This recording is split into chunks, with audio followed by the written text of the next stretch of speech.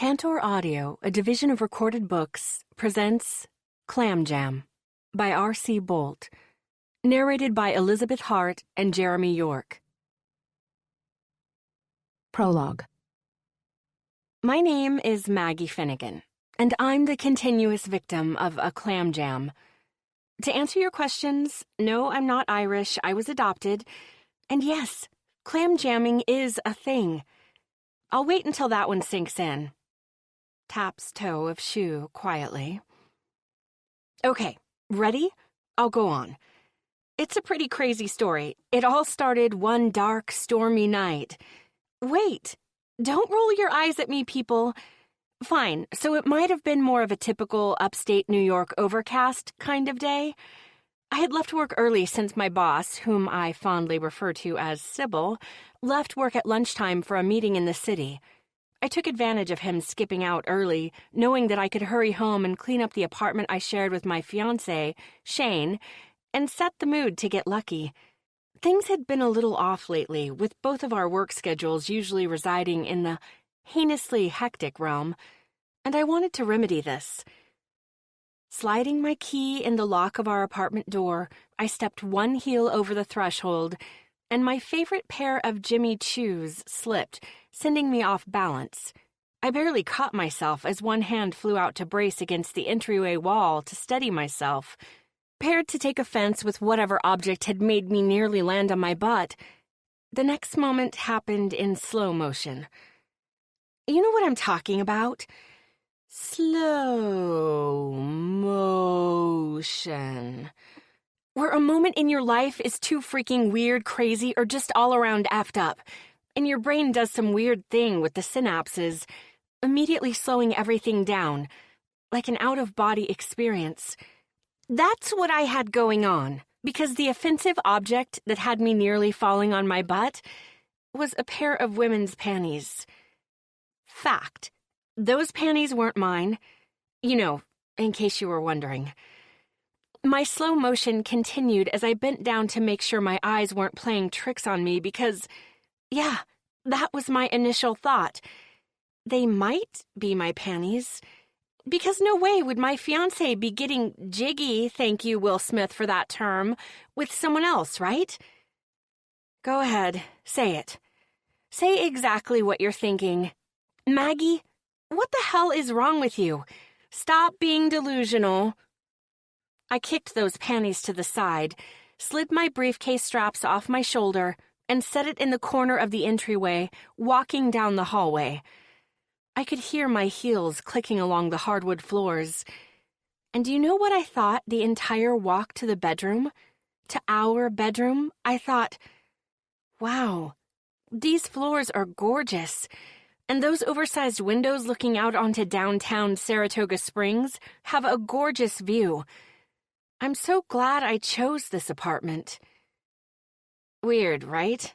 I think I had an idea of what I'd find in that bedroom, and my mind had officially gone into full-blown protective mode. The noises were the worst. Let's be real here.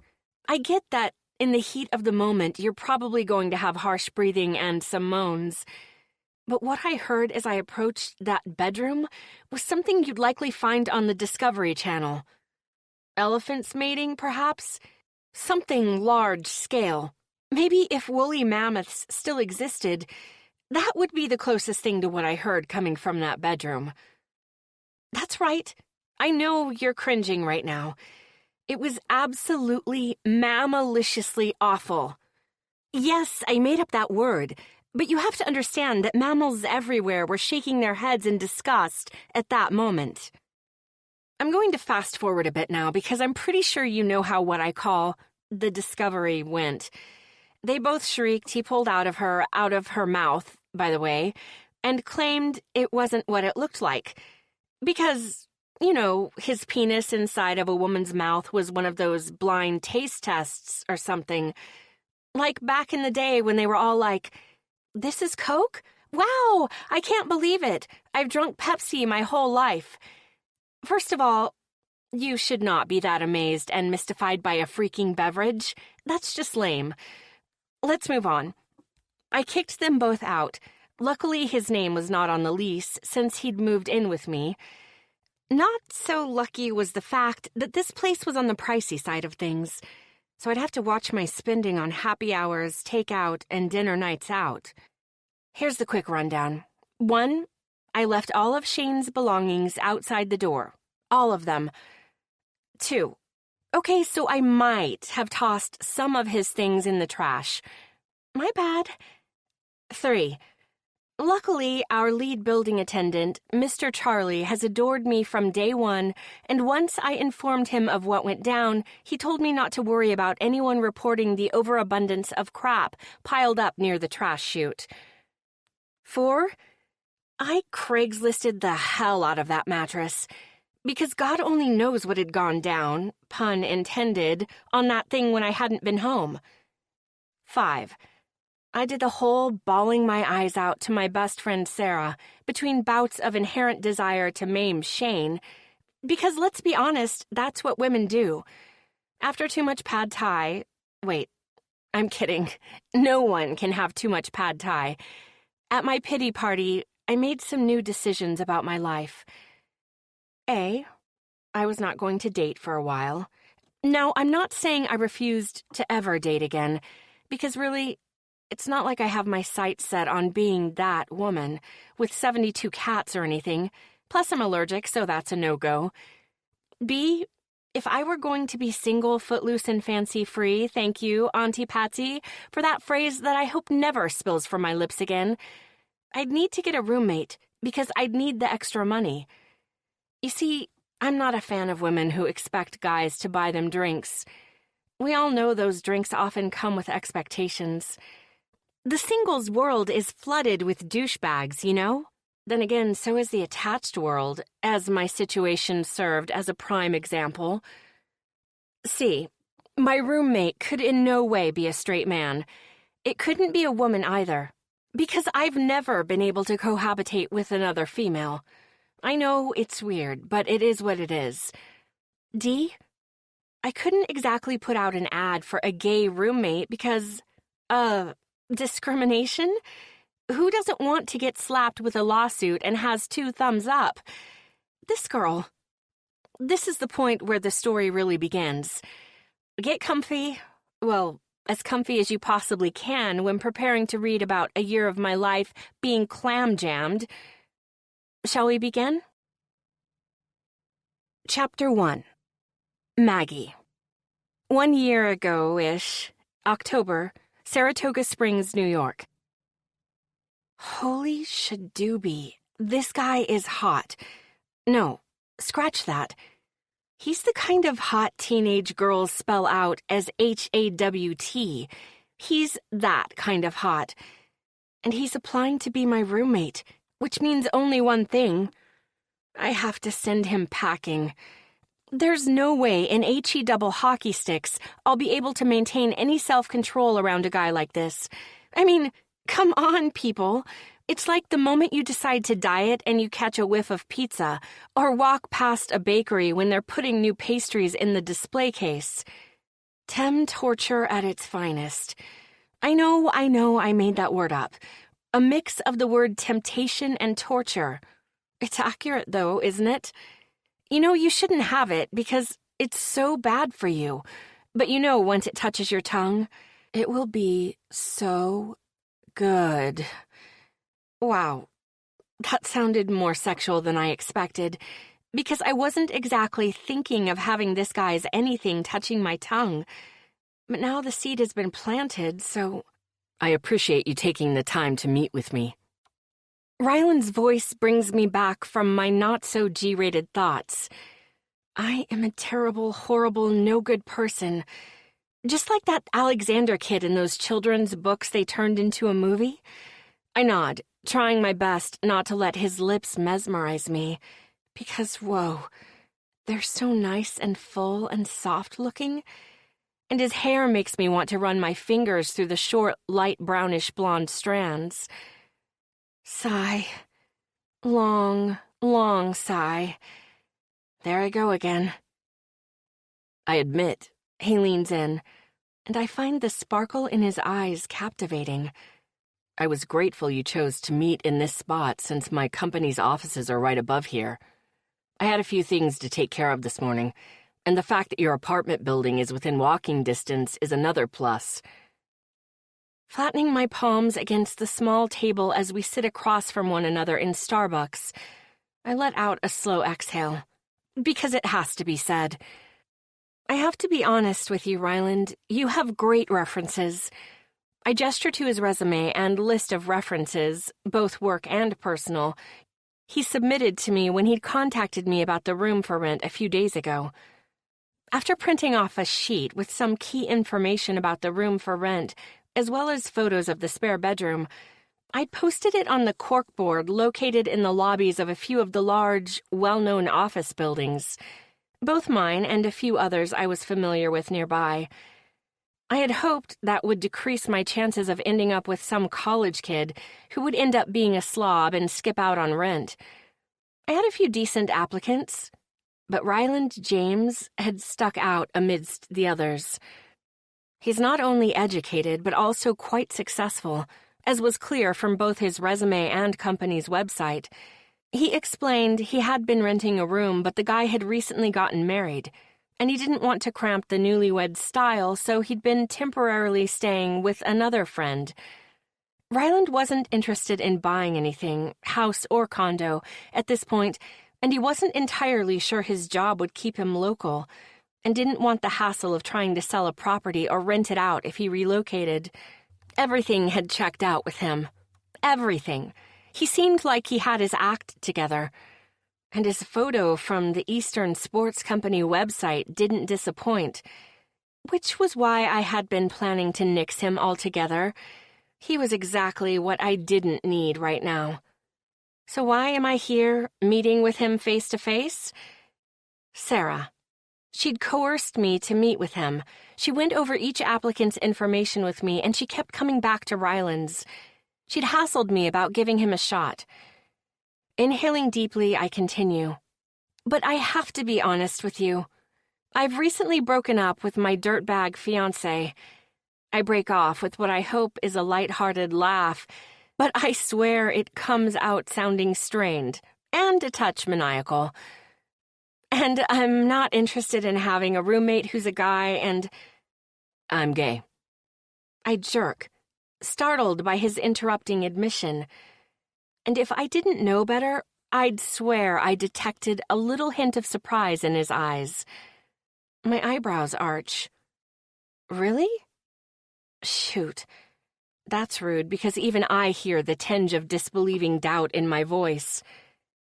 Yes, he nods, clasping his hands together and leaning forward to rest his forearms on the table. Jack and I have been together for years now. One of his hands reaches up to tug on his earlobe. We still have a bit of an... He pauses, lips pressing thin as though he's trying to word it correctly. Open relationship, and I feel it's best to have a separate place and not be continuously underfoot. Huh.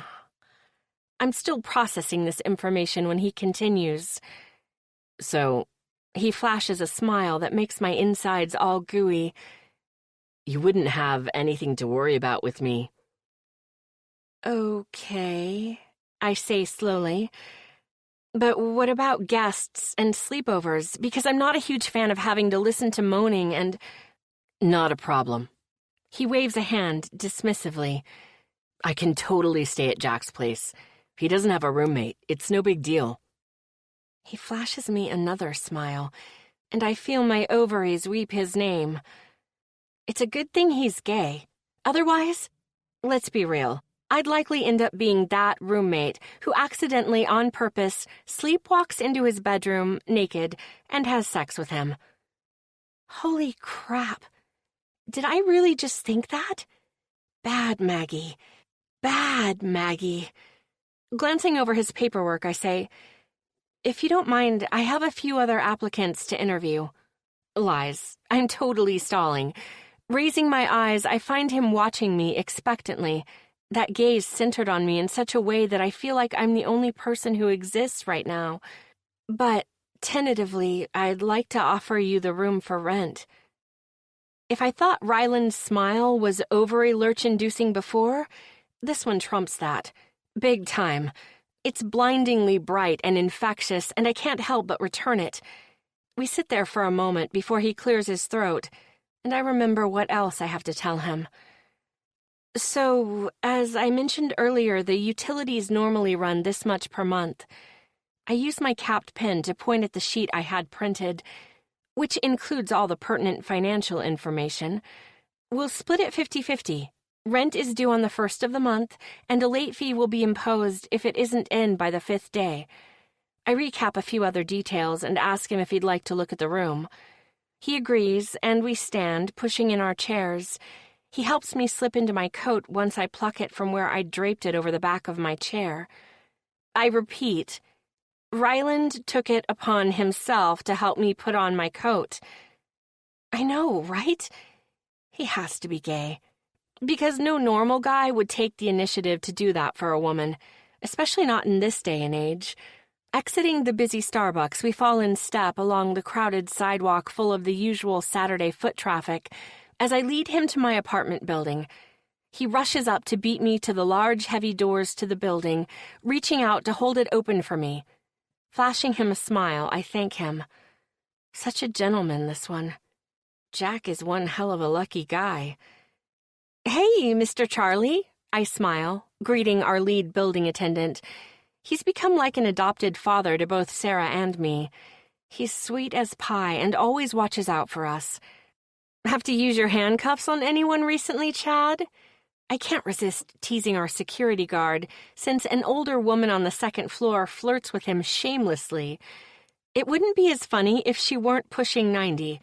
I never knew women that age could still be hoochie mamas. I introduce Ryland to them, and Chad steps around the desk where he was chatting with Mr. Charlie and walks with us to the elevators. I had already asked him if he'd be willing to accompany us up to my apartment in case I chose to show it to Ryland. Chad waits in the hallway while I show Ryland around. After a quick peek in the spare bathroom, I lead him to the spare bedroom. Obviously, I still have a few more things to move out of here since it's been used as storage more than an actual bedroom. But no worries, it'll be cleaned out and ready to roll. I gesture to a few small boxes I've yet to toss out, mainly mementos of my relationship with Shane. One, in particular, is a box of photographs of Shane and me from over the years. I've been putting off getting rid of it, which is dumb because it's over and I know it. But those photos of us, especially the ones from early in our relationship, show us so happy and in love. It's painful to think about throwing those away. Looks good. Ryland's deep voice behind me sends shivers down my spine. Well, I turn, facing him. That's it. I reach out a hand. It was great meeting you, Ryland. I'll definitely be in touch. When he slides his hand in mine, grasping it firmly but not too tight, I feel tingles.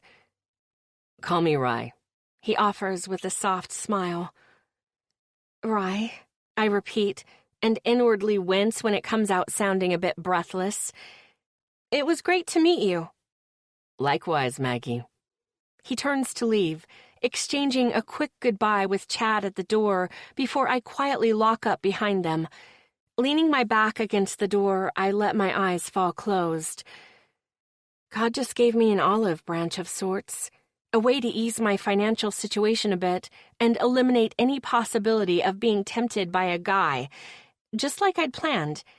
No fear of getting involved with my male roommate because he's not into women. I should be relieved. I am relieved. Maybe if I keep repeating that, I'll start believing it. Chapter 2. Rye. You what? Jack stares at me as we sit on his couch. The same couch doubling as my bed lately. Ever since Heath and Elle got hitched, that is.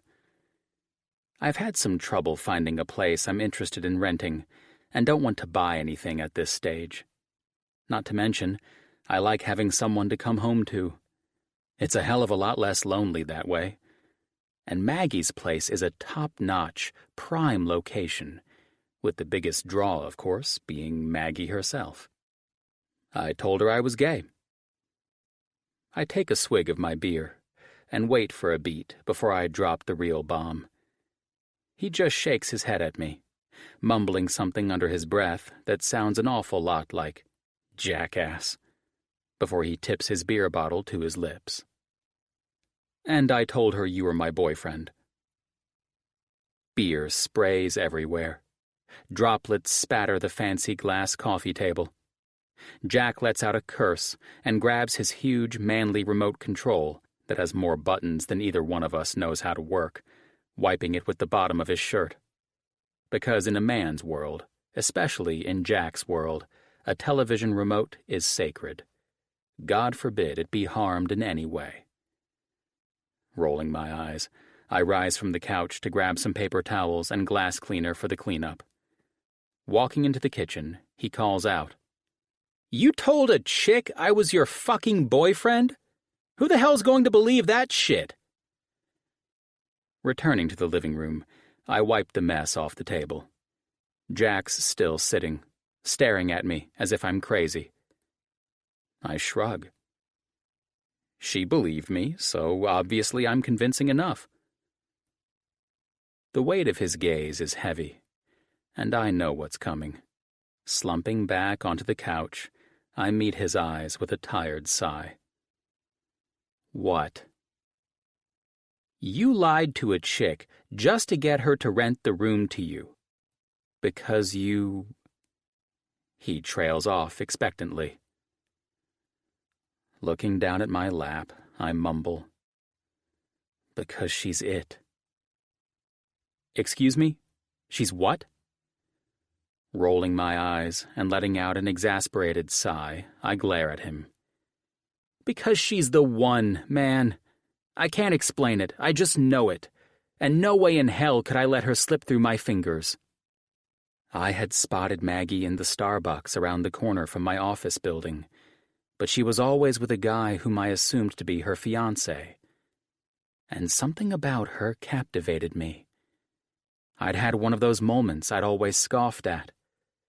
The moments you see portrayed in chick flicks all the time, when one character sees another and instantly feels a connection. Except it actually happened to me.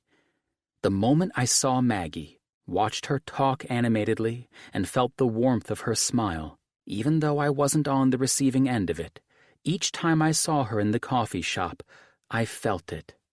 That connection. I'd try to ensure that my stops for coffee would coincide with the times she'd be there, just so I'd get to see her, to hear her captivating laughter, see her stunning smile, to imagine what it must be like to have her focused on me. The more I saw her and watched her interactions, the stronger my yearnings were to be the one to make her laugh, the one to cause her lips to form that beautiful smile I'd come to know. Vivid images flickered through my mind, of us hanging out at home on a lazy Saturday, watching 80s movies. Shit. Yeah, right. No woman in their right mind would want to stick around the house instead of getting all dressed up and going bar hopping downtown. Regardless, whenever I would see her, I couldn't ignore the feeling.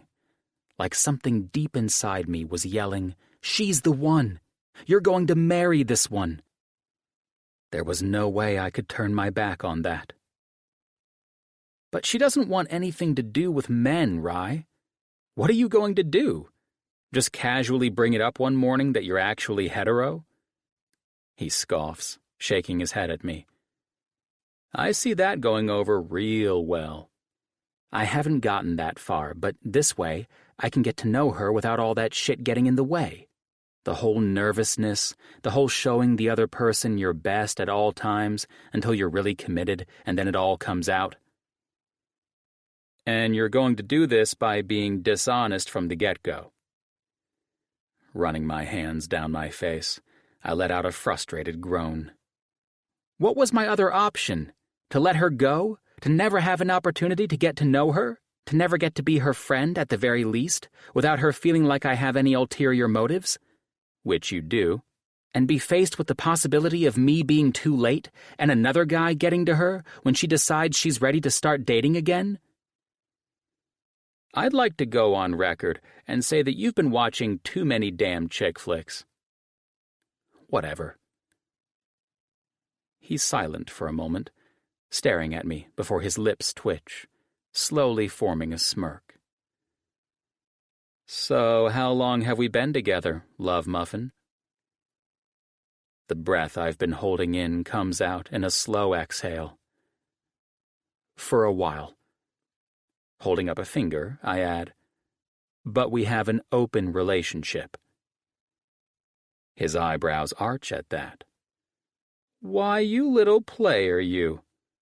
Won't commit to being monogamous, huh? He tips his beer to his lips, takes a swig, and grins. I bet I can convince you to be mine within a few months tops, Pookie Bear. I make a face, scoffing. Not likely. He waves a hand dismissively. You'll be putting out before long. Mark my words. You're not right. I laugh, shaking my head at him. You're the one who's pretending to be gay. Point taken. We both take a swig of beer and fall silent for a moment before Jack finally speaks. Can't say that I've ever pretended to be someone's gay lover before. His face stretches into a wide, toothy grin. And, just like that, my best friend is officially involved in my game plan. All for the sake of a woman I'm convinced is the one. Chapter 3. Maggie. It's move-in day for Rye, and it's confirmed he's still as handsome as when we first met at Starbucks. What I didn't expect was just how handsome Rye's boyfriend would be. Sarah wanted to be here to meet Rye, and I have to nudge her out of her trance when Rye introduces Jack. Hi, Jack. It's great to meet you. I reach out a hand to shake, but he opens his arms wide, a mischievous grin on his face, blue eyes dancing merrily. I come from a family of huggers, Maggie. Now get over here, you beautiful blossom. He gives me no warning, just tugs me into his embrace, and I'm folded against what appears to be well over 6 feet of rock-solid man. He smells delicious, which doesn't surprise me in the least. His dark hair is as perfect as everything else about his outward appearance. Once he releases me, his eyes take on an odd look as he appears to inspect Sarah, petite, with straight blonde hair and blue eyes. She's pretty much every guy's wet dream come true. Typical hot blonde. If she weren't my best friend, I'd feel compelled to dislike her because of that alone. Now, who is this gorgeous being? Get over here and give Uncle Jack a hug. Oof. That's all Sarah can respond when he pulls her to him. If I didn't know any better, I'd swear that he hugged her for longer than is appropriate. But hey, I'm not exactly fluent in the whole protocol for gay men's hugs or whatnot. Break it up, you two, Rye warns, a sharpness in his eyes.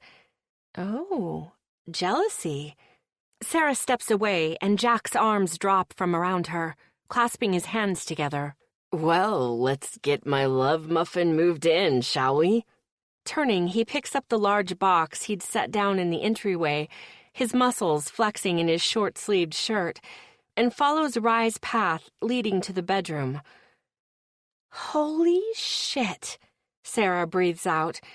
Both of us stand rooted in the same spot, staring down the empty hallway. Yeah, I whisper back. So unfair that they're gay, right?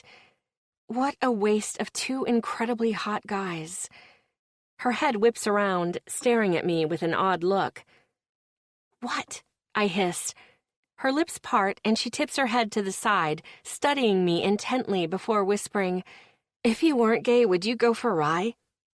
Furrowing my brows, I don't answer immediately. Just when I'm about to respond, the guys come down the hall. We only have a few more boxes to go, ladies, and then we'll have Pookie Bear all moved in. Jack winks at us before getting an affectionate shove in the shoulder from Rye. These two are just too cute together. After they exit the apartment, I lean against the wall, pondering Sarah's question, wondering how my silent answer could be so immediate over a man I'd only recently met. Yes. So there he was, standing on the sidewalk outside my place with a raincoat on the ground, stereo blaring Peter Gabriel's In Your Eyes, begging me to go on a date with him. We're all sitting around eating takeout sushi, and Jack's been entertaining us with stories about him and Rye and their early years of dating. Funny how I don't quite recall that happening. Rye flashes Jack a sharp look. Jack waves him off with an easy smile, focusing back on Sarah and me.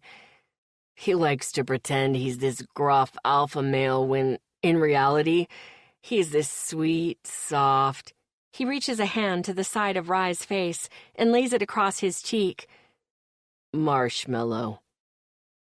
That's really sweet. My eyes dart back and forth between the two men before resting on Rye. And the fact that you used a part from the movie Say Anything is a huge plus in my book. Isn't it, though? Jack remarks with a wispy sigh. Rye's so romantic. Rye rolls his eyes before clearing his throat, gesturing back and forth between Sarah and me with his chopsticks. How did you two become friends? Sarah and I look at one another, instantly giggling before she turns back to Rye. We met on an online dating website. The two men glance at one another curiously before fixing their attention on us. I go on to explain the story. This was probably, what? I look at her and question. Over 6 years ago now, I think.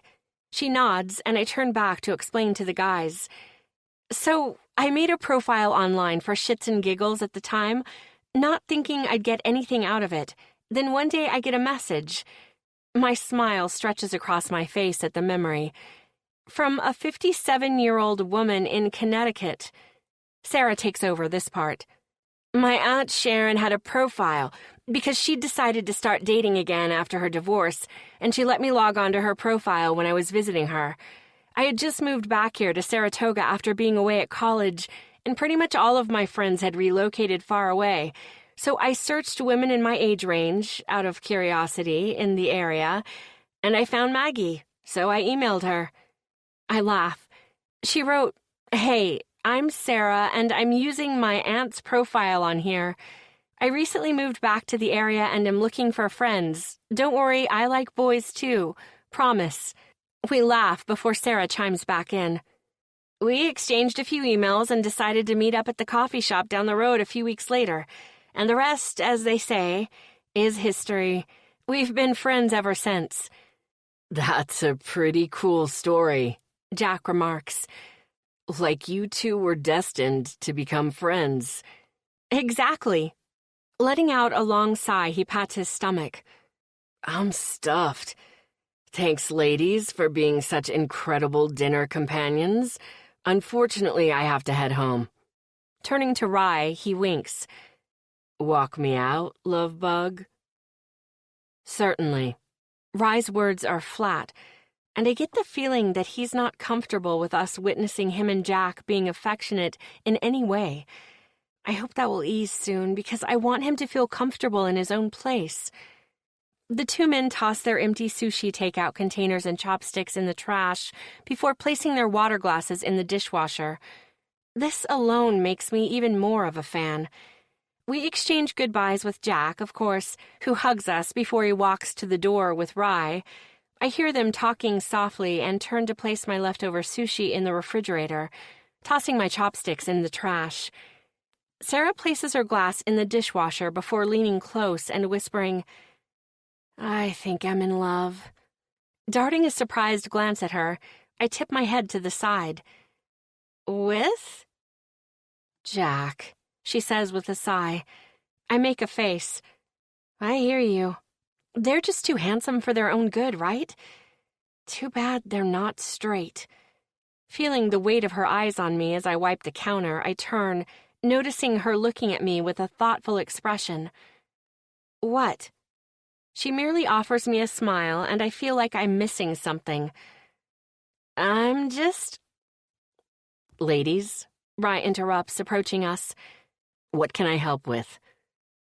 Nothing at all, thanks. I hang the wrung-out dishcloth over the sink. All done, which means... I wrinkle my nose. I have to go and check my Outlook calendar to see if my boss has added any surprise meetings or tasks to it. Sounds like you could use a glass of wine while you do that, Rye offers, pulling one hand from behind his back and holding a bottle of wine out to me. This is a sort of reverse housewarming gift, if you will. A thank you. Stepping closer to him, I accept the wine and look down at the label with pleasant surprise. It's a Chardonnay. I hope that's okay, since I noticed you had a little wine cooler there with some in it. He gestures to the cooler I'd splurged on when it was on sale a few Black Fridays ago. Thanks, Rye. I smile up at him, noticing the way the corners of his eyes crinkle when he smiles down at me. That's really sweet. I'm going to head out. Sarah draws our attention, and I realize I'd forgotten she was there. Stop being mesmerized by the hot gay guy, Maggie. Stop it. When Sarah steps out the door to leave, she turns with a mischievous grin and whispers at the last minute, If there's anyone who can turn him straight, it's you. With a quick wink, she skips off to the elevator. Locking the door, I lean against it for a moment, baffled by her silly words. Because that's exactly what they are, silly. I know that, and so does she. She's just harassing me. But the idea, the thought, that he could be straight and be with me, it's far more intriguing than I care to admit. Chapter 4. Rye. November.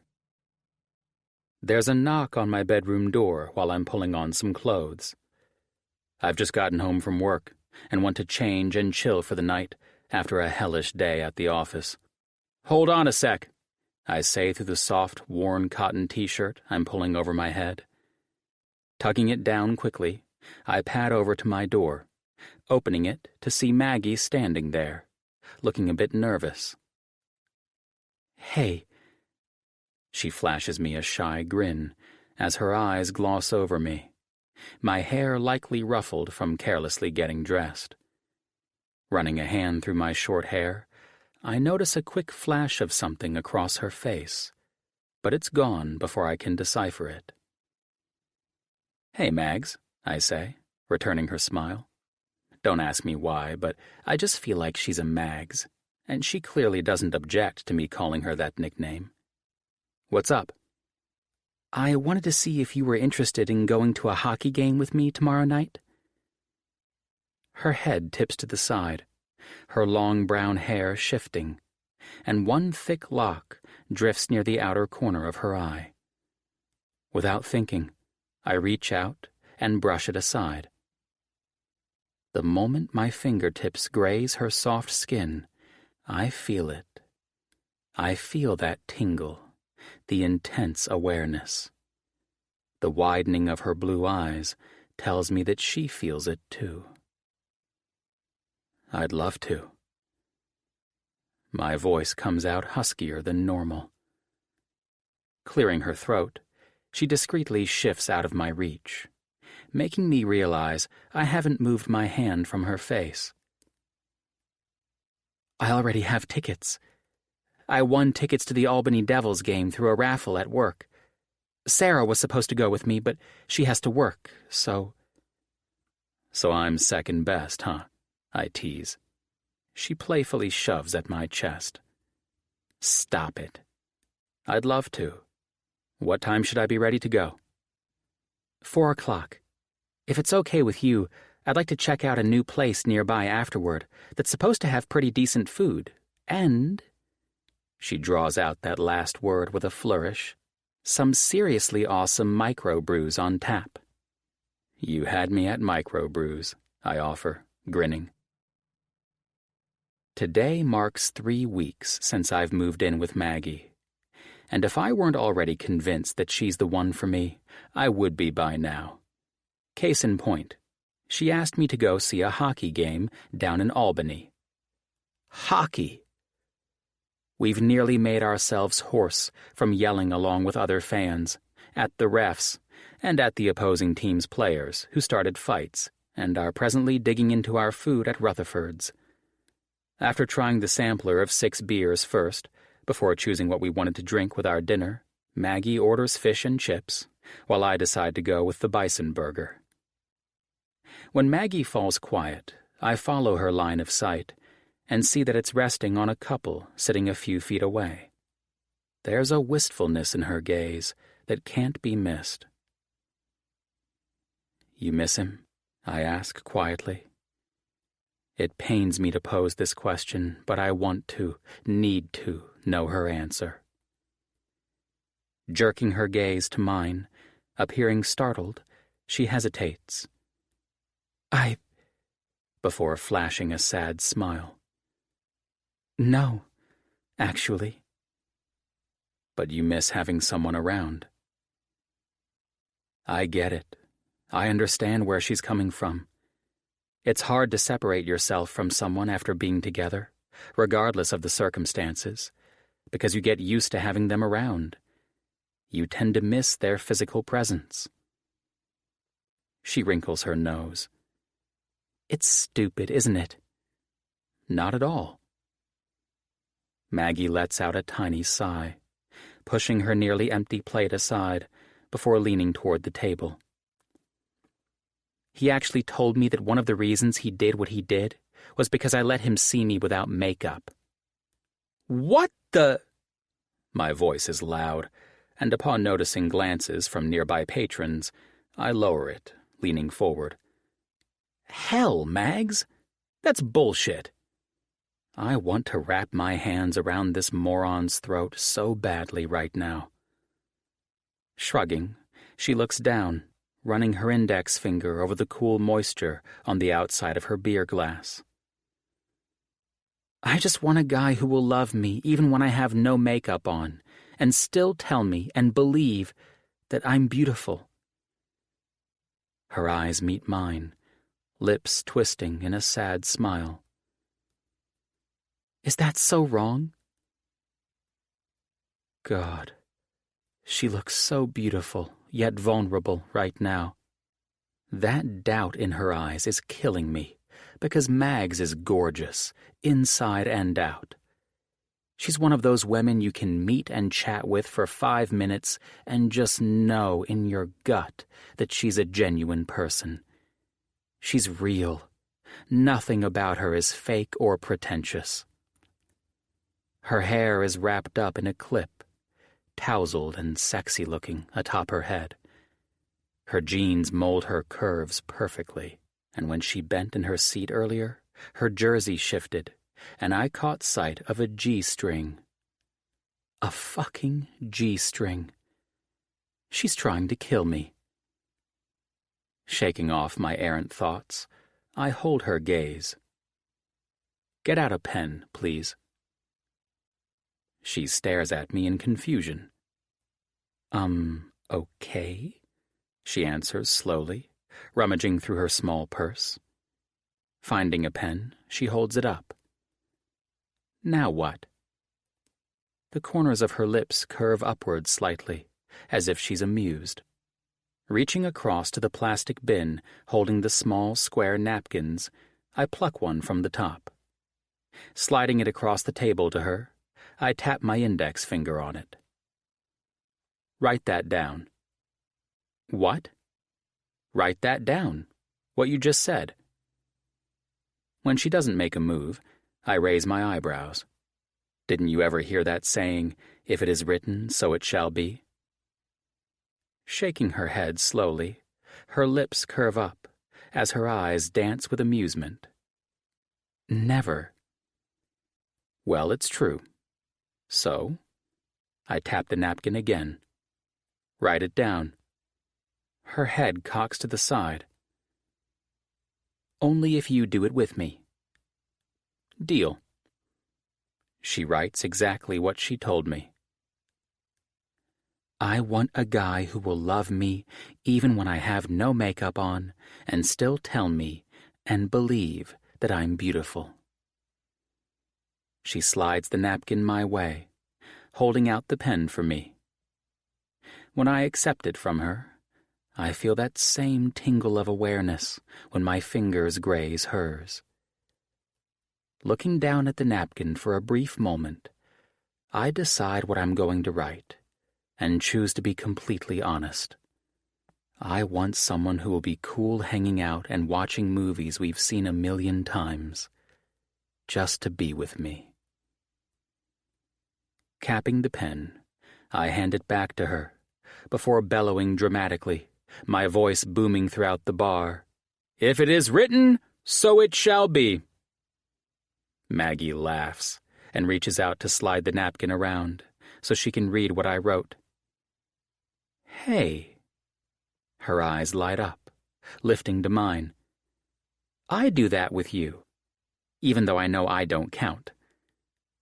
She winks at me, her smile bright, real, and I can clearly see that she's happier than she was moments earlier.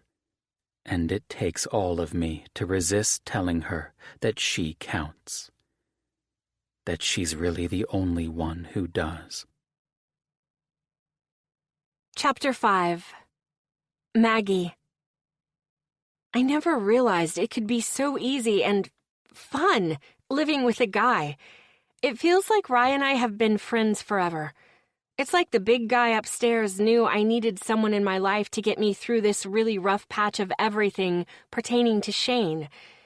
And man, did he deliver. "Stop hogging all of the damn popcorn," Rye grumbles good-naturedly when I snag an enormous handful from the large bowl he's holding and drop a few in his lap. Oops, I shoved it into my mouth before reaching over to grab the strays I dropped on him. As soon as my hand hovers over his lap, he snags my wrist, drawing me to a halt. When my eyes meet his, my breath hitches, because I swear there's heat in the depths of those hazel eyes. But just as quickly, it's gone, and he's flashing me an easy grin. "Don't you be going downtown now, or Jack'll get jealous." "Sorry," I smile, my cheeks heating up. Pulling my hand back, I direct my attention back to the movie we're watching. It's one of our favorites, Pretty in Pink. "I really think she should have ended up with Ducky," I murmur, tossing a few more kernels of popcorn in my mouth. There's a pause before Rye responds quietly. "Really?" I nod, still watching the movie. He's her best friend, right? Totally had her back the entire time, and goes to the prom with her when she gets crapped on by Blaine. But she still chooses Blaine in the end. Something in Rye's voice, almost like a hint of sadness, makes me turn and face him. His eyes are on the television, and there's a tiny crease between his brows. Without thinking, I reach out to smooth it with my index finger. His eyes dart to mine. "There shall be no frowning, Mr. James," I say softly with a gentle smile, trying to draw him back from whatever troublesome thoughts he's having. "Not on my watch." He holds my gaze for a brief moment before his face brightens, smiling down at me. Leaning my head against his shoulder, we resume watching the movie. And I don't even register it when he wraps an arm around me, shifting my head to lean on his chest. All I know is that today is one of the best lazy Saturdays I've had in a while. "How much time do you think I'd get for stabbing him in the jugular?" I hiss quietly into my phone. My office door is closed, but I still don't want to risk Sybil overhearing me. No doubt about it, my boss is being moody as hell today, and on the warpath. I overheard him complaining to one of the other partners about the fact they used a different colored highlighter on the paperwork. "You wouldn't be able to make it, Mags. They don't let you binge watch 80s movies in prison. Not to mention, you'd likely become someone's bitch." Rye's voice is husky in my ear, and my eyes fall closed. God, his voice is so sexy. It just isn't fair. "Oh, better open your eyes and look like you're hard at work. Looks like you've got incoming in 5, 4, 3, 2, 1, 0. There's a knock on my door, and literally, No wait time whatsoever before my boss pushes the door open abruptly. Finnegan, where is that building inspection file for?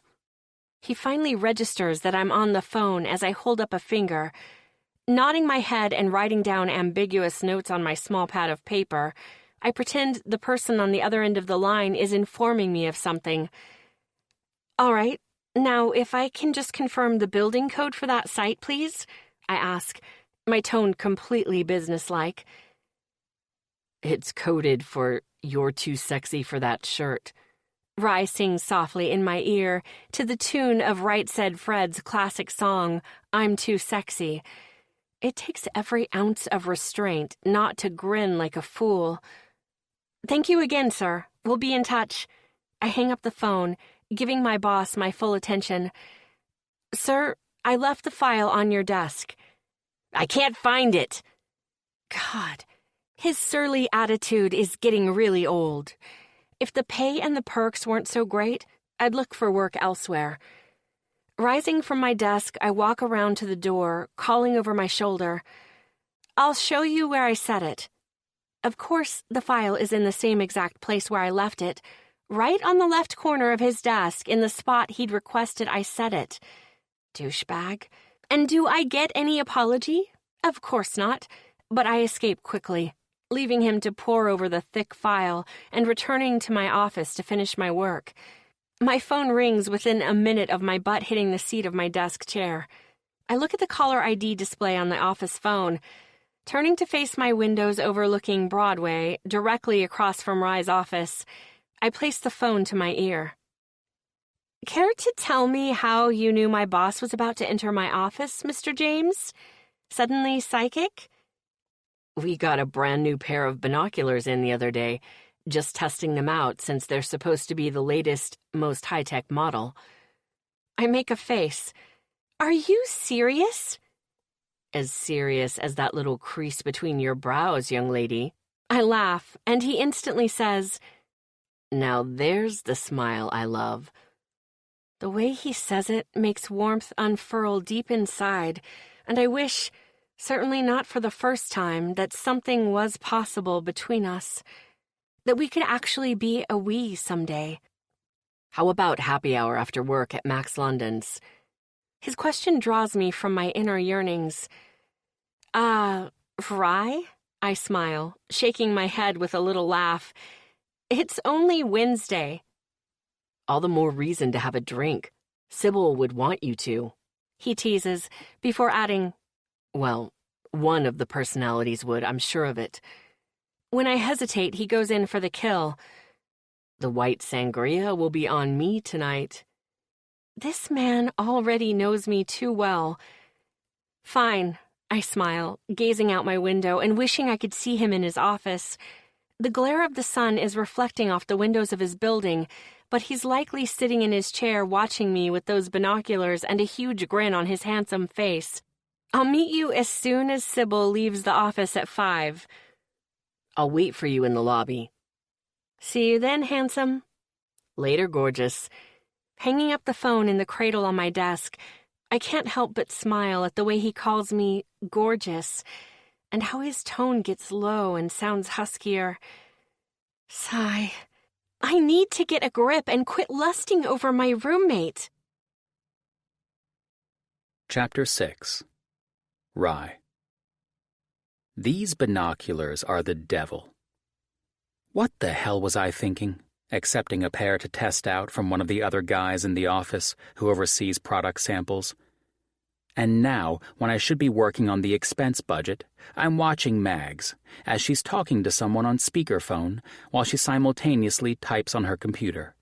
Her hair is twisted up into a clip, a few tendrils loose around her face, with what appears to be no fewer than 3 pens stuck in her hair. It makes me chuckle, knowing she's likely forgotten they're there. And that concentrated expression of hers, the way she nibbles on her bottom lip, just so. I'm a goner. Not to mention, I'm veering into the realm of being a peeping Tom. Damn it. But she's just so beautiful. Dragging my eyes away, I swivel my chair back around to face my computer, setting the binoculars on the far left corner of my desk. I need to get my shit together and stop spying on my roommate. Glancing at the time on the bottom right corner of my computer monitor, I mentally calculate how much time I have before Maggie and I meet for happy hour. And it's depressing how long I have to wait. One of our servers had something screwy going on, and I had to get my best people on it, trying to determine what the hell the deal was. Turns out, someone decided to try to hack into our data network, and it ended up being, shocker, a disgruntled employee. Needless to say, hacking into a company's data isn't exactly small peanuts. This former employee will now be dealing with a whole hell of a lot more than just being unemployed. This is why I'm sprinting out of my building, willing the damn crosswalk to hurry the hell up and light the signal for pedestrians. As soon as that sucker lights up, I dart across Broadway, weaving in and around the slow, leisurely walkers to Maggie's building. Tugging the heavy door open, I heave myself inside, breathing heavily. Letting out a sigh of relief when I don't see any sign of her, I pull my phone from my pocket, sliding onto the large bench inside the lobby. My phone says I'm barely a minute past 5 o'clock, but I hate being late. It's one of my pet peeves, like the other person's time isn't as valuable. Thankfully, Maggie and I share this viewpoint on tardiness.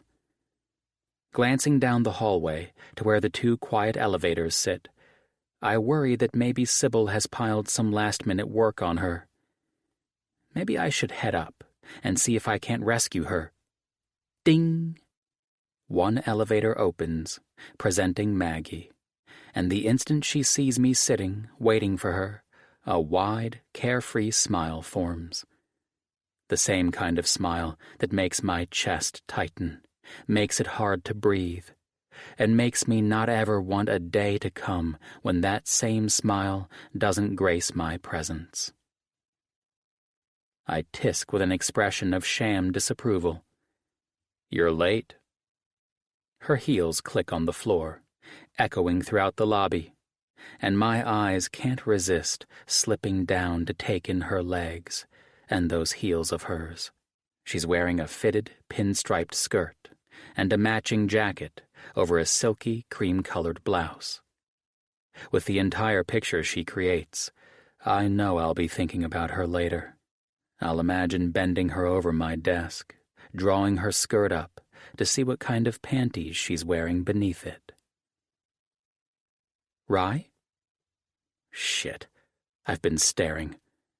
Attempting to shake off the cloud of horniness that's hanging over me, I offer her a smile and stand, gallantly offering my arm. "Shall we, Miss Finnegan?" "Ooh." Her eyes light up teasingly as she links her arm through mine. "All prim and proper now, are we?" I wink at her. "Only for you, madam." We push through the doors and head down the sidewalk, still arm in arm. We make our way to Max London's, slipping inside and managing to snag 2 seats at the bar. After I order a white sangria for her and a Saratoga lager for myself, we both let out long sighs before turning to each other with a laugh. "One of those days, huh?" "Yep," I answer, nodding. "I'm so glad it's over." I catch sight of us in the mirrored wall behind the bar, quickly locking that image of the way we both look in my memory, tired but happy to be in the other's company.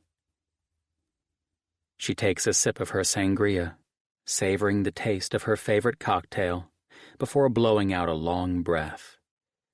It makes me instantly tense, because I've gotten to know Maggie pretty well already, and I know by that long exhale that something's up. And it's likely not too pleasant. She further confirms my suspicion when she falls silent, fiddling with the stem of her wine glass. Leaning in, I nudge her lightly with my arm. "What's wrong, Mags?" Turning her head, Her eyes rest on me. I got an email from Shane today. My jaw clenches so tight, it's a wonder I don't crack any molars. What did that dipshit asshole have to say? I take a sip of my beer, trying to calm my rage at the asshole who hurt her. The asshole who discarded her so carelessly. The asshole who's likely realized what he's tossed aside, has likely realized how fucking incredible Maggie is. Please don't fucking tell me you're going to get back together with him. Please don't say that, I beg internally. He said he wanted to apologize for everything, but he didn't think I'd accept his calls or text messages. That he wanted to apologize in person, and thought that maybe we could. She trails off, waiting for me to meet her eyes before finishing with, get together sometime. Oh, fuck no. Nodding, I attempt to school my features by inhaling a deep, calming breath, which doesn't really work well at calming me. Studying her expression, I try to decipher what she's thinking, but come up empty. What are you going to do? She lets out another sigh, shaking her head and turning her attention back to her glass of sangria. It's been 5 months, and he suddenly feels bad? Pursing her lips, she looks back at me. I think I'm finally over it, over what he did, because I really didn't feel anything when I read that email. I just felt... Tipping her head to the side, as if trying to find the words, she finally says, bored. Irritated, maybe. But good, because I know exactly what I want now, more than ever. My shoulders sag in relief at her words. You deserve better, Mags. She gives me one of those sweet smiles. Thanks, Rye. Knocking her shoulder against mine playfully, her smile widens. You know what we need to do, right? Grinning, I reach over to snag a fresh bar napkin, just as she pulls a pen from her purse. Sliding the napkin over to her, she writes on it, I want to be with someone who is not only the love of my life, but my best friend, too. When she offers it to me, I mull over my response for a moment before deciding to be simple and to the point. I want the same. Always. Chapter 7. Maggie. Ryland James? I bang on his bathroom door, hollering loudly. Did you eat the last... The door swings open, drawing my speech to a sudden halt, because... Oh, sweet, dripping wet abs. My eyes are riveted. He's got a towel wrapped around his waist, and I don't even realize I'm moving until Rye releases a sharp hiss at my touch. Because my finger is tracing over the slight indentations in his abdominal muscles. He clears his throat, his voice husky and deep. Mags?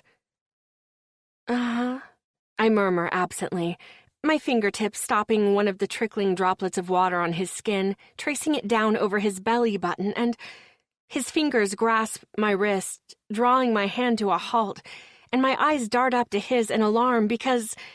Crap. That was like an out-of-body experience.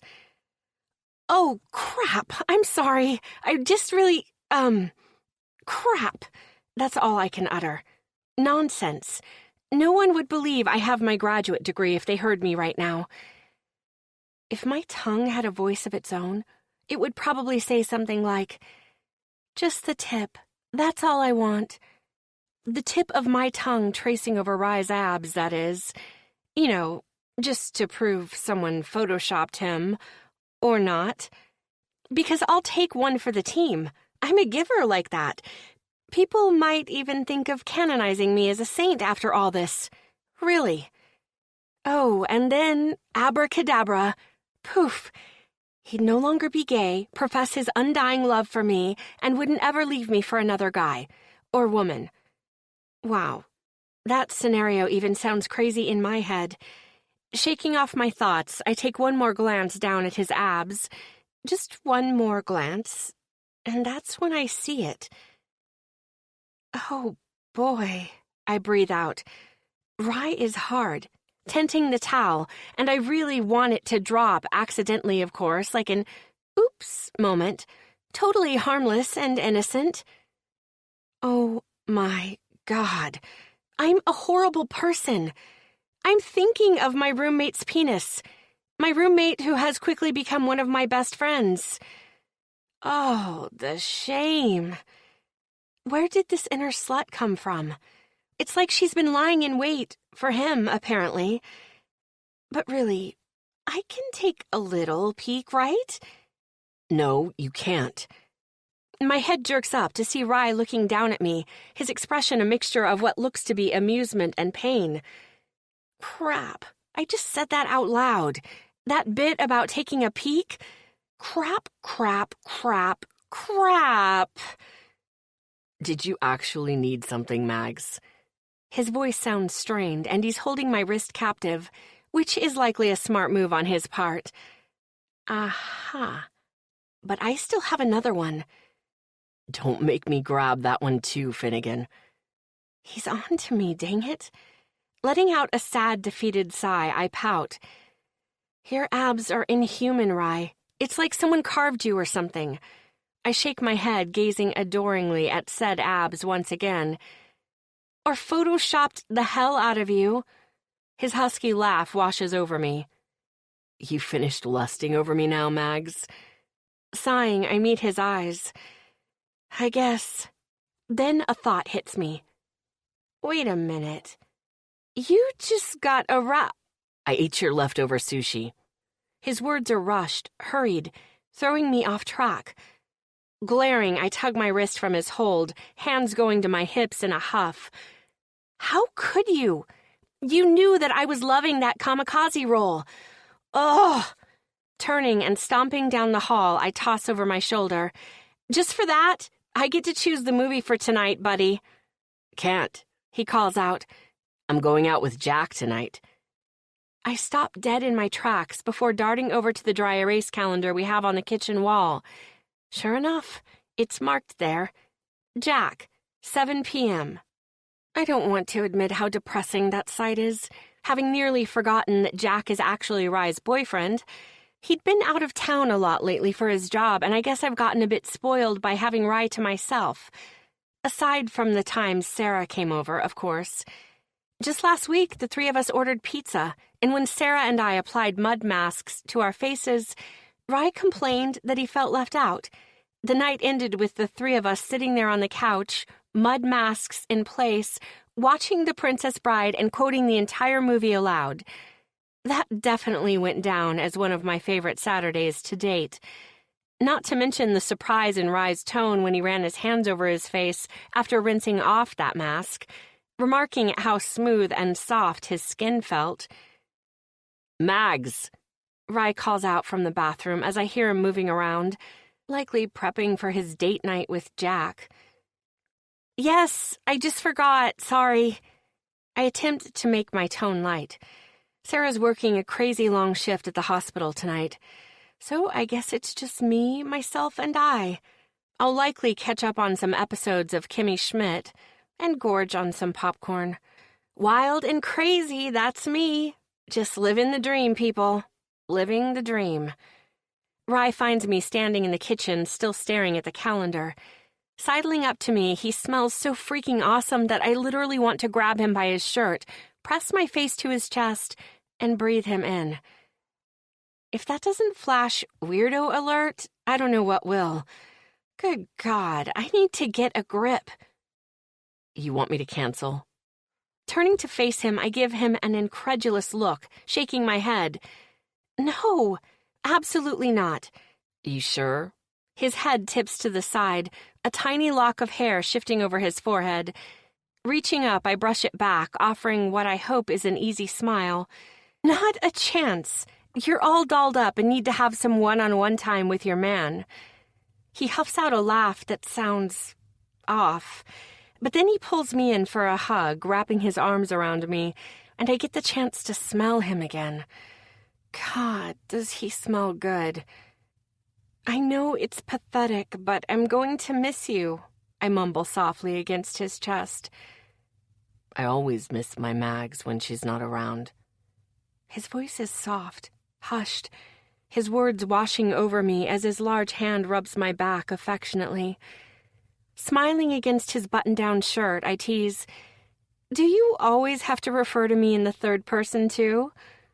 He doesn't respond for a moment, but once he does, it's not at all what I'm expecting. If you want me to stay in, I can cancel, he murmurs, his lips pressed against the top of my head. With a sigh, I pull from his embrace and force a bright smile. "No, don't you dare cancel your date." I pat his chest. "Jack's been gone for work, and I know you've missed him. Go." I tip my head toward the hallway leading to the front door. "Have fun, okay?" His eyes study me for a moment before finally leaning in to press a soft kiss to my forehead. Call me if you need anything. "Will do." He turns as I watch him, my eyes drift over him, observing how great he looks in those jeans that fit him in all the right places. His ass looks incredible. The black button-down shirt he tucked in emphasizing his trim waist. And not for the first time, and likely not the last either, I curse the fact that I'm not his type. Chapter 8. Rye. I've been thinking, Maggie starts out, as we're sitting down eating dinner after work. We've both had a seriously hectic day, and are too exhausted to care that we're eating an unbalanced meal of macaroni and cheese with wine. I'm ready to try dating again. My fork clangs noisily against my bowl as my head whips up to stare at her. What? She jerks back slightly at my sharp tone, giving me an odd look. I'm ready to try dating again. No, this isn't how it's supposed to go, damn it. Not that I knew how it was really supposed to go, but this definitely isn't it. She's supposed to say something like, "Oh, I think I'm in love with you, Rye." And then I'll say something back like, "I love you too, and also, I'm not really gay." And then she'll say, "That's a relief." And we'd commence living happily ever after. Okay, so that isn't suave in any way, shape, or form, but give me a break. I'm a dude. We're not exactly known for being flawless orators. But the idea of her going out and meeting guys, dating, it rips my fucking heart out. Because I want to be the one who gets to go out with her, to date her. I mean, I kind of already do, but not in the same capacity. I don't get to kiss her, hold her hand, or touch her like that. Fuck. I have to get my shit together. This can't happen. You look like you disapprove? Maggie remarks slowly, eyeing me carefully. Trying to school my expression, I shake my head, tugging on my earlobe as I attempt to find the right words. I just want you to be careful, that's all. I don't want you to get hurt again. She lays her hand on my arm, giving me a sweet smile. Thanks, Rye. I appreciate that. When she pulls back, I instantly register the absence of her touch. I just feel like I've been relying too heavily on you lately. Kind of using you as a crutch, you know? She forks a bit of the cheesy pasta into her mouth, chewing with a thoughtful expression on her face. She swallows and takes a sip of her wine. It's time to get back in the swing of things. Yeah. I fork some macaroni and cheese into my mouth, not tasting it. I barely register anything else she says, as she plans her first official night out on the town to get back in the saddle. I'm too damn busy trying to figure out what in the hell I'm going to do to thwart her plans. You sure about this, Mags? Yep, it has to be done. She has an expression of stern concentration as she gazes down at the engagement ring in the small black velvet box. After dinner, she asked me if I'd help her figure out how to sell the 3-stone engagement ring Shane had given her. Of course I agreed, but now... shit. Selfishly, it's like someone's taken an ice pick to my chest at the mere sight of another man's ring, someone she once loved and was prepared to spend the rest of her life with. Look, I know she loves me, but she doesn't love me. Congratulations to me for sounding like a 12-year-old chick just now. Rye? Her voice is thick with emotion. Do you think he ever really... She trails off, staring down at the ring, and the moment I see a lone tear drop trickling over one of the stones, I tug her into my arms. And folding her into my embrace, I press my lips to her hair, breathing her in. Mags, there's not a doubt in my mind that he loved you. Closing my eyes, I breathe in her intoxicating scent, combined with the slightly fruity scent of her shampoo. Sometimes people are just not meant to be. Forever. There's no rhyme or reason to it. It's brisk tonight, especially in downtown Saratoga Springs, and this street always manages to be more like a wind tunnel. Tugging Maggie's collar up on her fleece, I run my hand down her back. As we stand there, a few steps away from the jeweler Jack had suggested we see, Maggie sniffles quietly against my chest. My heart aches, yet at the same time, I'm pissed off at the asshole. He clearly didn't deserve her in the first place, totally discarding her as if she wasn't the most incredible woman around. I pray to God I can pull this off. Because if I can't have Maggie's love, then I'll have absolutely nothing. Which confirms that it's time. Time to bring out my A game. Hey, you two! Fancy meeting you here. I sling an arm around Maggie's shoulders, pulling her into a quick hug before releasing her to step toward the guy she's talking to. She had told me she'd meet me at the Irish Times pub after work. Clearly, it hadn't taken long before she'd snagged someone's attention. Holding out a hand, I introduce myself. Rye James, nice to meet you. He falters, eyes darting back and forth between Mags and me. He's likely wondering exactly who the hell I am. She pipes up. He's my roommate. Ah, is all he manages to say, shaking my hand, and it's a shitty-ass handshake. I squeeze a little tighter than I normally do, just because. And I have to work hard at hiding my satisfied grin when I see him wince. So tell me about yourself. I trail off expectantly, since he has yet to tell me his name. Connor, Maggie supplies. Connor, I say, and repeat, tell me about yourself, buddy. Just as his lips part to speak, Maggie lays a hand on my arm. If you'll excuse me for a moment, I'm going to use the restroom. Flashing a smile at Connor, she adds, I'll be right back. Looking over at the guy, he's clearly feeling the full effect of her smile. And hell, I can't say that I blame him, especially with that lipstick stuff she's wearing tonight. She was telling me all about it earlier, saying she was going to try it out. It's supposed to last hours and not leave a mark on wine glasses or anything else.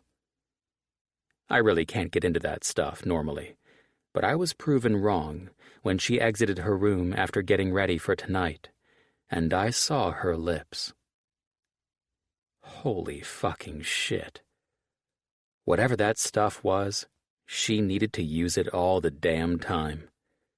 But only for me, because it made her lips look more plump, more lush, and the deep shade of pink. It was torture not to kiss her. Turning back to Connor, once Maggie's out of earshot, I sling an arm around his shoulders.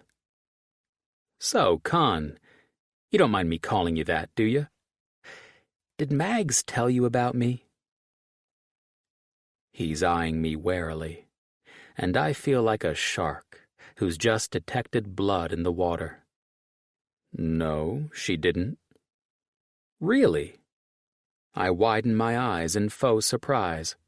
Well, she's such an absolute doll face, taking it upon herself to try and find a new man. I wait to drop the real bomb, before adding, for us to share. And the moment my words really sink in, it's priceless. Fucking priceless. Disengaging himself from the arm I've slung around his shoulders, he begins to stutter. I don't... Abruptly pulling his cell phone from his back pocket, he checks it, saying with fake urgency, I forgot about something I've got to do. Backing away, he holds up a hand, as if he fears that I'll jump him. Great meeting you both. He disappears in a flash, and I'm left standing there with a smug grin on my face. Job well done, James. Job well done. Hey. Maggie returns, stepping up beside me and glancing around in question. Where's Connor? Oh, he said he forgot about something he had to do. I twist my lips in a slight pout. Bummer, huh? Yeah. She sighs.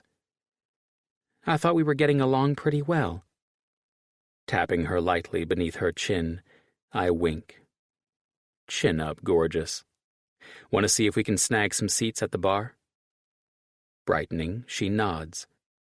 Sure. As we turn, I hear her murmur, We didn't even get to exchange numbers before he left either, dang it. Patting her on the back, I offer her some sympathy.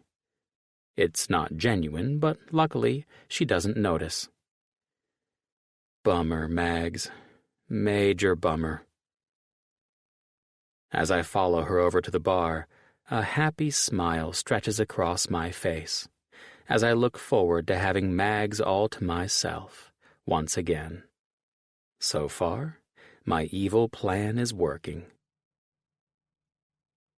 Chapter 9. Maggie. My birthday is a big deal, like a really big deal, to me. Obviously, I love birthdays, always have, always will. Some people hate birthdays, hate getting older, and hate the idea of moving closer to their expiration date on this earth. Not me, though. I love the excuse to have a celebration getting my favorite people together, eating a little too much, possibly, likely, indulging in a few too many of the adult beverage variety, and getting presents. Sarah always gives me the best presents. But here's the thing. She doesn't go all out with the most expensive thing. She does things I would never think of. One year she gave me a bottle of wine that had my own label on it. It was aged from my date of birth and had my photo on it. Cool, right? Also, I have to add that being the stellar friend that she is, she chose a great photo of me for the label. One where I don't actually have those deer-in-the-headlights eyes because I'm trying so hard not to blink at the camera's flash. Another year she had a calendar made that had a bunch of photos of us throughout the years. I still have that stashed away because I couldn't bear to write on it and use it. It was just too awesome. Anyway, you get what I'm saying. She rocks at unique birthday gifts, so you can understand my anticipation when she, Rye, Jack, and I all got together at Sushi Thai for my birthday. After inhaling more pad thai than I thought was humanly possible, and once the waiter cleared our dishes, Sarah pulls out a large, cylinder-shaped wrapped gift with an enormous grin on her face. After she hands it to me, I waste no time tearing off the wrapping paper. It looks like it's a rolled-up doormat of some sort. My eyes flicker to Sarah's in question, but she just smiles. Sliding the large rubber band from around the mat, I unroll it and see that it has the outline of the state of New York on it and says, "Home is where the heart is." Beneath that is the Finnegan and James family. See? Yet another year with another perfect, unique gift from her. "This is the coolest thing ever." I turn the mat toward the guys to show them before thanking Sarah. Jack pulls out a thin envelope with an apologetic look on his face. "I'm shitty at all giving, Maggie. Sorry in advance." "Stop." I flash him an admonishing smile. "I'm sure it's perfect." Opening the envelope, I pull out a gift certificate for a massage at the Gideon Putnam Resort, which is pretty expensive. "Jack," I breathe out, my eyes flying to his smiling ones. "This is too much." He makes a face. "Please." Tossing a thumb in Rye's direction, he adds, "My princess doesn't like massages, so it's all good. And that's my cue to present this." Rye hands me a large gift bag. I was afraid it wouldn't be finished in time, but I lucked out at the last minute. Digging excitedly through the mounds of tissue paper in the bag, my fingers touch on something extremely soft. Pulling it from the bag, I see that it's a large fleece throw blanket. But it's not just any throw blanket. It has photos of Sarah and me, Rye and me, and of the four of us together printed on the fleece material, looking over the captured moments, the specific photographs he chose for the blanket. I feel tears begin to prick my eyes, because I know without a doubt I would have chosen the same ones. These photos are my favorites, ones that display just how much affection there is between us. Raising my eyes to meet Rye's, I find him watching me with an unnerving intensity, and I swear, there's a hint of vulnerability in his features. "Rye, I love it." Emotion is clogging my throat, and I feel as though I can barely get the words out. "Really?" he asks softly. "Without a doubt." And that's when it happens. For the first time in my life, I experience a movie fade-out. You know, a movie fade-out where one of the main characters, usually in a romantic movie, sees the object of their affection and the rest of the world fades away. The other person comes into sharp focus, and all the music, there's usually music in the background, by the way, fades or becomes extremely faint, and the two of them have a moment. And you're like, "Oh, so sweet." That's happening to me right now. The only problem is that I'm having that particular kind of moment with my roommate, my gay roommate, while his boyfriend is sitting right beside him. This is the point where you want to slap some sense into me, isn't it? Tearing my eyes away from Rye, I catch sight of the look Sarah's giving me, and it appears as though she'd also like to get in on that little slap some sense into Maggie thing. Get in line, sister, because right now, I feel like I need to slap some sense into myself. Chapter 10. Rye. Thanks again for everything, Rye. Wrapping my arms around Maggie, I press my lips to the top of her head, her silky, soft hair brushing against them. You're welcome, Mags. I hope you had a great birthday. She leans back to look up at me, her eyes shining. Are you kidding me? It was the best one yet. Gazing down at her, and the way she's looking at me with that easy, soft smile, makes my breath hitch. When her eyes drift down to my lips, I see her own lips part, tongue darting out to wet her bottom lip, and I inhale sharply. Mags. My voice sounds hoarse, raspy even. Yes? Her eyes remain focused on my lips. Happy birthday. I dip my head down, my lips dusting lightly over her own, before I quickly relinquish my hold on her. Good night. Slipping into my room, I close the door and lean against it with a sigh. Running my hands over my face, I internally laugh because I know what I'll be doing to close out Maggie's birthday celebration tonight. Glancing down at the slight tenting of my jeans, I thank God she didn't notice the effect the sight of her tongue wetting her lips had on me. That wouldn't have gone over well. Hearing the soft sound of Maggie's bedroom door close, my shoulders relax slightly, and I quickly unbutton my shirt, tossing it into my laundry bin in the far corner of my room, and my undershirt, jeans, socks, and boxer briefs follow suit. Pulling down the covers of my bed, I slide between the cool sheets. Closing my eyes, I wrap my hand around my cock and think of her. Of Maggie's lips, of how good it would feel if she were in here with me right now. If her lips were to trail a path down the center of my chest, down to the base of my cock. My hands moving in fluid strokes, not too fast, but not too slow either, and I feel myself harden further at the thought of Maggie's tongue on me, licking and tasting me. The tip of that tongue darting out to taste the tip of my cock, to lick the pre-cum from it. Fuck, I breathe out in the quiet of the room. That's it. Taste me. My thoughts take over as I imagine Maggie's tongue darting around the base of my cock again, before pressing her lips to it and sucking gently. My body arches at the thought of it, and another surge of arousal flows through me as moisture gathers at my tip.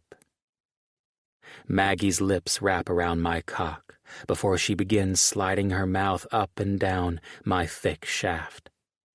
Her hair falls against my inner thighs, and my hands fist it as I guide her to stroke me with her mouth. I guide her in to take me as deep as she can, and her hot, wet mouth feels so fucking good. The way her mouth sucks my cock hard, my toes curl at the way she loves me with her mouth. I throw my head back against my pillow as I feel the tightening in my balls and know that I'm close. Thinking about Maggie's mouth, thinking about her swallowing my cum, I imagine her eyes watching me. When I feel the telltale tingling, just before I find my release, I imagine looking down and seeing Maggie watching me as I come in her mouth. Fuck yes! I expel on a whisper groan, shooting my release all over my stomach. I lie there, allowing my breathing to even out. I've just had a fucking hot-ass fantasy about my roommate. The one who's just begun to date again. The one I'm in love with, while I'm supposedly gay. God, I'm fucked up. Just as I reach over to grab some tissues from the nightstand beside my bed, I hear something. Something that makes me immediately go still. Cocking my head to the side, I listen, because if I didn't know any better, I'd think I heard Maggie through the bedroom wall. It sounded almost like a keening cry. Waiting another moment, I don't hear anything more, so I shrug it off, going about my cleanup, and then pulling on some pajama pants so I can head across the hall to shower. In the back of my mind, though, I wonder what the hell that sound was that I just heard. Chapter 11. Maggie. Rye's lips against mine. That's all I can think of as I return to my room, closing the door quietly behind me. My brain goes off on a tangent, imagining Rye's soft lips brushing against mine, teasing me before his tongue sweeps inside to taste me. Leaning my back against the door, I raise my fingertips to graze my lips. Is it possible to have kisser's remorse? You know, like buyer's remorse, except in this case you've kissed someone and are really regretting the fact that it's over? If so, I'm pretty sure I have a serious case of it. It might be terminal. Walking over to my dresser, I slide open my top drawer, the one I keep all of my underwear and bras in, and slip my hand to the back. When my fingers wrap around what I'm looking for, I get that tense feeling. Like the time Sister Margaret caught me throwing away my salami sandwich in the 2nd grade. Dang woman had eyes in the back of her head, I tell you. Shoving that nagging feeling to the back of my mind, I reach for the 2 batteries, quickly inserting them before snapping the lid shut and laying my vibrator on my bed while I undress. Once I'm naked, I slide beneath my covers and turn it on, praying the covers muffle the noise enough that Rye doesn't hear. Doesn't realize what I'm doing. Doesn't realize I'm thinking of him while I touch myself. Oh, yes, that's right. Naughty Maggie has come out to play. My mind begins to run rampant with scenarios. One in particular takes hold. Suddenly, my bedroom door opens and Rye's silhouette is in my doorway. What do you think you're doing?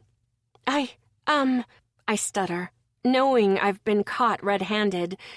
He steps farther inside my bedroom, and I notice that he's wearing only a pair of boxer briefs, the outline of his cock pressing against the fabric.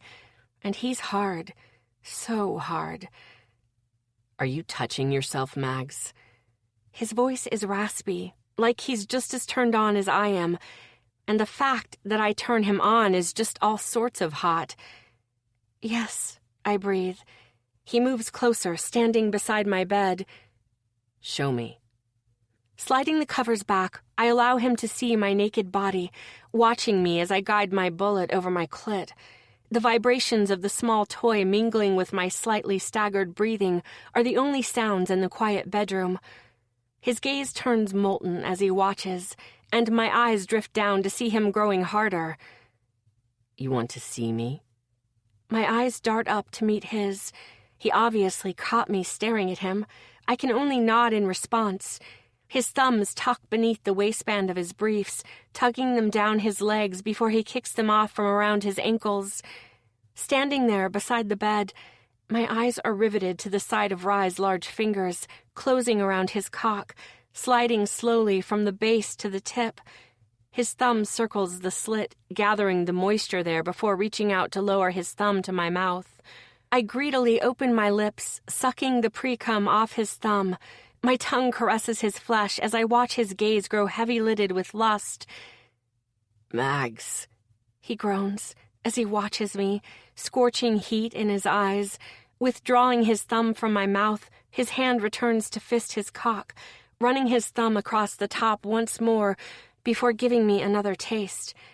I grab his wrist, holding him steady as I suck his essence from his thumb, feeling myself grow even wetter. When the bed dips with his weight as he slides beside me, he props his head in his hand while watching me. I can't resist reaching out to graze his hard flesh with one fingertip. When it jerks, my eyes fly to his. He takes my hand in his, wrapping my fingers around his shaft, and guides me on how to stroke him, on what he likes. Watching our hands together, wrapped around his cock and moving in even strokes, makes my breath hitch, and another flood of arousal flows through my body. Keep going. He nods toward my other hand is running the vibrator over my clit.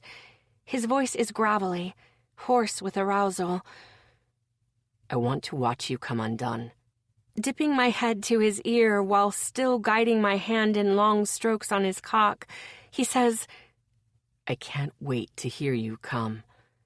His lips brush against my ear, his teeth latching onto my earlobe and tugging gently. Can't wait until you cry out my name. His tongue darts out to trace the outline of the shell of my ear. My eyes are closed, my breathing becoming labored as I work my vibrator over my clit, feeling my entire body tighten in anticipation of my release. All the while, he continues to guide my hand, and I continue to feel his cock pulsing beneath my ministrations. His tongue and lips are wreaking havoc on me, trailing a path from my ear down along the column of my neck to nibble on my collarbone. My movements become more frantic. I'm on the precipice of release, circling my clit before finally it hits me. Rye. My voice sounds faint, like a keening cry as I arch, my body pulsing with my orgasm as waves of bliss roll through me.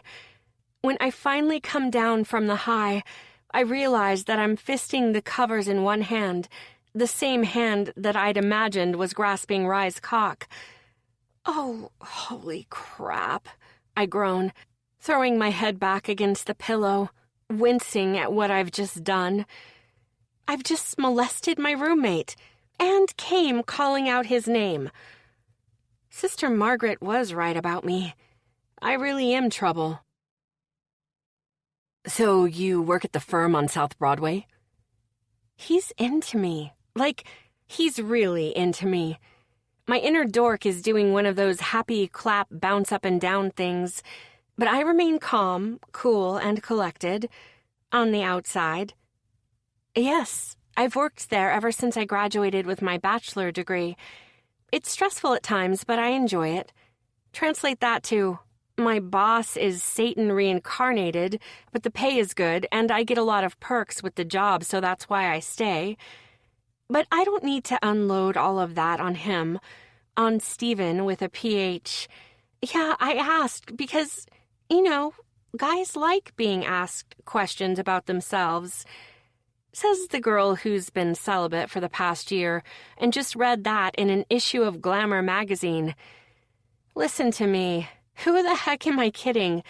I feel like a total fish out of water here. Like a kid whose parents just took off the training wheels too early, even after the kid told them repeatedly that they weren't freaking ready. Whoa. Clearly, I have some issues to work out. Sorry about that. Back to Stephen with a PH. So, you work in marketing? Gah! What the hell? I'm going to start snoring at my own conversation questions. Just when I'm about to laugh it off and toss out my deal-breaker question of Breakfast Club or Pretty in Pink. It's both, by the way. You can't actually choose between the two classic movies from the 80s, people. Someone interrupts. My roommate, Rye. Now, while I adore Rye more than anything in the world, well, not more than Max London's white sangria because I'm not getting that crazy now, he's killing my game. Or something. I don't know if I can even claim that I have anything close to game. Maybe a strategy? A faint idea? Hey, you two. I'm Rye James, Mag's roommate. Nice to meet you. He holds out a hand to Stephen, and I wait to see if he falters at the fact I have a male roommate. When he doesn't, and instead shakes Rye's hand with a kind smile, my shoulders relax with relief, until the next words leave his lips. Hey, don't you work for Eastern Sports? That right there, not a good sign at all. It's the equivalent of, are you Brad Pitt? Could I have your autograph? Here in Saratoga Springs. Rye is the lead guy to oversee infrastructure for Eastern Sports and has one of those uber cushy offices, too. My building is nice enough. We even have heated sidewalks that automatically melt the snow and ice during the winter, but it's older. Rye's office is a new addition on the top of an older, existing building across the street from mine. And if I time it right and look out my window when the sun's glare isn't reflecting off the office windows, I can sometimes see him in his office. Not that I do that or anything. because that would be creepy and weird, and he's not even remotely interested in women, so we'll toss in the adjective of pathetic while we're at it. Cue my internal exasperated exhale. Because, yeah, I have looked over at his office window, and I may have seen him at his desk, talking on his phone, gesturing animatedly with his hands as he often does when a topic gets him all heated. I may have noticed him loosen his tie while he listened to whoever was on the other line as he stood at the window, absent-mindedly looking down at all the people walking along the sidewalks of the downtown area. There's a teensy chance I may have wished that I had been the one to loosen that tie of his.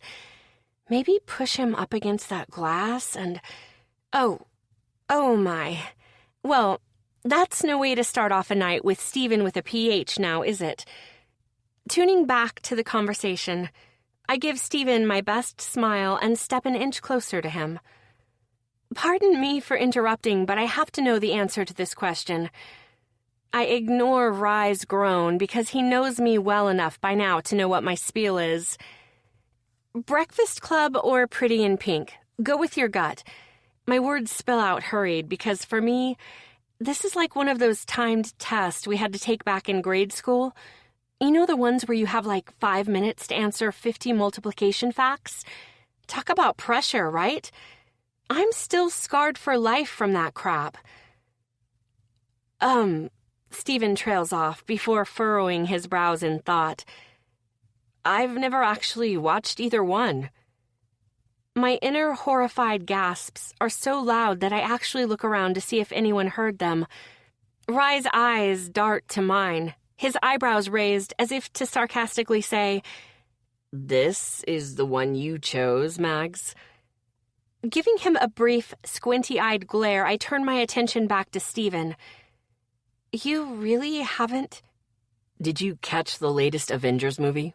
What'd you think of that one? Rye interrupts me, and the two of them commence discussing the film and laughing about Thor's hammer.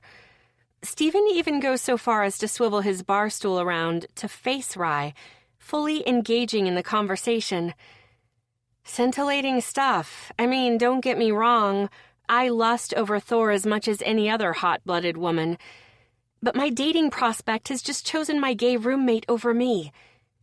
Me, 0, Rye, 8. Or is it 10? Heck, I can't even keep track anymore. Either they end up liking Rye and discovering their inner gay, as he's told me numerous times in explanation, they fall ill or they recall something they forgot they were supposed to do and have to leave while I use the restroom, leaving Rye to relay the regretful message to me. With a sigh, I turn my stool toward the bar, leaning my forearms on the lacquered wood, and sip my drink. I signal the bartender for another Dirty Shirley, my drink of choice.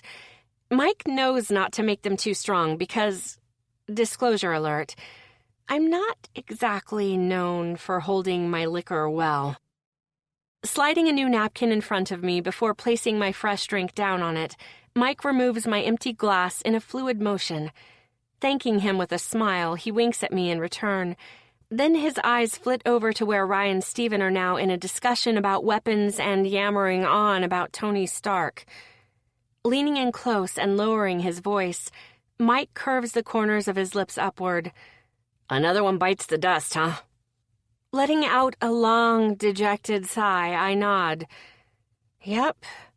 Staring down at the ice cubes in my drink, I muse, you'd think that the bulk of the men around here are all in the closet or something. Mike chokes out a laugh. Oh, I wouldn't be so... When his words cut off abruptly, my eyes dart up, catching him looking over at the guys with an odd expression on his face. When I turn around, Rye offers me one of his smiles, the kind that makes me go weak-kneed and wish he were actually into women. And when I say into women, I mean into me, specifically, but clearly that's not going to happen. That becomes more evident when I catch sight of Stephen typing Rye's number into his phone, just as Rye tosses an arm around his shoulders, aiming his own cell toward them for a selfie.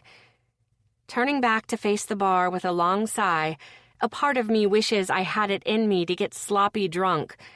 Because the guy I'd wanted to ask for my number tonight, the guy I'd thought was into me, just chose my roommate instead. I've just been clam-jammed. Again. Chapter 12. Rye. Hey, Snuggle Muffin. I've missed you. An arm settles around my shoulders as soon as I enter the men's locker room at the gym. Jack and I usually meet to play racquetball on Saturday mornings. Shoving his arm off me, I shake my head. Dude, it's too early for that shit. His face is a mask of mock hurt. But it's never too early for love. Tossing my bag and keys into the locker, I slam the door shut, ignoring him. Ready? Sure. You can fill me in on last night while we head over. As we walk through the large 2-story gym, I fill him in on the latest guy I had to woo away from Maggie. He laughs when I get to the part about the dude asking for a selfie. No way, he chokes out in his laughing. He treated you like you were some celebrity? It's not that funny to me anymore. It's actually more tiring than anything, because while I'm a representative of the company, I hate when I come across people who think if they become your friend, it automatically means they'll get perks, like free or deeply discounted kayaks, skis, snowboards, free ski lift passes, or God only knows what else. Living in this area, with a bunch of large lakes and mountains, the population is pretty active and outdoorsy. I get that people get excited when they meet one of the directors for Eastern Sports, a company that has become the mecca along the East Coast for all sports equipment and outerwear. It doesn't mean that I want people to use me for my connection, however. Yeah, he asked me to do him a solid so many times it got to be painful, I mutter, as we enter the racquetball court we reserved. I thought that selfie was pretty hot. You two make a cute couple. Jack smirks. If you weren't already betrothed to me, of course. My dark glare does nothing. In fact, I swear his smile gets even wider. We're not betrothed, jackass. He waves a hand dismissively. Semantics. Just serve the ball, damn it. Thankfully, Jack shuts up for a while. Until about halfway through the game, when he says, Maggie looked pretty hot in that dress she wore last night. My serve goes out of bounds. How do you know what she wore last night? He wiggles his eyebrows. She posted a photo on her Facebook page, saying something like, I'm waiting on my roommate to finally finish beautifying so we can go out tonight. Ha ha, you're hilarious. It said just as much, but she did look smokin' hot. Hey! My serve whizzes right past his ear. My bad. I grit out the words. Maybe you should keep your eyes off Maggie. He just laughs, and we continue our game, keeping the topic of conversation away from Maggie and whether or not she was smokin' hot in the dress she wore. She had been, which is why I ended up taking a selfie with Steven last night, exchanging numbers and pseudo-promising to let him know when Castle came out with their newest, most upgraded premium graphite skis. Maggie had gone home alone, again, and without exchanging numbers with a guy, again. This meant a job well done on my part. As Jack and I exit the gym after we've both showered, separately, even though the douchebag gave me shit because it allegedly broke his heart that his own boyfriend didn't want to shower with him, we headed down the sidewalk in the direction of my and Maggie's apartment. And he asks the same questions he asks me every time we're by ourselves. So when are you going to make an honest man out of me, James? And then the more serious, when are you going to come clean with Maggie? 2 questions, and for only one of them do I have an honest-to-goodness answer. "Hey, you two," Maggie calls out from the kitchen, as Jack and I enter the apartment. There's a delicious aroma of waffles in the air, causing my stomach to growl loudly. Slipping off our shoes and dropping our gym bags by the door, we walk through the apartment, heading into the kitchen. Grabbing 2 bottles of water for us, I slip onto one of the high-top bar stools at the counter of the small island. Jack sidles up beside Maggie as she's pouring batter into the Belgian waffle maker. "Maggie May, please say you'll marry me and make me waffles forever," he begs, leaning over and dramatically sniffing the stack of waffles plated on the counter beside her. Laughing, her eyes light up as she shakes her head at him. "You know I can't do that to Rye. He loves you too much." She glances over at me, her eyes taking in the sight of my biceps in my old, worn sleeveless shirt, and my heart races at the appreciation I catch in her gaze before she wipes her expression clean. "Pfft," Jack scoffs. "You know he's just biding his time before he manages to get you to fall for him. Then he'll leave me in the dust."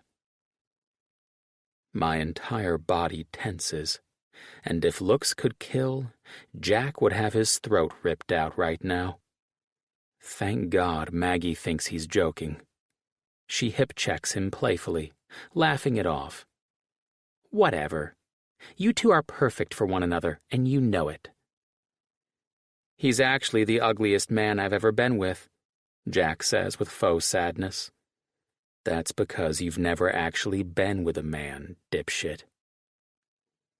"I could say the same for you," I mutter, before narrowing my eyes, my tone full of insinuation.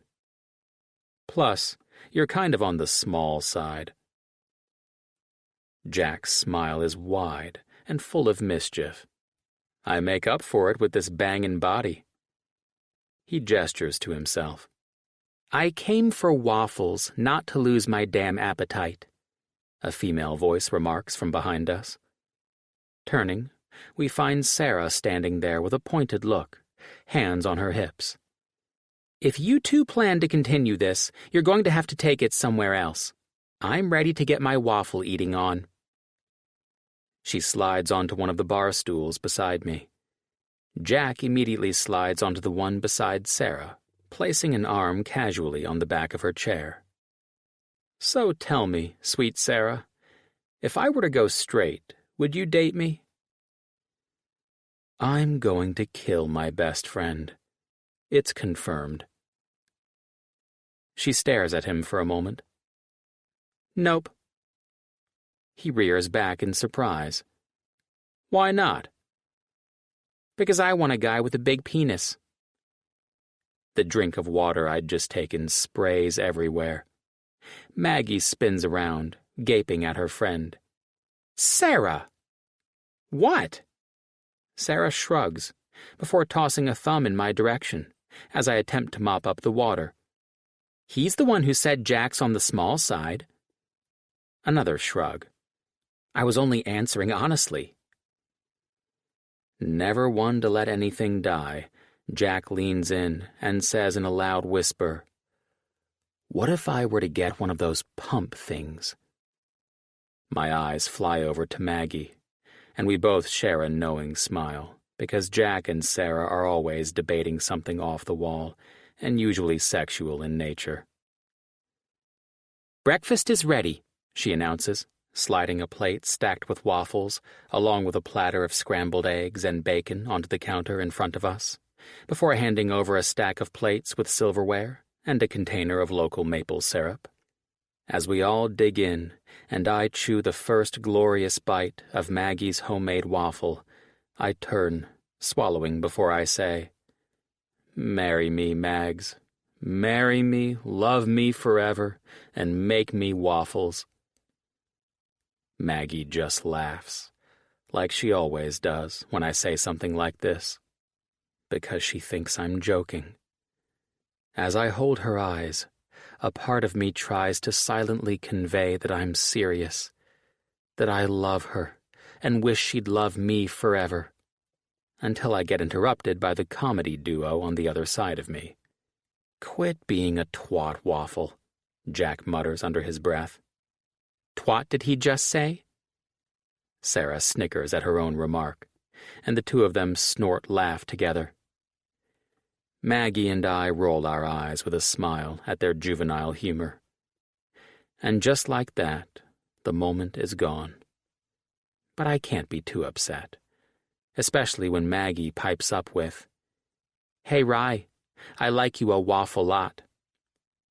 Leaning closer, I say, "I like you too, and that's no yoke." And when she laughs at my silly joke, warmth runs through me, along with a yearning to pull her close, kiss her laughing lips, and tell her how I really feel about her. But I can't, so I resort to tucking the moment away in my memory bank, where dozens upon dozens more of Maggie memories will join it. Someday, I silently vow, someday I won't be limited to just memories of Maggie moments, but actually make some Maggie and Rye moments as memories. Someday. Chapter 13. Maggie. "Oh man, that's hilarious!" Clay slaps a hand on Rye's back, laughing, and I feel like the odd man out. Again. "Super hilarious," I mutter sarcastically beneath my breath before taking a sip of my drink and propping both elbows on the bar. As if that's not enough, I also slouch in my seat, things I was told never to do in Catholic school. Sister Margaret is likely rolling over in her grave right now because elbows, slouching, and drinking alcohol. I'm on a path headed straight for damnation. "What was that, Mags?" Rye asks, eyes alit with amusement and clearly enjoying himself with my date, or what should have been my date, until Rye showed up once again and wooed the pants right off the guy. Speaking of wooing the pants off men, now that I inspect Clay further, and from a different perspective, I feel like I should have noticed him wearing his pants a bit more snug than the average heterosexual male. Then again, Rye doesn't wear tight pants. He claims they cut off his circulation down below. Yeah, I asked, and trust me, his explanation ended up getting one of those, "I'm holding up my hand to stop you because you just said the words balls and strangled together in the same sentence, and I can't bear to hear any more" kind of response. Because let's be serious for a minute. No girl wants to hear about balls being strangled. So gross. "Rye is such a cool guy. Rye's hilarious. Rye's got to be an awesome roommate, huh?" Or worse, I've heard, "So is Rye single?" That's all I ever hear anymore. Wait, did you catch that sound? It's the sound of me banging my head against the wall in frustration, because everything seems to turn into Rye this and Rye that. Rye is freaking clam jamming the hell out of me, and it sucks. I'll never be able to find a guy and manage to keep him at this rate.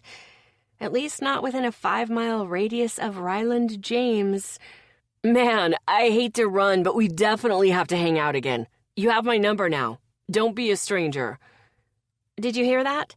That wasn't directed toward me, but toward Rye. Shocker. Turning my attention toward the two men, my fake smile firmly in place, I watch as Clay shakes Rye's hand enthusiastically. Finally noticing my attention and possibly recalling, perhaps vaguely, that I'm still present, he offers me a polite smile. "Nice to meet you, Margie." My smile dims, feeling brittle, and I raise my drink in salute. "Later, Clint," I mutter, before swiveling around on my bar stool. What the hell just happened?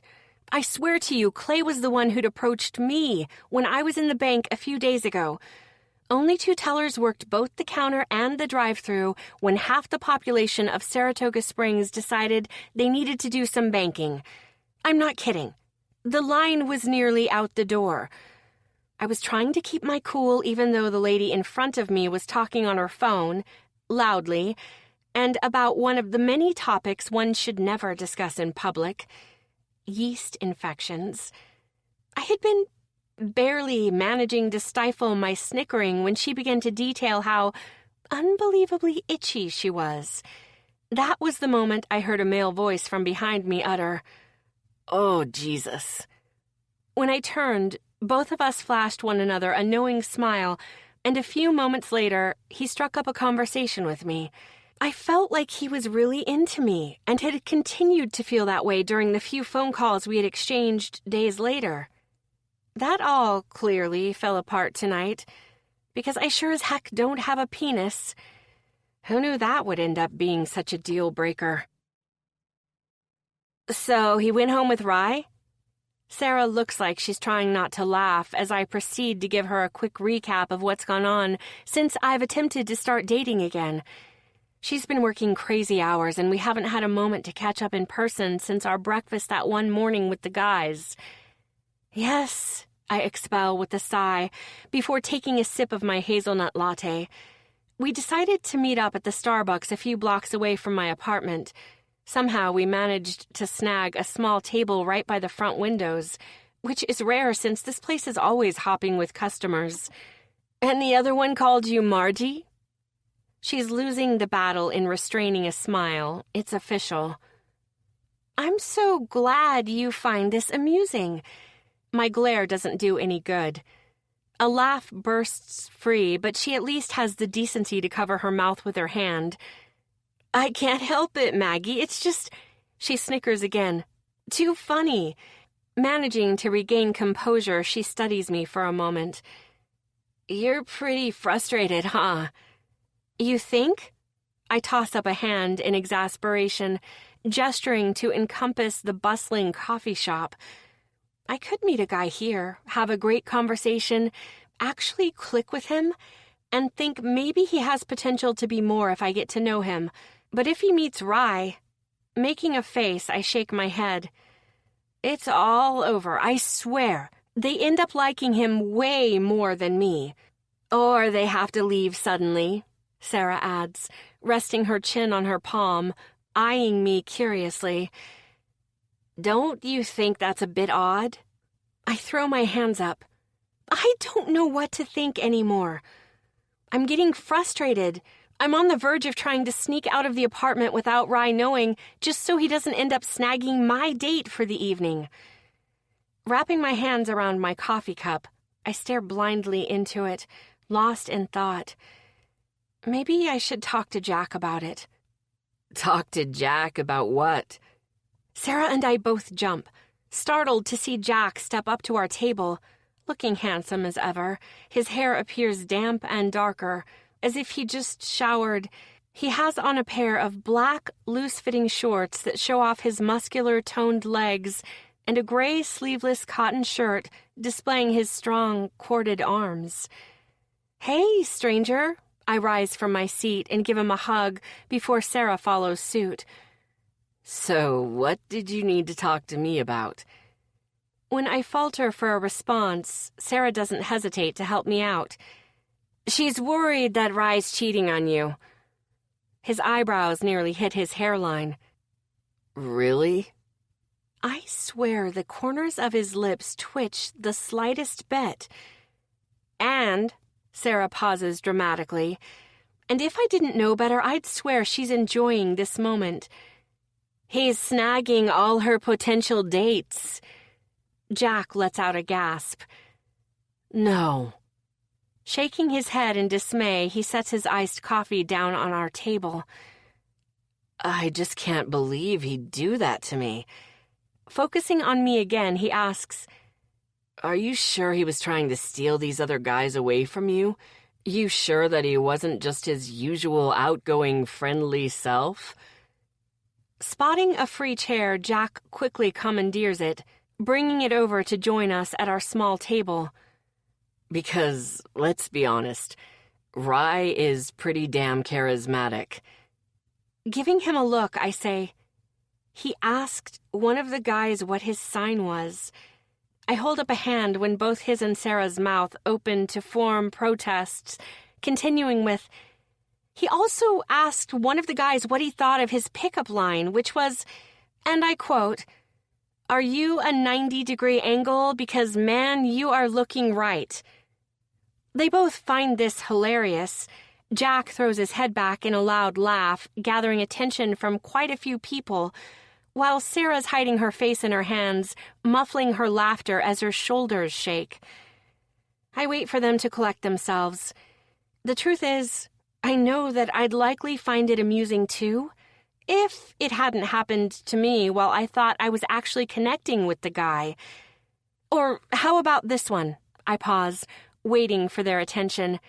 Hey, if my name were Microsoft, would you let me crash at your place tonight? Jack loses it on this one, head bowed as his shoulders rise and fall with his laughter. Finally, he points at me and says, "Now that's Rye, for sure. The computer nerd in him would totally say that." Sarah's lips press thin, and I know she's trying not to laugh. Narrowing my eyes on them, I shake my head as I take a sip of my coffee. You both are overwhelmingly supportive. Leaning back in my chair, I huff out a long breath. What am I going to do? I'll never manage to find a guy if this continues. Maybe you're rushing things and it's too soon to get back into the dating scene. Ouch! Jack stares at Sarah, the two of them exchanging an odd look. Sorry, she says woodenly, still holding his stare. My foot must have slipped. Their gazes are locked, and it gets to the point where it's getting awkward to watch. Guys? I wave a hand between them, as if to try to break whatever weird telepathic thing they have going on. Finally, they snap out of it, and Jack mutters under his breath about his shin having a bruise now, and how nurses are supposed to heal, not hurt. Things will turn up, Maggie. Jack nods confidently. I'm sure of it. If only I felt as confident. Chapter 14. Rye. You look like you just lost your puppy. I look up to see Mike, the bartender, eyeing me as he's filling some glasses with beer on tap. Just a rough week. He glances around as if looking for someone. Maggie had out with that guy tonight? Yep. My curt response is punctuated with a slug of my beer. Self-disgust ricochets through me. Because I'd failed at clam jamming. And that leaves me alone here, while Maggie's off. With him. Out of the corner of my eye, I see Mike hand off the beers to a server before returning to fill another order for cocktails, if the stainless steel shaker is any indication. Once he serves the two ladies at the end of the bar, he comes back and starts pouring a shot, sliding it in front of me. Meeting his eyes, I shake my head, sliding it back toward him. Thanks, but no thanks, man. Not in the mood. He slides it right back to me, tipping his head in the direction of the two women he's just served. It's on them. My eyes flit over to the women in surprise, forcing a smile as I raise the shot to toast them with a brief nod of thanks. They're attractive enough. One is a petite blonde with a wide, friendly smile, and the other a redhead who's wearing a bit too much eye makeup for my liking. Not to mention, she has a sparkle in her eyes, and not the kind of sparkle I'd welcome. It's one of those sparkles that says, I like to tie up men and flog them until they call me mama. And I'm not into that kind of freaky shit. Even on a bad day when I'm feeling low. Like today. And yeah, they're clearly interested, but they're just not what I'm looking for. They're just not Maggie. Tossing back the shot, I welcome the burning path the alcohol leaves as it trickles down my throat, wishing it would either take away the burning ache in my chest at the thought of what might be going on right now between Maggie and Sean, or wishing it would just burn enough to erase all thoughts of Maggie. Hey! My head turns to find one of the women, the blonde, at my side. She's standing a little too close, but a small part of me wishes I felt something, anything right now. Enough to have a fraction of interest in her. I've got nothing. Hi. Forcing a smile, I try to be cordial, because that's the one thing they drummed into us when I joined the Eastern sports family, is that everyone could be a customer and to act accordingly. Meaning, don't be a shit show in public. Right now, though, I'm considering giving myself a free pass. Thanks for the shot. I'm trying to channel the old Rye, the one who isn't head over heels for a woman who's been led to believe he's batting for the other team. I'm Serena. She holds out her hand for me to shake, and as soon as I grasp it, I feel nothing but limpness. There's no firm handshake from this woman, unlike Maggie, who has a great, firm, businesslike handshake. I'm Rye. Nice to meet you. I barely restrain from wiping my palm on my pants after she relinquishes her hold. Barely. So what do you do?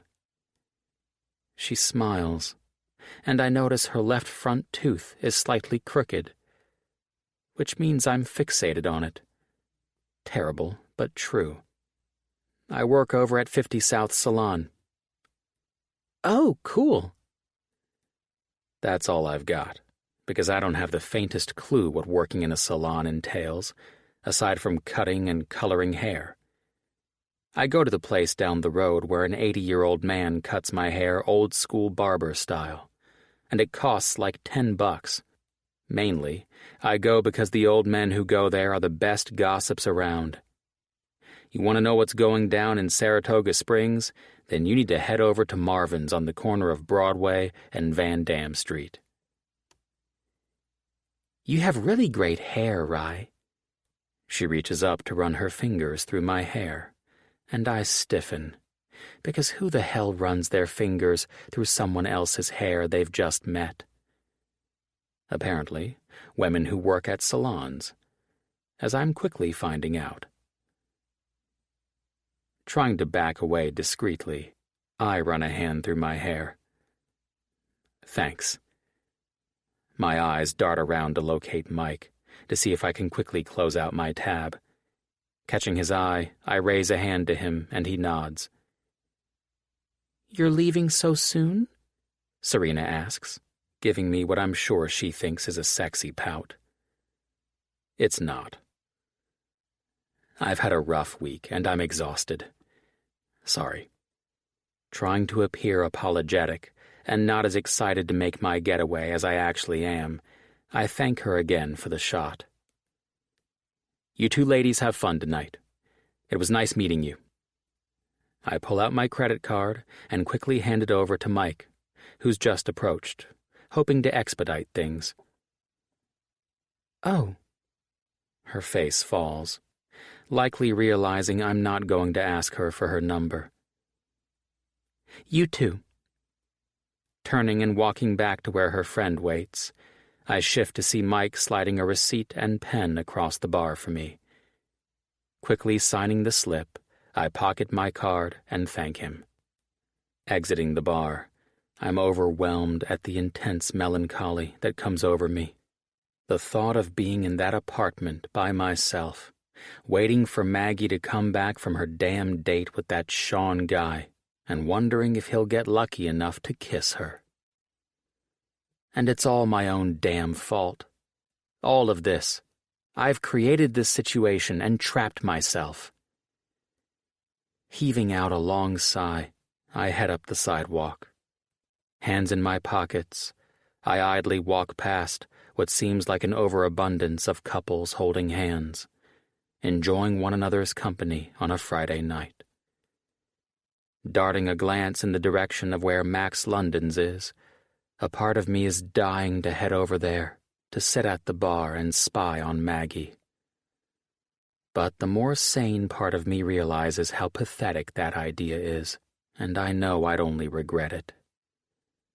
Instead, I head up in the elevator alone, entering the quiet apartment where photographs of a happy, smiling Maggie greet me.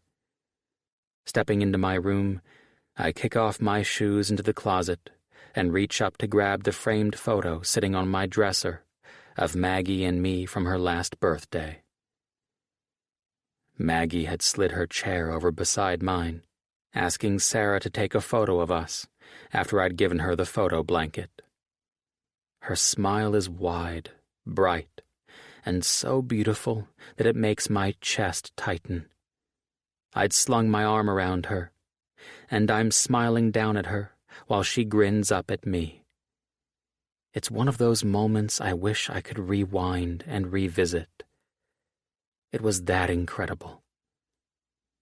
Because at that moment, when she looked up at me, I could see the possibility of Maggie loving me the way I love her. Chapter 15. Maggie. Tell me the truth. Sean leans in from where he's sitting across from me at one of the tiny tables in Max London's. How is it possible that you're single? Eyes crinkling at the corners with his smile. His light blue eyes sparkle. His blonde hair is short, parted to the side neatly, and while his nose is slightly crooked, it's endearing. He's just so freaking nice and adorable and sweet. Wow. I think I've just managed to describe a golden retriever. But really, he's fun to talk to, and he makes me laugh. Not to mention he's super cute. And he listens to me. Like, really listens. None of the nodding between glances at my boobs kind of thing. The best part? He thinks I'm funny. Yep, Sean thinks I'm funny. Me, Maggie Finnegan, dork of the universe. The same person who says in response to someone asking me to remind them of my name, "Call me whatever you want, just don't call me late for dinner." Yeah, I told you, dork of the universe right here. The odd thing about tonight is that for a split second, as Sean and I were walking down the sidewalk from Irish Times to head here, I missed Rye, which is crazy and ridiculous since he's been consistently clam jamming me. When I came back out from using the restroom and saw Sean standing alone, waiting for me with no sign of Rye around, I felt the tiniest tinge of disappointment. Shaking off my thoughts, I force myself back to the present and smile at Sean. I'm single because I've been having a hell of a time finding someone even remotely normal and, well, I shrug. Not interested in Rye instead. He looks confused.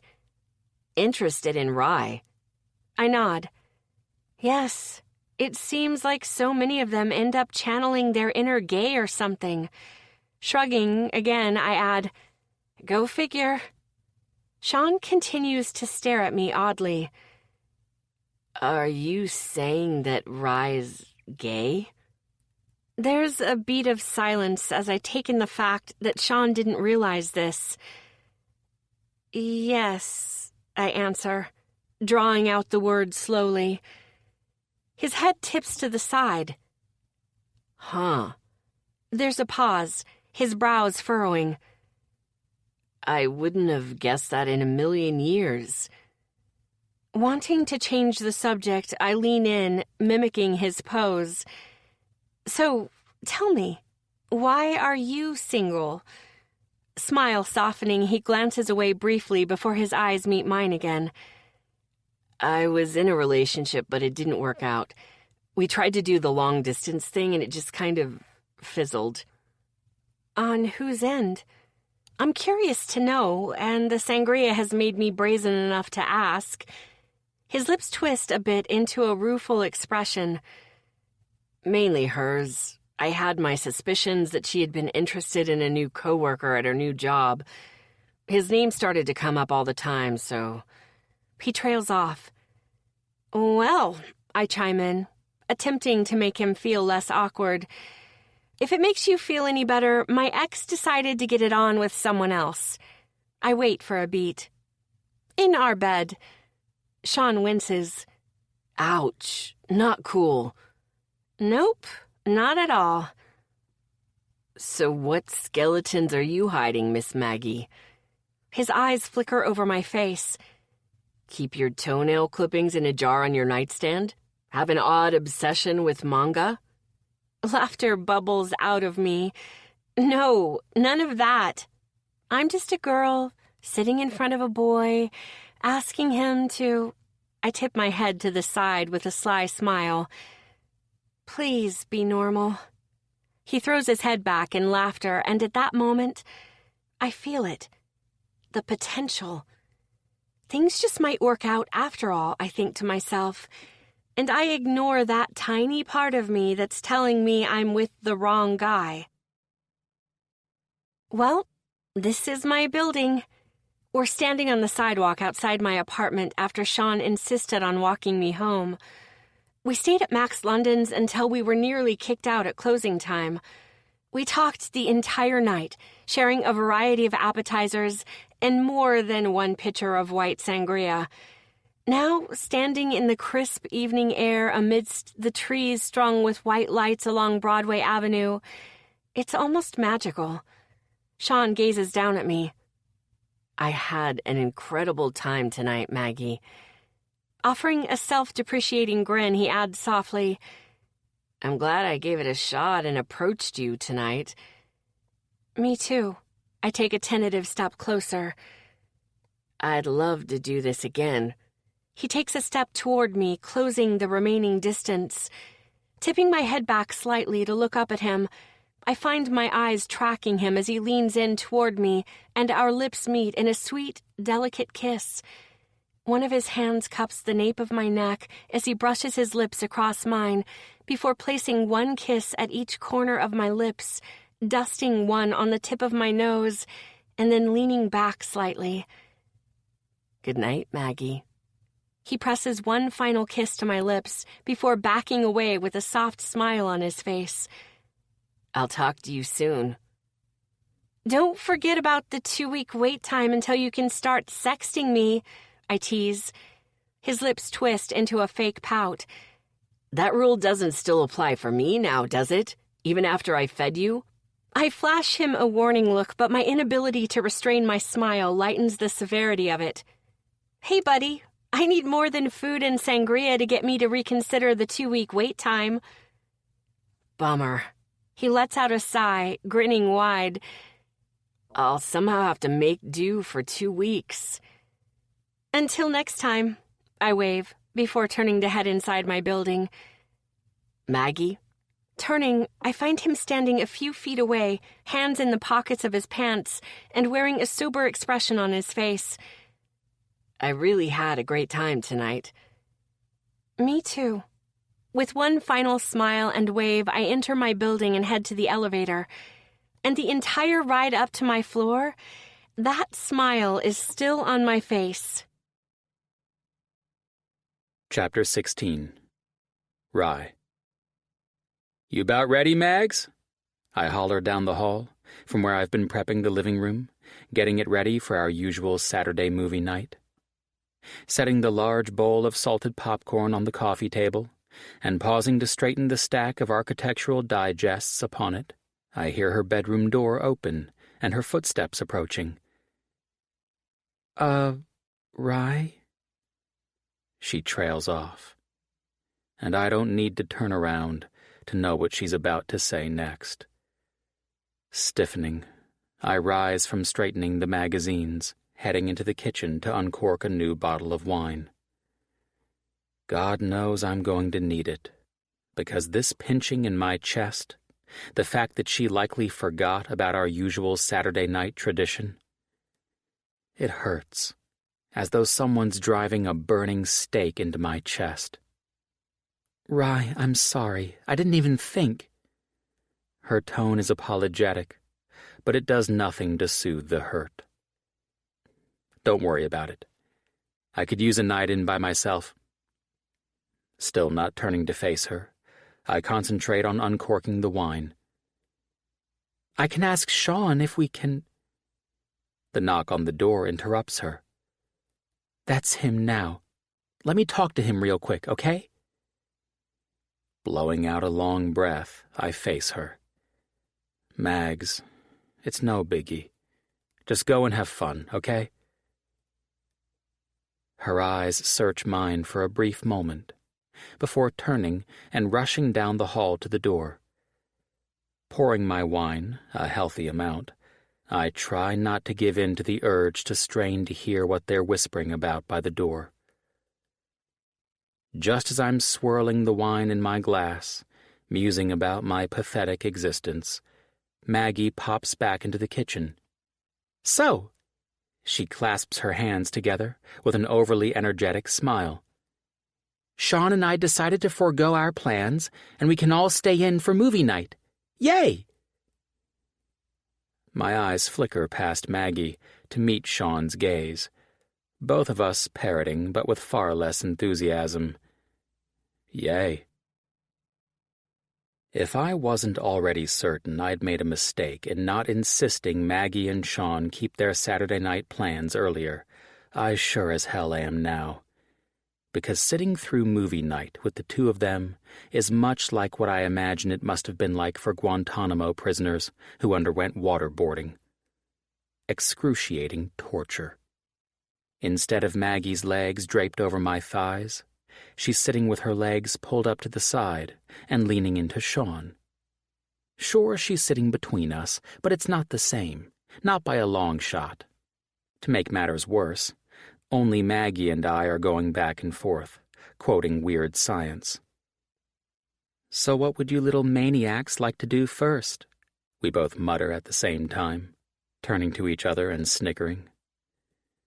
The entire time, Sean's on his cell phone, texting like a madman with his brows furrowed in concentration, as if he's a neurosurgeon or something, and people can't bear to be disconnected from him for the weekend.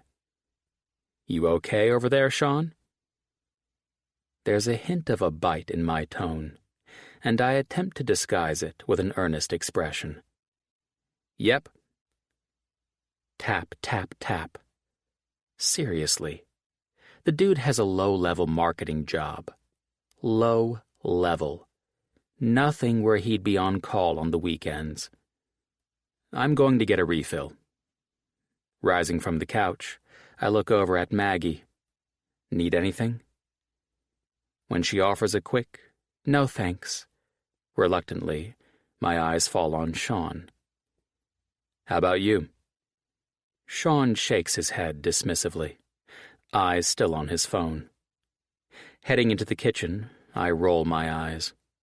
While uncorking the wine and refilling my glass, I mutter beneath my breath. Beautiful woman by my side, and I can't be bothered to pay any attention. "Hey, man." My hand jerks in surprise, some wine spilling onto the counter. Shit.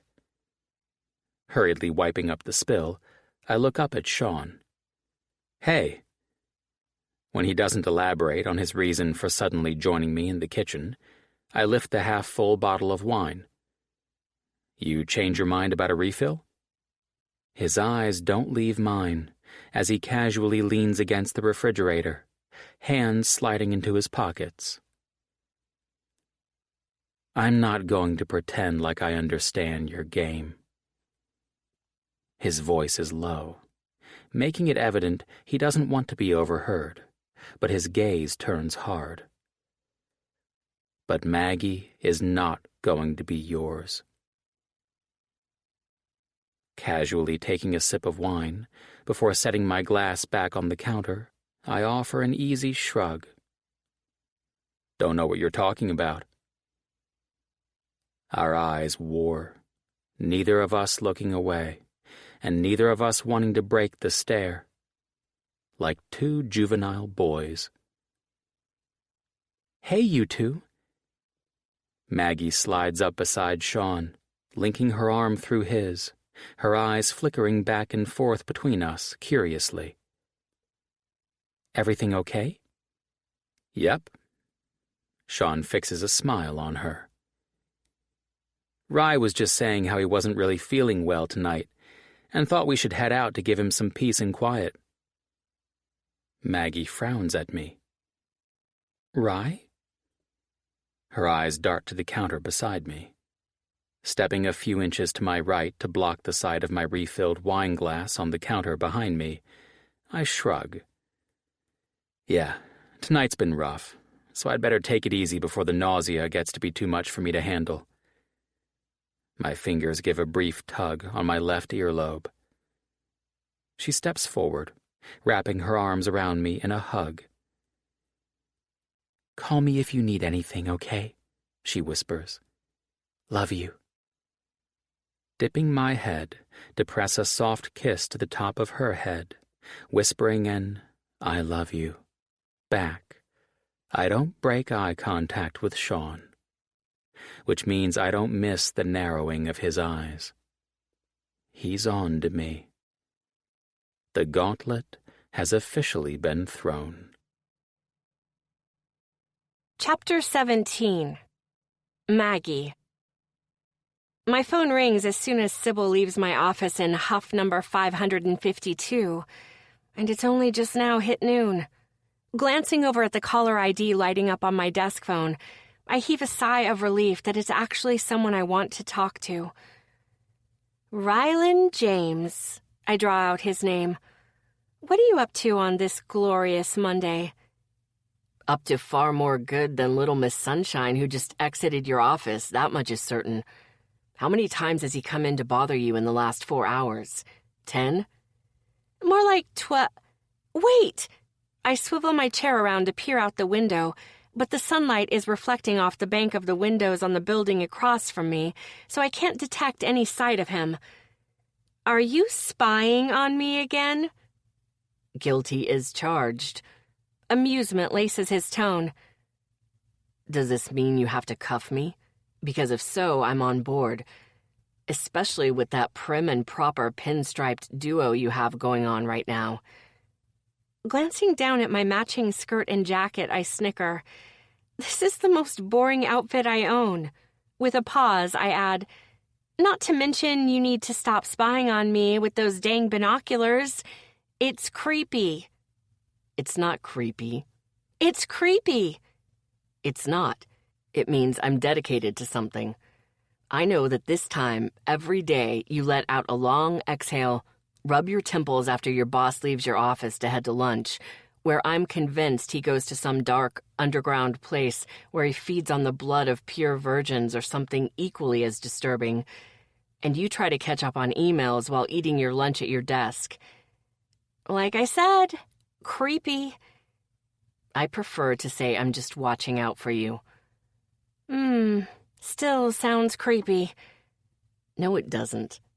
If I said something about watching you when you adjust the strap of the black bra you sometimes wear, and that it usually needs to be adjusted about 1/4 of an inch, that would be creepy."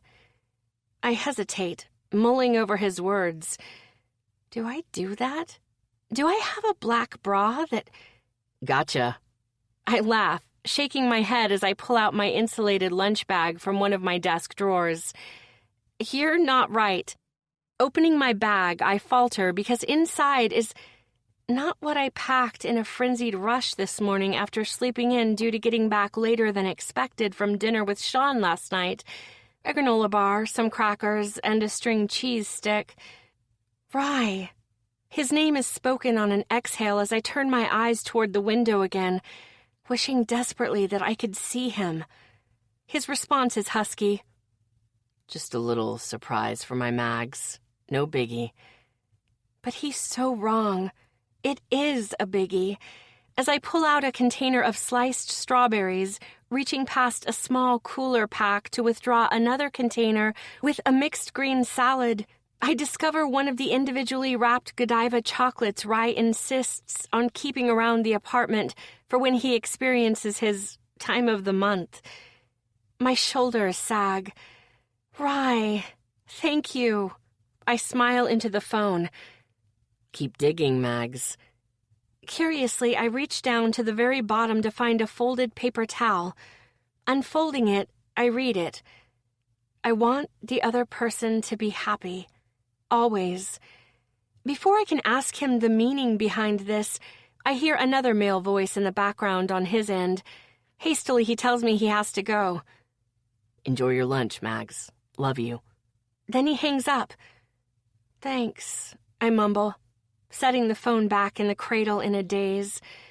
Love you too. I eat the rest of my lunch in silence, staring at Rye's handwritten words. Maggie, Miss Sarah Eaton is here for you.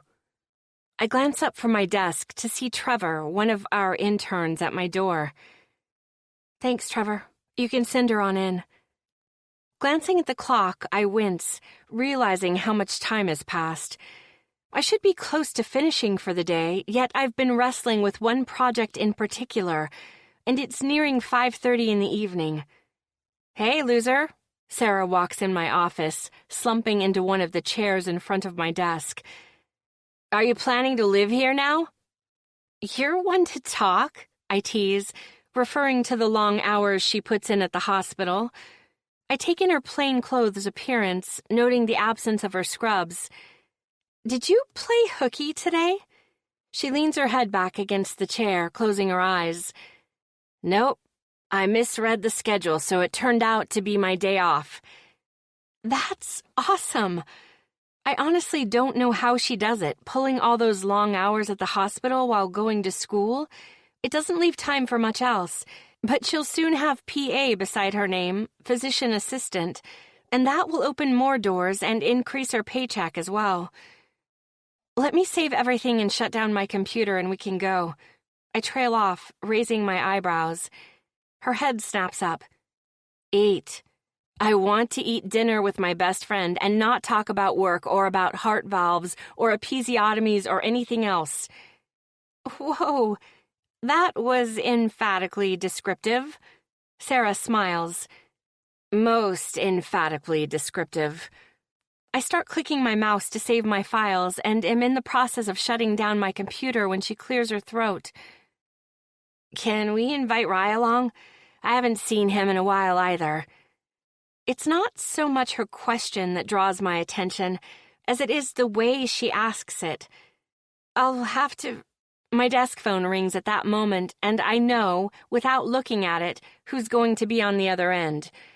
As soon as I put my phone to my ear, a husky male voice greets me. Hey, baby, what you wearing? With a snort of laughter, I swivel my chair around to face the window. Are you spying on me again? He gasps. What would make you say that? There's a pause. Tell Sarah I really like that color of blue on her, by the way. Rye says he likes that color of blue on you. I nod to her simple, sleeveless blue dress. Her eyes immediately narrow as she glances toward the window, her lips quirking upward. Tell him to lay off the peeping Tom bit. She said, I heard. He laughs. You two beauties headed somewhere? Actually... I move back to finish cleaning up my desk. We were wondering if you'd like to join us for dinner. There's a beat of silence. Just the three of us? Unless you want to invite Nope, I'm good with it being the three of us. He offers quickly. As we plan to meet across the street at Druthers, I can't help but wonder why Rye didn't want to include Jack in our plans. And if part of the reason was because of me. Chapter 18. Rye. So you're going to eat without me? Oh, the betrayal! It tastes so bitter! Rolling my eyes at Jack's melodramatic response coming through the speakerphone, I clean up my office. Pretty sure you'll get over it. He sniffles. I might not. But I guess I should try to get over your abandonment with someone new. You sound tore up about it. I really am. There's a brief pause. And what do you know? I'm over it. That took long, I remark dryly. Getting over you is easier now that I've met someone. Ah, yet you're the one who spoke of betrayal earlier, I joke, before sobering. Who is she? Someone I met in Boston while I was there last month. She actually seems normal. The last word has a tinge of wonder to it. Anyway, I'm considering heading up there over Easter weekend, since I actually have some downtime. That's cool, man. I'm excited for you. Then, coming to a realization, I let out a small groan. Easter. Can't say that I'm looking forward to that. I had promised my mother I'd drive up for a visit I'd been putting off for quite some time. Your dad's still trying to get you to follow in his footsteps, huh? Yup. My father has run his own construction company for years. His grand plan includes me taking over when he decides to retire. There's only one flaw in that plan. I have zero interest or desire in doing so. I swear that if you ask him what his son does all day at work, he'll say something about me playing video games or something. It's not as if I've never told the guy what kind of job I have. Quite the opposite. But he just doesn't care to know what I do. It doesn't fit his particular mold. And my poor mother has been in the crosshairs for years. Maybe you should bring Maggie home with you, Jack suggests. She'd be a great buffer. Until she mentions something about you and me being together. I laugh quietly. Jack falls silent for a moment. It's just a thought. After we hang up, and I leave my office to head down to meet the ladies at the restaurant, I find myself mulling over Jack's thought. Seriously, Mags? Sarah is laughing so hard, her eyes are glistening with tears. It's physically impossible for you to drink anything without your pinky sticking out. Maggie, who's laughing nearly as hard, shrugs. I can't help it. It's like maybe... She works one pinky finger up and down, with a concentrated expression. The tendons are too short or something? No. Sarah immediately dismisses this theory. Maggie offers another shrug. I don't know what to tell you. It's just one of those things. She laughs. Beer, pinky out. Wine, pinky out. Water, pinky out. Tea, pinky definitely out. What about a juice box? I ask. Maggie glances at Sarah before they both turn back to me and answer in unison. Pinky out. We all laugh. And just as it begins to fade, Sarah changes the subject. So give us your scoop. Her eyebrows raise expectantly. How are things with you and Sean? Have you slept with him yet? Of course, this would be the moment I'm chewing my loaded grilled cheese sandwich, and part of it gets lodged in my throat. Coughing violently, Sarah starts pounding on my back, while Maggie looks on worriedly. Once I finally get myself under control by taking a sip of my water, I don't get much of a reprieve, because Sarah starts right back up. Fill us in, Maggie. With a sigh, Maggie leans in. Things are going well. He mentioned something about bringing me home to meet his family the long weekend leading up to East. That reminds me, I interrupt, with what I hope is an easy smile. Feel like putting on your superhero cape and rescuing me Easter weekend? I have to make a trip to see my parents. Oh, Rye. Maggie's lips turn down. You're really going? Lowering my gaze to the beer in front of me, I nod. Yep. What's... Sarah hesitates. Wrong with going home for a visit? Oh, you know, I wave a hand dismissively. Just the fact that my father completely dismisses my job and the hard work it took to get where I am. He wants me to take over his construction business and stop, I use finger quotes, messing around with video games all day long. Sarah draws back with a frown. What? You don't even have anything to do with video games for your job. I point at myself. I know that. I point at Sarah. You know that, and I point at Maggie. She knows that, but somehow he never got the memo. I'll go with you, Rye. My head jerks up in surprise at Maggie's quick response.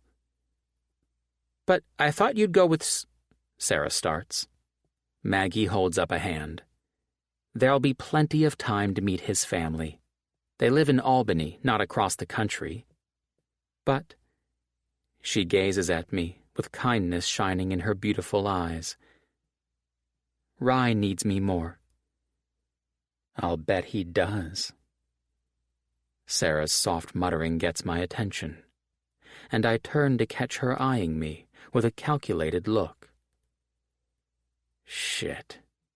I knew it was only a matter of time, although never in a million years would I have suspected to be upset about someone not believing I was gay.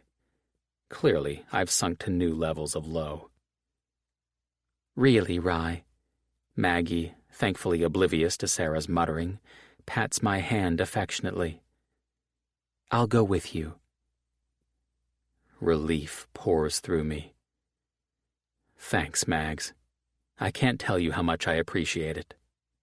Standing from the table, she excuses herself to use the restroom, which isn't surprising, since it's no secret that Maggie has the bladder of a field mouse.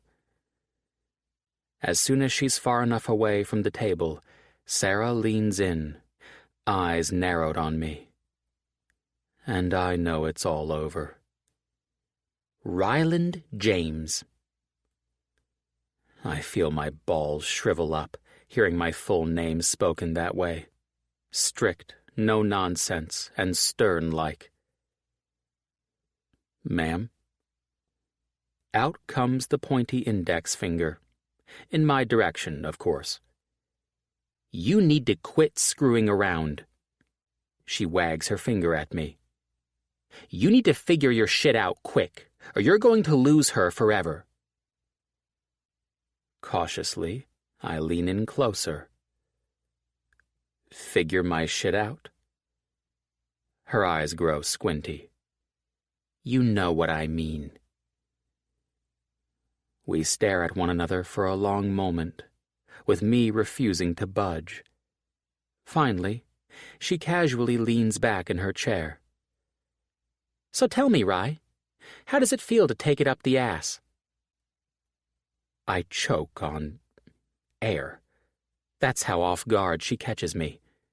Staring accusingly, I hiss, What the hell, Sarah? Her expression is one of feigned innocence. What? Is that not a normal question to ask? Tipping her head to the side, she asks, specifically to a man who has, allegedly, been in a sexual relationship with another man. I start to answer before my brain clicks, and it's like I mentally hear a ding-ding-ding, because it trips over one word. Allegedly.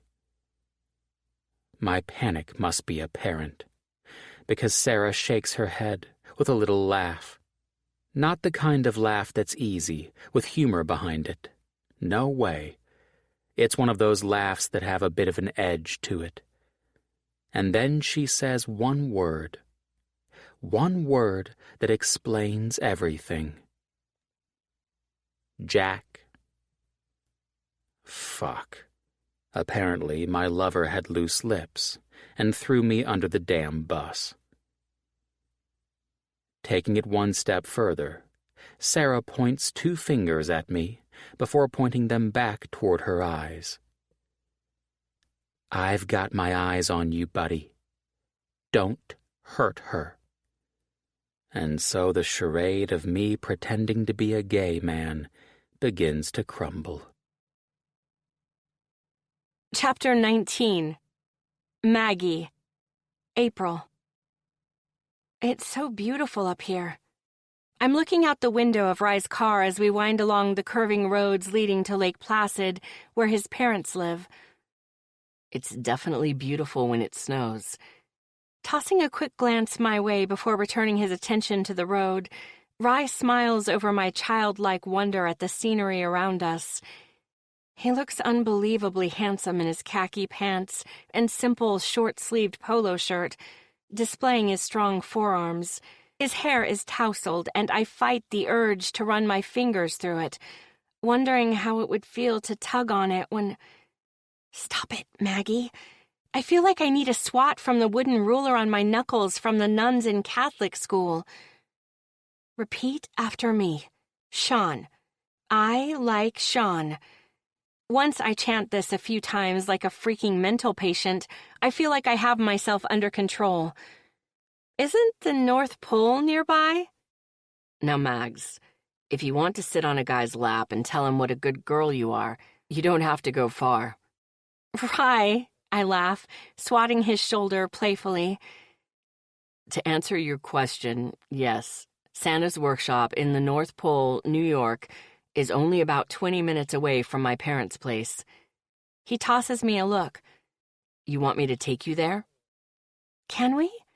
There's no mistaking the excitement in my voice. Of course. We can do whatever you want this weekend. Anything to get away from his father. That's like the unspoken sentiment tacked on the end of his words. As we get closer to Lake Placid, Rye makes a turn and parks the car along the street, just past a sign for the LP Pub and Brewery. Turning off the ignition, he turns to me. You ready to have the best sandwich you've ever eaten? The lightness in his eyes and his excited grin pulls me in. Absolutely. As we exit the car and walk up to the door, he places his hand on my back, guiding me inside as we wait for a table. Once we're seated, he immediately orders a sampler of beers, and I take in the rustic inside of the restaurant. This has always been one of my favorite places. Rye slides one of the sample beers over to me, and he glances around while I take a sip. It's pretty cool. Just wait until you taste the maple melt. It appears as if he's going to elaborate, but a female voice interrupts him. Ryland James, is that really you? A tall, red-headed woman is standing beside our table, hand now on Rye's forearm, and my first instinct is to swat at it. Pretty sure the only thing that stops me from doing that is when I take in Rye's expression. It's pale and almost panicked. Odd. Stacy, hey. He rises from his seat to give her an awkward hug before he sits back down. Haven't seen your face in forever, stranger. Stacy smiles down at him before turning to me. Sorry, my manners are usually better, but seeing this handsome hunk right here has thrown me off. She tosses a thumb in Rye's direction. I'm Stacy.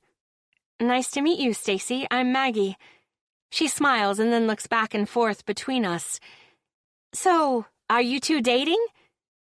No, Mags is my best friend. Rye winks at me, and a heaviness settles in my chest at his denial. I blame it on the elevation. We're up in the mountains, so that could have something to do with it, right? Don't they call it elevation sickness? Thinner air can wreak havoc on people's train of thoughts and weird stuff like that.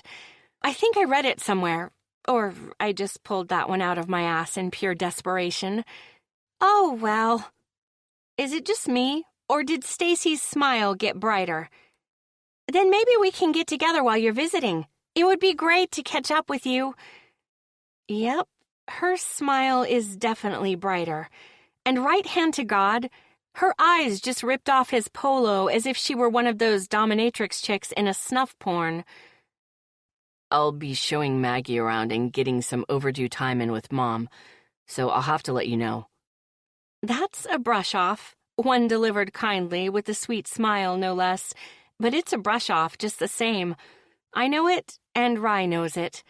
Stacy, however, clearly doesn't catch on. I'll call your house and check on you in a day or so. She gives his hand a quick squeeze. It's so good to see you again. Turning to me, she offers a polite smile. Great to meet you. You too, I echo, watching her walk away before turning my eyes back to Rye. Do you even realize how unfair it is that you seem to attract both men and women? Shaking his head with a funny look, he lets out a short laugh. Believe me, Mags, I never realized that would even be a possibility. So, are you going to... I tip my head in the direction where Stacy went. Take her up on her offer of catching up? He regards me carefully, not immediately answering, and my heart thuds painfully at the prospect of him saying yes. Finally, he shakes his head slowly. Mags, I'm here with you. There's no way I'm going to ditch you up here just to go and catch up with an old friend. Yeah, except for the fact that I'm pretty sure Stacy isn't just an old friend. I'm certain she was one of the lucky ones who got to experience him before he realized he was gay. Or however that actually happened. Either way, it bums me out to think that she actually dated Rye, and maybe even was his girlfriend. Not that I want that. After all, I have Shane, right? I mean, Sean, I have Sean. We've tasted the beers in the sampler, given our order to the waitress, and once she sets our glasses down with our food, Rye holds out his hand. Pen, please. With a knowing look, I reach into my purse for a pen and hand it to him. He slides one of the fresh napkins closer. What's important when it comes to the special person in your life and road trips? He muses, tapping the top of the pen to his lips in thought. Finally, he puts the pen to the napkin and writes as I peer across the table to try to see. Once he's finished writing, he slides it over to me, offering me the pen. Your turn. When I read what he's written, I can't help but smile. I want someone who wants to sit on an old man's lap. I also want someone who loves road trips and actually enjoys being cooped up in a car with me, talking about everything and anything. Thinking for a moment, I blush as I write, I want the same thing, but also someone who's willing to be naughty, too. Looking up, I place the pen back in my purse and catch the sight of Rye peering over at the napkin. His eyes dart up to mine, one eyebrow raised, and he drags the napkin back across the table to read it. Ah, so someone wants a little something-something, do they? His grin is wide. You do realize that if said man were in my position today, he would have likely driven off the side of the steep road and sent you both careening down the side of a mountain, crashing and burning. Wow, that's romantic. Grin widening, he tosses up his hands. What can I say? Someone's got to be the logical, level-headed one of the bunch. Meanwhile, I'll continue aboard the naughty train. He laughs and raises his beer to toast me. Toot toot. Chapter 20. Rye. It's hard to keep my eyes off Maggie. She looks incredible in a knee-length sundress the color of coral, paired with a button-down cardigan sweater and some strappy sandals. Her hair is down in cascading waves, and I would give anything to slide my fingers through it. As we walk up to my parents' home on Mirror Lake, her eyes get wider as she takes in the house I grew up in. It's pretty incredible, especially when you consider that my father and my uncle built it by hand back in the day. It's about 7,000 square feet and overlooks the lakefront. I always enjoyed sitting out on the deck and taking in the peacefulness of it. Until my father decided I was going to be an exact replica of him. That was when this house became someplace I avoided, like the Black Plague. Hey. Maggie reaches for my hand and gives it a squeeze. It's going to be all right. All I can muster is a pitiful excuse for a smile, before reaching to slide my old house key in the door, only to have it swing open with my mother standing there before us. Her eyes are misty, like I'm the prodigal son returning home after being gone for so long. On second thought, it's actually pretty spot on. The moment she takes in the sight of Maggie's hand holding mine, her face brightens. Stepping toward us, she wraps her arms around me and squeezes me within an inch of my life. Releasing her hold, she leans back. Her hands frame the sides of my face, and she steers me down to press a kiss to my cheek. "I've missed you, honey." "I've missed you too, Mom." And it's true, I have. It's been tough not visiting and only meeting her when she's down in Saratoga or passing through to meet her friends in Albany. "Maggie," she gushes, reaching to enfold her in a hug. "I swear you get prettier every time I see you. It seems like forever since I was down in Saratoga and got to see you, too." Maggie blushes under the appraisal. "Thanks, Mrs. James. I've made some—" "Is that my video gaming son at the door?" There's no way to restrain the jolt at the sound of my father's voice booming from inside. Inhaling a deep, soothing breath, I press my lips thin. Time to get this party started. Maggie bumps her hip to mine and flashes me an encouraging smile. "Let's do this."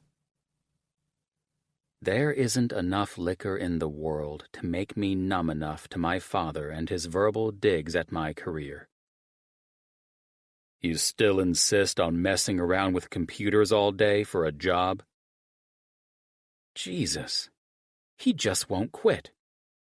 Mom thought it would be a good idea for us to have guy time out on the deck. I know she wants us to find some middle ground, but I'm convinced that it's impossible with this man. Through clenched teeth, I explain for the millionth time. I'm the director of infrastructure for Eastern Sports. I'm the director. I don't spend my time in the office playing video games. In case you're not aware, I can't withhold the sneer in my tone. Eastern Sports went public and is one of the highest-rated, most valuable stocks out there. He gives me nothing more than a dismissive wave. "You need to hurry up and get over your little childish tendencies and take over James Builders." With a firm nod, he says, "Now that's a job to be proud of. Making something, building something from scratch with raw materials, with your bare hands." Never mind that my father oversees the business these days and hasn't laid a foundation in years. Inhaling what I hope to be a deep, calming breath, I speak through clenched teeth, something that's a common occurrence when I'm around my father. "I've told you this numerous times. I'm not coming to work for you, Dad. I'm not taking over the business. I love my job." My father makes a derisive sound. "You'll be singing a different tune when your company gets bought out and everything goes down the drain. Then you'll be crawling back to me, begging me to have you run the company." Jumping up from my seat, I explode. "I'm never going to work for you. I don't want to take over the company. Why can't you be proud of me? I graduated at the top of my class, got hired right out of college, and never asked you for anything. And not once have you ever had the decency to say, 'Hey, Rye, we're so proud of you,' or 'Great job, son,' or 'Way to go in paying off your student loans, Rye.' Not one commendation, nothing. You wouldn't have had to worry about student loans if you'd just come to work for me." I feel like pulling my hair out. Like there's a distinct possibility I might. Scrubbing the heels of my palms against my eyes in aggravation before letting my hands drop, I stare at him. I get it. My tone is empty, devoid of emotion. You're not happy with the choices I've made as an adult. You'll never be happy with them unless I make the choices you want me to make. staring at him and wishing things were different. I finish, I'm sorry, but it's obvious I'm never going to be what you want me to be, Dad. As he sits there, staring back at me, I wait, praying for something, an olive branch, anything. Well, you're finally right about something, he spits out. You're never going to be what I want you to be. A stabbing pain radiates from my chest, making it hard for me to breathe, and I know I have to get away. Turning abruptly, I rush down the long set of steps leading down to the waterfront, needing to escape. And with each step away from that deck of the house, the tightness in my chest eases, even while I know a piece of my heart just broke. Chapter 21. Maggie. I absolutely love your home. I can't help but gush to Rye's mother as I help her in the large kitchen. It's beautiful. She flashes me a kind smile. Thank you, Maggie. My husband and his brother put a ton of work into it and made a beautiful home for us. Her head lowers as she stirs the freshly made potato salad. We always thought we'd need a large house for the number of children we planned to have, but... Trailing off for a moment, her lips twist. I had complications with Ryland, and the doctors had to do an emergency hysterectomy, so we never did get the handful of children like we'd planned. And my husband, in case you haven't noticed, is a stickler and didn't want to look into adoption. With a wry smile, she looks up. He put all his hopes into Ryland, and while that's not exactly wrong, it doesn't make it right either. He wants him to follow in his footsteps. I spooned the deviled egg mixture into each sliced half of hard-boiled egg. Rye's really happy at his job. I can't imagine him ever wanting to leave it for the family business. Glancing up, I hastily add, no offense, wincing at how it must have sounded. Rye's mother smiles. None taken, sweetie. I know exactly what you mean. Wanting a subject change, I mention where Rye took us for lunch and running into Stacy. I know I'm digging, but I can't help it. I'm curious about Rye's earlier days. Ah, Stacy, yes. She owns a quaint little bakery in town. Makes such delicious things. The tourists and locals, for that matter, go wild over her baked goods. So, the two of them dated back in high school then? I ask casually as I continue making the deviled eggs, and she bustles around checking the items on the stovetop and in the oven. Yes, they were quite the pair for a short time, but... She peeks into the oven, lifting the glass lid of one of the large dishes before closing it, setting her pot holders down on the counter. Stacy always had her sights on staying here and, well, Rye... She turns to face me, leaning back against the countertop. Rye always wanted more, wanted something bigger. Heck, he was the one who raised money for an addition to their playground at school when he was in the 4th grade, because he was certain the other kids needed more options, like a climbing wall, knotted rope climb, and some other things I can't recall. She looks off with a smile on her face, caught up in memories. He asked me to help him set up a lemonade stand to raise money, and even made sure to have a sugar-free lemonade option. She laughs. That's Rye, ever the businessman. I smile, imagining the cute little boy wanting to do so much for others even at an early age. We stand there, each of us with large smiles on our faces until a timer goes off. She turns off one of the burners on the stove and carries a large pot to the sink, pouring it into a colander already placed there. Anyway, Stacy wanted Rye to stay here, and we all knew she wanted him to commit, to marry her, but it wasn't going to happen. The writing was on the wall. They parted ways, amicably, of course. Rye applied to colleges and universities away from here, holding out hope that he'd get into Boston University. And he did, I finish. Sure did. Mrs. James smiles with pride. He got a full scholarship, and as soon as he finished his degree, he immediately enrolled in graduate school. And of course, as soon as he graduated with that degree, Eastern Sports hired him. Ryland would come back to visit periodically until a few years ago. He and his father got into a huge argument the day after Christmas, and something just snapped. Her expression fills with palpable remorse. He started meeting with me when I would pass through Saratoga, and would only drive up for a few hours on Christmas, because inevitably, her frown deepens, his father would badger him. Finished with the deviled eggs, I put the lid on the container, placing them in the refrigerator. So then Rye must have changed his mind about dating Stacy and other women pretty late in the game. I muse, as if I'm not totally digging for information as to when it became clear that Rye preferred men to women. Mrs. James looks at me oddly, so I decide to direct the conversation toward Jack. So, when did he and Jack meet? I don't think I've ever heard that story. She laughs. Ah, yes, Jack. Shaking her head with a smile, the corners of her eyes crinkle. Rye met Jack at the university around the time when he was considering pledging a fraternity. Jack, although a year ahead of him, was the same age and looked completely different back then. Shaggy, unkempt hair, big glasses, baggy pants, and a beat-up t-shirt. He was the epitome of a nerd. She breaks off into laughter. I remember when Rye brought him home for the first time. I think I stood at the door in shock, my jaw on the floor.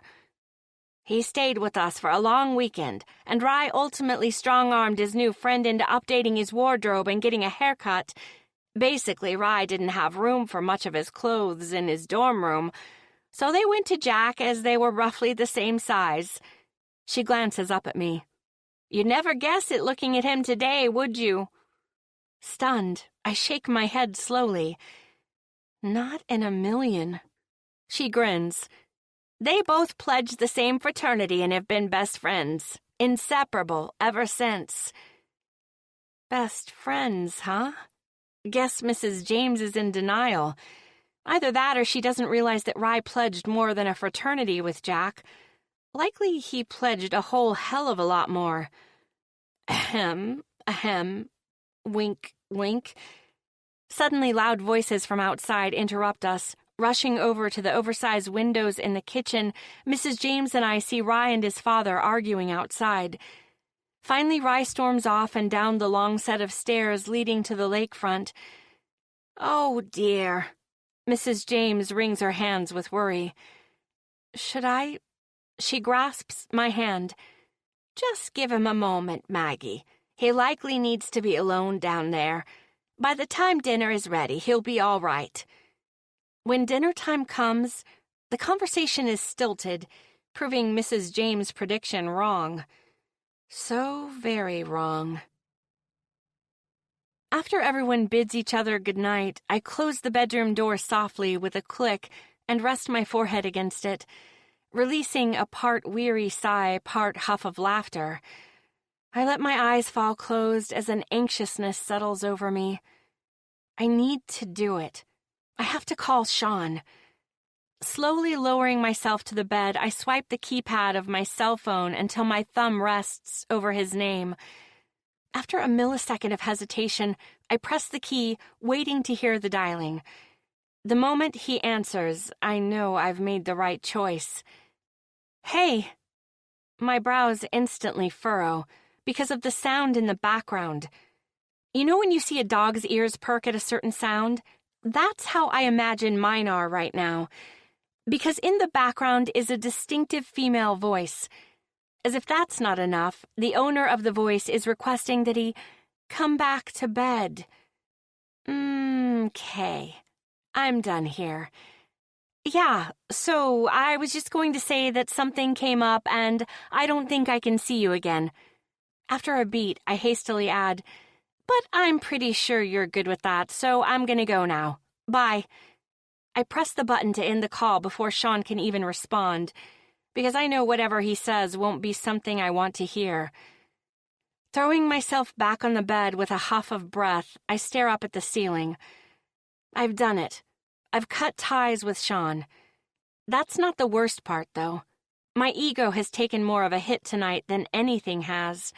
In the past few months we've been dating, I hadn't wanted to admit to the fact that something has been holding me back from taking our relationship to the next level. And apparently, right along the lines of my creepy internal foreboding, he'd had enough and began sticking it to some other woman. Talk about a blow to the old magster's ego. Great. As if things couldn't possibly get worse, I'm also referring to myself in the third person. Brilliant. Chapter 22. Rye. A shower didn't help, regardless of my attempts at scrubbing away my father's words. Slipping on a pair of pajama pants, but not bothering with a shirt, I glanced toward my bed, knowing I'll only end up tossing and turning. Everyone's in their bedrooms, fast asleep, and as I creep past the spare bedroom Maggie is staying in, I fight the urge to knock. It would be selfish of me to wake her just for a damn hug, not to mention pathetic as hell. Slipping outside, I step onto the darkened deck, lit only by dim lantern-style lights along the perimeter and stairs, and I welcome the faint chill of the night air upon my skin. Descending the steps leading down to the waterfront and our dock, I barely notice the slight chill from the smooth, oversized paving stones beneath my bare feet. Once I arrive at the dock, I open the door to the large boathouse and pull one of the cushioned chairs out. Lowering myself into it, I face the water.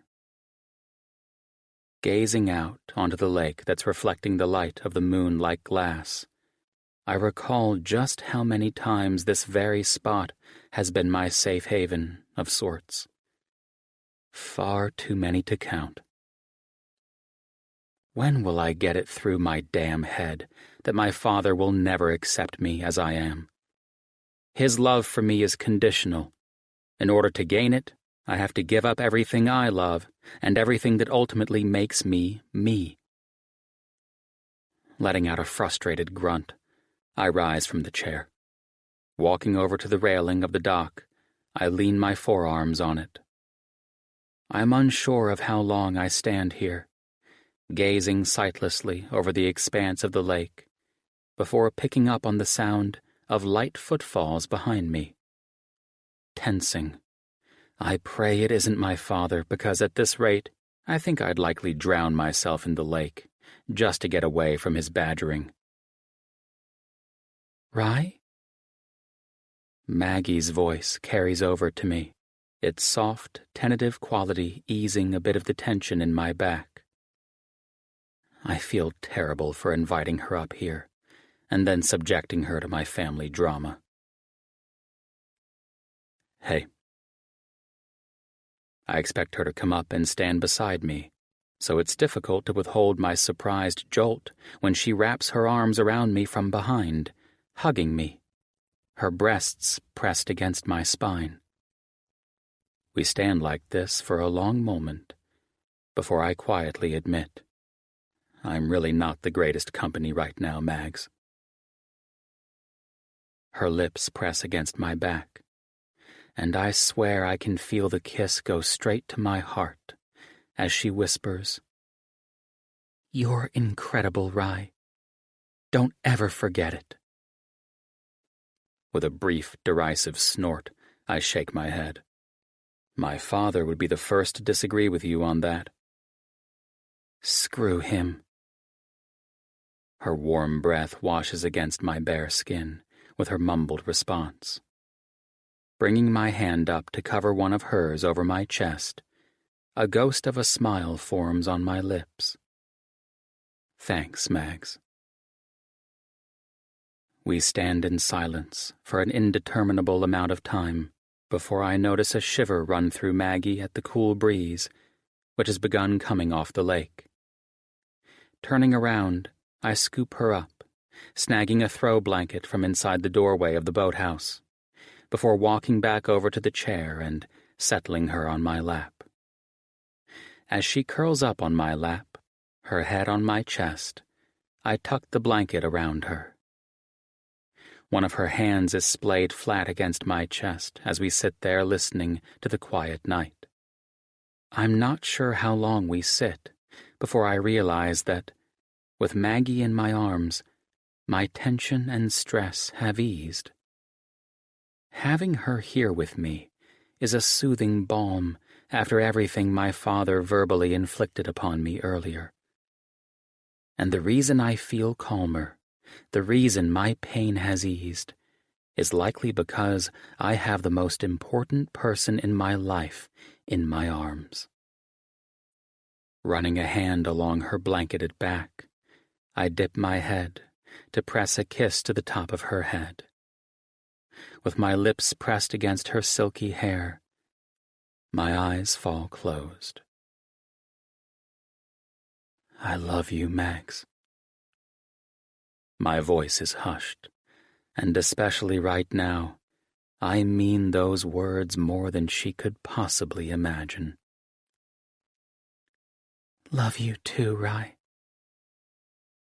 Her whispered words wash over me, and not for the first time do I wish with everything I have that she meant them, that she would feel the same way, that she would love me the way that I love her. Making our way back up to the house, Maggie slips her hand in mine as we ascend the steps, quietly entering the house and closing the door behind us. Climbing the stairs to head to our bedrooms, I stop at her door and drop her hand. Thanks, Mags, for everything tonight. My fingers twitch in my attempts at restraining from tugging her to me and sliding my arms around her because I'm not sure I could let go. I sure as hell don't ever want to. Good night. Turning away, I make it the few feet across the hall to my room, as she murmurs softly, Good night, Rye. Softly closing my door, I slide into bed, lying on my back with my hands behind my head, and find myself wishing my bedroom door would crack open. Wish that I didn't have to fall asleep alone tonight. With a derisive sound, I scold myself as my eyes fall closed. You're a grown man, Rye. So you've had a shitty day. Doesn't mean you can't fall asleep without your security blanket. Man up, for God's sake. Inhaling deeply, I silently remind myself that I shouldn't be acting this pathetic. At the sound of the doorknob turning, my eyes fly open, and I stare as the door slowly opens. Rye? Maggie's tentative tone draws me from my surprised daze. Because, hell, it's almost like she magically showed up the moment I wished for her. She's standing with the door cracked partially open, her head peeking around it, and even in the dark room, only lit by streams of moonlight, can I detect the uncertainty etched on her face. Wordlessly flipping back the covers, I slide over to make more room for her. The door closes with a soft click, and within a moment, she takes 2 quick steps before vaulting herself onto the mattress, making it bounce. Laughing softly, I tug her to me, gazing down into her smiling face and smoothing some strands of hair back from her forehead that were displaced. That was impressive. Form still needs work, though. Her lips form a dramatic pout. I thought that at least warranted an 8.9, buddy. Nope. Definitely a 5.4. Her palm flies out to shove me playfully. Falling onto my back, I take her with me, both of us smiling at one another. Her hair falls loosely around her face, and the ends tickle my shoulders. And just like out at the dock earlier, Maggie knows what I need most. Her. Chapter 23. Maggie. Reaching up, Rye smooths my hair back from my face, cradling my face, expression sobering. Mags. He trails off. I know. Dipping my head to brush my lips softly against the corners of his eyes fall shut, as if, although it's in no way passionate, my kiss went straight to his heart. When I press my lips to the opposite corner, his eyes open. My breath lodges in my throat at his expression. The way his eyes lock on my lips, it seems like everything happens in slow motion, my head descending to press my lips softly against his. Except this time, it's not playful or meant to be comforting. It's different. It's more. As though Rye's paralyzed, he still doesn't move a muscle. Mumbling softly against my lips, he says one word. Sean? My eyes hold his, and I whisper, "We're over." After a millisecond pause, I have to ask, "You really have an open relationship?" With Jack, I tack on silently. Once he nods, my lips dust over his tentatively. Once, twice, 3 times, until suddenly everything changes. Rye's fingers entwine in my hair, angling my head to press closer as his lips feverishly move against my own. The moment my tongue slides between his parted lips to taste him, I hear the low growl rumbling from deep within him before he flips us so that I'm trapped beneath him. My tank top is ridden up from the movement, and the feel of my bare stomach against his is nearly my undoing. As my breasts press against his bare chest, there's no mistaking the hardening of my nipples. My thighs instantly part for him, and at the feel of his arousal through the thin fabric of his pajama pants, arousal floods through me. And absolutely shamelessly, I arch my hips, rocking against him. The moment he hears my muted moan, it's like his hands have a mind of their own, slipping beneath the fabric of my tank top and sliding it up farther to bare my breasts. Breaking the kiss, Rye lifts up on his arms, gazing down at me. His eyes travel from my lips, which I'm certain are glossy from our kiss, down to my hardened nipples. Perfect. That one word, uttered so tenderly, sends waves of ardent need flowing through me. Reaching up, I slide my palm against his cheek, now covered with light stubble. His eyes darken before turning his head to press a kiss to the center of my palm. The action makes my heart jump, and it's at that particular moment that I throw caution to the wind, tugging his head down to me for a devouring kiss. The pad of his thumb grazes over the tip of one nipple, and I arch into his touch, wanting, needing more. He swallows my moan, continuing to toy with my nipple before he breaks the kiss. Dipping his head, he latches his lips onto my hardened peak. "Rye," I gasp. His tongue and lips drive me mad with desire, and I can't stop rocking against his cock, the tip pressing right where I want it most. He seems to know what I need, his lips returning to mine as I arch against his firm body, against his prodding hardness. I don't even care that my shorts are damp from my own arousal. Rye gives short thrusts against me, his cock hitting my clit, and my fingers grasp at the flexing muscles in his arms as I gasp at the sensations rolling through me. The instant my orgasm hits, my back arches, toes curling as my inner muscles clench and release, and Rye's mouth stifles my loud moan.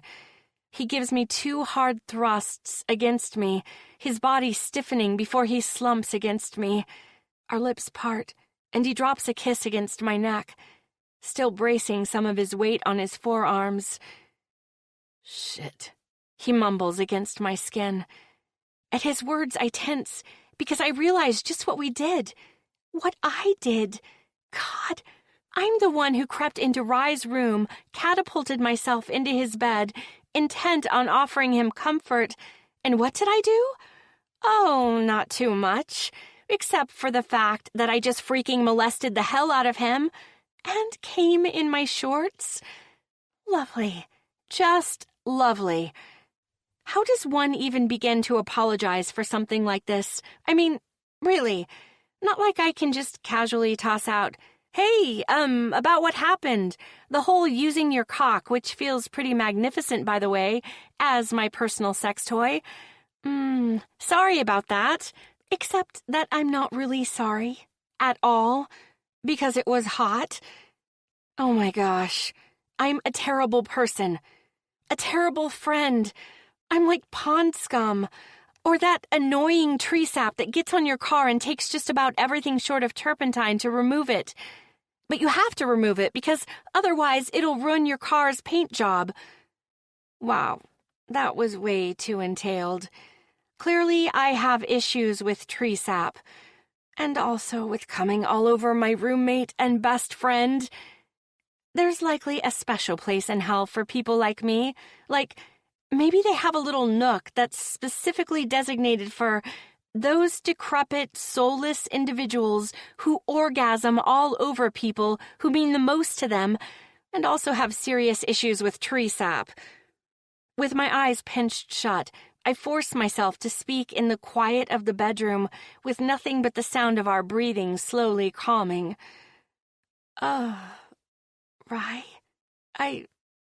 Crap. Inhaling deeply, my speech is hurried, and my words run together. "I'm sorry for using your cock and coming all over you." My apology is met with silence, and it takes a moment before I realize Rye's shoulders are shaking.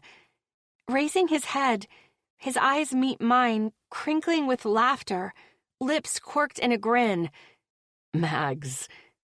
Biting the edge of my bottom lip, I'm hesitant. "Rye?" His grin widens. "You weren't alone." Resting his forehead against mine, he whispers, "I haven't had anyone make me come in my pants in years, Mags. Years." Whoa, I hadn't realized that. I'm just that good, huh? Raising back up, he shakes his head at me. "Don't get cocky." But we could actually say that I just got cocky, though, can't we? He chuckles at my play on words, smiling down at me for a moment before his expression sobers, and I know where he's heading with his thoughts even before he speaks. "Are we okay, Mags?" His eyes search mine. "I don't want this to be weird. I mean..." He breaks off, looking away. "We got caught up in the moment." The way he says the last part, more mumbled, sounds reluctant, like he's tossing out a reason that's not entirely true or heartfelt. "Or okay," I answer softly, wishing he would look at me. I know we crossed a line, and while I can't deny the tinge of awkwardness present, I want to dismiss it. I need to ensure that our friendship doesn't change.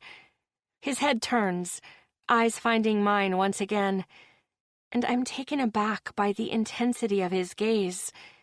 His lips part, and it looks as if he's going to speak, but falters. Lips pressing thin, he offers a brief, tight smile. "I have to get cleaned up." Winking playfully, he slides off me, walking to his adjoining bathroom. "Since someone decided to take advantage of me." Grabbing one of the bed pillows, I toss it at him, but it falls short, his laughter fading as he closes the bathroom door behind him.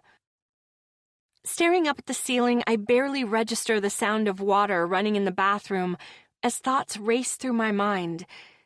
What the hell is happening to me? What just happened crossed so many lines, yet I don't regret it.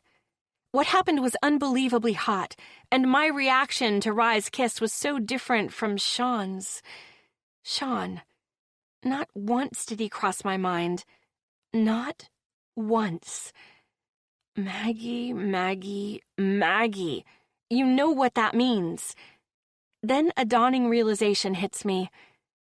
I turned Rye on.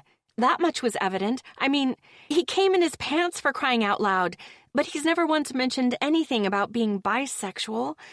All he's ever talked about has been Jack. I mean, Sure, I get that he once dated girls in high school, specifically Stacy, but it was likely before he truly came out, right? Fingertips massaging my temples, I'm suddenly facing the realization that I'm caught in a crazy situation. One I'm not even entirely sure I understand. But the moment the bathroom door opens and a freshly showered Rye exits, a towel wrapped around his waist as he walks to his small bag to retrieve a pair of boxers, his body so finely muscled and toned, I'm faced with something I can no longer deny. I'm developing those more-than-friends feelings for my gay roommate. Chapter 24. Rye. The faint tapping at my bedroom door rouses me from sleep. Lifting my head, it takes me a moment to realize that an arm draped across my chest traps me, holding tight. Gazing down at a sleeping Maggie, I can't resist grazing my fingertips along her cheek, mesmerized by how peaceful she appears.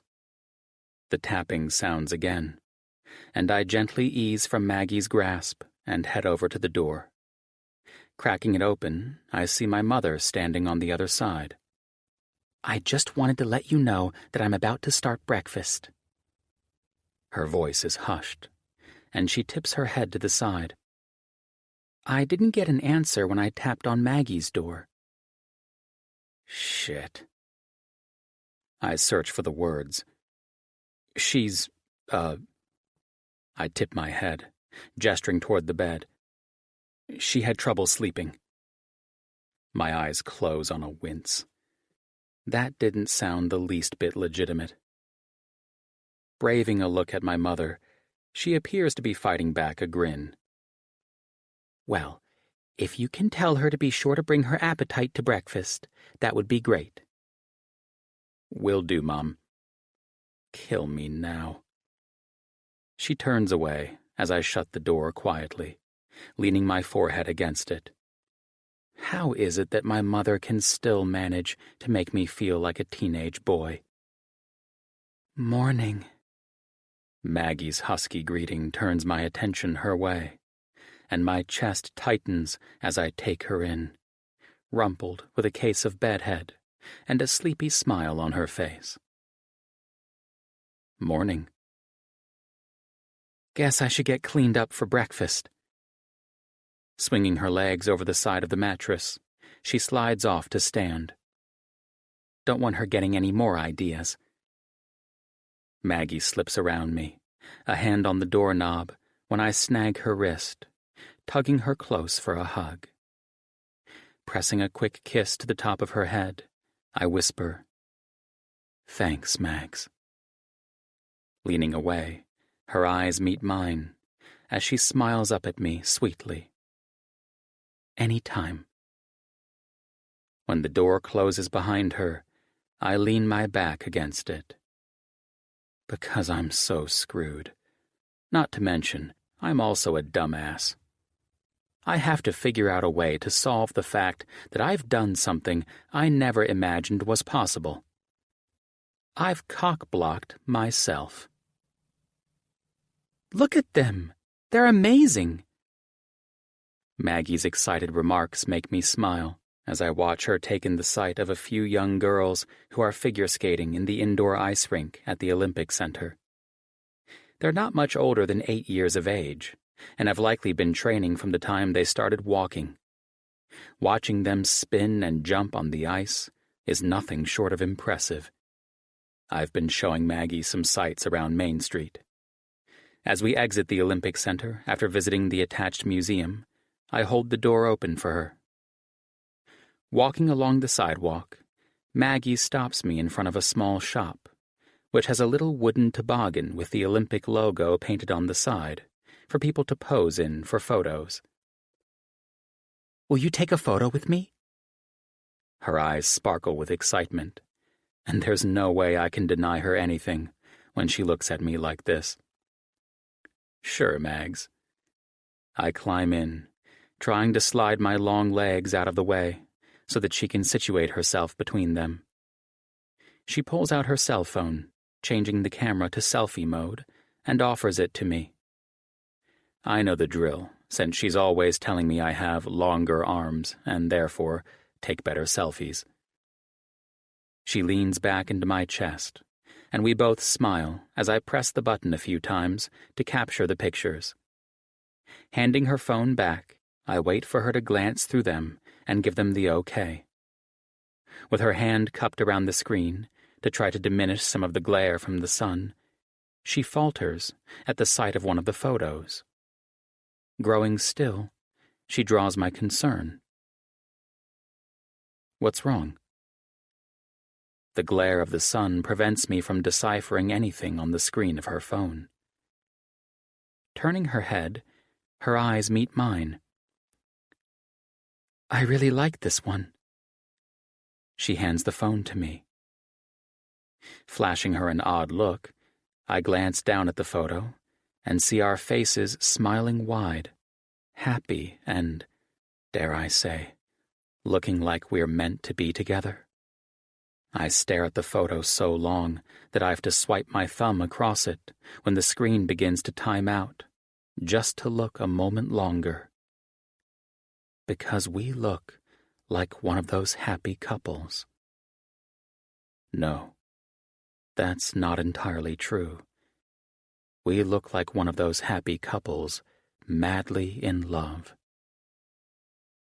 Raising my eyes to meet Maggie's, I say, "This is a total framer, Mags. I want one for my office at work." "Yeah?" Her face lights up, and her lips curve into a wide, happy smile. "Definitely." My eyes drop to her lips, and when her tongue darts out to wet them, it takes everything I have to stifle my groan. "Hey, you two!" Maggie and I jump apart, interrupted by the energetic greeting. Turning, I see Stacy standing nearby, eyeing us curiously. Maggie scrambles to stand, exiting the toboggan as I try everything in my power, including thinking of such things as having to one day endure a colonoscopy, old, wrinkly, saggy women skinny dipping, and my parents having sex to deflate my heart on. Once I've succeeded, I rise, stepping out of the toboggan and onto the sidewalk beside Maggie. "Hey, Stacy." "You guys enjoying your day?" Stacy smiles, turning toward Maggie. It's hard not to miss the way her eyes take in Maggie's form, as if assessing her attire and finding her subpar.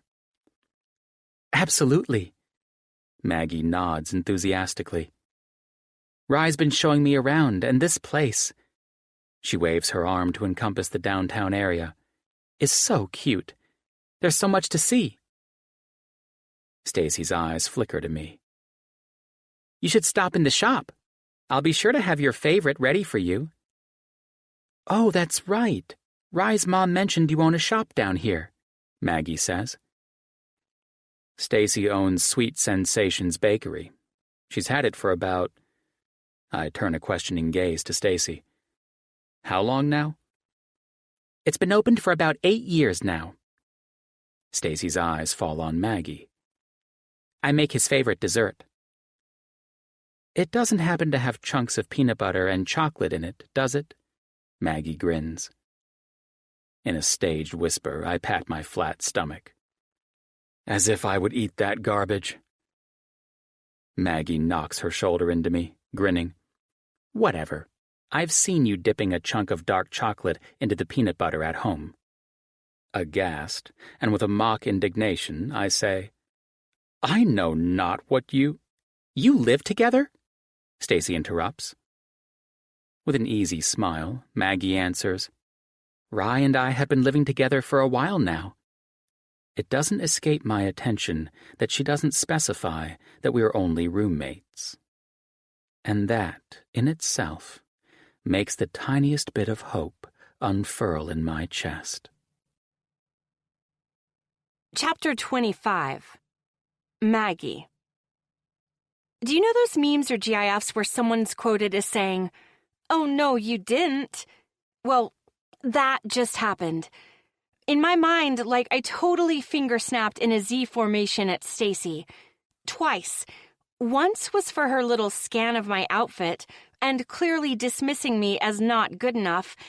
The second was the moment she discovered that Rye and I live together, have been living together. She did this little squinty thing with her eyes, and her nose wrinkled the slightest bit like she'd just tasted something bad. She tasted me. Wait, no. That sounds weird. She tasted more confirmation that Rye is not hers. He's mine. Crap. My mind is so convoluted right now. The truth is, I want Rye to be mine, even though it's not possible. Even though last night was a total odd, how did that happen? Oh, we just got carried away kind of thing. Doesn't mean I'm not channeling my inner mean girl right now. Like in the movie, aptly named Mean Girls, I'm channeling my inner Regina George. Minus about 99.9% of the bitchiness, though, which means that basically I'm lame. So, you make desserts. That sounds so cool. Confidently and casually, I link my arm through Rye's, tipping my face up to his. We should definitely stop in and check it out. He's peering down at me with the slightest grin that seems to say, I know what you're up to. Sure, Mags, if that's what you'd like to do. Of course, that's what I want to do. Go and taste desserts at Rye's ex-girlfriend's shop. The same ex-girlfriend who clearly didn't get the memo, or shredded it, perhaps, that he's gay and doesn't have any desire to move back here. Sounds like a grand old time, right? I take it back. All of it. It was a great choice to come here. Brilliant, in fact. This is so good.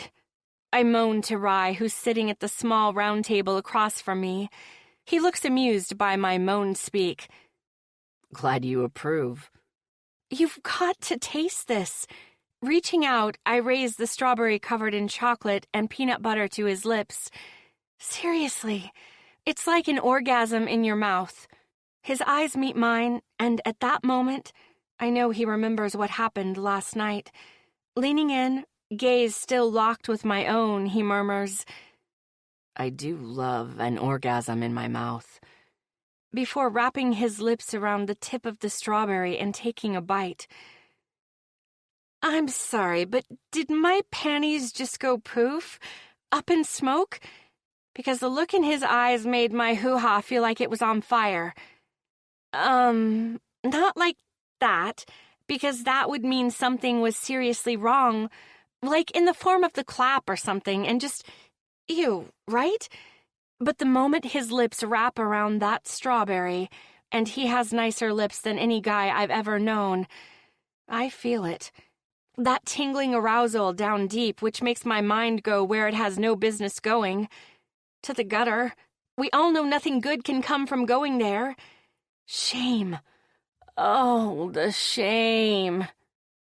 My eyes are up here, Mags. Rye's voice makes me aware that I've been, staring at him. More importantly, at his crotch. My eyes fly up to meet his smiling ones, and I feel the rush of heat on my cheeks. I was totally zoning out. Sorry. Lame excuse, Maggie. So lame. Lost in thoughts about... One eyebrow rises in question.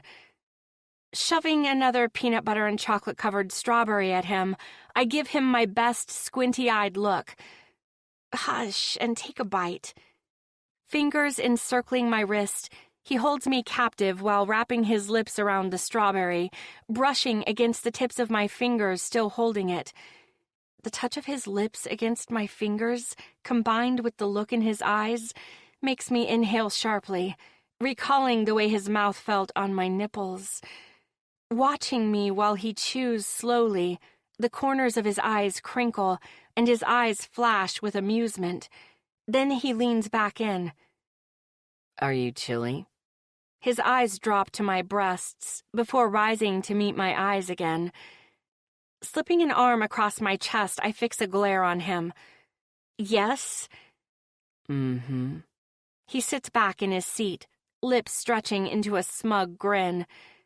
Pointing my fork at him as I anticipate digging into the chocolate peanut butter cake, I threaten, "Don't even start or I won't share."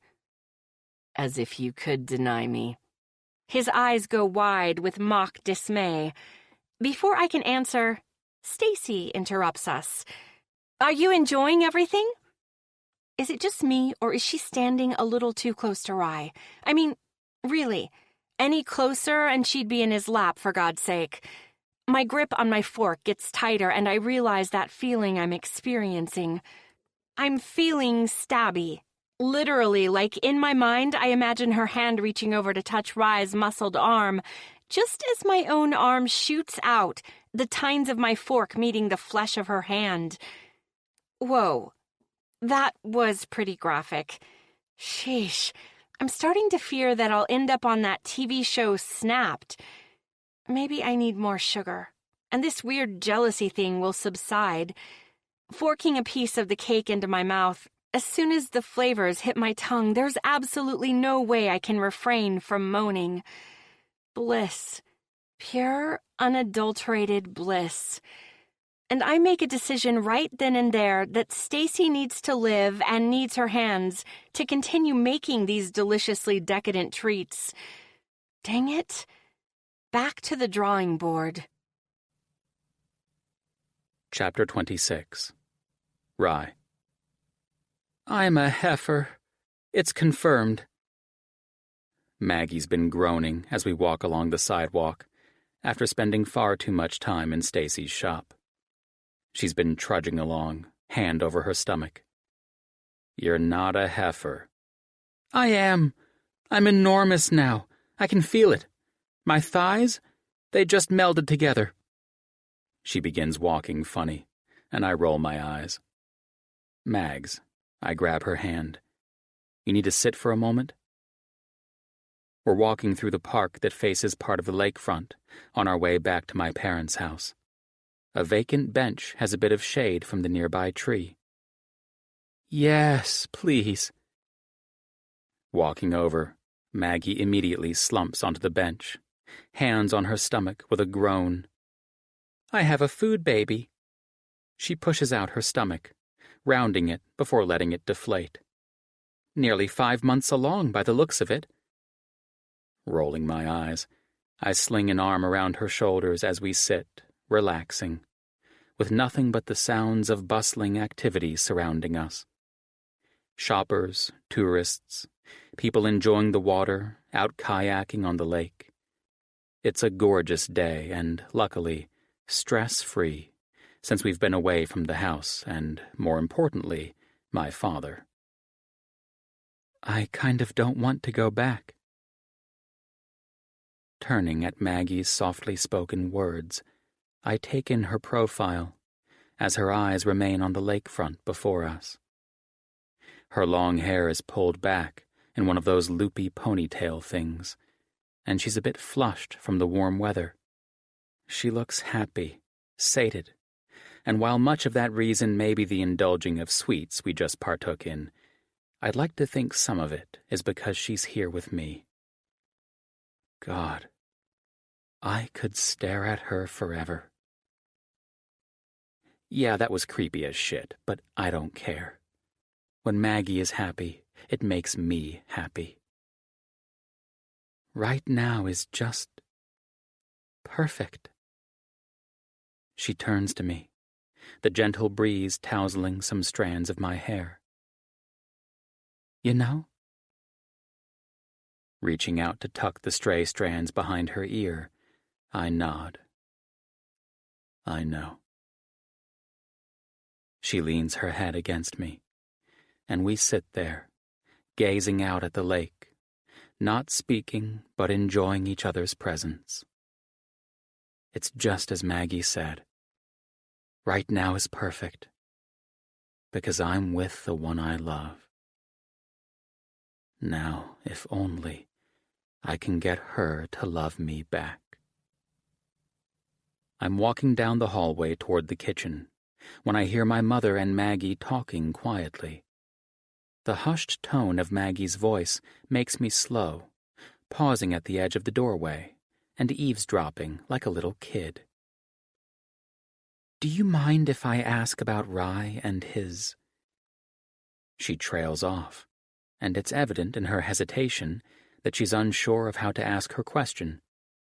"About Rye and when he decided to come out?" My entire body jolts in alarm, like Sylvester the cat in those old cartoons where he gets electrocuted, every hair standing on end, entire body stiff as a board, during one of the many times he's chasing after Tweety Bird, the damn bird outsmarting him yet again. That's me, right now, frozen in horror and panic combined.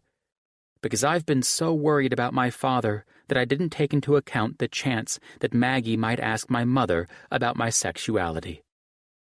"I'm not sure what you mean, honey."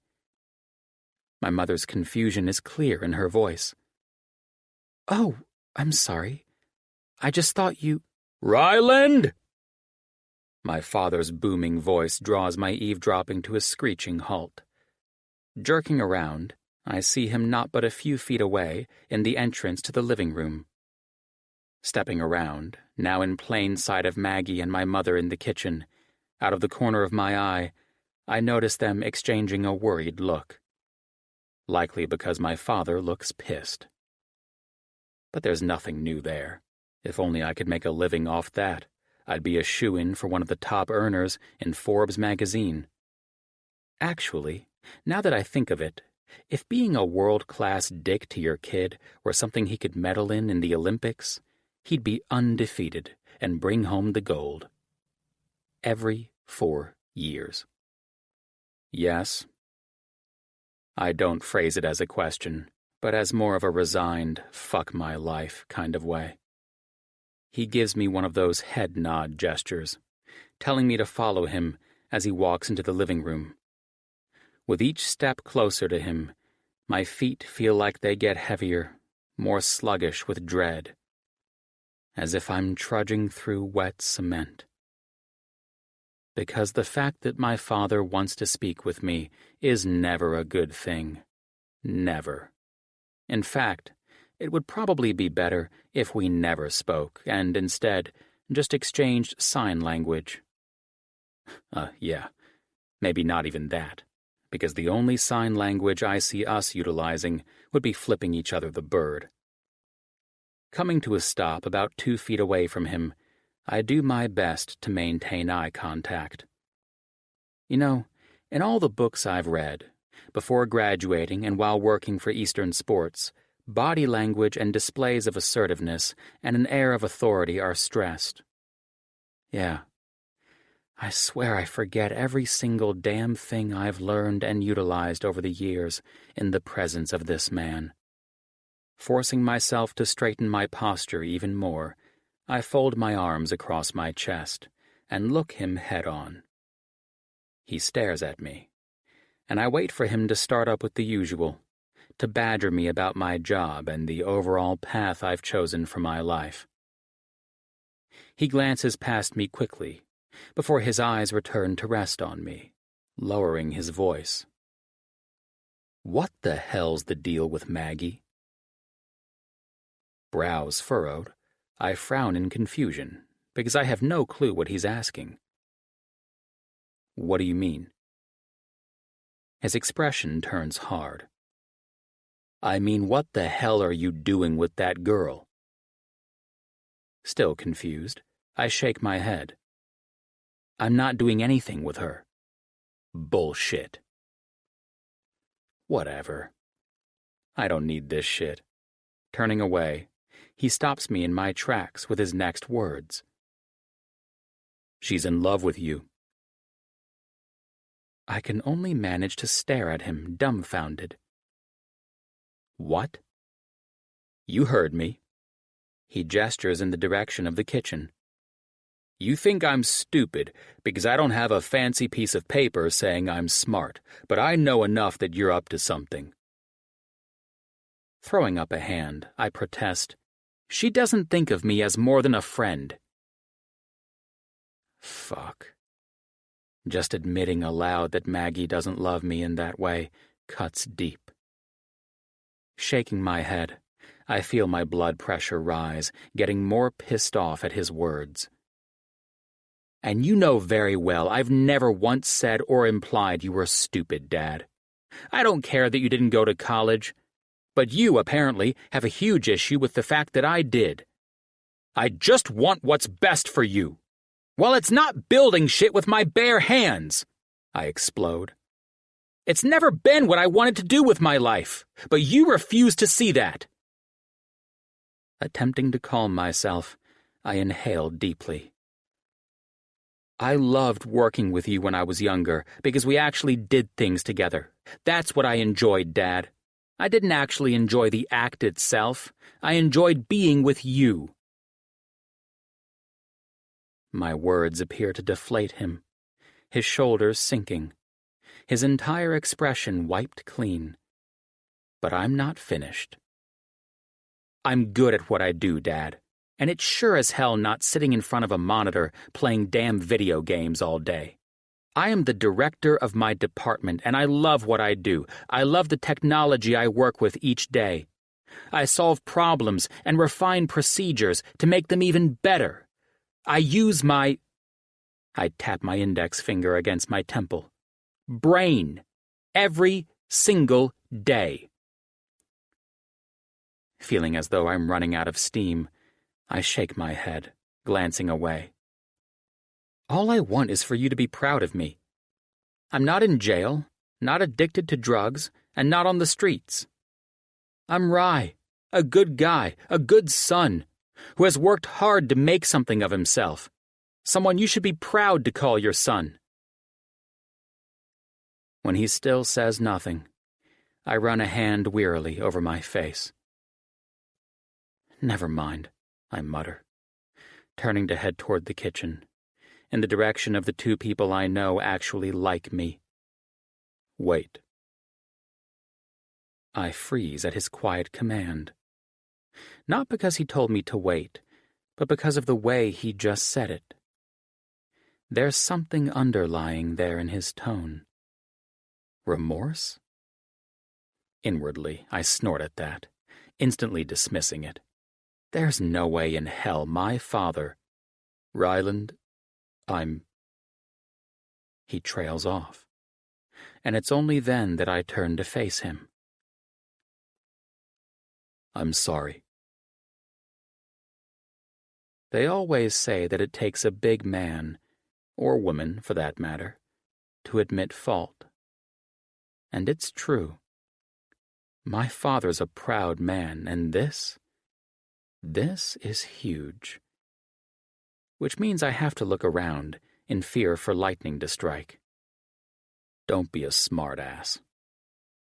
He glares at me, knowing what I'm doing, but I see the gleam in his eyes. Nodding slowly, I'm almost afraid to break the moment. Thanks. We stare at one another for a beat, and just when it gets to the point of being uncomfortable, my father tosses his hands up. Well, don't just stand there making googly eyes at me. Get 2 beers and join me on the deck so we can talk about which buyout of my business I should accept. Stunned, it takes me a split second to realize what's going on. My father actually wants to talk with me. Holy shit. Has something happened to my father that somehow made him soften? Don't make me change my mind, he grunts, turning on his heel and heading for the deck. Nope. Nix that last thought. No fear of this guy softening. He pauses with his hand on the door leading to the deck. Don't think I've forgotten about the other thing. There's a beat of silence. With Maggie. He exits, closing the door behind him. Blowing out a long breath, it whooshes out. Of course he wouldn't forget about that little detail. Shit. This means I'm going to have to come clean to my father. About my lies, which have snowballed to the point where I don't know how to get out from under any of it. And about being gay, yet not being gay. Fuck. I've managed to confuse even myself with that one. Doesn't mean that I don't have a much lighter step as I approach the kitchen to get the beers. Because something's happened, and I'm not going to look a gift horse in the mouth. I might just get something out of this Easter weekend. I might just get my dad back in my life, as the father I've always wished for. A supporter. Chapter 27. Maggie. You're awfully quiet over there. I peer curiously over at Rye as he concentrates on driving along the winding roads on our way back to Saratoga. He has that crease between his brows, lips pressed thin as if he's lost in thought. And it doesn't appear as though they're happy thoughts. Just thinking about some things my dad said when we talked.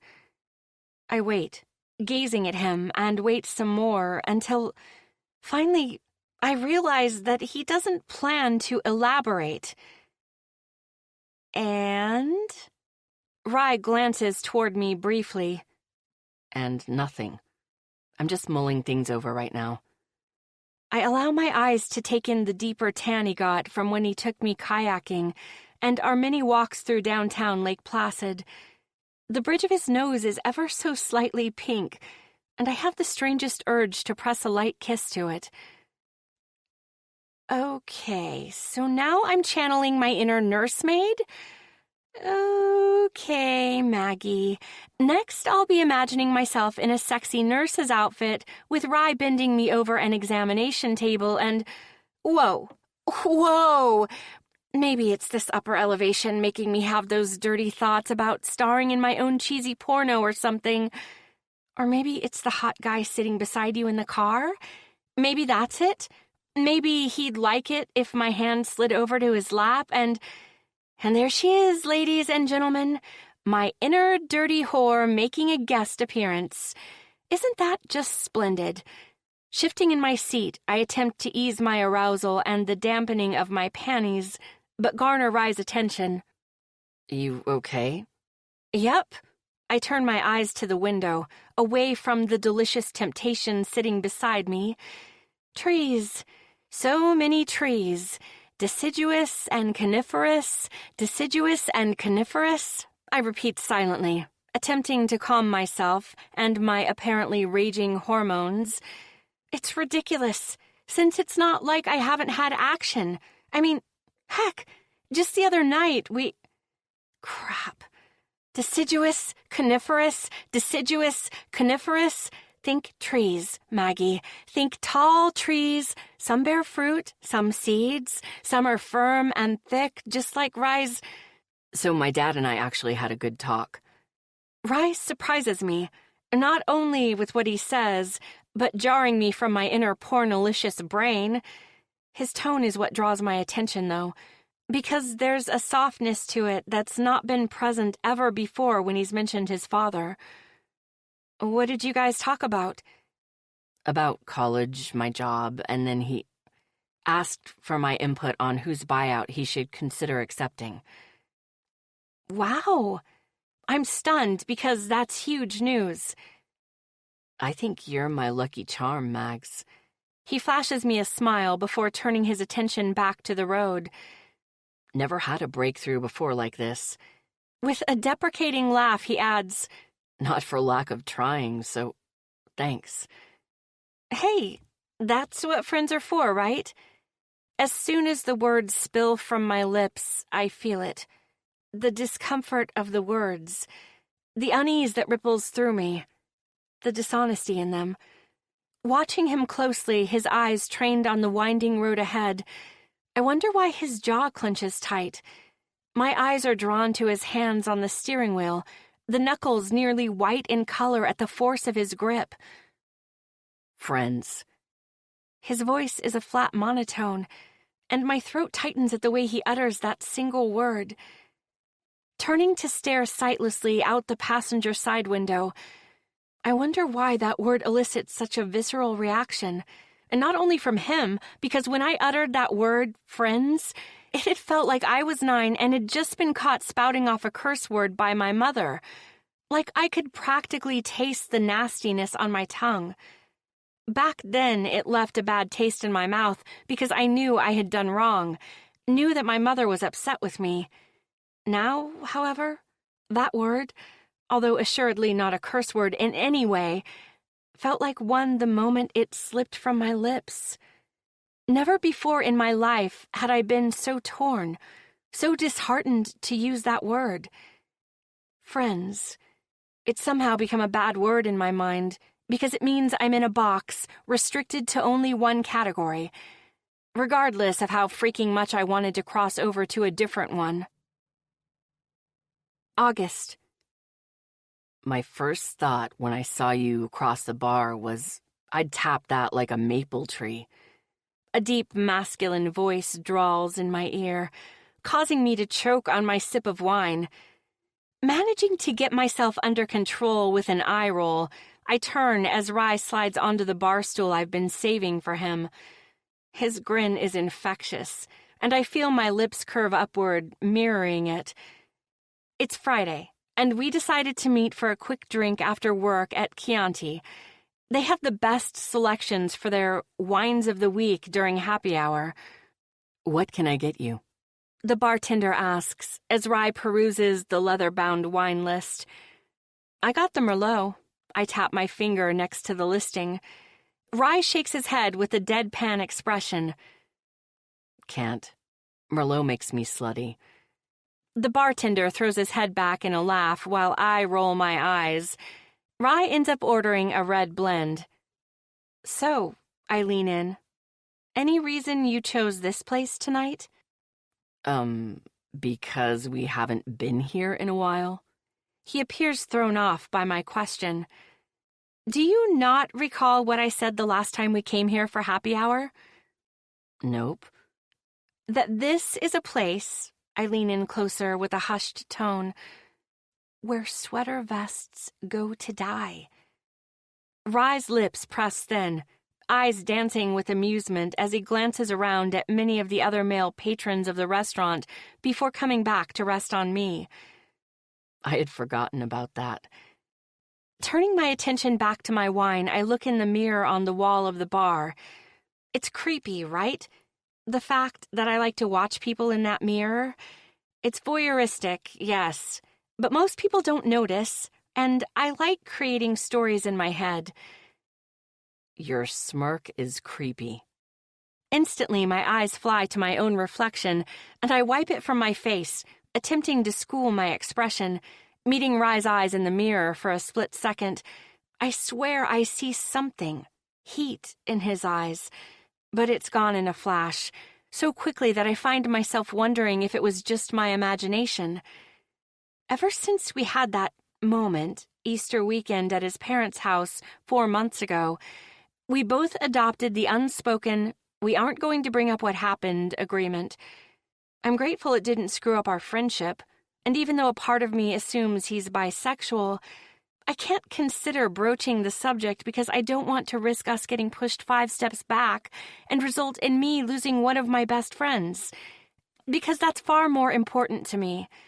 Plus, I'm pretty certain he doesn't have those more than friends feelings for me, so it's safer this way. But times like this, when I swear I catch his heated looks, I can't help but recall how hot it was to be with him. Watching as he leans in, his shoulder brushing mine, our eyes remain locked on our reflections. Want to play? His mischievous grin tells me everything I need to know. Smiling wide, I nod. Absolutely. Our game is where we pick people and make up a backstory for them and sometimes make up dialogue for them. The more ridiculous, the better. Okay. That couple down there at 3 o'clock. My eyes flicker over following Rye's instructions, and I find the man and woman. She looks like her breasts might explode from her top and is pressing them against the guy's forearm, which he continues to shift away from to no avail. And the fact that the guy's eyes aren't permanently fixed on them says a lot. Plus, she looks way more into him while he continues to stir his drink, even though it's practically empty. With both of our forearms braced on the bar top and our shoulders touching, I keep my eyes on the couple's reflection while murmuring to Rye. They're best friends, who are happily married or in a long-term relationship of some sort. Set them up. She's been bugging them for a while, and likely the married guy's friend bribed him somehow. Tickets to a hockey game? Or to the horse races? Maybe box seats or something? Good one. She's saying something like, I change my voice to sound ditzy and nasally. Oh, Brantley, I've, been waiting to, press my boobs against your arm like this for years. It's, all I've thought about. Ryan nudges me. What about him? 11 o'clock. My eyes flick over in the direction before my stomach promptly drops. Him? I hear the faint weakness in my voice coming out as a near whisper. Shit. I'm sorry, Mags. He realizes who he's inadvertently picked out, and I see why he didn't initially recognize Shane, my ex, since he's apparently dyed his hair, or rather, had it highlighted, which looks hideous. That aside, he's with the chick that I'd found him with, and they're all cozy and snuggling together like one of those nauseating couples in love. The ones you gag over when you're single and hating anyone or anything that represents a happy relationship, and the ones who make you go, "Oh," when you're happy and in love. I guess I should be more grateful for the fact that I haven't run into him before now. Thank goodness we run in different circles. Needless to say, it's taking every ounce of my restraint not to start flinging every single one of the garnishes at them. And those garnishes are right here, so frigging close to me right now, that my fingertips are tingling with the urge to do it. Tingling, people. Those little maraschino cherries? Those would be so fun to fling over there. The olives? Even better if I managed to ping one of them in the eye. And then the juice would sting their eyes and I'd toss my head back in one of those maniacal cackles like... When strong fingers grasp my wrist tightly, my eyes jerk up in question, only to receive a stern look from Rye in return. I saw it, Mags. Saw what? I try to play off innocently. Why do I even bother? He knows me better than I know myself sometimes. Because he gives me one of those looks, the don't try to bullshit me because I've got your number look. They're just fantasies, I hiss. As long as they remain fantasies, Mags. He eyes me sternly. I know you'd regret it afterward and feel like an ass. Dang it. He's so right. But geez, does he have to take the wind out of my sails like that? Flagging the bartender's attention, Rye pulls out his card to pay for our drinks as I sit dazed, attempting to discreetly watch the sight of my ex and his new love in the bar mirror. Finally, Rye guides me off the stool and we stand, preparing to make our escape. Maggie.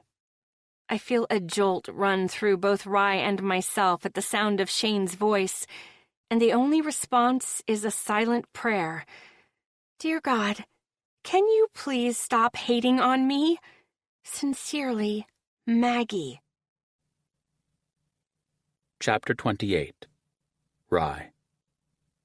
There's no way in hell I'm letting this asshole shit on Maggie again. Tugging her close to my side, I smiled down at her, before turning an overly curious look at Shane. Hey, man. I offer a hand.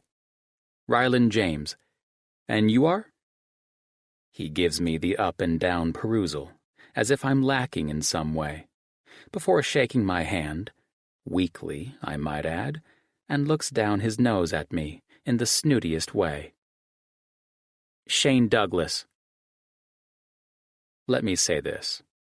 As a guy, whether I'm pretending to be gay or not, there's no chance in hell I'd put fucking highlights in my hair like this yahoo right here. Oh, and the best part is that he's one of the guys Mags had been talking about earlier. Because he's wearing a sweater vest. A fucking sweater vest. God, she dodged a damn bullet with this one. Great to meet you, Sean. It's Shay. My Mags and I were just heading home. With a sly wink at the dickhead, I add, my girl gets frisky after a glass of wine. Maggie makes a choked sound, and I press a kiss to her temple, whispering, smile. Look like you're in love, not being tortured. You two live together? Shane's eyes narrow, almost accusingly. Like he even has a right. Mags and I have been living together for what?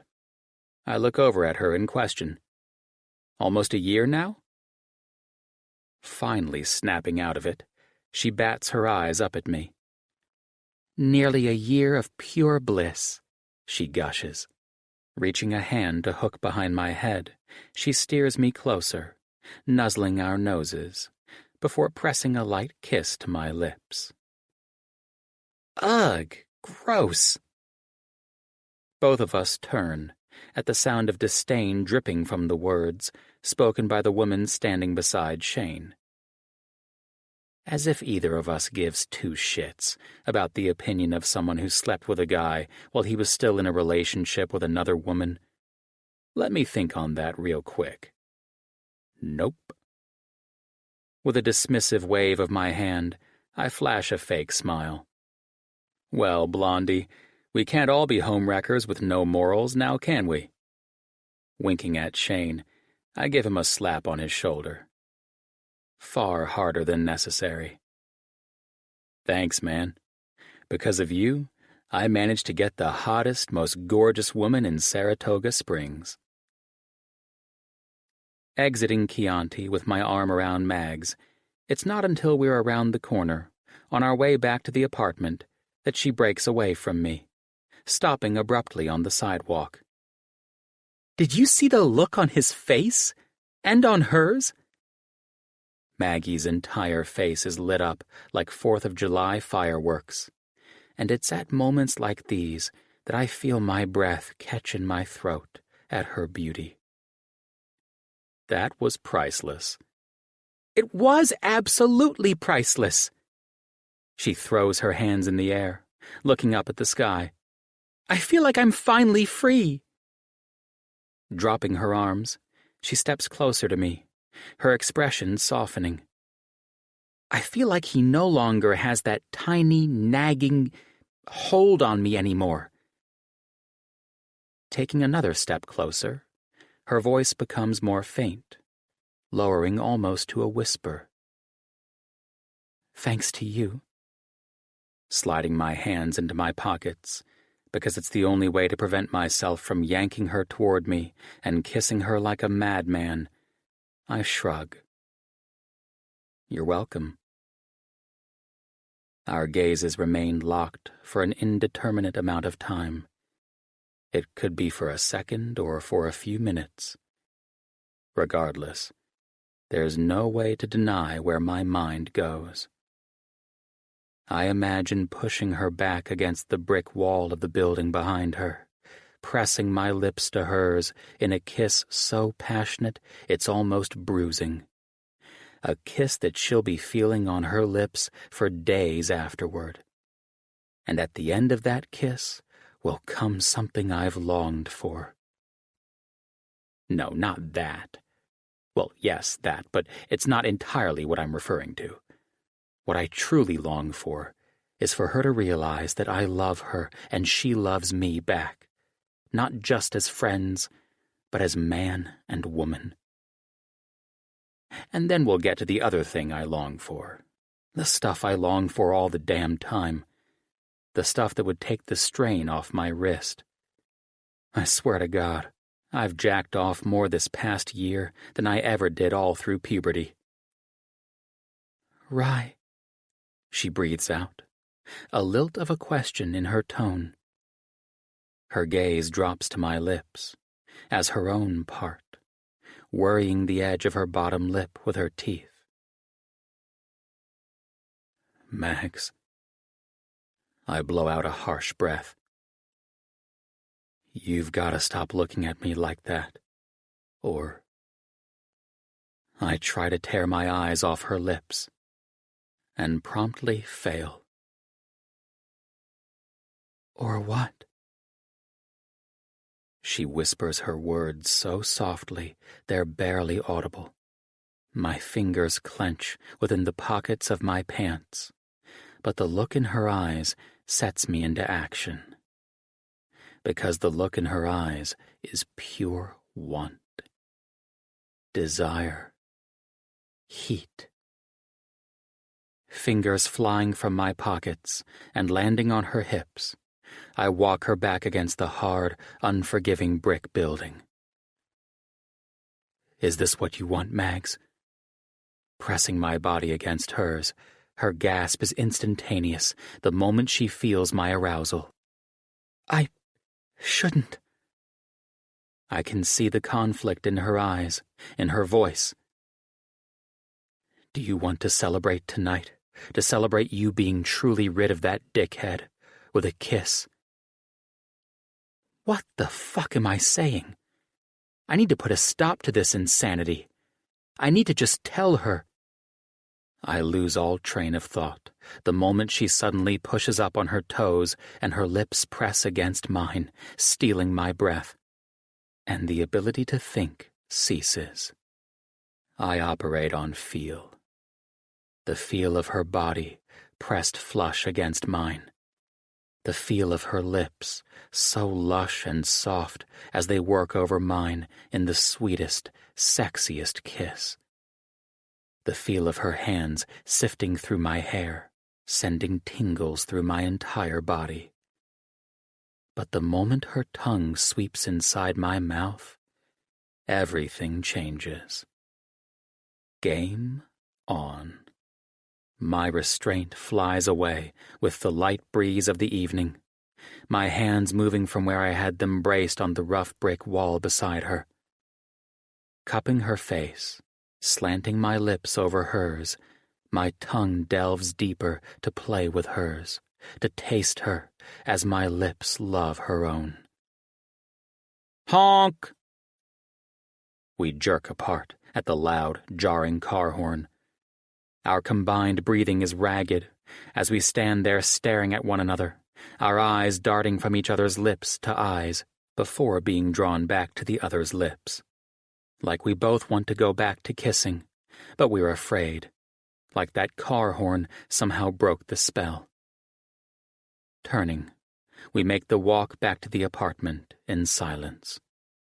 Both of us lost in our own, likely conflicted thoughts. And somewhere deep inside me, I'm wondering if that car horn was a sign. Like, your time's up, Rye. Come clean now.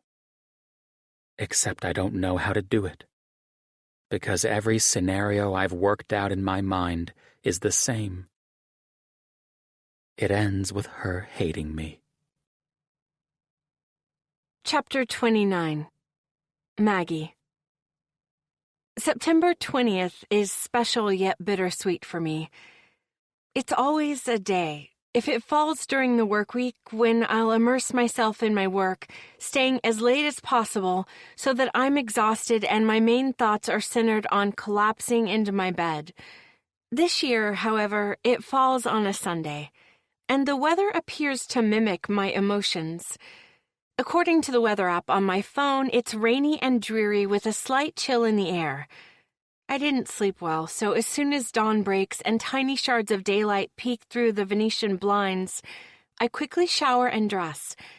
I always try to wear my Sunday best when I go to see them. Slipping on my favorite black and white polka dot knee-length dress, paired with some black tights and my Steve Madden knee-high black boots, I decide to leave my hair down loose and apply light makeup.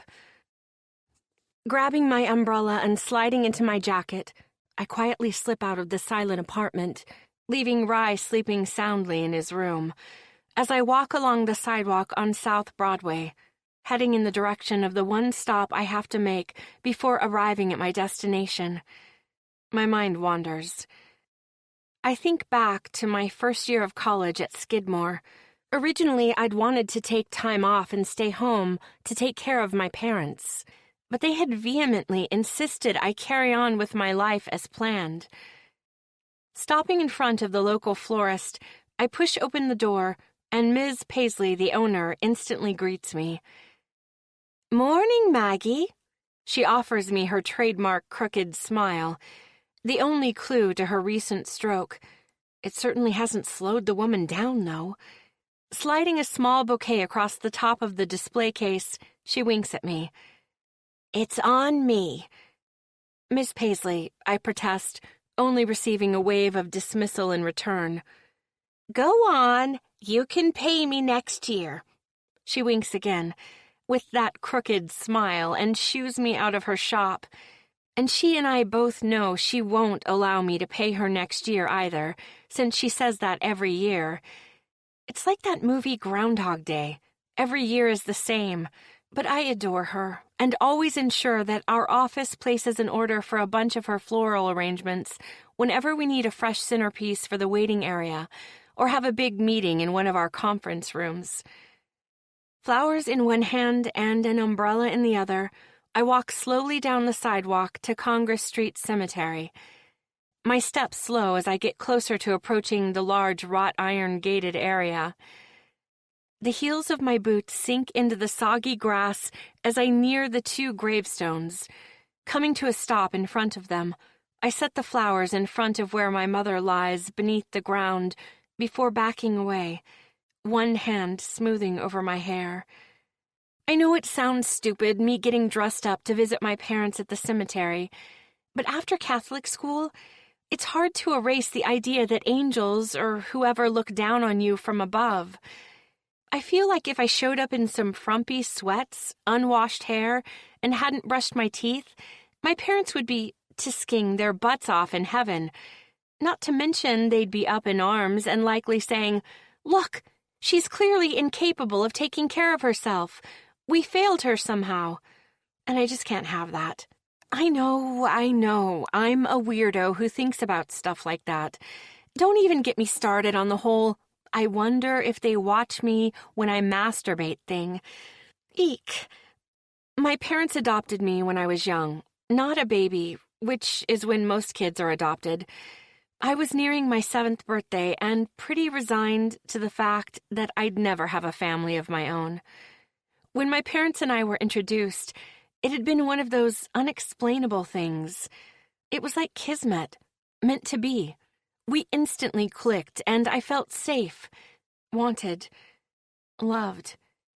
Years later, when my father had been diagnosed with cancer, an aggressive form which had rapidly spread to all of his main organs within 2 months of his diagnosis, to say that our family had been devastated is an understatement.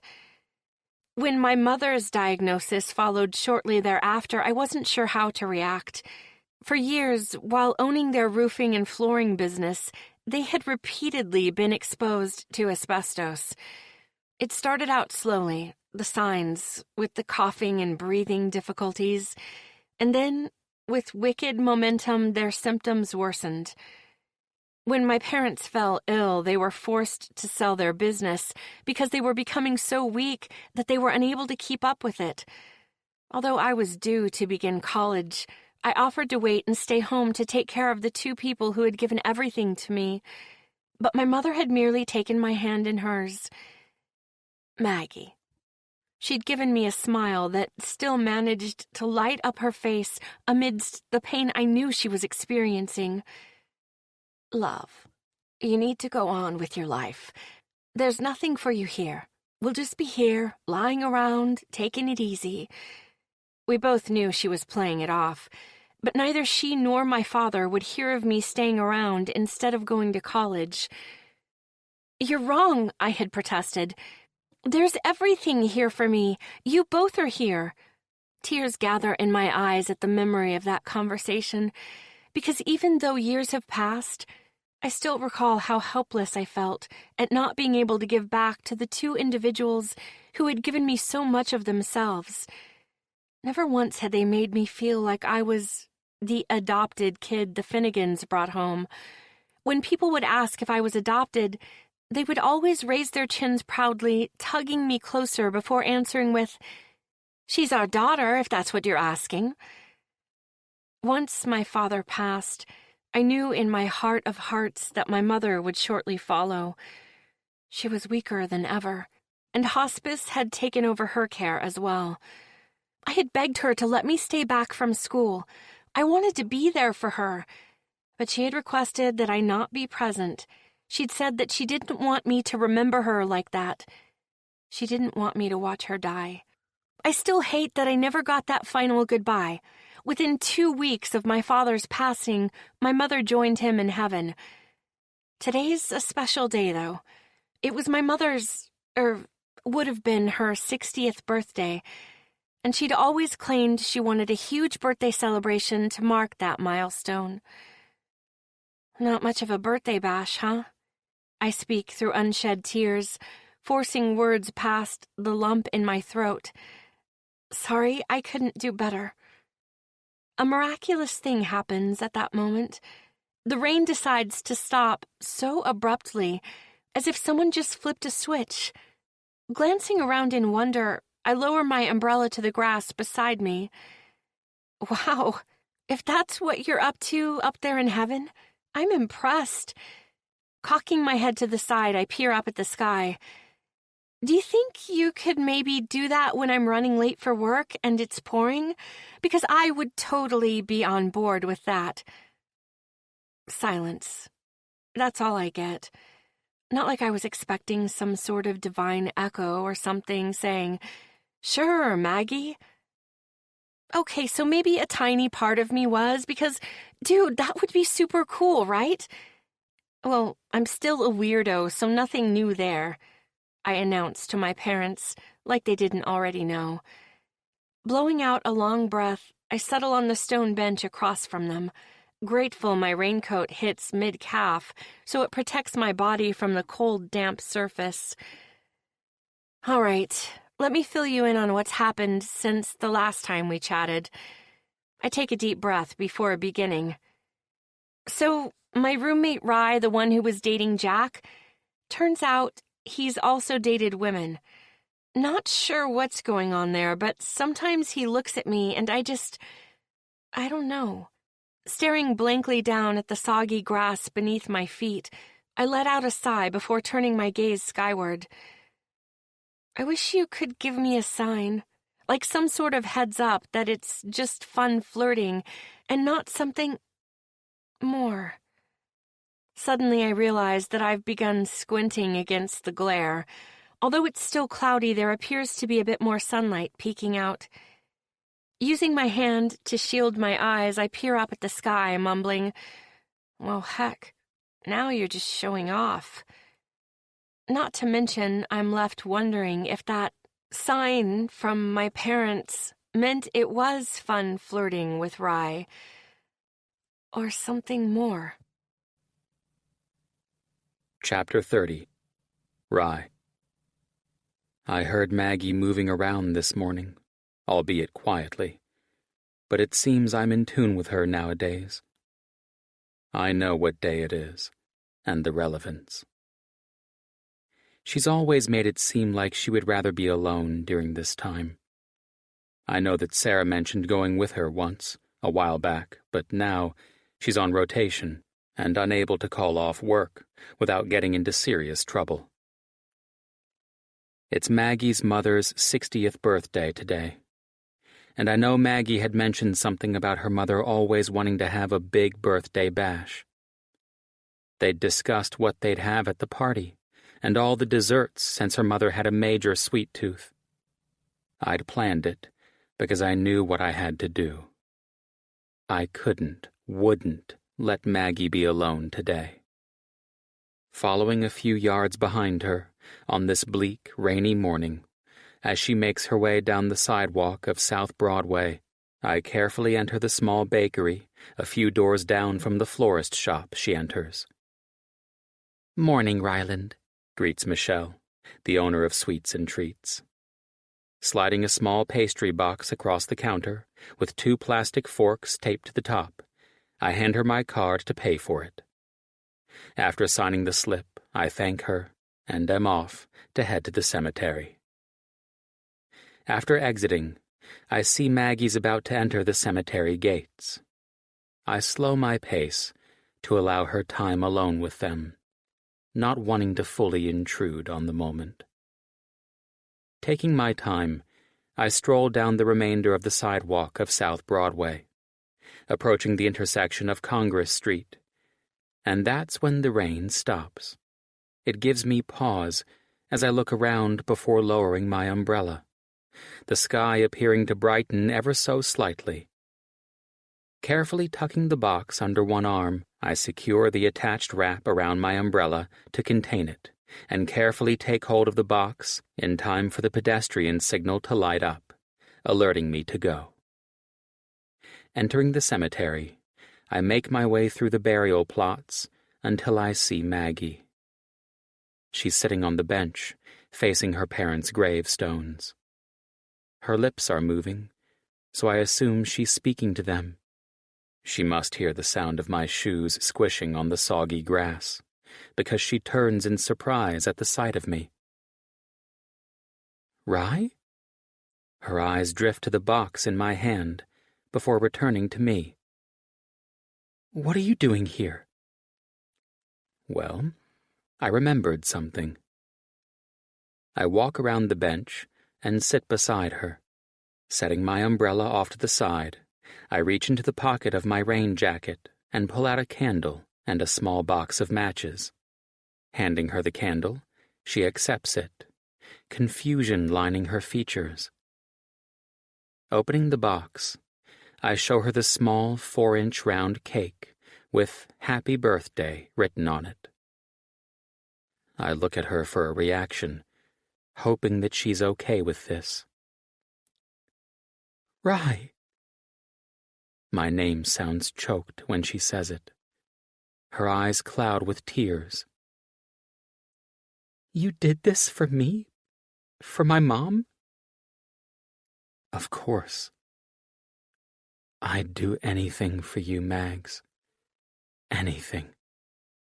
She slides the single candle into the cake, and I carefully light it before pocketing the box of remaining matches. Then I start singing. "Happy birthday to you. Happy birthday to you. Happy birthday, dear Mrs. Finn." I break off with a look at Maggie, wondering what I should sing for her name. With a wet smile, she chimes in softly, "Mom." And I pick right up singing, inserting "Mom," and end the song. We both blow out the lone candle, and I set the cake upon the bench on the other side of me. Sliding a hand into my other pocket, I pull out the other item I brought and show it to her. "You think your dad would approve?" Her gasp sends unease through me as her gaze settles on the small matchbox car in my palm. A red Ferrari. Exactly the kind of car she had mentioned her father always deemed his dream car. Her fingers tentatively reach out to take it from me, eyes darting up to mine as tears begin rolling down her cheeks. Throwing herself into my arms, she squeezes me so tight that I fear some of my ribs might end up bruised. "Rye," she murmurs through her tears. Smoothing down her hair, I press my lips against the silky softness. "I know, Mags. I know." Pressing another soft kiss to her hair, I whisper, "Sometimes it's hard to express the words in your heart. Trust me, Mags. I know this all too well.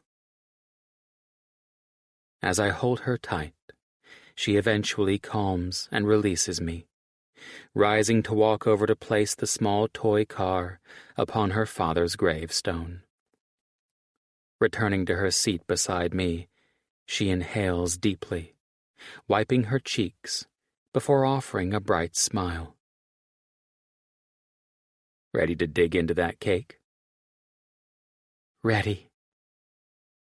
Sitting there, eating the birthday cake individually, before we get silly and begin playfully feeding each other, I realize that today's a day where I can say I'm experiencing a first.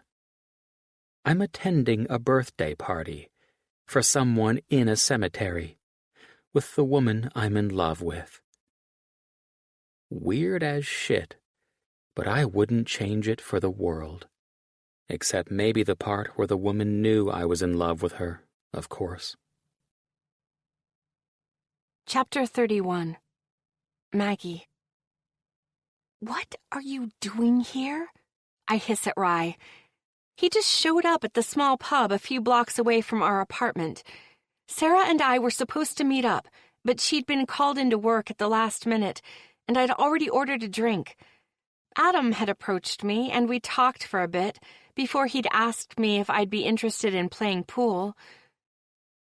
I'm waiting for Jack to get here. He pauses. But right now, I'm here to protect you. He states this like it's obvious. From what? Dude was totally trying to cop a feelski. I stare at him. He was not trying to cop a feelski, Rye. He gives me an exasperated look. Mags, any guy who offers to get behind you so that he can... He breaks off to use finger quotes. Help your form is trying to cop a feelski. My mouth opens only to snap shut a second later. Lips pressing thin, I glare at him. You've tried to help me with my form before. I was sincerely concerned that you might not hit any of the correct balls that night. His lips quiver in an attempt to restrain a smile. With a dismissive sound, I roll my eyes, trying to tamp down my own grin, threatening to break free. So what's so urgent with Feelski Boy that he had to interrupt your pool game for a phone call at... Rye glances at his watch. 8 o'clock on a Saturday night. He peers closer to where Adam stands a few feet away, leaning against the wall with the phone to his ear. Wait a minute. He wrinkles his nose in disgust. Please tell me he does not have a flip phone. Turning his attention back to me, he pleads, tell me you're not considering having anything to do with a guy who carries a flip phone. I swat at him. Stop it. Glancing over at where Adam's still standing, I offer, maybe he's just frugal. Or maybe... Rye raises his eyebrows. He's a cheapskate? He's not a cheapskate. He said he owns a condo above Chianti's. This is impressive considering the fact that those condos are known to sell for no less than $1 million. Then he was sent back in time from the early 1990s. I can only manage to stare at Rye. You need to stop watching so much TV, and you need to stop agreeing to pool games with men who are time travelers. Oh my God! I throw up my hands in exasperation. I'm going to go back to enjoying his company. I back away. Later, Rye. Have fun going rollerblading. Be sure to ask him about his trapper keeper. He calls out to me. And thanks to Rye, now I'm half expecting the guy to either disappear, leaving a pool of clothing at my feet like in the movie The Time Traveler's Wife, or end up talking like Arnold Schwarzenegger from the Terminator movies. Awesome. Everything okay? I offer a smile as Adam ends his call, snapping his phone shut before sliding it back into his pocket. Sure.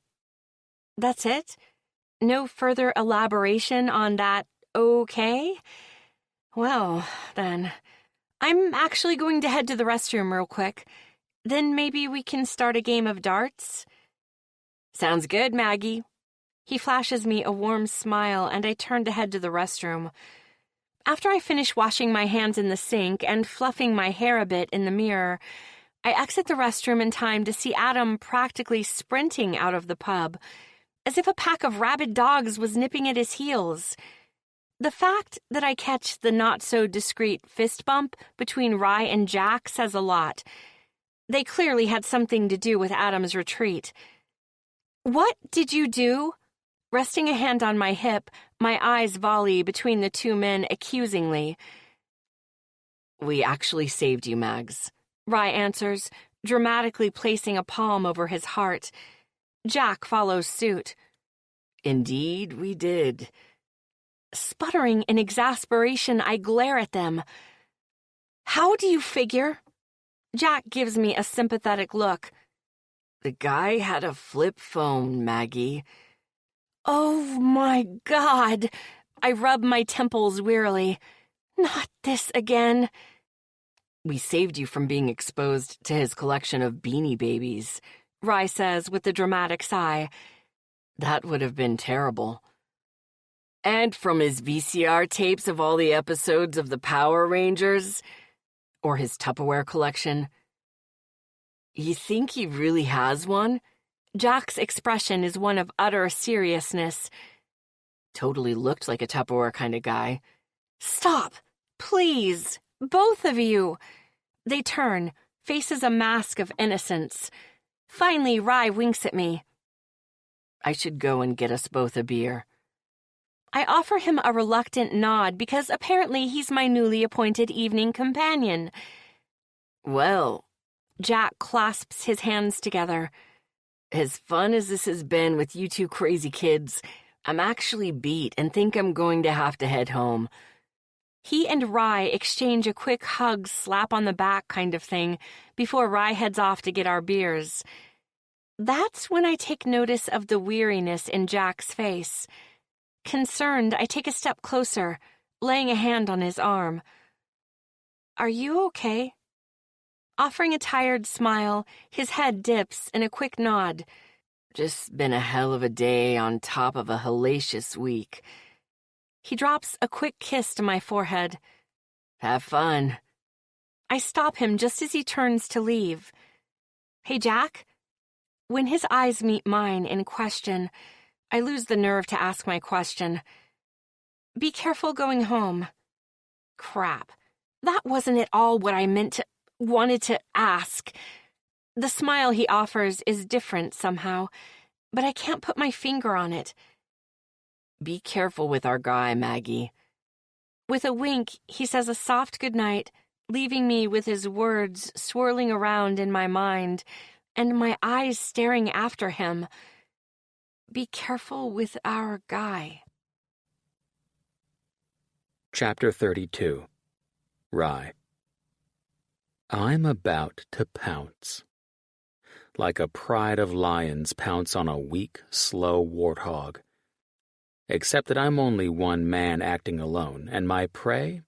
It's a guy who, I'd be lying if I said otherwise, looks pretty sharp in his tailored suit vest, shirt, and pants, as he mingles with the rest of the after-work business crowd on a Friday.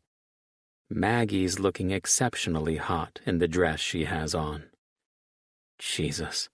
This morning, when I was pouring coffee in my to-go mug, she came into the kitchen, heels hanging from her fingers, and I had to use the counter to hide my insta-boner. I felt like telling her to go back to her room and change, because no way in hell did I like the idea of other men getting to see her throughout the day looking like that. The dress itself isn't risque in any way, but on Maggie, it molds to her curves. And not for the first time, I want to shove her against the kitchen counter and fuck her silly. Shit. That's definitely not my inner gentleman coming out. But hell, she just looks fuckable. So in my fantasies, I'll fuck her silly first, and then I'll make love to her, the way I've imagined doing. It's no surprise that, after my being held up at the office, Maggie would attract someone. It just helps that, at the precise moment I enter the bar, I see her speak to the guy before making her way toward the restroom. Time to pounce. Hey man, I'm Rye, Maggie's roommate. I lean an arm against the wall beside him, inserting myself into his personal space and smiling wide. And in case you're wondering, yeah, I lay on the smolder. Letting my eyes ever so slowly drift over him, my gaze lingers on his crotch area, long enough to make him shift with unease, his eyes going wide. Oh yeah, he's picking up what I'm putting down. So I was thinking.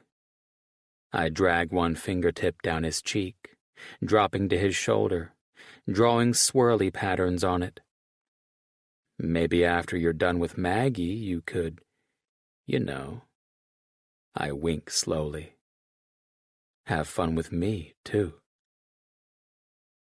His entire body stiffens, rigid as a board, and I watch his Adam's apple bob as he swallows hard.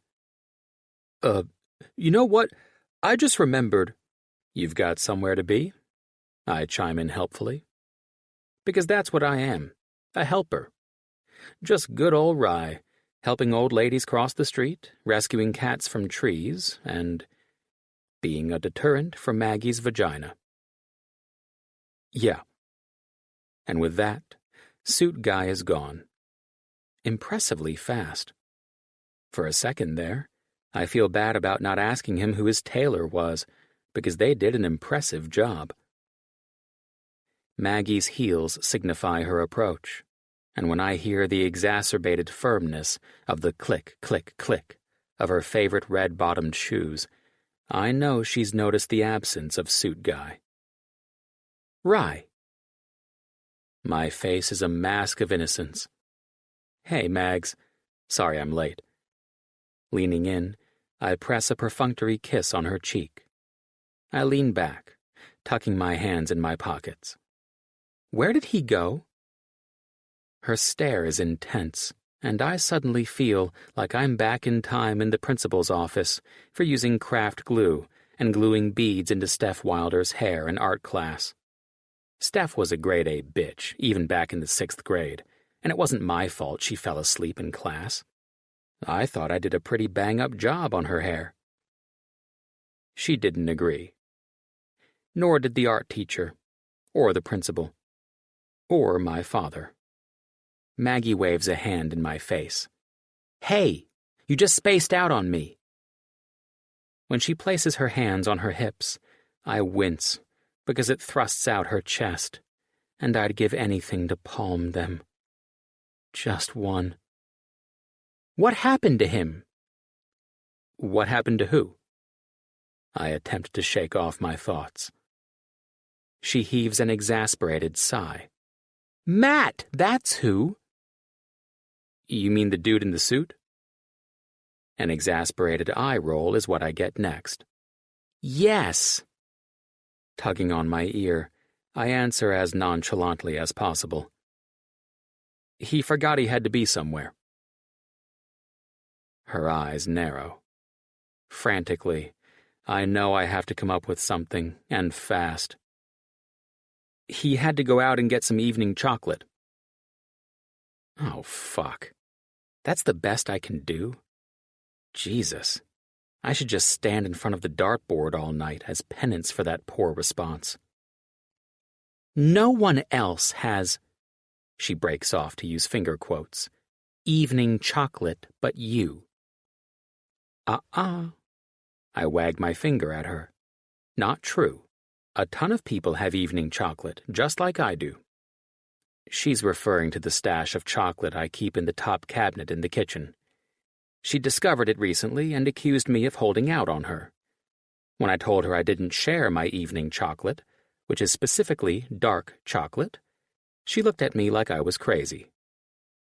As opposed to morning chocolate, I suppose? Tapping a finger against my lips, I pretend to be deep in thought. I don't have morning chocolate, but I think you might be onto something. It's confirmed. She gives a short nod to punctuate her words. You're weird. What? You're acting like no one else has special chocolate. Come on, I protest. Tell me the truth. Deepening my voice, I cock my head. Do you have a special chocolate, Mags? For a split second, it's like she's mesmerized and under the spell of my voice, her eyes darkening with lust? But only for a split second, because as fast as it happens, it's gone. Smiling up at me sweetly, she leans toward me, placing her palm flat against my chest. Wouldn't you like to know? And just like that, this round goes to Maggie. Chapter 33. Maggie. It's not you, it's me. I just can't do this. I stare back at Tim oddly. You can't have drinks with a woman? I pause for a beat. In a bar?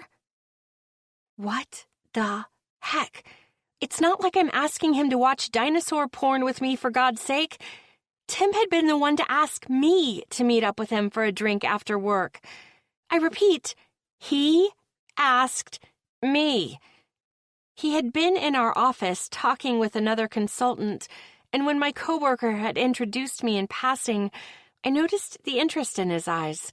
So it wasn't a surprise when he stopped by my office after their meeting, chatted a bit, and asked me out for a drink after work to celebrate the fact that it was Friday. When I had suggested we'd meet down the street at my favorite place that makes their own craft microbrews, he'd readily agreed. Now, however, Tim's completely bugging out, and I can't even exchange one of those "what the heck is going on right now" looks with Rye, since he's currently in the men's room. I mean, seriously, what could have taken place in the brief time it took me to use the restroom? Rye had arrived a few minutes after I returned to my seat at the bar beside Tim. I just think it's too soon. Great meeting you, though. Tim slips off the bar stool after tossing down money for our drinks at the bar. He grabs my hand to shake it so aggressively, I nearly feel a case of whiplash coming on. Then, in the blink of an eye, he's gone. Dazed, I'm still staring after him when Rye returns, sliding into Tim's now vacant seat. He had to go somewhere? Apparently so. My words are slow, drawn out. When I swivel my seat back toward the bar, I instantly catch sight of the money Tim had tossed onto the bar. Whoa. I reach out to finger the bill. It's a 50. My eyes fly to Rye, and he looks amused. Well, I guess this TGIF celebration will be courtesy of Tim. Propping my chin in my hand, I stare into my glass of beer. He talked about us getting together for dinner, or maybe even catching a hockey game. Please, Mags. He gives me a look. You dodged a bullet with that one. Pretty sure he's about as exciting as a night in reading Homer's Odyssey. I make a face. Seriously? He shrugs. Would you rather I talk about his hair? Because it sucked worse than an Amish virgin. I throw up my hands. Where do you even come up with this stuff? It's a gift. He deadpans with a dramatic sigh. God gifted me with wit, but it's honestly so taxing sometimes. Eyes closed with a groan, I drop my chin to my chest. Why me? He slings an arm around my shoulder. You love me, you know. Would be lost without me. I huff. Is that so? Yep. Now come on. He reaches for a bar napkin, holding a palm out for me to provide a pen. With a long sigh, I pull a pen from my small purse and slap it into his palm. Now, his eyes focus on writing on the napkin.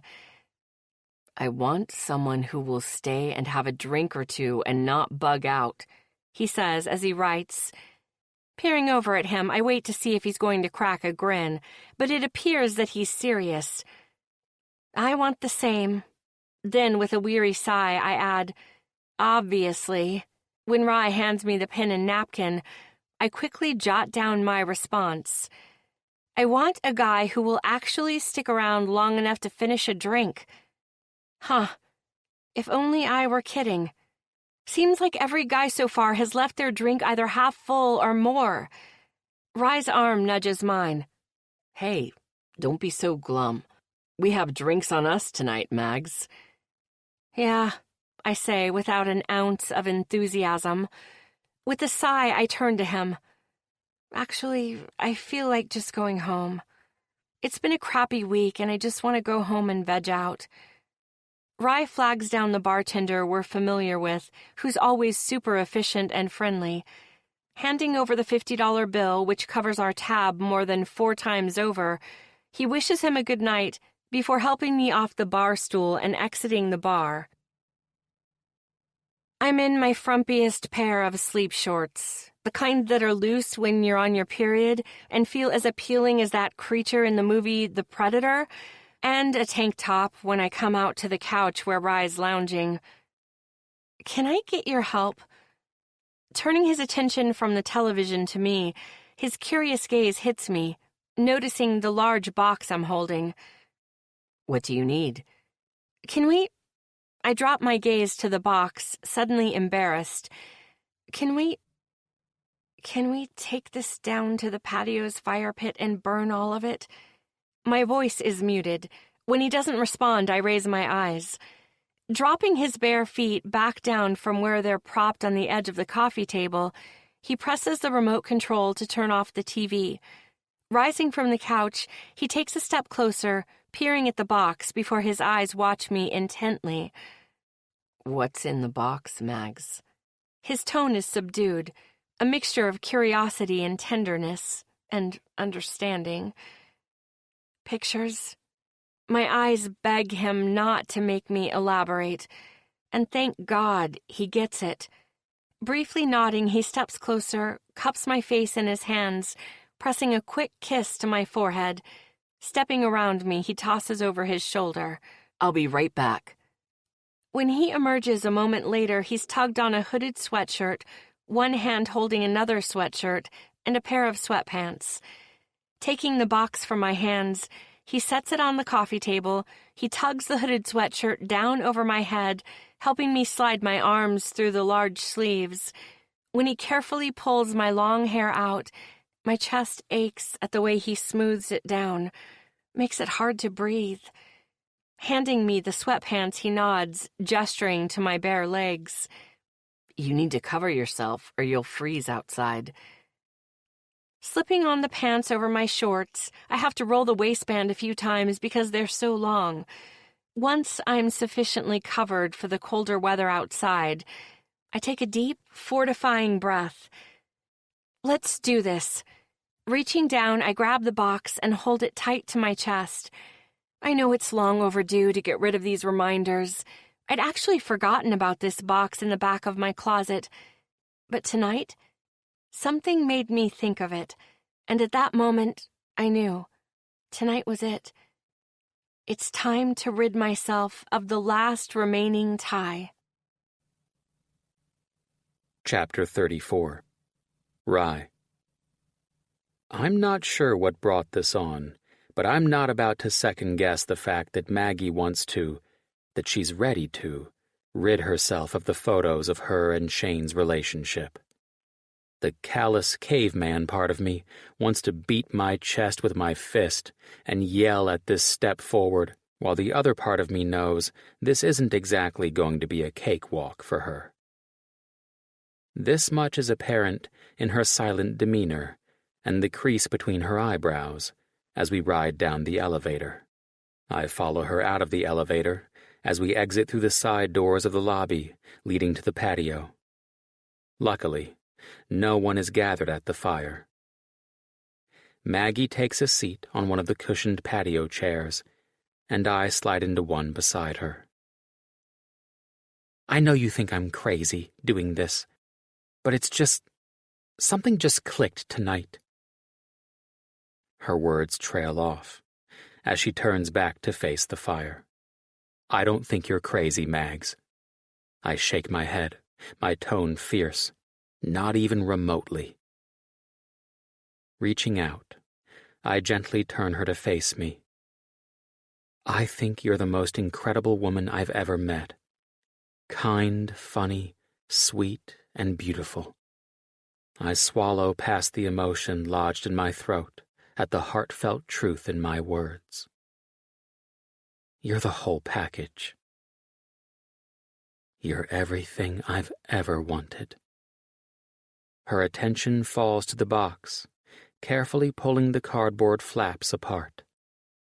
With a weak smile, she asks, "Ready to help?"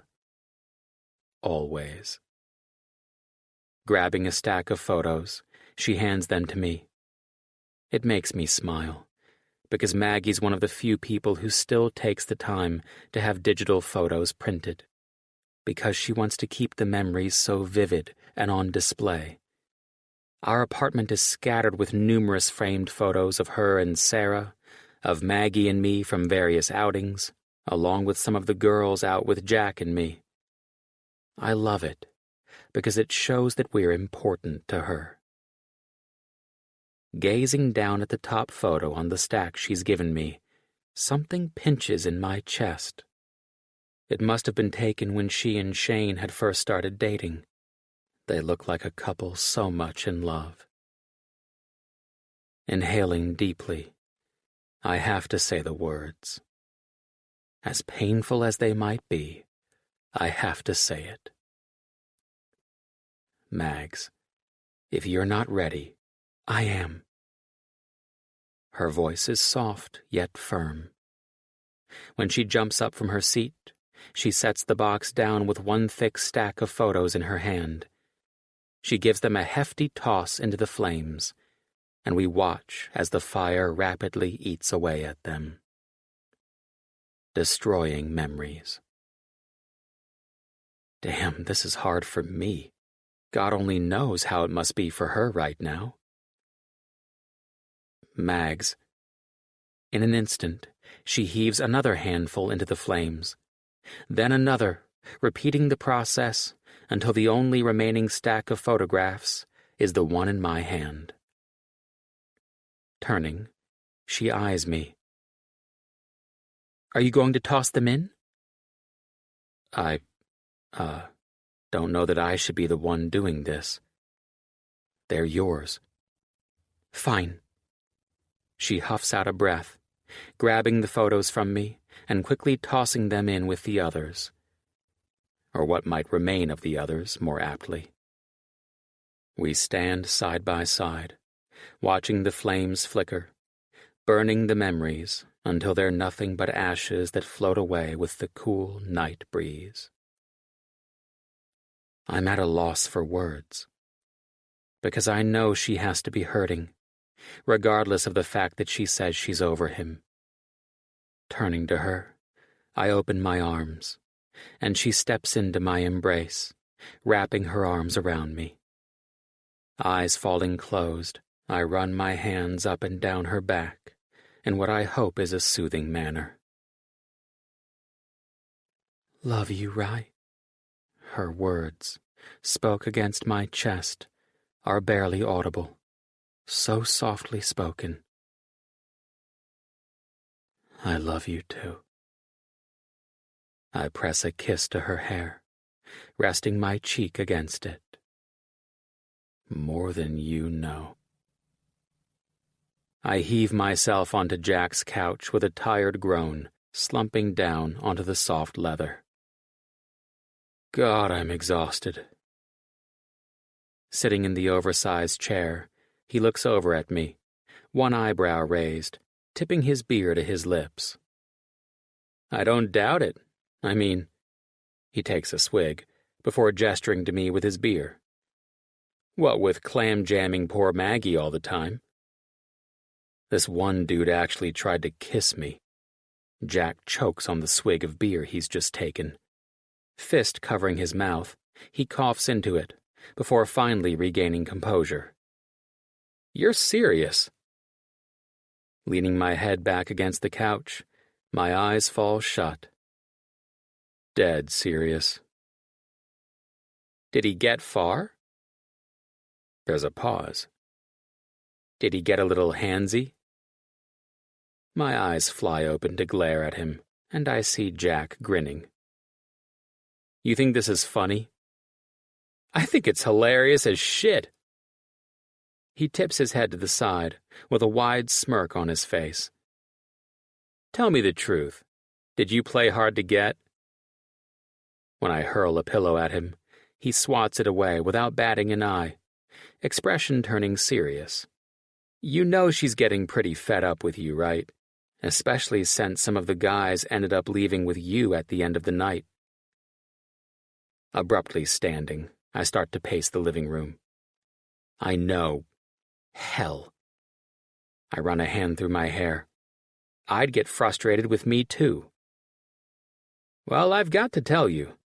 Her game plan is to try and thwart you from pulling any more of your stunts. He has my attention now. What are you talking about? Jack lifts his beer bottle to his lips and takes a leisurely swig, wearing a smug grin on his face. What's it worth? Glaring, I clench my jaw. Just spit it out. Jesus, he makes a face. Surely you don't get all growly and mean with your other lovers, do you? Grinding my palms into my eyes, I let out a groan of frustration. Why do I put up with this shit? Don't be like that, Pookie Bear, Jack admonishes with mock sternness. That kind of attitude will make you lose the best damn thing to ever happen to you. Me. Some days, I really want to drop kick him. Today would be definitely one of those days.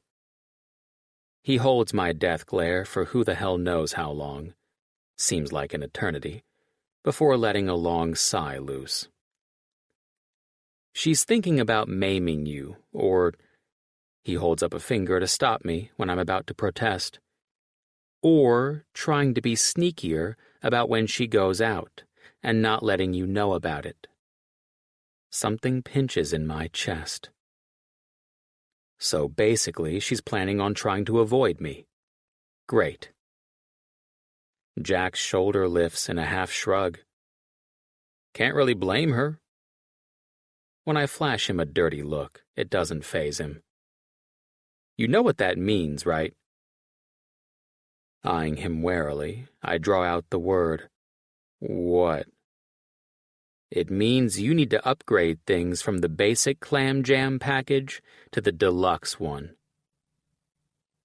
Hey, Mags? I call to the closed door of her bedroom, knocking softly. I know she's awake because I heard her shower running a few minutes earlier. What, Rye? She calls out, not opening the door for me, which isn't good at all. Normally, she'd tell me to come in, and I'd sprawl on her bed, and we'd chat while she put her laundry away or while she was in her adjoining bathroom applying her makeup. And if she was getting dressed, she'd tell me to wait a moment before telling me to enter. Mags, can I come in for a moment? I pause. Please? There's silence for so long that I think she's planning to ignore me, until the handle of the door turns slowly, only opening a few inches. And I know I'm up shit creek by the way she's looking at me. Hey. She looks irritated, and maybe a bit tired. Her boss has been riding her harder than usual about some big project, but the knowledge that I'm contributing to some of that irritation, and possibly some stress as well, doesn't sit well with me. I know it's Friday night, and you probably have plans, but on the off chance that you don't, I brought home some salads from Putnam Market. I trail off, hoping she'll take my offer as what it is, an olive branch, of sorts. She doesn't speak, her eyes drilling into me. the silence nearly deafening. Then I see it, that tiny flicker in her eyes. Which salads did you get? I can't help the relieved smile that spreads across my face at her question. A pear, walnut, and goat cheese one for you, of course. With my hands bracing the doorframe, I lean in. Your favorite salad to go along with your favorite guy? Now you're pushing it. She's trying hard not to smile, that sparkle in her eyes obvious now. Pushing back off the doorframe, I wink as I turn to head to the kitchen. Get your fine ass out here so we can eat, drink, and be merry. Drink? Maggie says this with a groan.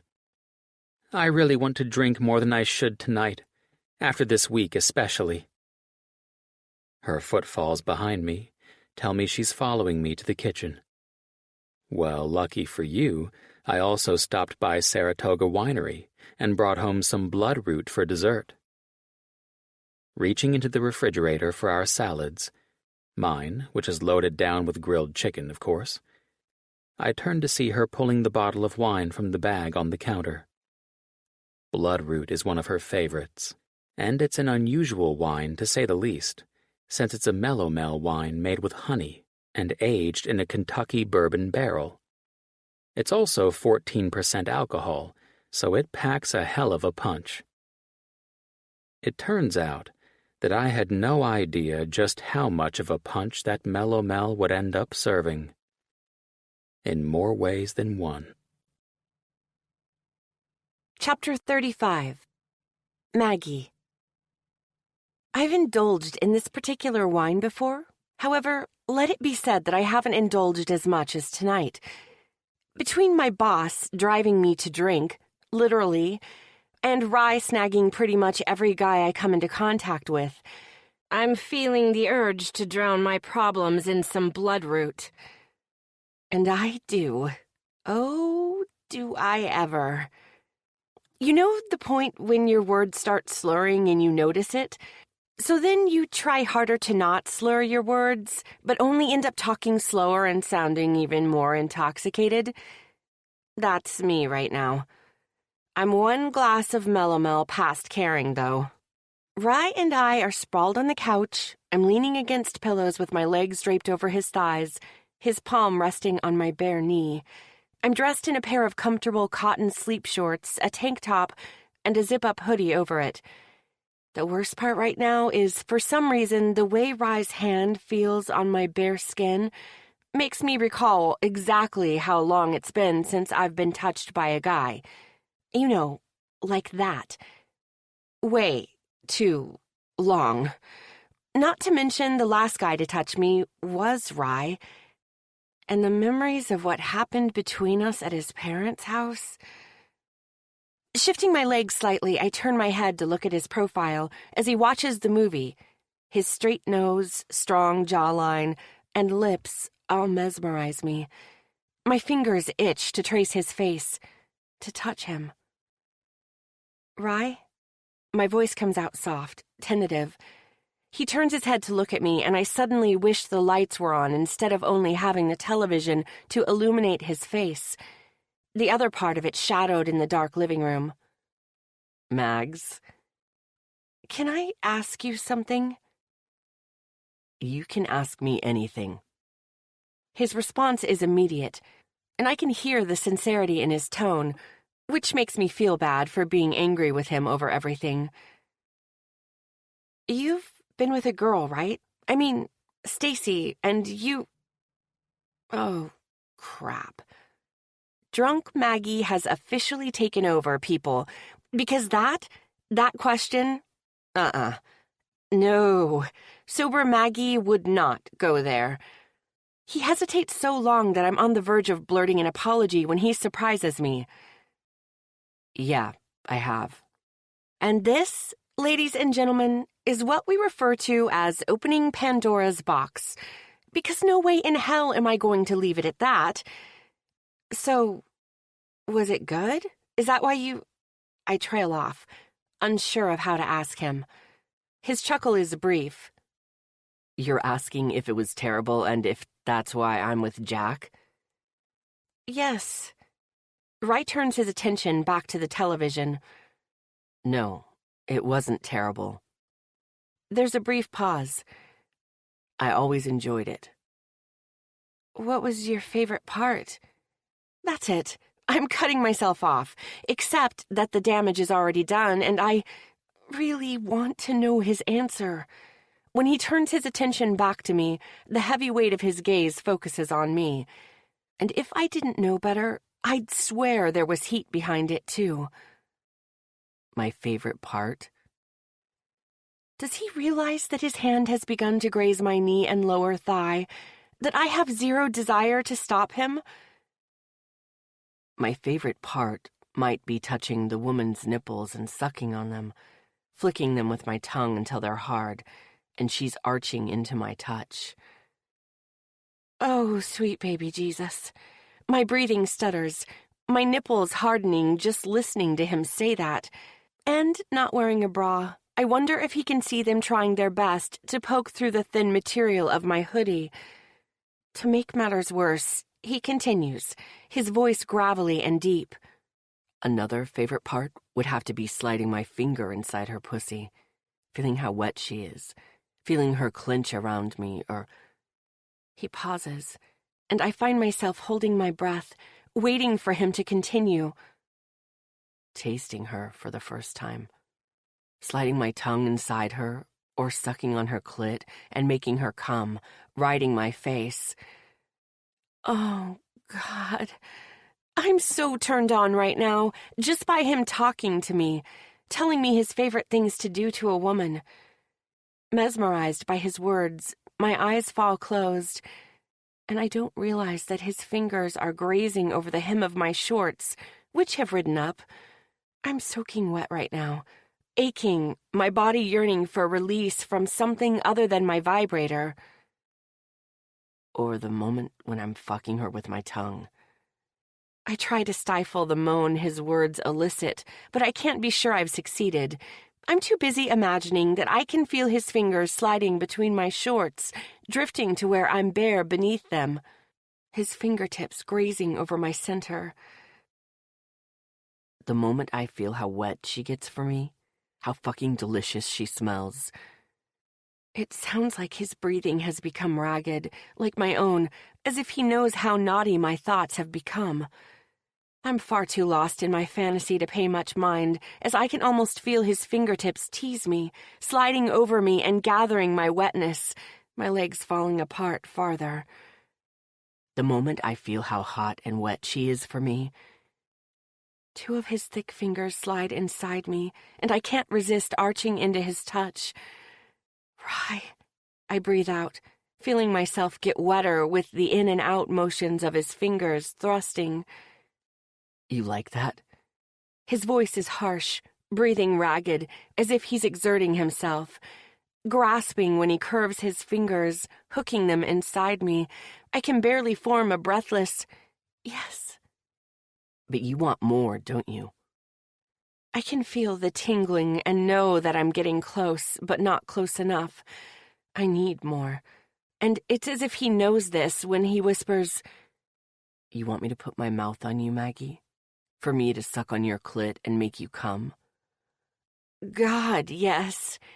I barely register the movement of my shorts, mindless to only ensuring the sinful torture continues as they are pulled down my legs.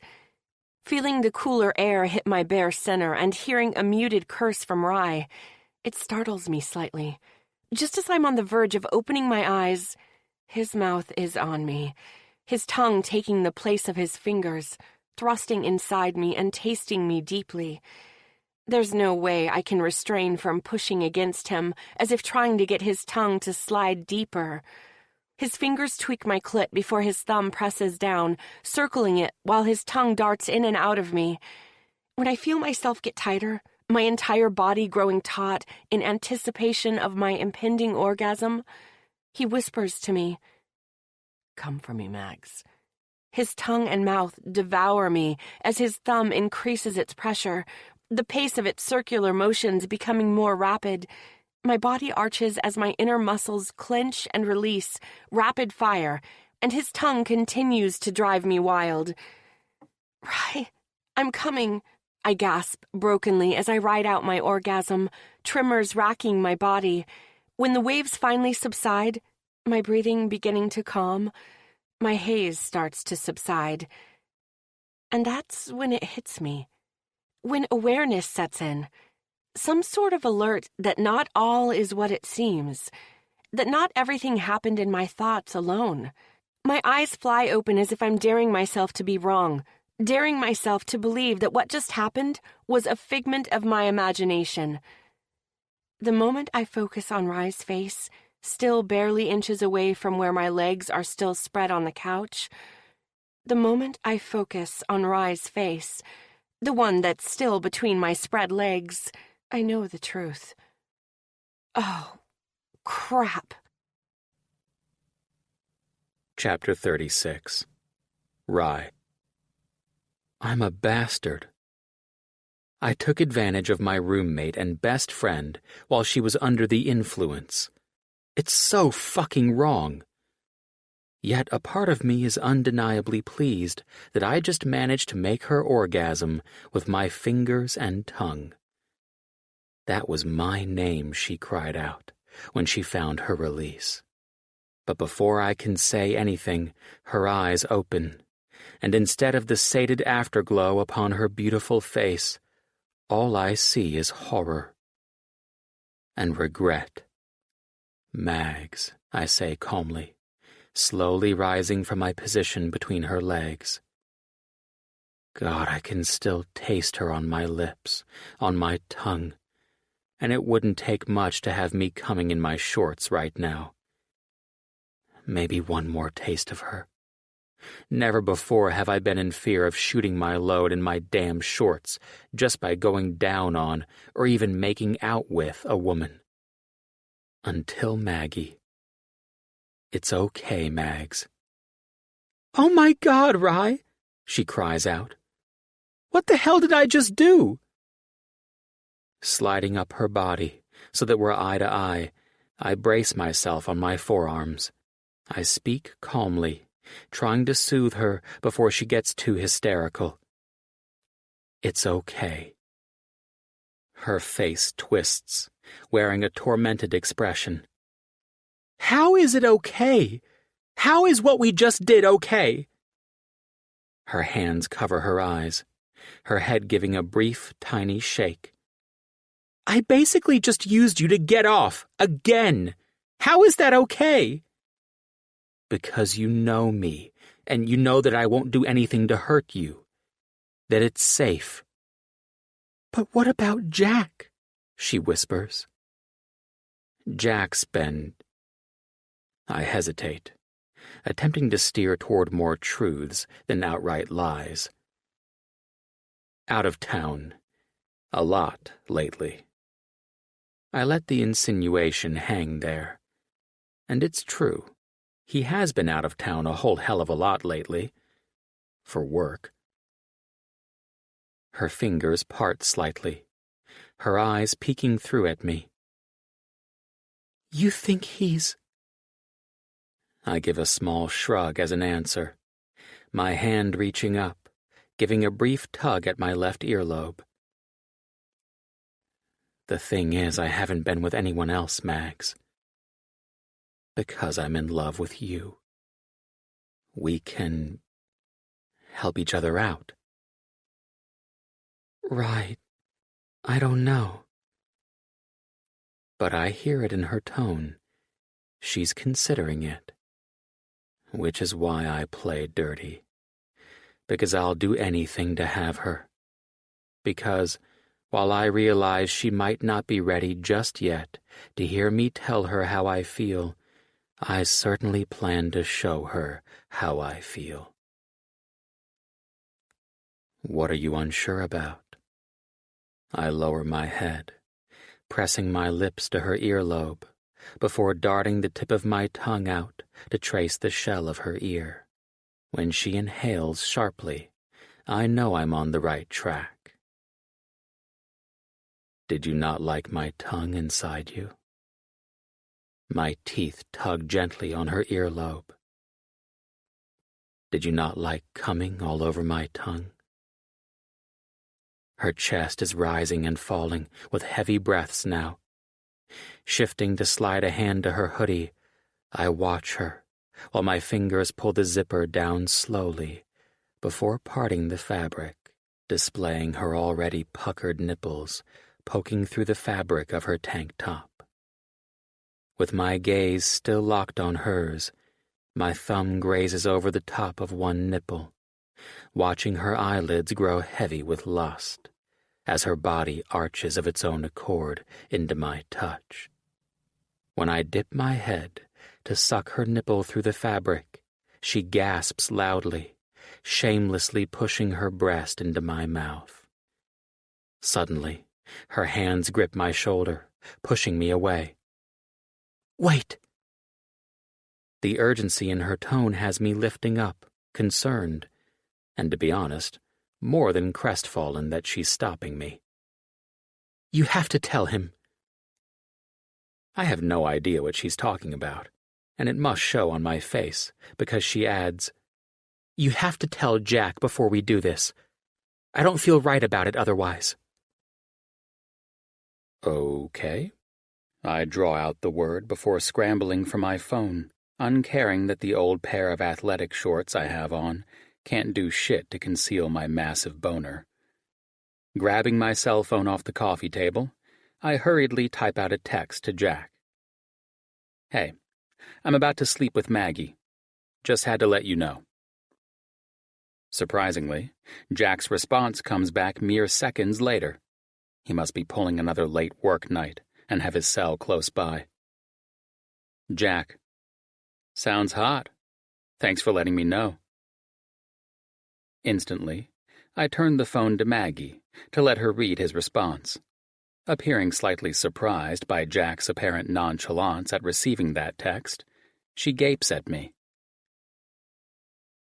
You're just telling him in a text? There's a hint of disbelief in her tone. Then, in a quiet, more thoughtful murmur, I hear, I guess that's one of the many differences between men and women.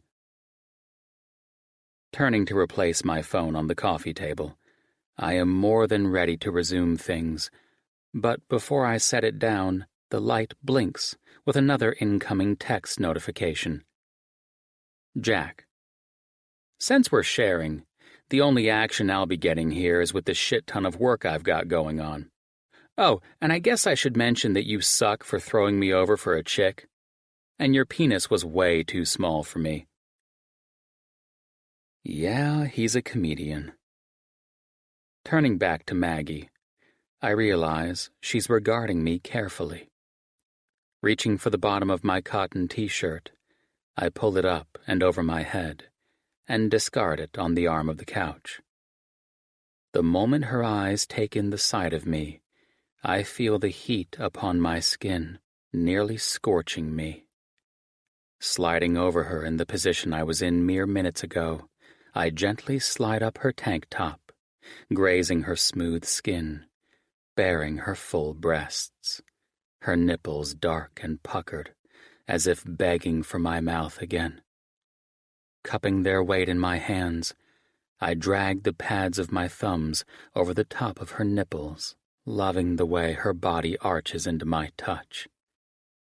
It's like she's silently begging for more. So, of course, I give her what she's asking for. Taking one of her nipples between my thumb and forefinger, I tweak it, reveling in her gasp, before grazing the other with my teeth, then sucking on it with just the right amount of pressure. Her hands fly to my head, her fingers sifting through my hair, tightening, as if trying to restrain me from moving away, as if there was a chance of that happening. Not in this lifetime.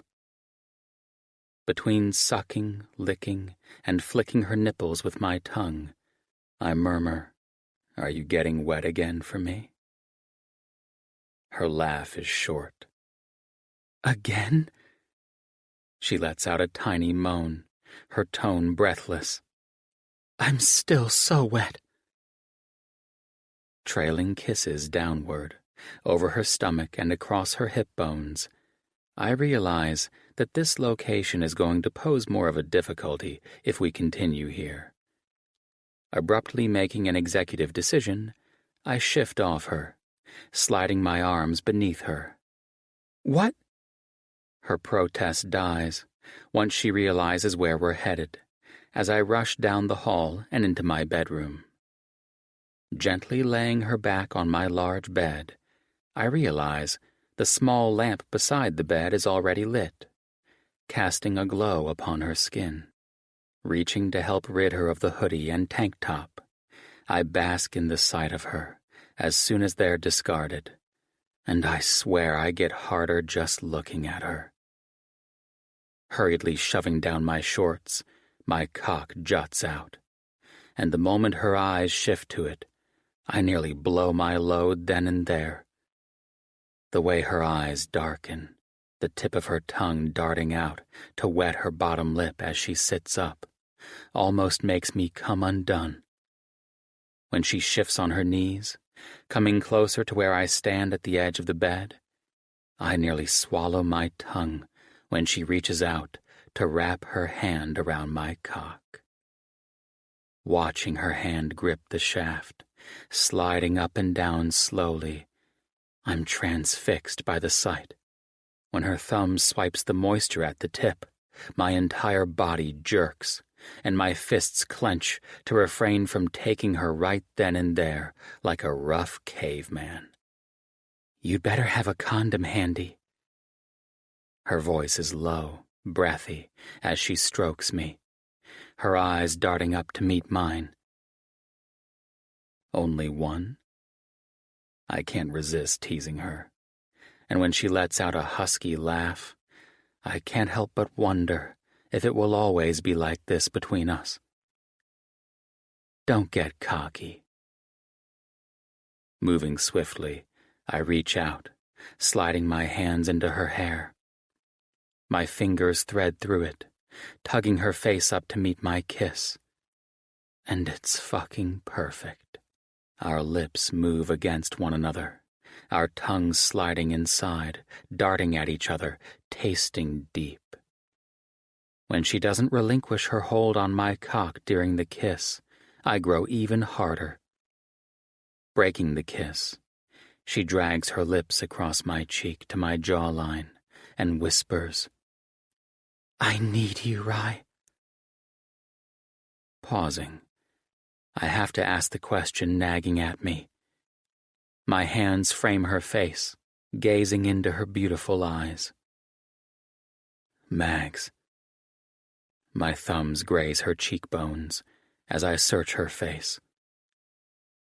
Are you sure about this? You've been drinking. When she leans into one palm, before turning her head to press a kiss to the center, my heart feels like it's about to beat right out of my chest. Facing me again, her eyes meet mine. I trust you, Rye. I want this. How is it possible to feel gutted and exhilarated simultaneously? Because that's exactly how I feel right now. She trusts me, and I've been lying to her. But she wants me, and...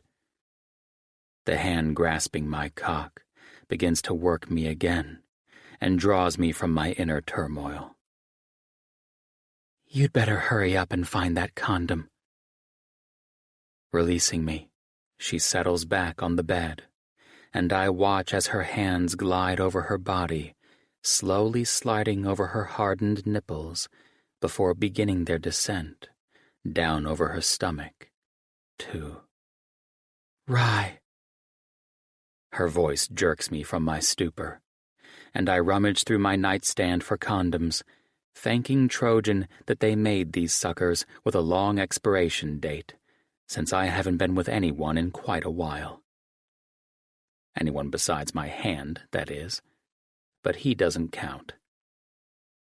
Ripping open the wrapper, I roll the condom over my length, glancing up to see Maggie's eyes focused on me. If I thought I couldn't get harder, I was wrong. I'm harder than I've ever been. More than that, though, I'm nervous as hell because so much is on the line. I have to show Maggie that I care for her, and not just as my roommate or a best friend. I have to show her that I love her.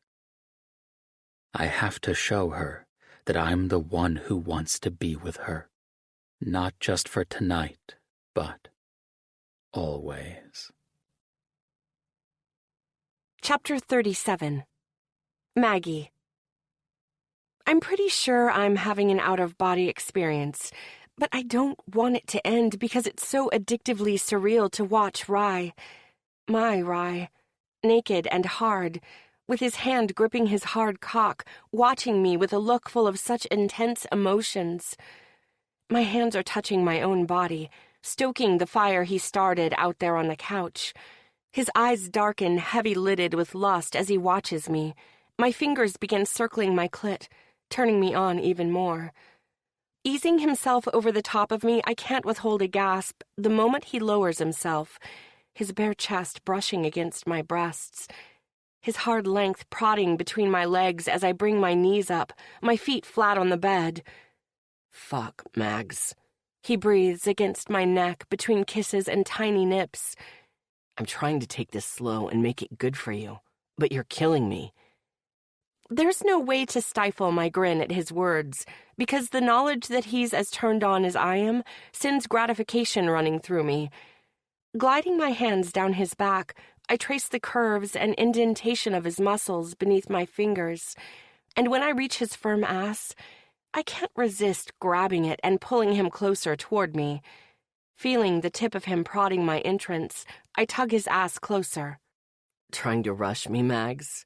he teases, his hot breath washing over my skin as he trails kisses along my collarbone. Yes, I have zero shame right now. Propping up on his arms to look into my eyes, I feel like he's trying to tell me something. The softness in his eyes makes something in my chest tighten. His lips form a smile that's tender with a hint of playfulness, and when he dips his head to brush his lips against mine, the kiss sweet and soft, I can't resist sliding my tongue inside his mouth to deepen the kiss. The instant I do, his groan encourages me, and I tilt my head, sliding my tongue against his, while my hands tug his ass toward me. The tip of his cock slides in only an infinitesimal amount, but it's enough to have us both gasping. Rocking my hips, trying to encourage him, I break the kiss to toy with his lower lip, my teeth nipping at it before I suck at it, my tongue darting to it soothingly. "Please, Rye," I whisper, my eyes locked with his. "Please." He appears as though he's trying to resist giving in, warring with himself, until I rock my hips again, and he fastens his mouth to mine in a feverish, passionate kiss while simultaneously pushing inside me. Gasping into his mouth, my fingers dig into the muscles of his glutes as I embrace the way his cock is stretching me, the way my body's working to adjust to his size. He breaks the kiss, pausing his movements with a look of concern on his handsome face. "Am I hurting you?" "No," I say in a ragged breath. "It's just been a long time." Reaching a hand up to his face, I whisper, "Don't stop." When he pushes all the way inside me, my eyes fall closed, lips parting at the way he feels inside me. It's indescribable. But I know he's holding back. Opening my eyes to peer up at him, his jaw is clenched tight, his face a mask of concentrated restraint. My hands move, placing my palms against his chest, my lips twisting in a slight grin. It's my turn to be on top. He stills, obviously faltering for a response before saying, "I don't think." I didn't ask. My palms press against his firm pectorals. "I'm telling you." Something shifts in his gaze, and in one fluid motion he turns us over on the bed, with him beneath me. As soon as I shift my body, I feel it. Feel him slide deeper inside me. Feel the difference in this position. His hands move, one gripping my hips, while the other tucks my hair back behind my ear. The tenderness in his gesture combined with the way he's watching me sends a shiver of awareness and something else through me. Bracing my palms against his chest, I lean in closer, bringing my lips barely a hair's breadth away from his to whisper, "What are we doing?" It feels as though his eyes are staring right through me, so intense with emotion and heat. Just when I think he's going to answer, his hand cups the back of my head and his lips latch onto mine. Our mouths meld, tongues sparring. His other hand is gripping my hip as he gives a strong thrust upward into me, eliciting a loud gasp from me before I begin to work myself over him in a rocking motion, my clit rubbing against his pelvis. An inner voice whispers in the back of my mind, "What are we doing?" While the other part of me is left to wonder about that intense emotion I saw in the depths of his gaze. Rye's hand at the back of my head shifts, and his fingers tighten in my hair, slanting his lips over mine as he devours me. His taste is addictive, and I'm growing increasingly wet from both his kiss and his cock, pushing me closer to another orgasm. The moment his hand moves to grip my other hip is when everything changes. With his stronghold, he pulls me down on his cock while simultaneously giving a deep upward thrust into me. It nearly sends my eyes rolling back in my head. It feels so good, hitting the spot, sending shivers through my body. "Rye," I breathe. He does it again, his cock hitting deep, hard, his heavy-lidded gaze locked onto mine. "You're so beautiful, Mags." The way he says it, in a low, husky whisper, makes it feel like the air just got sucked out of the room. Before I can react, he slides his thumb between our bodies to press against my clit. With just the right amount of pressure, his fingers begin to move in circles. Arching, I ride his cock while he toys with my clit. The sight of his large hand transfixes my eyes. His thumb toys with me while I watch his thick cock disappear in and out of me. Giving myself over to the pleasure he's giving me, I let my eyes fall closed as I continue to work myself over him. "Feel how good we are together." He inhales sharply when I rock against him, shifting just so. "God, Mags, I'm so fucking close, but I don't want to come without you." Quickening my pace, nearly frantic now, his words spur me on as I slide up and down his cock, watching as his lips part, his breathing harsh and ragged. Bracing my palms more firmly on his chest, my eyes again draw to where our bodies are joined. At the sight of his thumb circling my clit.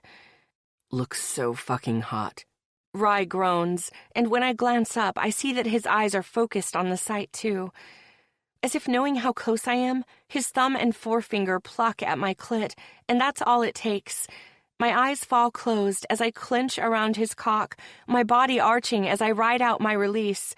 Rye's thrusts turn frantic, pushing deep and hard before letting out a low groan.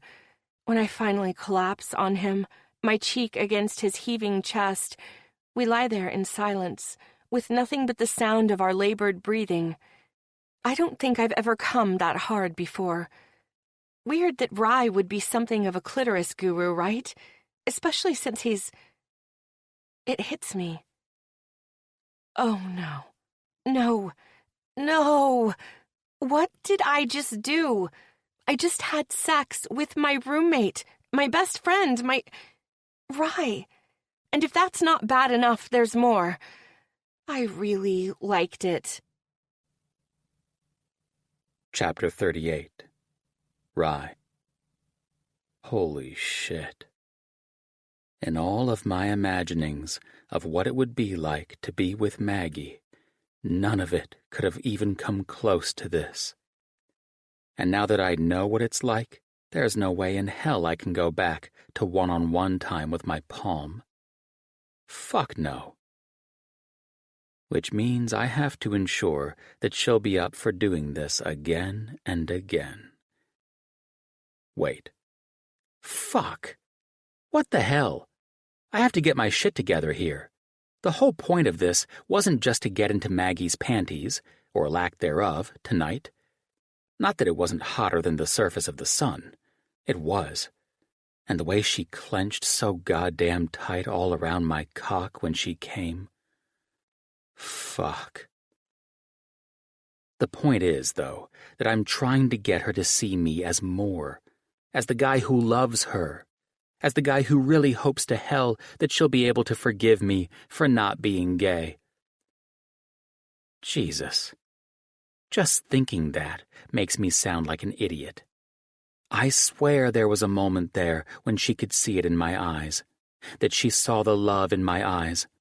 Maybe she's not quite ready for it, but I plan to remind her of it. As our ragged breathing begins to slow, as my hand caresses the soft curve of her back, I feel it. The stiffening of her spine, the indication that her brain has kick-started into panic mode. And that's exactly what I don't want. Hey. My tone is gentle, and I press a soft kiss to the top of her hair. Talk to me. She shakes her head against my chest. I can't. You can talk to me about anything. Abruptly, her head lifts off my chest, her eyes searching mine, worry lining her features. Rye. She swallows hard. I don't want to mess things up. Her gaze drops, focusing on my chest, as if embarrassed. What does this mean? What does this mean? Everything, Mags. Everything. Gently steering her chin up with my fingers, willing her eyes to meet mine, I offer her a small smile. There's no way you're going to mess anything up. Her eyes flicker over my face, as if trying to gauge the truthfulness of my statement, before whispering, Promise? I promise, I whisper back, my thumb grazing over her bottom lip. I love you, Mags. Nothing could ever change that. She's silent for a beat, before her breath comes out in a whoosh. With a tiny but seemingly relieved smile, she lays her head back down on my chest. I love you too. While those words are the ones I want desperately to hear her say, there's a problem. Because right now, she's saying them with as a friend silently tacked onto the end. And it's my job to ensure that changes, to ensure that someday, hopefully soon, she can say those words back to me and mean them the same way I do. She spills over me to land on the bed in a sprawl, with a long exhale, while I turn to dispose of the condom in the nearby wastebasket. Rolling onto my back and turning my head to face her, I reach out to slide some stray hair back from her face. While Maggie isn't considered show-stoppingly gorgeous by society's standards, she is to me. Sure, her nose isn't perfectly narrow, and her hair can sometimes be a crazy mop of curls, but she's one of those people whose personality shines through like a blasting beam of light. Maggie is the person who will see a homeless person on the side of the road and give them her lunch. If that doesn't make you melt, I'm not sure what would. She just has a freaking heart of gold. She also smiles with her eyes. Sounds like I just grew an ovary saying that, but seriously, there's just something about it. When she really smiles, her eyes crinkle, and it's just gorgeous. And the way her entire face lights up when she's excited about something makes it impossible not to feel the same. When she turns to face me, watching me with those beautiful eyes of hers, she flashes me a mischievous grin. Scooting over to place a palm on my chest, she props her chin atop it, eyeing me. You look like you're up to no good, Mags. I can't resist smiling back at her. She's just too damn cute. Well, her eyes flash, and her grin widens. I was just thinking that now I know what your O-face looks like. And I cock an eyebrow. Her face twists in a look of faux disappointment, but her eyes give her away, still sparkling with humor. It could use some work. Really? Yep. She pops the P at the end. Huh. That's interesting. I pretend to mull over her words. Because I recall someone, mere minutes ago, going on and on like... I imitate her higher-pitched voice. Oh, Rye, I'm coming! Oh, Rye, right there! Rye! My words cut off when a pillow is shoved against my face. Ryland James, I do not sound like that. Tossing the pillow aside, I roll over on top of her. Our bodies press against one another, and my cock is already rising to the occasion. Gazing down at her, I dip my head to whisper against the column of her neck. I bet I can prove you sound exactly like that. Slipping down her body, I press my mouth against her core. And oh, I prove it. Over and over again. Chapter 39. Maggie. Mags? Sarah winces with a concerned expression. Are you sure you know what you're doing? No, not at all. It's just nice, you know, to have someone I feel so comfortable with being the same person that I trail off, unsure of how to finish. I've been beyond nervous about coming clean to her about what Rye and I have been, doing for the past few weeks. Sarah glances around the coffee shop where we decided to meet for a long-overdue girls-only coffee date Saturday morning. The same coffee date I was unusually late for, a whopping 10 minutes, and I hate being late. Hate it. But today, I didn't mind so much, because, well, the reason I was late was because someone had insisted on making me come a fourth time. Yep.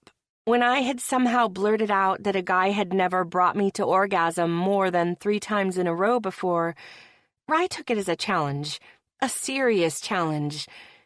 God, just thinking about him going down on me this morning, my fingers tugging on his short hair while I rode his face. Stop it right now. Sarah's sharp tone draws me from my thoughts, and I see her pointing a finger accusingly at me. That's not permitted. Sipping her coffee, she mutters, especially when I haven't gotten any action in far too long. Sorry. No, you're not, she laughs.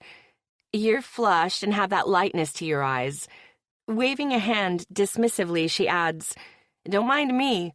I need to live vicariously through you since my job and school are so crazy and zap any energy I might otherwise have to try and find a guy.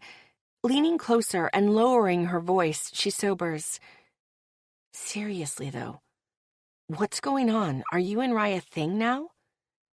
My lips part to answer her, but then my ears catch a hint of a familiar, ruggedly male voice saying, It's not serious, then?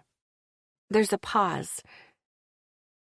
Yeah, Rye, I get it. It's cool. We can still get together later on this week. Right then, it's as if I can actually feel my face lose all color, like it drips downward, leaving me a pale mess. My heart's racing wildly, and I think I might need a brown paper bag to hyperventilate in. What's worse is that I shouldn't be feeling any of this because Rye and I aren't even together. We aren't a thing. We aren't anything. So what if he's talking to Jack about me?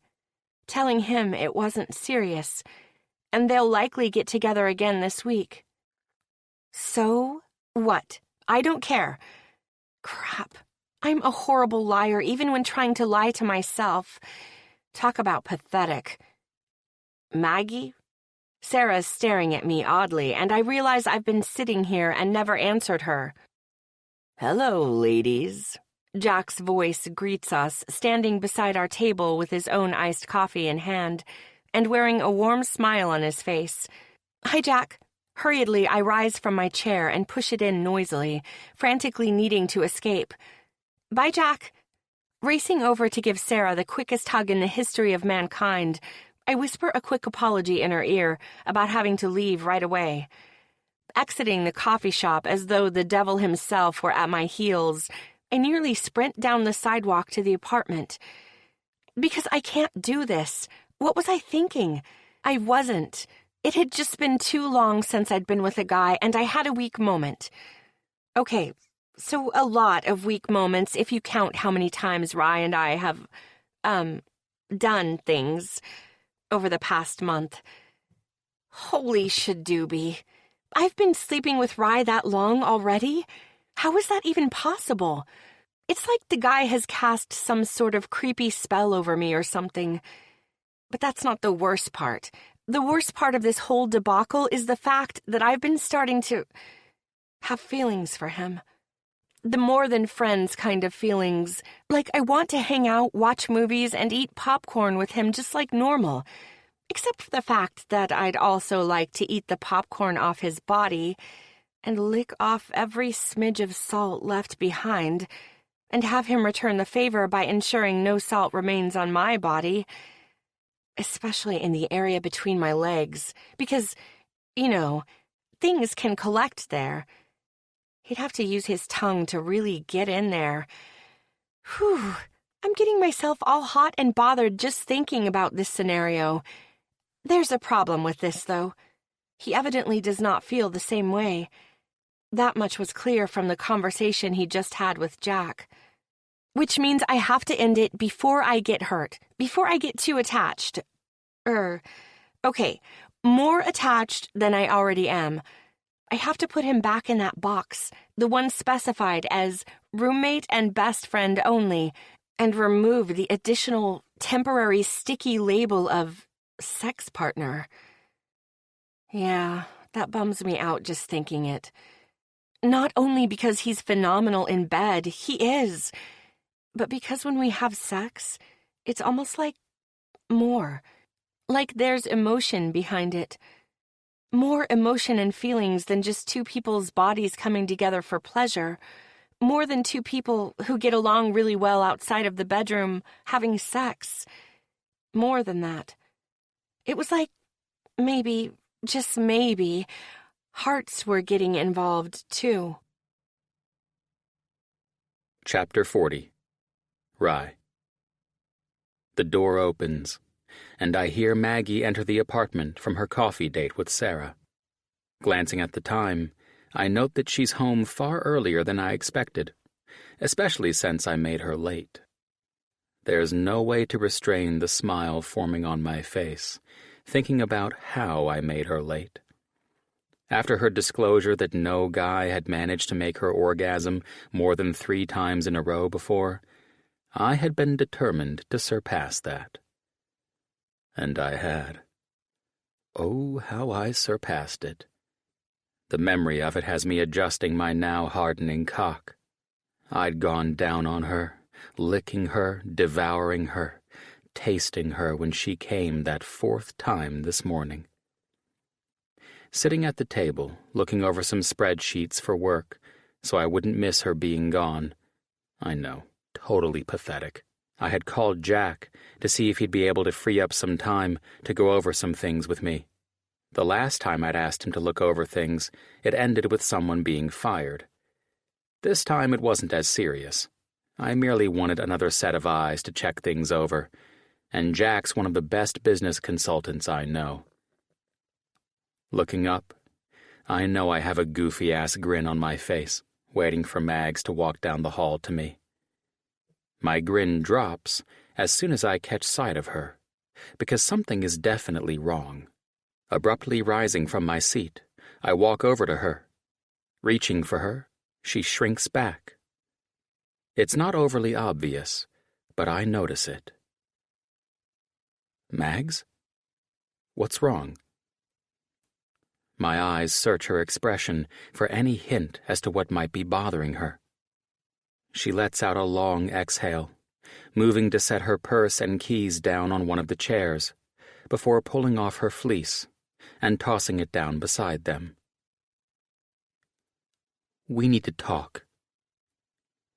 My eyes fall closed on a silent curse, because everyone who has an IQ of at least 10 knows that phrase never bodes well. Never. Shoving my hands in the pockets of my pajama pants, I try to maintain some modicum of calm. Mags, talk to me. Please. Whirling around, she waves a hand in gesture. I just think that maybe this was a mistake, you know?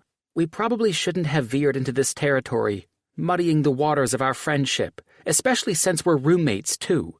Too messy. And I think the right thing to do is to go back to the way things were before. Her words are rushed, as though she's forcing them out in rapid fire. We need to forget anything happened. She punctuates this last part with a quick nod. And me? I'm not sure how I'm still standing upright, because her words gut me. Abso-fucking-lutely gut me. Just as my lips start to form a protest, to try to convince her that she's not thinking clearly, and to give it some more thought, it all gets tossed out the window with one softly spoken word. Please. My eyes close on a wince, that word piercing my damn heart and soul at once. Please, please forget that I ever made love to her. Please forget that I had my mouth on nearly every inch of her beautiful body. Please forget that every time our lips met, I was kissing her with my entire heart. Somehow, I managed to swallow past the lump in my throat, the blatant rejection washing over me. Blowing out a long breath, I opened my eyes to find her watching me with a pleading look on her face. I don't even think. I just blurt out words. On one condition. Her brows furrow. One condition? One condition. Because no way in hell am I going to bow out quietly. What condition is that? Her hesitance is evident. Stepping closer, I reach out, grateful that she doesn't shy away from my touch this time, my hands cradling her face. My condition is, if this is it, then we need to end it right. Something shifts in her expression. And how do you suggest we end it? Closing the distance between us, I let her feel my arousal, hardening at the thoughts in my mind, at the prospect that she might give me one final time with her. The way her lips part when she notices, when she feels me, urges me on. I suggest. I lean in closer, brushing my lips against hers. We do it right. My hands slide down to cup her ass, pulling her into me as I rock against her. To have one last time where I make you come all over my cock. Trailing wet kisses across her cheek to her earlobe, I smile at her gasp. And then over my tongue and fingers. Her breath is coming out in harsh pants now, eyes closed. Does that sound all right to you, Mags? My voice is low, husky, as I rock myself against her once more. Yes, she breathes, one of her hands moving between us, palming my hard length through my thin cotton pants. Unable to withhold a groan as she works me with her hand, I nearly lose it the moment she slides beneath the waistband and grasps me, working her hand up and down along my thick shaft. "You'd better voice any complaints now," I gasp when her thumb grazes my tip, running over the slit and gathering the moisture there. "Because I'm about to take you right here against the wall." "Do it," she whispers, her eyes watching me, filled with so much heat that it nearly takes my breath away. Instantly, I lift her. Her legs wrap around my waist as I stalk to the wall, caging her against it. Her simple black pair of yoga pants barely serves as a barrier when I press my cock against her core, eliciting a moan that sends pride running through me. Her fingers dig into the muscles of my shoulders as our lips meet in a feverish, rough kiss, with our teeth knocking 1 minute before our tongues dart and retreat. It's like a war, a battle. I'm intent on claiming her one final time. There's only one problem. One of us is giving in, while the other is giving up everything to the other.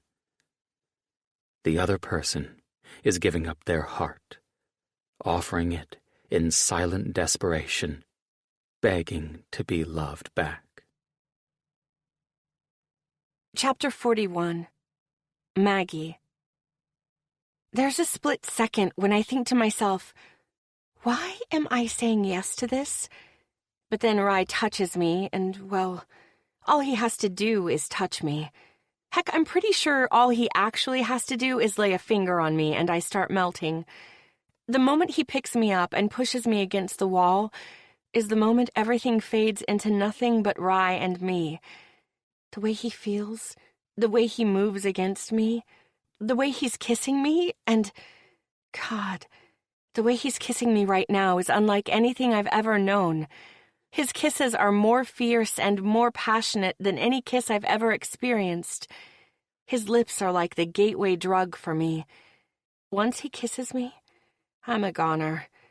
My legs wrap around him, my back presses against the wall, and I honestly don't register the firmness of the plaster at my back.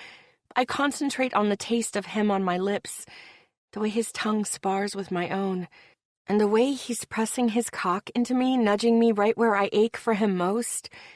His hand gliding up along my side has me immediately arching, as if urging him to touch my breasts, to toy with my nipples. I wish desperately that we were already naked with no barriers between us. Using his body weight to hold me in place, one of his hands slides beneath the hem of my shirt, shoving my sports bra up and out of the way. His calloused thumb and forefinger wreak havoc on my hardened nipples, tweaking them until I'm aching for his lips and mouth to do the same. His other hand delves beneath the waistband of my pants, his fingers sliding between us to glide over my core and trace over the folds to gather the wetness there, before focusing on my clit. My inner muscles clench, and I silently mourn the fact that he's not already inside me. "You want me inside you?" he says with a husky growl in my ear. Okay, so maybe I wasn't so silent in my thinking. God, yes. "Open your eyes." He takes tiny nips along the column of my neck before his tongue darts out soothingly. The moment I open my eyes, he slowly peels my shirt off me with my sports bra following. One hand comes up to cup a breast, thumb grazing over the tip, and I can't withhold the sharp inhalation at the touch. It's like every single nerve ending is in an overly sensitive state, a jolt shooting through me at the feel of the slightly roughened skin of the pad of his thumb over the tip of my nipple. "You like when I do that?" How the heck is he sounding so composed right now? When I'm here against this wall, an aching, wet, aroused mess, just waiting for him to put me out of my misery. I can only manage to whisper a soft, yes, before he dips his head to latch onto my nipple. Instantaneously, I feel a rush of arousal flood me, so soaking wet for him in anticipation of him pushing inside me soon.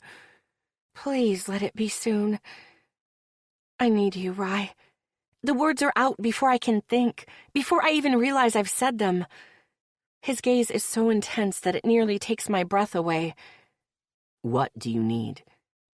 Rocking myself against him, I can't restrain my whimper. I need this. You. His fingers roughly shove down the waistband of my pants, setting me on my feet before he kneels down to remove them from around my ankles, bearing me. Still crouched before me, his eyes slowly take me in, moving up, up, up, and stopping. Right there, at the apex of my thighs, the part of me that yearns for him the most. Reaching up slowly, he moves to trace the crease of my entrance with his index finger, top to bottom, achingly slow, before suddenly sliding inside me. I gasp loudly, my head falling back against the wall. He works his finger in and out before adding another, and I note how easily they move, gliding through my wetness. I need you inside me. I don't care how needy I sound right now. If I don't have him pushing his hard cock inside me, if I don't feel him stretching me with his size, then I'm pretty certain I'll go insane. His hazel eyes rise, holding my own while he slides his fingers out of me, bringing them to his mouth. He slides them between his lips. His eyes fall closed at that moment, appearing to savor my taste on his fingers by sucking my essence off them. When his eyes find mine once again, he slowly rises, thumbs slipping beneath the waist of his pajama pants and shoving them down to kick them off to the side. He quickly rids himself of his plain cotton t-shirt, standing there before me in his full, naked glory. His cock is breathtaking, so thick and hard, jutting outward as if waiting for me to... Have you always used a condom? The words are out before I even think it through. His eyes are watchful. Always, Mags. I've never been with anyone unprotected. That's the answer I wanted, needed. Dropping to my knees, I grasp him in my hand before my tongue darts out to lick the tip, tasting the drop of fluid there, reveling in the salty taste before sliding my lips over him. Using my hand, mouth, and tongue, I suck and slide over his length, feeling him grow harder inside my mouth. When his fingers tangle in my hair, I glance up to see him watching me, lids low, eyes hazy with heat, lips parted, breathing ragged. And it's then that I feel pride, an empowering pride, that I made him this way, even though it's the last time this will ever happen.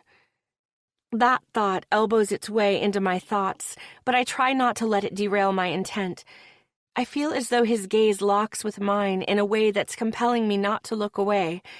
The connection we have right now, while I'm pleasuring him with my mouth, is so intense that every part of my body is tingling with awareness.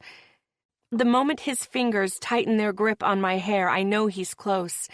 The instant he pulls away from me, away from my mouth, I feel a sense of loss. Before I can voice this, he scoops me up in his arms and we hurriedly make our way down the hall to his bedroom. Setting me on the mattress, he joins me, his body hovering over mine, all the curves and sharp indentations of muscles flexing above me. I'm operating on feeling alone, not necessarily thinking like I normally do, but going along a more visceral route. Grasping his firm length in my hand, I brushed the tip against my opening, coating him in my wetness. Watching him as I do this, the way he clenches his jaw tight and swallows hard, his eyes maintaining a laser-like focus on mine, encourages me. The moment I press upward while guiding him to me, he tenses, stopping me. Mags. There's a brief moment of silence as I wait for him to finish, watching him carefully. I have to get He breaks off the moment I arch upward, pressing him into me. No, not this time. My eyes plead with his. I'm on the pill. Please, just this once. Don't ask me why I'm doing this, why I'm asking this of him when I've never done this before in my entire life. Not even Shane, who'd always insisted on wearing a condom because he'd wanted to take chances on starting a family. Who knew what a godsend that would be? I've never been with a guy unprotected, never truly trusted anyone this much. But I trust Rye. I don't want to admit why or delve into anything pertaining to it. All I know is that I need him inside me without any barriers. I need to feel him. One last time. Chapter 42. Rye. 5, 10, 15, 20, 20. Fuck. My attempt at counting by fives to try to keep myself under control is failing. Miserably. Being with Maggie like this, sliding inside her without a condom, is unbelievable. And it's making it so hard to maintain control and not come inside her wet heat within 1 1/4 thrusts, like a completely inexperienced prepubescent boy. Sinking inside her, I hope, hell, I pray, that her request means something, anything. It has to. As I slowly, gradually work myself deeper inside her, my eyes stay on hers, watching them nearly glow with heat. Finally sliding in as far as I can, I still. "Mags," I whisper against her lips. With that one word, my thumb grazes the side of her face along her cheekbone, and I will her to see in my eyes what I'm silently professing. "I love you. You're the one for me. Please forgive me for lying to you. Please love me back." When she shifts beneath me slightly, making us both inhale sharply, it breaks the moment. Her hands glide over my shoulders, my chest, and down my stomach, my muscles contracting at her touch. One soft hand slides over my hip, while the other traces lower, closer to where our bodies join. Lifting up to allow her more room to roam, I feel her finger trace down below my belly button, down to the base of my shaft that's slick from her. Carefully, achingly slow, I move out barely an inch before sliding back inside her as we both watch the movement. My eyes dart up to see her face before returning, my eyes tracking my slow thrusts, noting the shiny slickness of my cock and the knowledge that it's her, it's my Maggie who's making my cock that wet, makes me grow even more impossibly hard. "Faster, Rye," she whispers, her eyes rising to meet mine. At that moment, there's nothing I wouldn't do for her if she asked me.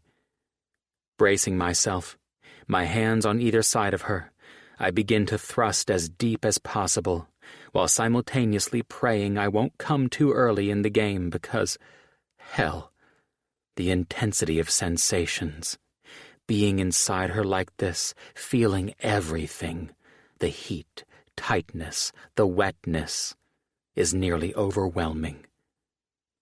And I have to tell her. "Mags, My words cut off because at that moment she clenches around my cock so impossibly tight before the spasms begin and her inner muscles clench and release, clench and release. Her body arches, rosy nipples puckered, eyes closed as her head tips back on the pillow, lips parting. It's right then and there that I know without a doubt I've never before witnessed anything in my entire life as decadently beautiful as this, as her, giving more powerful, deeper thrusts as she rides out her release. I feel the telltale tingling. "Mags!" My breathing is ragged, labored, and in the next second I pull out of her, coming all over her stomach in strong spurts. I collapse beside her, my chest rising and falling. Promise I'll clean you off as soon as my legs start working again. She gives a huff of a laugh, turning her head to look at me. Shifting to face her, she's watching me with an odd expression. You didn't... She trails off, before finishing with, come inside me. My eyes flicker to her stomach, and instead of answering, I jump up, quickly heading to my bathroom for a damp washcloth. Returning to my bedroom, I carefully clean her stomach, speaking softly, my eyes focused on the task. I've never done this with anyone, and since it's the last time, I break off with a slight shrug, still avoiding her gaze. I didn't think it was smart to play with fire even more than we already were. Tossing the damp cloth into my empty laundry bin, I climb into bed with Maggie, lying on my side and propping my head in my hand. My other hand traces along a random path, circling her breasts, her nipples, and down over her stomach, which she sucks in the moment I veer down over it. My eyes dart up to hers, looking at her quizzically. She looks away, muttering, "My stomach isn't super awesome. I don't have abs like yours." I give her a look. Mags, if you had abs like mine, that would be weird. I have a 1 liter. A laugh bursts free. You do not have a 1 liter.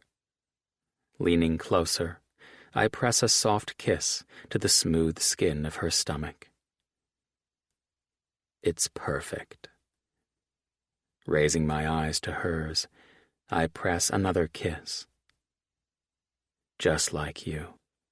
She stares at me. Well, doesn't Jack have pretty hardcore abs? Shit. My eyes fall closed on a slight wince because, well, yeah, he does. Not that I've ever touched his abs. That's just disgusting. Damn it. I need to come clean. This can't go on. I need to talk to you about Jack. She presses an index finger to my lips, stopping me. No. You don't owe me any explanation, Rye. Her finger traces over my lips. I know you'll likely get back together with him, and I understand that. But Mags, Rye. The tenderness in both her eyes and tone has me faltering. Please, let it be just about us. Knowing I'm unable to tell her anything, when she reaches for me, pressing her lips to mine in what has to be the sweetest kiss, I make it a point to give this my all. Go big or go home, right? Well, I'm going to go big, go all out, and give this everything I have. Even though I can see it in her eyes, I can tell that this is it. This is all she's going to give me. I love her throughout the day and into the night, until we're both too exhausted to move, curling up beneath the covers. I watch her sleep, knowing this is the last time I'll get to witness her in my bed like this, before finally giving in to the tiredness and falling asleep with her in my arms. And in the early morning light of dawn, when I feel the quiet, discreet, shifting movement, I force myself to keep my eyes closed. I can't bear to see her tiptoe out of my bedroom, like I was some sketchy one-night stand she's already regretting.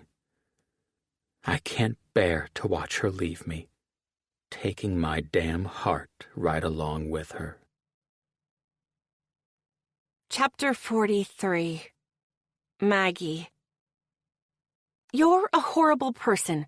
Don't even look in the mirror because it'll crack. If you think that's an awful thing to say to someone, I'd agree with you. At any other time. Right now, Not so much. Because I'm the person saying it, to myself. Have you ever done something where you're like, wow, I actually did that. That was so unlike me. And then you get this huge smile on your face that feels like it stretches for miles and miles. It's so wide, while at the same time you're like, whoa, you dirty girl, you. What the hell were you thinking? That's what I'm feeling, because let's face it, we've all been in that situation where we do something we aren't super proud of. Like the one time in college I went down on this super hot guy just because I was feeling insecure and desperately wanted him to like me. Yeah, I know. Stupid doesn't cover that, let alone degrading. Don't judge. We all do crap that's sketchy at some point in our lives. All of us. Except that right now, I'm fully judging myself. Because I had sex with my roommate again, and with no protection. I mean, sure, he pulled out and everything every single time, but... Okay, so here's the thing. Each time he did that, I felt kind of deflated. Like he was holding back from me. Which is ridiculous since I'm the one who told him it was the last time that it could happen between us. And now, while I stare at the steamed-up mirror standing on my plush bathroom mat with my towel wrapped around me, I know the second I move or shift in any way, I'll feel that soreness between my legs from him. Because last night was... My forehead thunks against the mirror. Phenomenal. Thunk. Hot as hell. Thunk. Heartbreaking. Thunk. Wait, what? Heartbreaking? My eyes fly open as I straighten, frantically scrubbing at the steam in the mirror until I can make out my face. The truth is there in my eyes. Heck, it's written all over my face. It's a good thing I said that last night was it. The last hurrah, because I know what it would lead to. Me ending up madly in love with Rye leaving me to be with Jack again. God, it's like some cheesy soap opera. Staring back at my reflection, I inhale a deep breath, holding it for a second before letting it out slowly in an attempt to calm myself, to assuage the panic pulsing through my veins. You will move on from this. Store it in the recesses of your memories. But you have to move on and find someone right, someone who will love you and give you what you need. I say this so confidently to my own reflection that it's almost believable. Almost. You know that acronym FML? People toss that around online, and I always felt put off by it. I mean, really, your life can't possibly be that bad, right? To the point where you actually say, fuck my life? All the scoffing I've done at people who have posted that, I take it back. All of it. I take it all back. Why? Oh, I'll tell you why. Right now, right here. That's why. So tell me more about how you place your bet, Simon. Rye gushes, leaning closer to the guy I was talking with not but 5 minutes ago. And no, I'm not exaggerating. He's gushing. It's a puke fest. I know. Cue the "my heart bleeds for you" violins, right? But seriously, he's clam jamming me. Again. For the 3rd time this week. The 3rd. First, I met Tucker when I was riding the elevator to work on Monday. He had been dropping off some files to the offices on a different floor. He was a super cute guy who worked in marketing and had the longest eyelashes I'd ever seen on a guy. Of course, when we made plans to meet up on Tuesday, Rye miraculously decided to pop into the same bar after work and began chatting up Tucker. I excused myself to use the restroom, trying to give myself a pep talk, regroup, and figure out how to bring things back my way. But when I came back out, I found the two of them missing. 2 seconds later, I got a text message from Rye. Rye. Hey, Mags, sorry, but Tucker insisted I see him home. Be careful getting home. I shouldn't be gone too long. Love you. Seems sweet, right? He had just met Tucker and was helping his new friend home because he'd had too much to drink. Except for one problem. Tucker hadn't been drinking alcohol. He had told me initially that he wasn't drinking and was doing some sort of cleanse where he abstained from alcohol and caffeine. Yep, so that could only mean one thing. Tucker was interested in Rye and vice versa.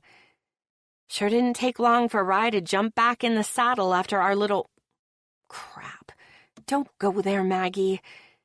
Moving on. Then there was guy number 2, Max.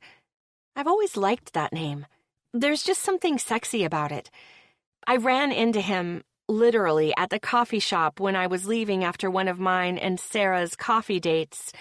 I was talking to her over my shoulder, exiting the shop, and totally not looking where I was going, and bam! Into a brick wall. Of manliness. Yep, Max was hot. Tall, dark, and handsome. Literally, he was all of those. Dressed impeccably, no less.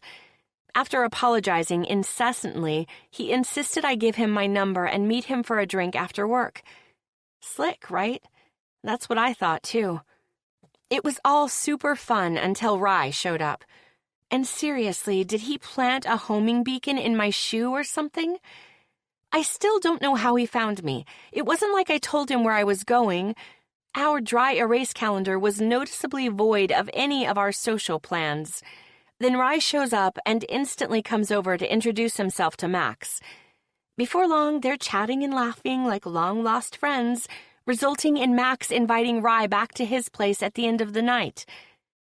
The third was the strangest, because I went to the gym, a place I hate and only go because Sarah tells me scary stories about young people dropping dead and ending up in the ER because they don't exercise regularly. And yeah, I know that exercising regularly isn't the same thing as once a week. I thank my birth parents, whoever and wherever they might be, for giving me good genetics and the ability to eat just about anything and not get so large that I end up needing a crane to remove me from my home. While I'm at the gym, this cute guy's little silicone earbud thingy rolled right over by the toe of my shoe. Of course, I picked it up and handed it to him. He was the one who gave me that megawatt smile and introduced himself. Dean. Great name, right? Told me he'd come over to where I was planning to use the elliptical machine once he'd finished his run on the treadmill. So what happened to that one? Well, I caught sight of Dean making his way over to me just as Jack and Rye were exiting the racquetball courts. Rye caught up with Dean. They exchanged a few words, each of them glancing over at me before Dean's expression paled immediately. He swiveled in the opposite direction of where I was and disappeared. Rye and Jack waved at me, both flashing me wide smiles, and exited the gym. I still haven't managed to get any information out of either of them as to what happened with Dean. Come back to the present, to right now where Simon hasn't said one word to me in approximately 22 minutes. I know I've been timing it. Just when I'm about to give up and head home to take a long, hot shower, curl up on the couch, watch television until I fall asleep, and dream about how I'll likely never manage to meet anyone who actually likes me more than Rye, I hear a male voice to my right. This is going to sound like a terribly cheesy line, but you're seriously too beautiful to be here alone. You're with someone, aren't you? Chapter 44. Rye. I have to continue to remind myself that this is worth it, especially while Simon drones on and on about how he places his bets on the horse races during the track season here in Saratoga. I don't give two shits about gambling, the odds, or which horse is favored. Running defense for Maggie is getting to be damn near exhausting. Not to mention, the Tucker dude actually tried to kiss me. Yeah, really. It's the second damn time that's happened to me. Awkward doesn't cover it. The gym guy was an easy mark, though. Hell, that one even got me a free smoothie at the coffee shop, courtesy of Jack, who was still laughing all the way there. I'd seen the guy through the plexiglass racquetball court, chatting with Maggie. It worked out perfectly that Jack and I finished our game in time to catch the guy on his way back over to Maggie. I appeared concerned, utterly serious, as I informed him that she was my roommate, but that I wanted to give him a heads up that she was in therapy and working through some issues, and that the last guy she dated had to relocate. I may have also implied that Maggie veered off into the bunny boiling, if I can't have you, no one will kind of personality. The Max dude was harder to sway my way, though. Shit, he nearly made me feel bad about what I was doing. Almost. Until, after exhausting all of my usual ploys and failing, I finally offered him $50 to leave and never contact her again. The fact that he accepted money to leave a beautiful woman alone says he's a king of douches. What I didn't plan on was having a dude come up and chat with Maggie while I was attempting to charm the pants off, not literally, of course, Simon. So while I want to break it up, I'm stuck with Simon droning on and on about betting on horses. Until, finally, he has to use the restroom. As if suddenly realizing that Maggie has found someone else's attention, his eyes narrow in an annoyed manner that I'm not a fan of. Which is when I go in for the kill. Leaning close to Simon, far closer than is permitted between two heterosexual men, I make my voice husky. So, what do you say, Sime? I huff out a hot breath against his ear, and he jerks back. Want to get out of here? You and me? The fear in the man's eyes would be hilarious if it were any other situation. Doing my best to maintain eye contact and give him my best sultry look, whatever the hell that even is, he moves hastily off his bar stool, pulling out his wallet and plucking out some bills before tossing it back on the bar, mumbling something about having to go. Phew. After he's gone, I turn to take in the scene to my right. Maggie is talking with a guy, and he actually doesn't scream douche, which I begrudgingly admit. Very begrudgingly. Hey, man, I interrupt them, holding out my hand to him. Rye James, Maggie's roommate. Nice to meet you.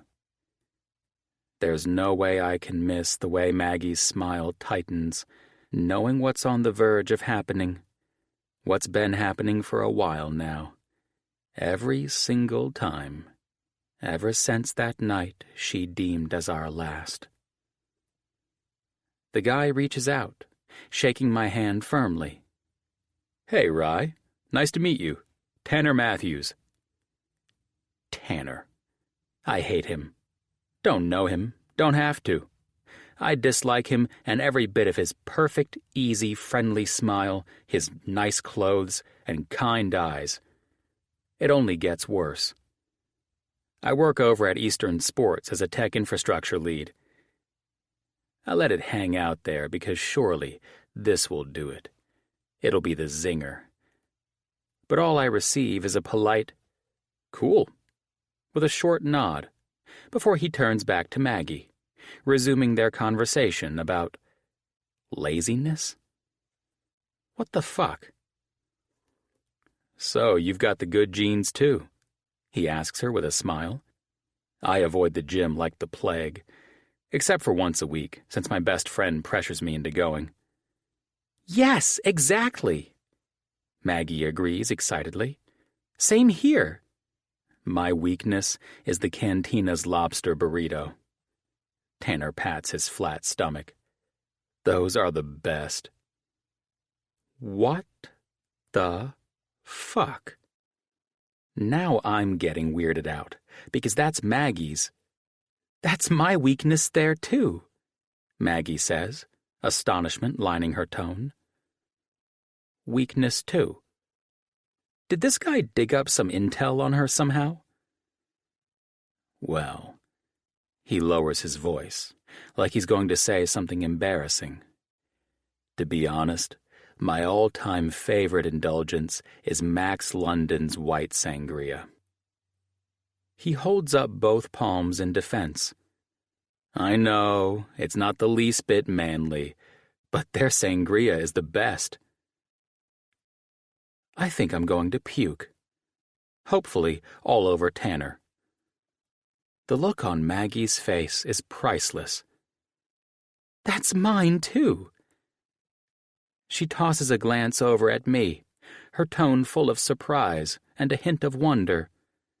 Seriously, Tanner, I love the sangria there. Well, what do you say we go and have some? I mean, he hesitates, a sheepish grin on his face. If you want to, that is. No pressure.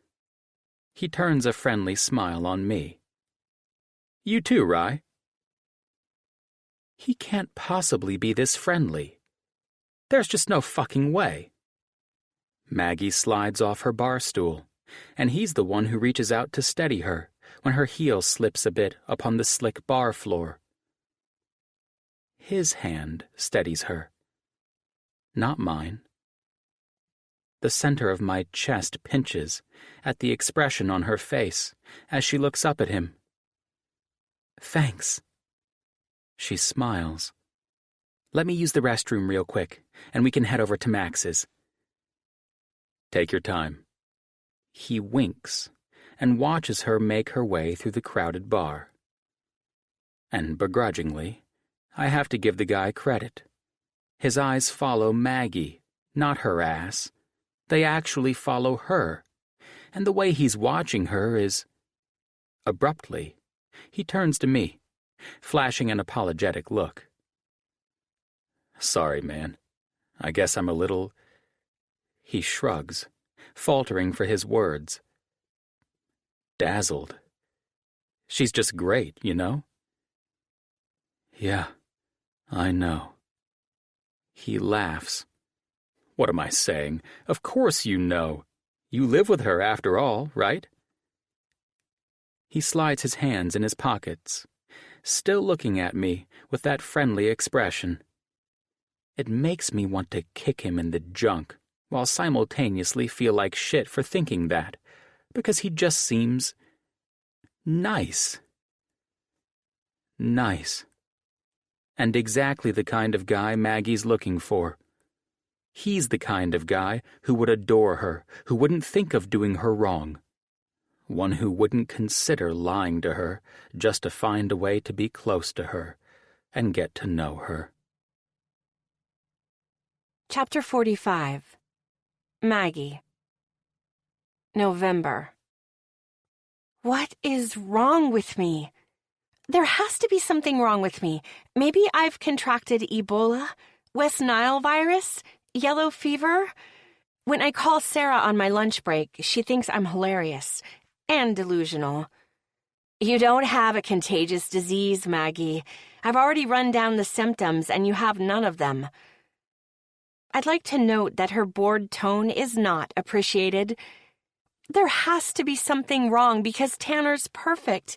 He's smart and funny and has a great job and thinks I'm the greatest thing since sliced bread. But, Sarah leads in, but I huff out a long breath, disgusted with myself. I don't know what it is. I just don't feel anything for him past friendship. She says it as a statement, knowing me too well. Yes. My answer comes out with a whoosh of defeated breath. Leaning my forehead against my desk calendar, I let out a soft groan. What's wrong with me? I told a perfectly perfect guy I couldn't see him anymore. My question is greeted with silence. Sarah? Yes? A little help here, please? She huffs. Maggie, what do you want me to tell you exactly? That what you're looking for is right in front of you, or that... She's interrupted, and I hear voices in the background. Sorry, Maggie, I have to run. They're short-handed today, and I need to cut my break short. Call me later, okay, sweetie? But you're going to be fine, I promise. We say our hurried goodbyes, and I hang up my desk phone, only to have it ring a second later. Wearily, I glance at the caller ID. On a day like today, a call from him barely brings a smile to my lips. Mags, Mags, Mags. What's wrong? Slumping back in my desk chair, I sigh. I don't know. I'm just in a funk. You can't be in a funk on a Friday. It's illegal. My lips curve upward just slightly. Pretty sure that's not even a bit true. Ah, but it got you to smile just a tiny bit more. Ryland James, are you spying on me again? Didn't they make you give those binoculars back? I may have forgotten to return them. My smile widens a notch. You're such a creeper. Only for you, gorgeous. His voice sounds huskier, more intimate, sending shivers down my spine. Only for you. Did I say that those shivers went down my spine? Well, those shivers also have an effect on other areas too, like downtown. You know what I'm saying? Panties damp? Oh yes, which means I'm in trouble. Because Tanner doesn't make my panties damp. They stay Sahara dry around him. Wow, that's just weird sounding, but you get the point. Good God, I'm so screwed up. Sarah has to be wrong. I have to be coming down with something major. You feeling all right? Rye's tone is concerned, and I realize I've been massaging my temples. You really need to stop spying on me, Rye. My tone is sharper than I intended, and I am instantly remorseful. Especially with Rye's quiet response. Sorry, Mags. I'll leave you be. With a soft click, the call ends, leaving me to feel like a complete jerk. Once I finally drag my weary butt home, I enter the apartment only to find it eerily silent. Rye? I call out hesitantly. When I don't receive a response, the knot in my stomach tightens. My boss had bombarded me after my lunch break ended, the far side of my desk still piled high with files and paperwork I'll need to tackle bright and early on Monday. Glancing over the clock, I cringe at how late it is. Nearly 6:45. I'm selfish for even expecting Rye to be here after the way our call ended. Not to mention I was barely keeping my head above water the remainder of the day and hadn't had time to breathe, meetings back to back, let alone time to call him back. I should have made time, I mutter, tossing my briefcase onto one of the bar stools and shrugging off my coat onto the back of the stool. And that's when I see the note on the counter. Didn't want to bother you, but if you feel up to it, come out and join me and Jack at the Parting Glass. Love, Rye. Clutching the note like it's a lifeline, I feel the tightness in my chest ease. He can't be that mad at me if he's inviting me out, right? So then why the heck am I bummed that he's with Jack? Jeez, Maggie, you just want it all, don't you?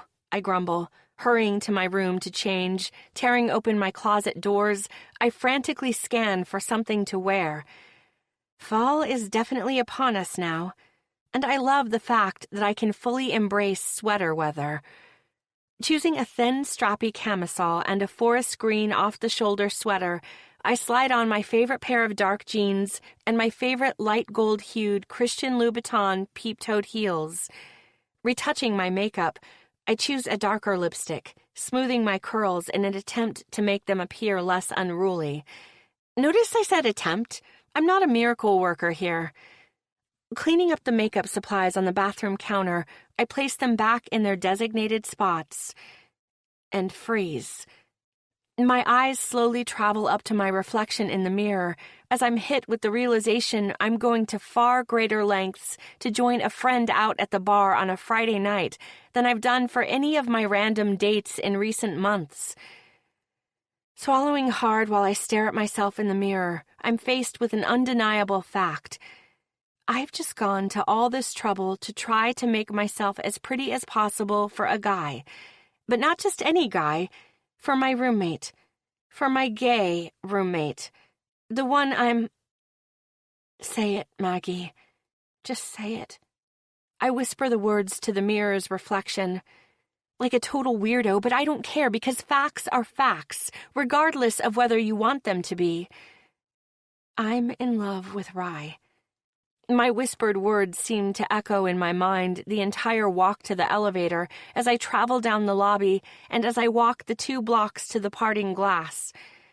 While part of me is relieved to voice it, even if it's only to myself, the other part of me is scared to death. Because seriously, of course, I'd be the one to fall in love with a freaking gay guy. It's just my luck. And I have no clue what to do about it. Chapter 46. Rye. I hate the way things ended today with Maggie, which is why I made sure to leave a note.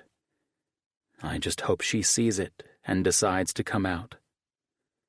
I shouldn't have hung up so abruptly, but I'd gotten my damn feelings hurt like a little kid, and I should have known better.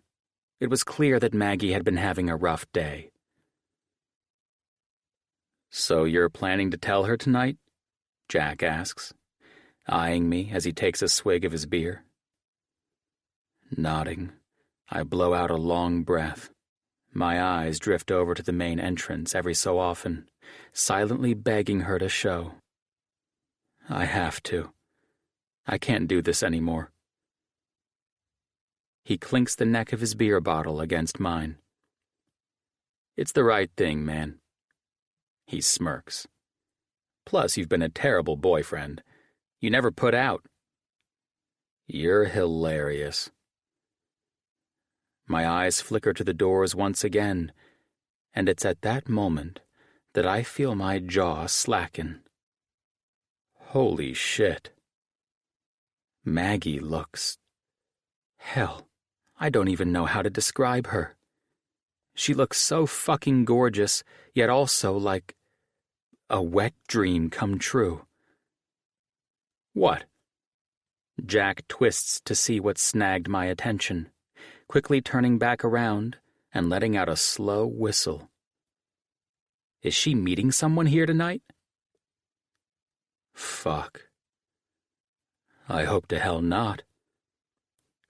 My hope increases when she stops at our table.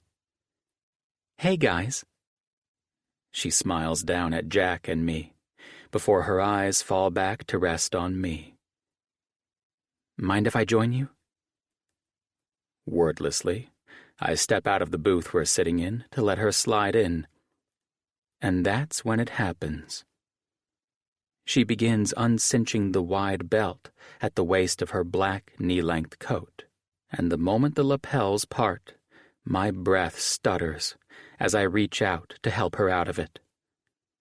Because that sweater, the way the one side slips off her shoulder, bearing creamy skin that begs me to touch it, kiss it, lick it over and over.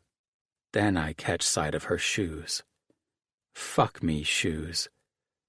Sweet Jesus.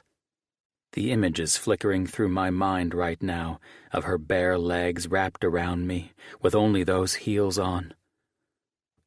She's trying to kill me. That's the only explanation. Please, God, let her not be here to meet another guy. Please. Sliding in beside her, I look over to see her smiling up at me. Her lips painted a deep, rich, dark pink color, and I have to shift in my seat, adjusting myself. Well, I hate to cut out early, but... Jack makes it a point to check the time on his watch.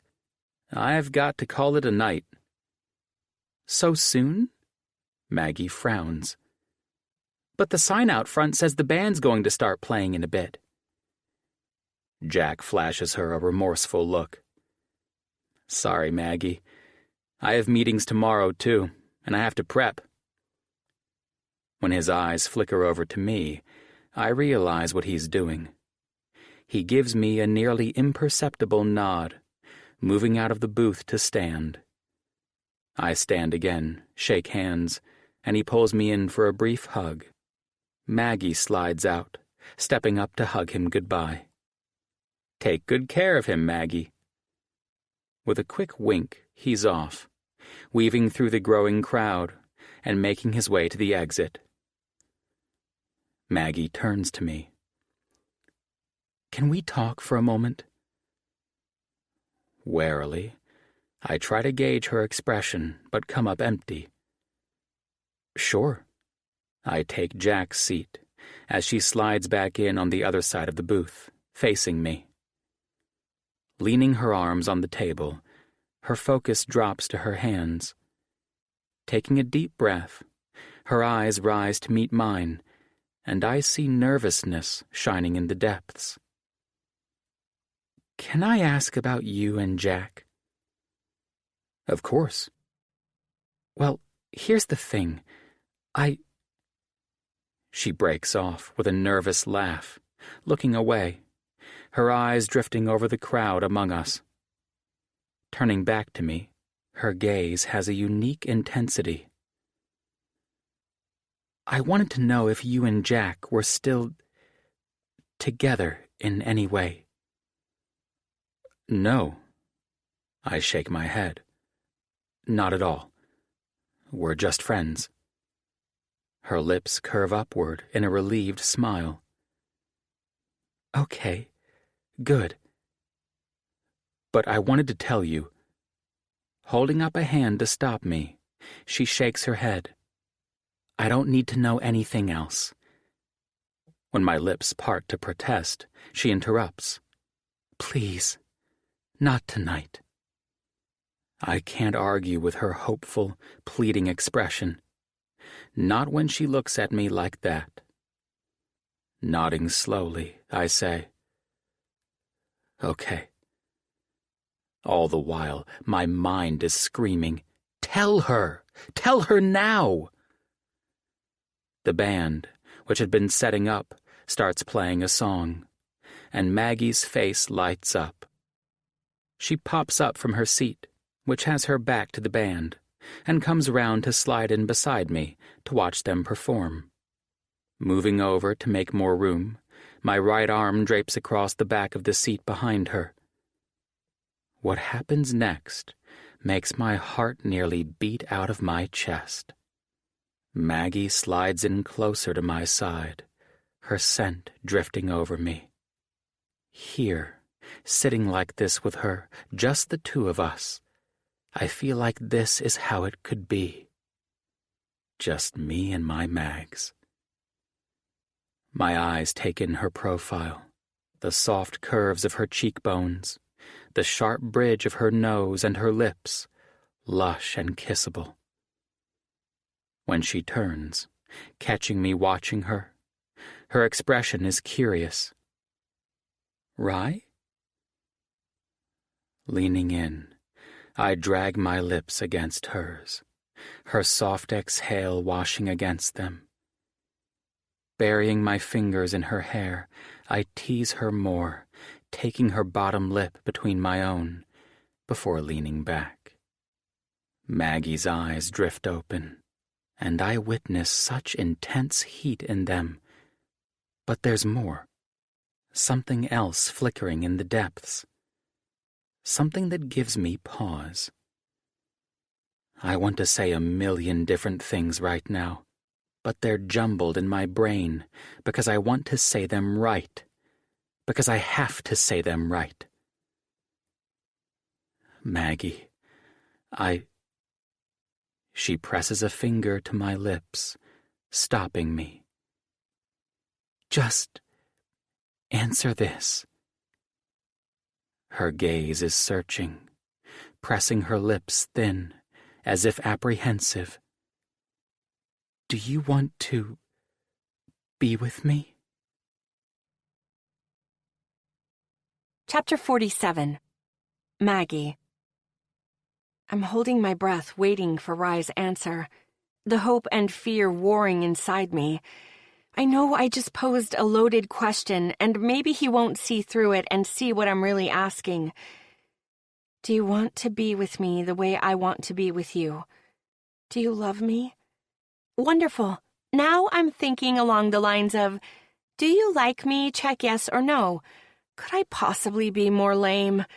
Just when I'm about to rescind my question to try to laugh it off, his lips curve upward in what has to be classified as one of the sexiest yet sweetest smiles I've seen.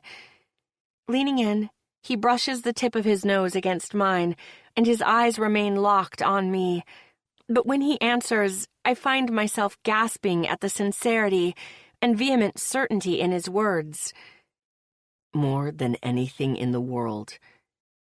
Both hands delve into my hair, his lips crashing against mine in a hungry kiss, and when his tongue sweeps inside, heady arousal strums through me. When he breaks the kiss, his lust-hazed eyes meet mine, intense heat in the depths. Can we? Trailing off, I worry my bottom lip. His mouth curves in a sly smile. Why, Mags, are you asking me to come home with you? Smile widening, he leans in. You little hussy, you. Shoving at his chest playfully, I roll my eyes looking up at the ceiling. Why me, Lord? Why did I get stuck with the cocky roommate? Not everyone can be so blessed, my child. You'd make one hell of a priest. Rye stares at me in mock horror. As if I could manage to abstain from sex for eternity. Minor complication. He looks at his crotch as if it's going to chime in the conversation. Not minor at all. Covering my face with my hands, I groan with a little laugh. Rye! Snagging my wrist, he pressures a kiss to the inside, over where my pulse is beating wildly. Let's go home. Pulling out some cash, he tosses it onto the table. Wait! Laying my hand on his arm, his eyes meet mine, a mixture of disappointment and apprehension in them. Before we go, I smile, sliding one of the napkins in front of me before reaching in my small purse for a pen. His features relax, and he watches me as I write. I want to be someone's everything. Sliding the napkin closer to him, I hand him the pen. His expression is unreadable as he stares down at my words, appearing to ponder what to write for a moment.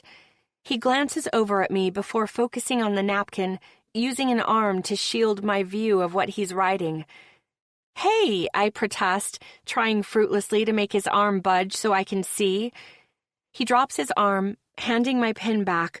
One large palm splays over the writing, a cryptic smile playing on his lips.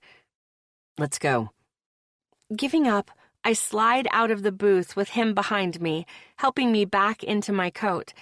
Rye fastens the belt, and tightening his fingers over the lapels, he tugs me close to press a swift kiss to my lips. He tucks something in my right hand, closing my fingers around it. The napkin. The entire walk to the exit doors, I feel the heat from Rye's palm at the base of my back, the possessive gesture fueling my anticipation. But that isn't what makes me stumble. It's the moment I look down at what he'd written on the napkin in my hand. You already are. We're walking hand in hand along the sidewalk, crossing over Division Street on our way back to the apartment when I see him. Wait. I tug on Rye's hand, cocking my head in the direction of a man sitting on the lone bench beneath the streetlight, a mere 3 feet away from the Adirondack Bank building. No one knows his name, but he's evidently homeless. He always has a shopping cart full of things, bags of cans and bottles that he's planning to exchange for the redeemable deposit fees, and bags containing who knows what else. Whenever I run errands for work and I see him on what most of the locals deem his bench, I'll stop in the local bakery and grab a bottle of water, a hot cocoa, and a few muffins for him. On days he's not there, I worry about him, but always end up seeing him pushing that cart down another street. He's not clean and usually smells pretty ripe, but I've never seen him with any liquor or anything else, so I don't think he's on the streets due to addiction. The man always avoids meeting anyone's eyes, and the times I offer him food and drink, he'll shy away from me, leaving me to set the items I bring him in his cart or on the other end of the bench where he sits. I don't have anything to give him except maybe money. The bakery has long since closed for the day. Pursing my lips in thought, I peer up at Rye. Let me check on something real quick. Steering me to stand beneath the streetlight at the corner of the sidewalk as numerous couples and groups of people walk past. Enjoying the cool, crisp Friday evening, he steps away, walking over to approach the man on the bench. Rye nears him, stopping just a few feet away, speaking quietly in a hushed tone. A moment later, Rye returns to me, grasping my hand and leading me back in the direction from which we started. Where? He's in the mood for wings. Apparently, people give him pizza all the time. I notice Rye's lips are curved up slightly. So I told him we'd get him some wings real quick. Stopping at the nearby pub, we slip inside and weave through the crowded establishment until we're at the end of the bar. Rye's hand is at my back, leaning in to place a to-go order with the bartender, and I find myself glancing around, taking in the others on dates or together as couples or friends. My eyes focus on one couple in particular who appear so at ease with one another, the affection they feel toward one another so obvious. Hey. Rye's husky voice in my ear makes me turn, and he's watching me expectantly, one eyebrow cocked. Twice in one night? Wouldn't we be jinxing things? I tease, eyeing the napkin he has beneath one hand. Nope, you'll see. He extends his palm, waiting for me to hand him a pen. Once I do so, he hurriedly writes, I want a beautiful woman who trusts me to please her, and to maybe take her against the door because I might not be able to wait to have her. I roll my lips inward to try to hide my smile at his words. Accepting the pen, I slide the napkin closer to me. I want a handsome man to make it so that I can't wait to be taken against that door. With a wide, satisfied grin, I slide the napkin over for Rye to see, and can tell the moment he reads it, his eyes instantly darkening with intent. Dipping his head, he places his lips to my ear, and the hand at the back drifts down ever so slightly, his palm grazing my ass. I can't wait either, Mags. His teeth discreetly nip at my earlobe, sending shivers down my spine. I can't wait to feel how wet you are. His fingers tighten on my ass before releasing me once the bartender sets a plastic bag on the lacquered wooden bar top, and Rye whips out his card to pay. Within a moment, we're exiting with a large order of wings, napkins, and 2 bottles of water in hand. Bringing it back to the homeless man, we carefully approach. Rye stops me a few feet away from the bench, asking me to wait.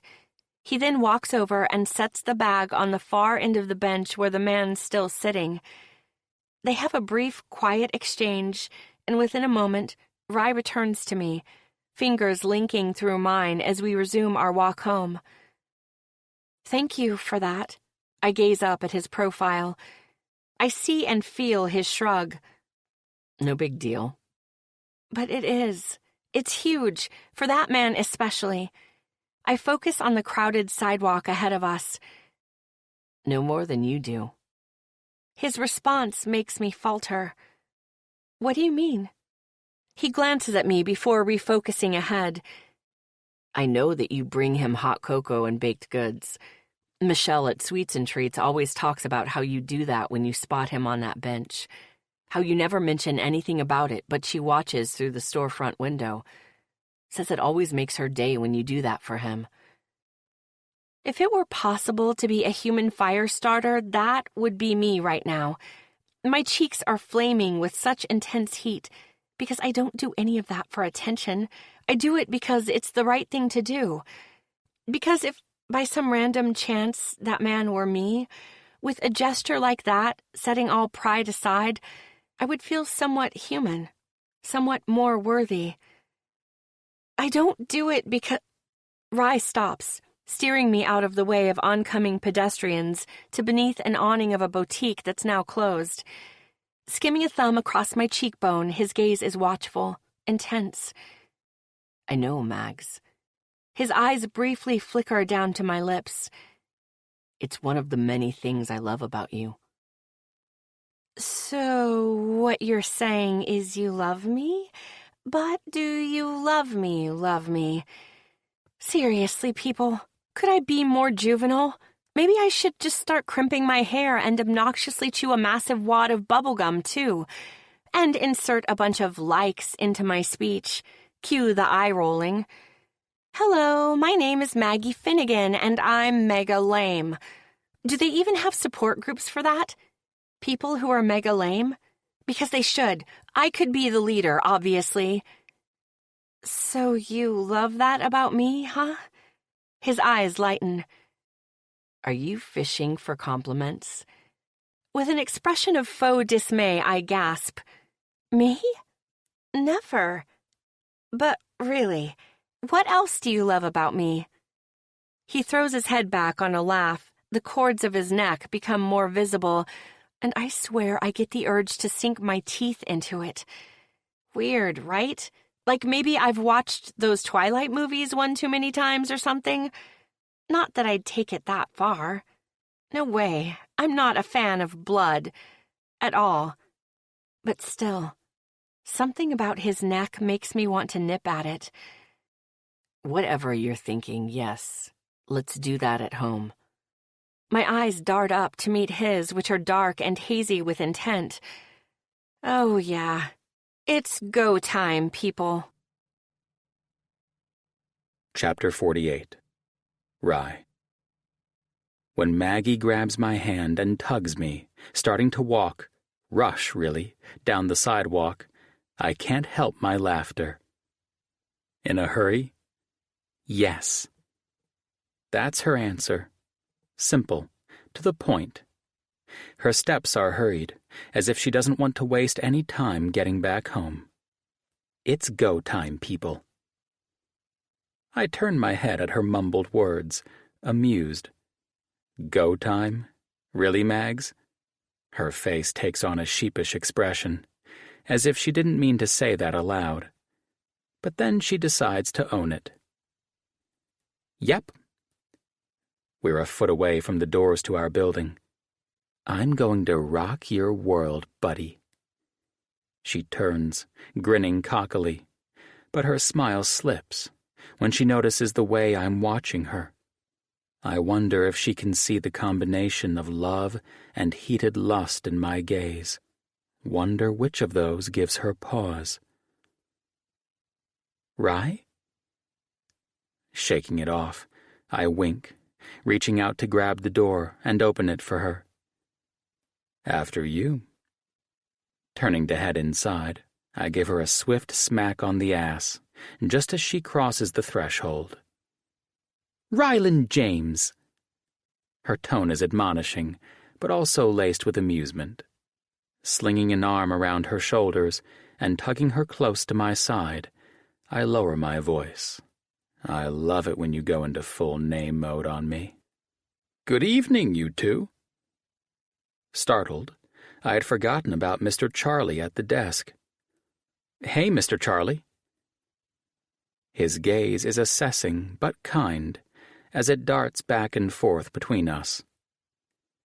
You two kids have fun. There's a brief pause. Be safe. Be safe? My head cocks to the side at his words. His eyes are trained on me, and it takes me a moment to understand where he's going with this. Ah, safe. Got it. Always, I say with a firm nod. We bid him good night and walk over to the bank of elevators. Leading Maggie into one, she slides over against the back wall, and I can feel her eyes tracking my movements as I press the button for our floor. God, even your hands are sexy.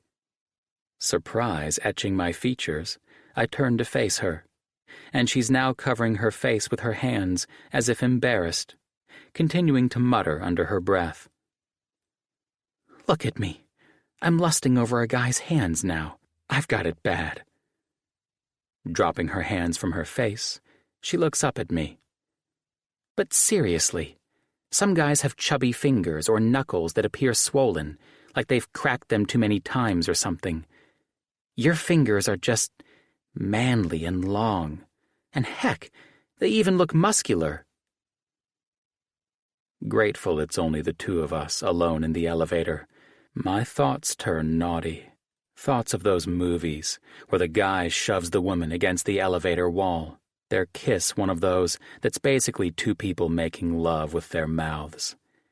And then he lifts her up to have her wrap her legs around his waist, and they practically fuck with their clothes on. Closing the distance between us, I flatten my hands on either side of her against the wall and lean in. When you look at me like that, I brush my lips against her cheek. It makes it difficult not to tear off those sexy jeans and shove deep inside you. I jerk when she palms the front of my pants over my hardening cock, and I can't resist rocking against her hand. Fuck. She's the one woman who can push me to the edge with just one touch. Mags. I speak her name through gritted teeth, eyes closed in a near wince as I attempt some vestige of control. She glides her hand up and down over where I'm tenting my pants, and I feel the combination of disgust and relief when the elevator dings to announce we've arrived on our floor. Rye. Her voice is husky, and when my eyes open, she's gazing up at me, her tongue darting out to wet her bottom lip. Swiftly turning, my hand grasps hers, and I practically drag her out of the elevator, stalking to our door. Reaching into my pocket, I gingerly attempt to remove my keys from my pocket without unmanning myself, and then I shove the key into the lock with no finesse whatsoever. When Maggie gives a light tug on our joined hands, as soon as I twist the knob, I pause, turning to rest my eyes on her in question. Are you still planning to? She pauses, her lips curving into a sly grin. Shove me against the door? Without answering, I push open the door, tugging her inside with me. Removing my key from the door, I toss them toward the kitchen counter, not caring when they miss their target and instead hit the hardwood floor. Kicking the door closed and hurriedly locking it, I walk her body back against the door, my mouth finding hers in a hungry, hot kiss. My fingers make quick work of her coat, tugging it off before pulling up the hem of her sweater. I lift it over her head before carelessly tossing it to the floor. My palms glide down from her shoulders to cup her breasts through the thin fabric of her camisole, her hardening nipples visible through her bra. Rye. My name slips from her lips on a breath, and that, combined with a flash in her eyes, slows my movements. That flash of something. A part of me wants so badly for it to be more than just lust, sends a sliver of insecurity through me. This is the moment where I wrestle with being Rye, a hot-blooded guy about to have what I already know will be mind-blowing sex, and Rye, the guy who's head over heels in love with a woman whom he's lied to and made believe that he's gay. What's wrong? Maggie asks when I stop, gently dropping my forehead to her shoulder to hide my face. I hear the uncertainty in her tone, with a tinge of rejection. She thinks I'm rejecting her. I can't have her thinking that. Not for a single minute. Lifting my head, I meet her eyes, and the wariness in her gaze unsettles me. Mags, I have something to tell you. Inhaling a deep breath, I prepare to disclose everything. But her finger pressed to my lips stops me.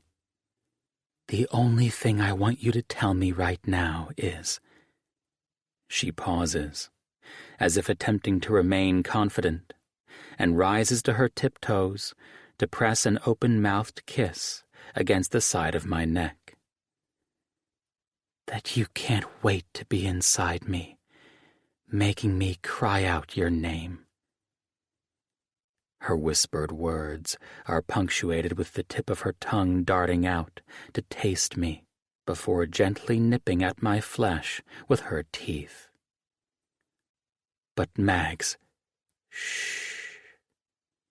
Her thumb brushes against my bottom lip, and I can't resist wrapping my lips around it. Sucking it deeper into my mouth, I watch her eyes darken with heat as I taste her. Even if that's not the part of her I want to taste. When her other hand slides down over the ridge of my cock, stroking me through my pants, I lose all train of conscious thought about coming clean, of confessing. Instead, all that's going through my head are thoughts of how fast I can push inside her, how wet she'll be, and how badly I want to taste her and make her come undone with my tongue, my fingers, and my cock. My hands fly to grip her hips, lifting her, her legs wrapping around my waist so that I'm nestled between her thighs. Rocking into her, I hear her breath catch. Our lips meet, our mouths frantic, as if we're both unable to get enough, to taste deep enough, our tongues sliding against one another. Her fingers grip my shoulders as her tiny moans urge me on. My arms secure around her, I walk us back to my bedroom. She dusts kisses along my jawline before her teeth tug gently on my earlobe. My words come out guttural with lust. "Just so we're clear, you're not leaving my bed any time soon." Leaning back slightly to meet my eyes, I see a smile tugs at the corners of her mouth. "Is that so?" "Yes, ma'am."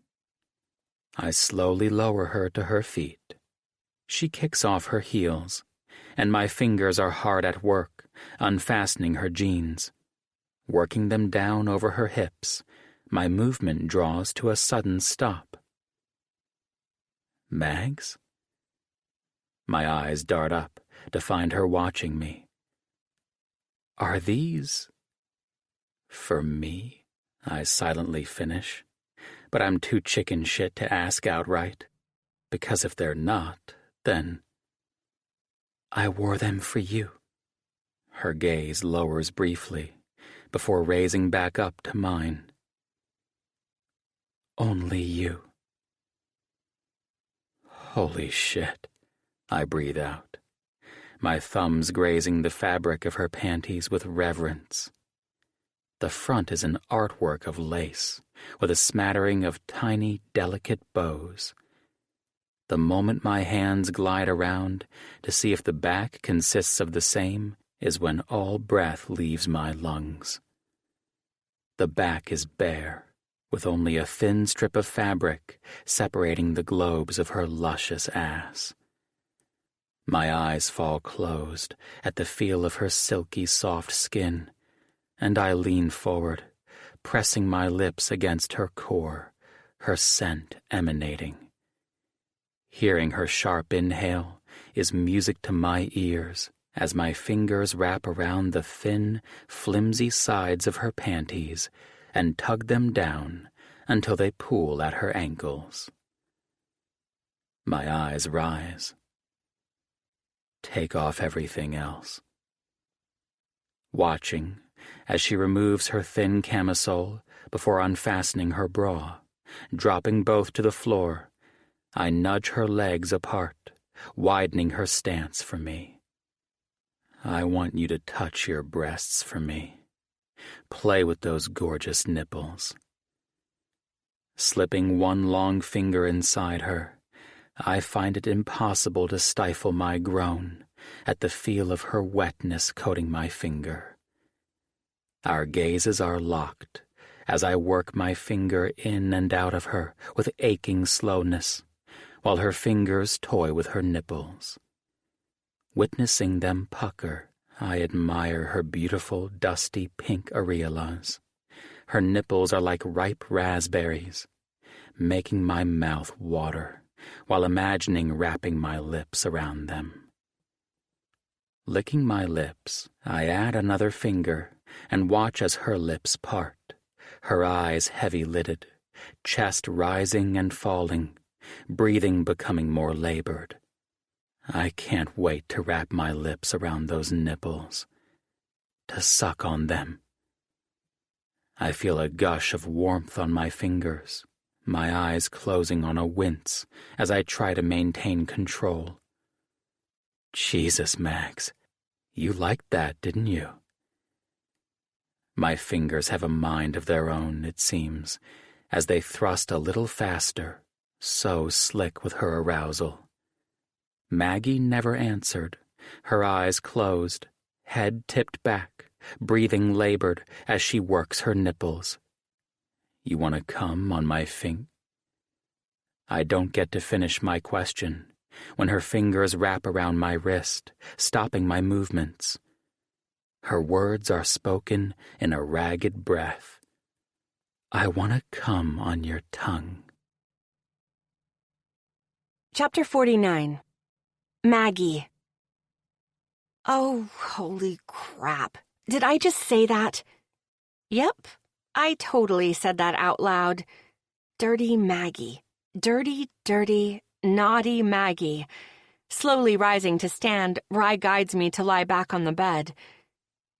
Why don't you get started for me? Stripping himself of his sweater before tackling the buttons of the shirt he wore beneath it, his fingers fumble in his frantic attempt to hurry and rid himself of his clothing. And I hope that maybe it's because I'm lying on his bed, my finger rubbing my clit in slow circles, that it's pushing him close to the edge. Shoving down his pants and boxer briefs in one move, he forgets that he hasn't removed his shoes and nearly trips himself trying to get untangled. Chuckling softly, I feel my face light up with heat and humor. In a bit of a hurry, are you? Grinning, Rye toes off his loafers, kicking off his pants and underwear before shucking his socks as they join the rest of his clothing on the floor. Kind of. It's kind of an urgent matter here. Climbing onto the bed, he braces himself above me, and I bite back a hiss at the feel of his naked body. Dipping his head, he brushes his lips against mine. In fact, it's pretty damn urgent. Is it now? I whisper back playfully. My thighs cradle him, wrapping my legs around him, my core radiating heat against where his cock is nestled against me. I didn't tell you to stop playing with yourself. He attempts a stern tone. I cock an eyebrow at him. Well, it makes it awfully hard when you're in the way. So what are you saying?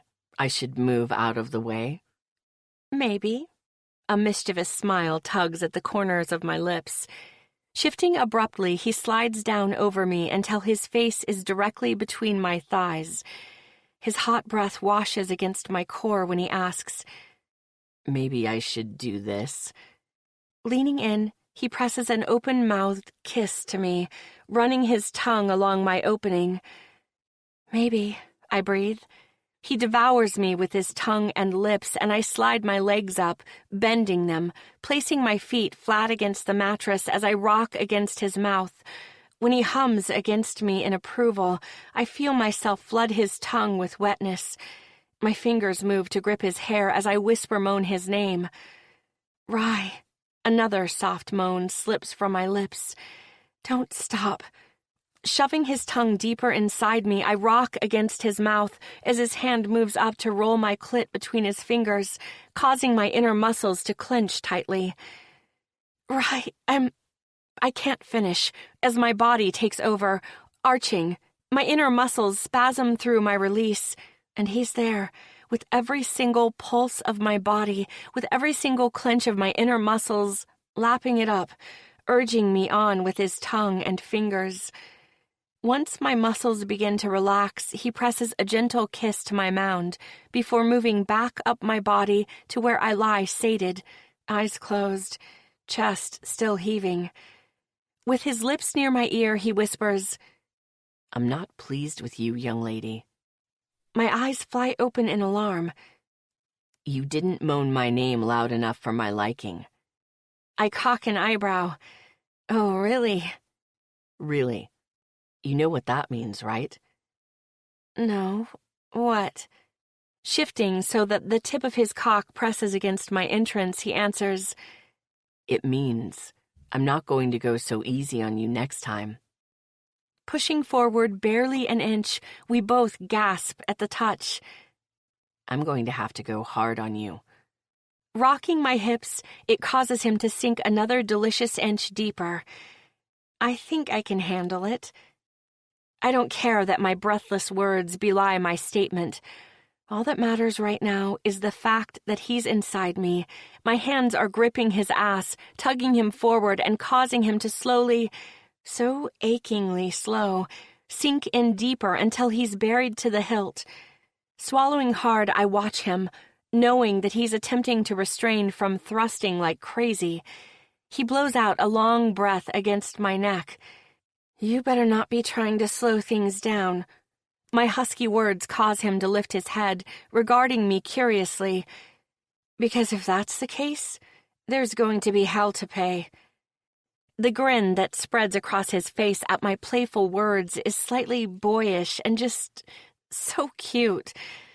God, I love him. "So what you're saying is if I did something like this..." He slides nearly all the way out of me slowly, only to give one strong, quick, deep thrust back inside. "You wouldn't like it?" My neck arches, my head back against the pillow, lips parted, eyes closed. I'm not sure. You might need to do that again to check. And he does, again and again. Throughout the entire night, we love one another, exploring and learning each other's bodies, until finally we're so exhausted that we fall asleep, with his arms wrapped around me, my head on his shoulder and palm on his chest, right over his heart, where I hope, pray, that it beats for me. Pray that it might somehow begin to love me the way that I love him. Sometimes I feel like your kisses are the kind where I'll end up like, holy shadooby, I think I just got impregnated. Rye stares at me in the bathroom mirror, rinsing his mouth after brushing his teeth, while I twist up my messy morning hair in a clip. Flashing me an amused look, he cocks one eyebrow. "You do know how babies are made, don't you, Mags?" Why, yes, Rye, I do know how a baby is made. But you get my meaning. My ovaries practically cry out your name when you kiss me a certain way. "You mean between your legs?" Playfully shoving his arm, I let out a huff of laughter. You're terrible. He tugs me closer. "You love it." I love you. Maybe. My expression is thoughtful, as if I'm considering it. "Bet if I made you some of my famous bagels, you'd feel better." Giving him a look, I say slowly, You put bagels in the toaster and butter them. He gasps in mock dismay. "You dare to scoff at my bagels? Don't you know I live in a..." Glass case of emotion? I prompt. Grinning, he gives me a perfunctory kiss on my lips and releases his hold on me, turning to exit the bathroom. "I'm kidding. I'm going to run down to Sweets and Treats and see Michelle about some croissants and good stuff. I'll be back in a few." And then what? I ask curiously, following him out and down the hallway as he scoops up his keys heading for the door. His head whips around, his hand on the doorknob. "Then..." His eyes have that spark of something naughty in them. "We feast." Just the way he says the word feast, I know he doesn't just mean actual food. He means me. If I were wearing any panties beneath Rye's large t-shirt he pulled over my head this morning, they'd be soaked. Scratch that. Those suckers would be gone, up in flames, that is. Chapter 50. Rye. I'll be right back. Turning, I twist the door handle. Wait! Maggie's tone is urgent, and my head whips around. When I see her start forward, rushing to me, I turn, catching her as she flings herself into my arms. Her palms frame my face, before she presses a soft kiss to my lips. I know you're only going to the bakery, and I'm being clingy, but, she whispers against my lips, I'm going to miss you. I'm not usually one who turns mushy at much of anything, but this moment, right here with Maggie, gets me. She's the only woman who can make me melt. Hell, she's the only woman who has ever made me melt. Grinning down at her, I tease. I think I like clingy Maggie. She blushes, ducking her head briefly. Hurry back. She dusts her lips against mine, and when our lips part, her eyes have a different lightness to them. Like happiness, with a touch of something else. I'm so damn afraid to hope for that something else to be love. If that's what happens every time I have to leave, you'd better believe I'll do everything in my power to get back here in record time. Releasing her slowly, I set her on her feet. Once I leave and close the door behind me, I end up staring at the closed door far longer than I'd like to admit. Because when I walk back through that door, I'll be walking inside not just as Rye, her roommate, but as Rye, her lover. Maybe even her boyfriend. But first, I have to come clean, which is why I'm heading out to get the necessary items, to ensure that our talk goes as smoothly as possible. You having a breakfast get-together this morning, Rye? Michelle asks, as she places the pastries in the large box for me. I might be going a bit overboard in getting so many, but I want it to be perfect. Last night was fucking perfection in itself, and I don't want to do anything to break that trend. Nope. There's no way I can tamp down the dopey grin I know is spreading across my face. Just me and Mags. Ah. That's all she says. Her tone is knowing, and not at all surprised, flashing me a kind smile. I wondered when she'd realize what was right under her nose. Me too, I think. Me too. Carefully holding the large box of baked goods, I exit the bakery. Stopping by the small florist shop, I choose a purple and white orchid, Maggie's favorite flower, and wait for them to gently place it in packaging for me. Then, when I'm satisfied I have the necessary items to ensure this morning with Maggie will be perfect, I head along the sidewalk to make my way home. Home to Maggie. So lost in my thoughts, it takes a moment for me to realize my cell phone is vibrating in my back pocket with an incoming call. Pulling it out, I furrow my brows when I see the caller ID. Kara. My ex. We had ended things a while back, before she relocated to Boston upon receiving her promotion. While we'd been serious for a while, after some time it became apparent things weren't headed in the right direction, and we'd parted amicably. Hey, Kara. Rye! Hey, I'm in town for a bit, doing some visiting, and have something of yours that got mixed up in my stuff somehow. She laughs. I've finally finished unpacking after all this time, and found one of your hockey jerseys. I'd been wondering where that jersey had gone. Cool. How long are you going to be in town? Maybe we can set up a... I'm actually about to get to your floor. I ran into Jack at the coffee shop, and he told me—" I don't hear the rest of her words. I've already shoved the phone in my pocket, trying desperately to sprint while juggling the boxes in my grasp, dodging early morning risers and dog walkers along the sidewalk. My stomach is in knots, throat tight, and I'm basically scared shitless. Because if Kara says anything to Maggie before I get the chance to talk to her, before I get the chance to come clean, I'm not sure Maggie'll be able to forgive me. Hell, I'm not sure I'll be able to forgive myself. Chapter 51. Maggie. I'm pouring myself a mimosa because how else can one plan to try to convince a gay man who, after all that's happened, has to also be bisexual too, right? That he should be my boyfriend? By plying him with alcohol, of course. Duh. I know, I'm terrible. But can you really blame me? Don't even try to tell me you wouldn't be doing this if you were in my position. There's a knock on the door, startling me.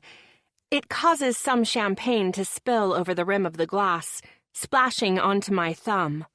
Setting down the bottle, I raise my other hand to suck off the champagne and walk toward the door. Why would Rye be knocking? Is he being funny? Hand on my hip, I lay on the sass, flinging open the door. You get in for free as long as you're putting out. Oops, not Rye. There's a tall blonde woman standing there staring back at me curiously. Hi, I'm Kara.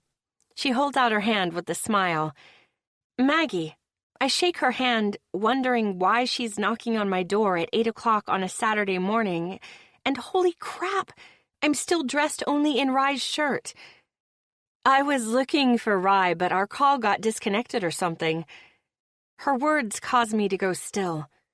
She's looking for Rye? My Rye? He should be back in a moment, I say slowly. Pulling something from her large handbag that looks like a man's jersey, she hands it to me. This is Rye's. With a little lilt of a laugh, she adds, I told him I'd finally unpacked, and that somehow ended up with my things. Suddenly realizing how rude I'm being, I snap out of my daze. Oh, come on in, please. She's clearly a friend of Rye's, especially if she has his jersey, right? Closing the door behind her, she follows me inside. I'm making some mimosas if you'd like one. Let me just throw on some shorts real quick. Help yourself. I gesture toward the kitchen as I head back toward the hallway. Thanks, Maggie. I'd love one. Hurriedly, I tear into my room, tossing Rye's shirt onto the bed. Luckily, I find a pair of decent shorts, deciding to add a sports bra to the mix to try to be a little more hospitable and less jiggly before pulling Rye's shirt back on. Because God knows there's not much worse than being greeted by another woman's unencumbered breasts, much less a woman you don't really know. Returning to find Kara with a mimosa in hand and glancing around the living room at all of the framed photographs adorning both the wall and end tables, I watch as she glances over at me. How long have you and Rye been together? With a nervous laugh, I slide my hands into the front pockets of the soft material of my shorts. We're not really together. Shrugging, I add, he and Jack had been together for such a long time, and then I trail off awkwardly, unsure of how to even begin to explain the situation. Then I realize Kara's staring at me in a way that sends prickles of unease through me. Her eyebrows furrow in what appears to be confusion. What do you mean he and Jack had been together? I mean together. My words are drawn out slowly. After a beat of silence, she throws her head back in a laugh that's... Heck, the only way to describe it is a full-on belly laugh. Kara's laughing so hard she actually has to wipe away tears from her eyes. While I just stand there watching it all happen, wondering what the hell this chick is smoking. I'm sorry, she says, breathlessly, between some more, less hearty laughs. It's just so hilarious to hear that. There's no way Rye and Jack have ever been anything more than friends, let alone gay. Another peal of laughter escapes, and I'm standing here wondering what she's on. Because maybe she shouldn't be drinking that mimosa after all. Everyone knows you shouldn't mix alcohol with pills. I mean, I should know, right? She continues while I eye her mimosa glass, wondering if I should just be ballsy and rip it from her grasp. I dated Rye for about 8 months. I know that was 2 years ago, but still. That's the moment it happens. When everything stops. I'm sorry, what? Surely I didn't hear her correctly. Because there's no way she dated Rye for 8 months, let alone 2 years ago, because that just doesn't make sense. Rye's gay. Isn't he? The room feels like it's closing in, air thinning as my mind races, memories flash through my mind, through all of the encounters I've had with Rye since meeting, since moving in together. The times when he ended up with my dates, the times when the guys ended up seeming to like him more. Something's not adding up. Rye's not gay? I ask Kara cautiously, tentatively. She must notice something in my expression because her features sober, eyes growing wide, her lips parting to answer me. But before she can speak, another voice answers for her. No, I'm not. Chapter 52. Rye. I'm out of breath from sprinting the remaining blocks to get back here, in hopes that I might be able to get here before anything happened, before any serious talking occurred. When I hear Kara's uninhibited laughter through the door, I get the worst feeling in the pit of my stomach. Shoving my key in the door, Maggie and Kara must not hear me enter, over the sound of Kara's laughter. Rye's not gay? I hear the confusion in Maggie's voice. Before Kara can answer her, the words spill out of my mouth. No, I'm not. Startled, Maggie whips her head around. She's staring at me with a combination of hurt and what is now coming to the forefront of her expression. Anger. Then another emotion joins in the mix. Betrayal. You lied to me. She doesn't yell. The eerily quiet statement hanging there in the silence of the room, as Kara suddenly looks uncomfortable, an unexpected bystander in all of this.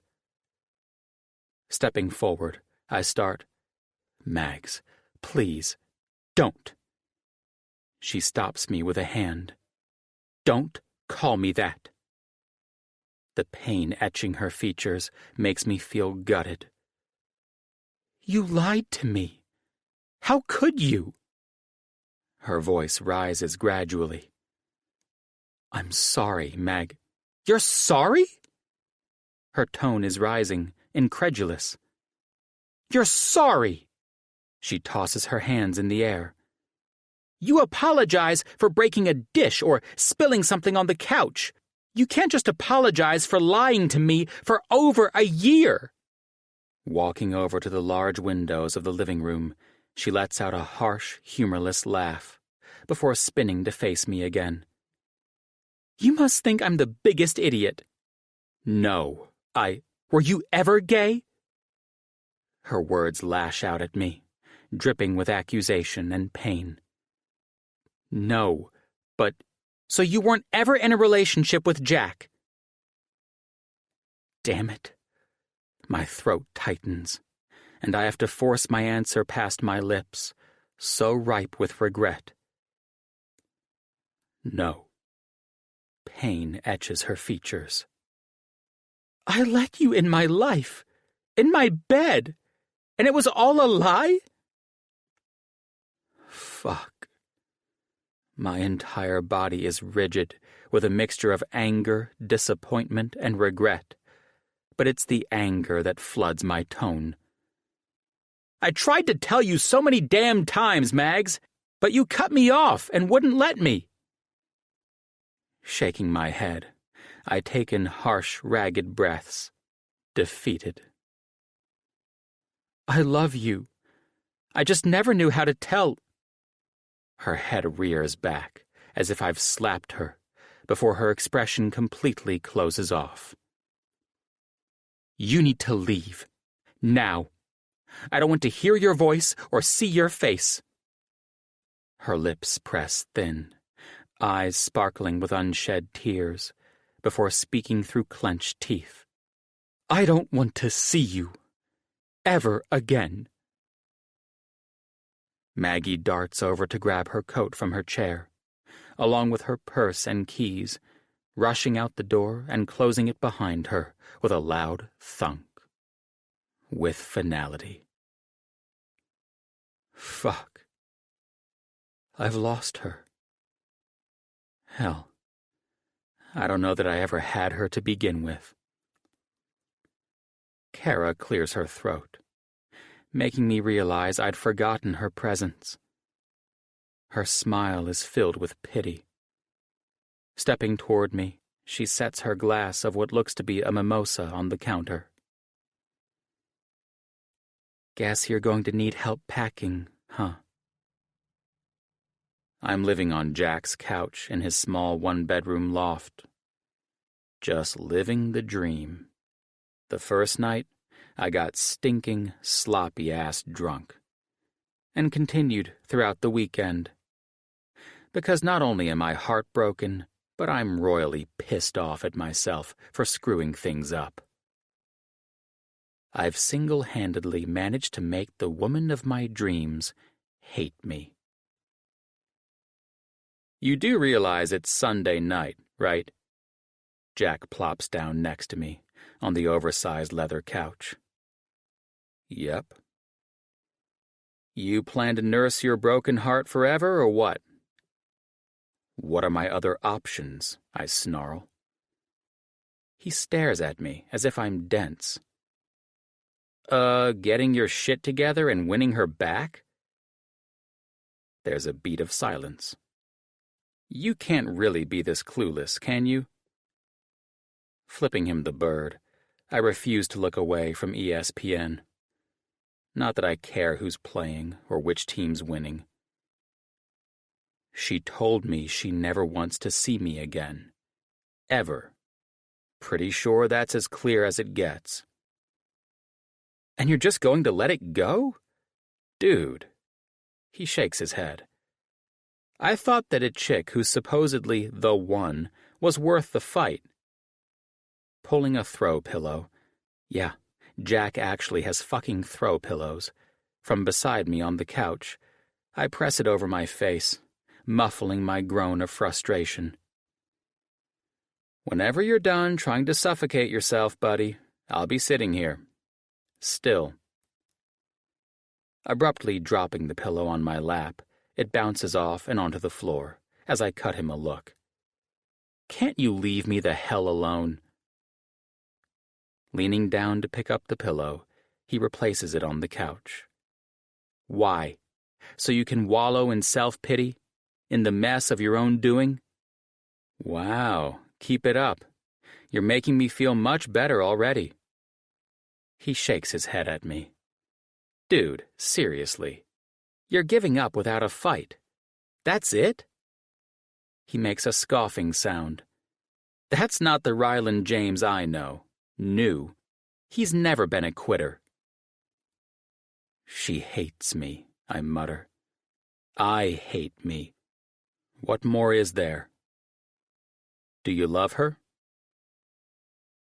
My head snaps to face him, and I'm wearing an incredulous look on my face. He merely stares back and calmly asks again, Do you love her? Yeah, I love her, I answer with a sigh, looking away. She loves you too, you know. That piercing ache in my chest flares up, becoming more painful at Jack's words. She just needs to work through everything, needs to miss you. Then, he nudges me with his arm, You'll need to remind her how much you love her, not as a roommate who's supposedly gay, but as a man who loves her inside and out. I remain sitting there, still as a statue. Staring sightlessly at the television, I'm silent for a long moment. That was pretty deep. You sure you're not the one who's gay? I quip, the corner of my mouth tipping up slightly. Don't make me kick your sorry ass. He rises from the couch. Now, get the hell off my couch and shower. We've got some brainstorming to do. Chapter 53. Maggie. You have to eat something, Maggie. Sarah's exasperated with me, and with good reason. I've been living on dry cereal for days now. Or has it been weeks? Who knows? More importantly, who cares? At least, I'm hauling my butt to work, right? That's the important part. I'm being an adult where it counts. I'm eating this because I no longer have a roommate, which means I'm responsible for the entire rent. Shoving a handful of O's in my mouth, I crunch loudly. Again. Grabbing the box of cereal from its perch beside me on the couch, Sarah shakes her head. Seriously, Maggie? Oh no. The hand's on the hip. I repeat, Sarah has her hand on her hip. The sass is evident in her next words. How did you not figure out Rye wasn't gay? I stare at her incredulously. You mean you knew the entire time? Deflating, I slump my shoulders as I mutter. Was I the only one who didn't know? Probably. My head snaps up at Sarah's quick response. I was finally going to say something that day in the coffee shop, but you ran out so fast, like you were trying to beat a Kenyan in the next Olympics. There's a pause, and then her voice is softer, gentler. Look, Maggie, the only reason I didn't tell you earlier is because after Jack had confirmed things for me, I knew Rye wasn't doing any of this to hurt you. I could tell he loved you, and I figured I'd let it play out. I can't do this. Can't hear this. It just hurts too much. Standing abruptly, I blurt out, I'm going to watch the tearful homecomings with all the military members surprising their families. Reaching for my laptop, Sarah grabs it, tugging it from my grip. That's totally not a cry for help, she mutters. No, I can't let you sink to that level. But is it even a level? Could rock bottom even be considered a level? I tip my head to the side in thought. That's it, Sarah abruptly announces. Get up, we're going out. No. No way do I want to go out. I get that it's Friday night, but no. Just no. I'm off work and want to wallow with my O's cereal. We're happy together, just the two of us, Maggie and O's, M and O, Mo. Hey, that's kind of cute. Sarah snaps her fingers in front of my face, drawing me from my weird inner conversation. If I have to shove you in the shower, I will. Now go. She points her index finger in the direction of the hallway, eyes narrowed dangerously. We stare at each other before I finally give in with a loud huff of breath. Fine, but it doesn't mean I have to like it, I announce petulantly, storming off down the hall for my bedroom and adjoining bathroom. After I've scrubbed myself clean and attempted to figuratively scrub myself clean, yet again, of he who shall not be named, I emerge from my steam-filled bathroom to find Sarah sprawled on my bed, scrolling through her Facebook newsfeed on her cell phone. About time, she announces on an exhale. If I had to read another person's annoying post about them taking time off from Facebook only to post something 2 hours later, I was going to scream.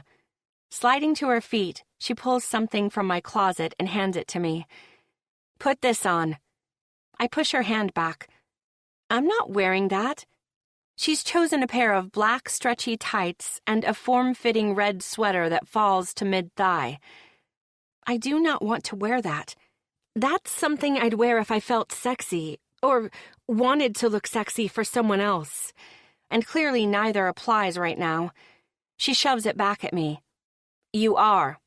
With the expression she currently has, lips pursed and eyes narrowed, I imagine this is exactly how she has to be with difficult patients at the hospital. Our standoff/stare-down lasts barely 30 seconds because I realize a losing battle when I see one. Ugh, fine. I grab the clothing from her and return to the bathroom to dress, drying my hair and attempting to use the magical thing called makeup to make me look more lively than I feel. Once I pass muster with Sarah and she signs off on my beautification attempts, we head down the hall to leave. As I walk past the closed door to Rye's old room, I get that suffocating feeling. I haven't been able to go in there since that day I kicked him out. Jack had come over for a bunch of things, but I haven't been able to set foot in there to see what he's left behind, if anything. I still haven't cashed his rent check. He'd sent it with Jack with a message saying since he'd moved out with 3 weeks of the month remaining, he'd wanted to pay me in full for all of the inconvenience. I think I quite honestly saw red when Jack quoted Rye that morning. You know how people always use that expression, but most of us are like, huh? Well, I actually understood that saying that particular morning. I'm also pretty certain I had steam coming out of my ears as well. As Sarah and I walk along South Broadway to make our way to the tavern, she links her arm through mine in that way women often do. It's pretty chilly, yes, but more than that, she does it because she loves me and knows I'm having a ridiculously tough time with everything. Things are going to be all right, Maggie. My head whips around to peer at her. I just know it. I return my attention to the busy sidewalk. I wish I was as sure. Slipping inside the tavern, we immediately loosen the buttons on our coats, and I follow Sarah's lead as she steers us toward the bar for a drink. We manage to find a small spot to slide into, and Sarah snags the attention of one of the bartenders just as I feel the weight of someone's eyes on me. Tense. My eyes dart around the bar area, and that's when I see him. My vision clouds at the sight of Jack giving me a brief nod. He's still talking to Rye, who's sitting beside him at the bar, staring morosely into his beer glass.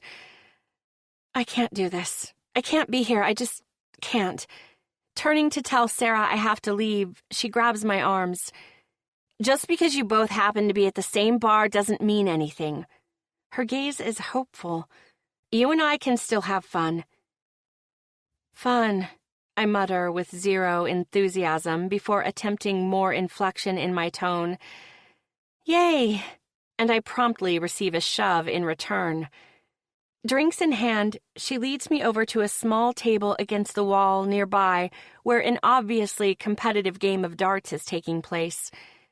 And I know we'll be waiting a bit for our turn. I find myself hoping Rye doesn't notice I'm here, yet simultaneously wanting him to notice my presence. If that's not screwy, then I don't know what is. Sliding onto the seats at our table, I've just scooted my chair in closer to the table when a shadow falls over us. Jack. Hello there, lovely ladies. Fancy meeting you here. He blasts us with his pearly white smile. Yeah, super fancy meeting us here. Sarah's dry response has me peering over at her, because that sounded an awful lot like... You planned this, I accuse, tossing up my hands. What the heck?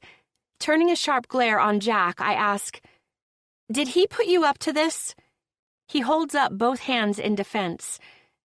It was all me, I swear. He's been so damn depressed for the past few weeks.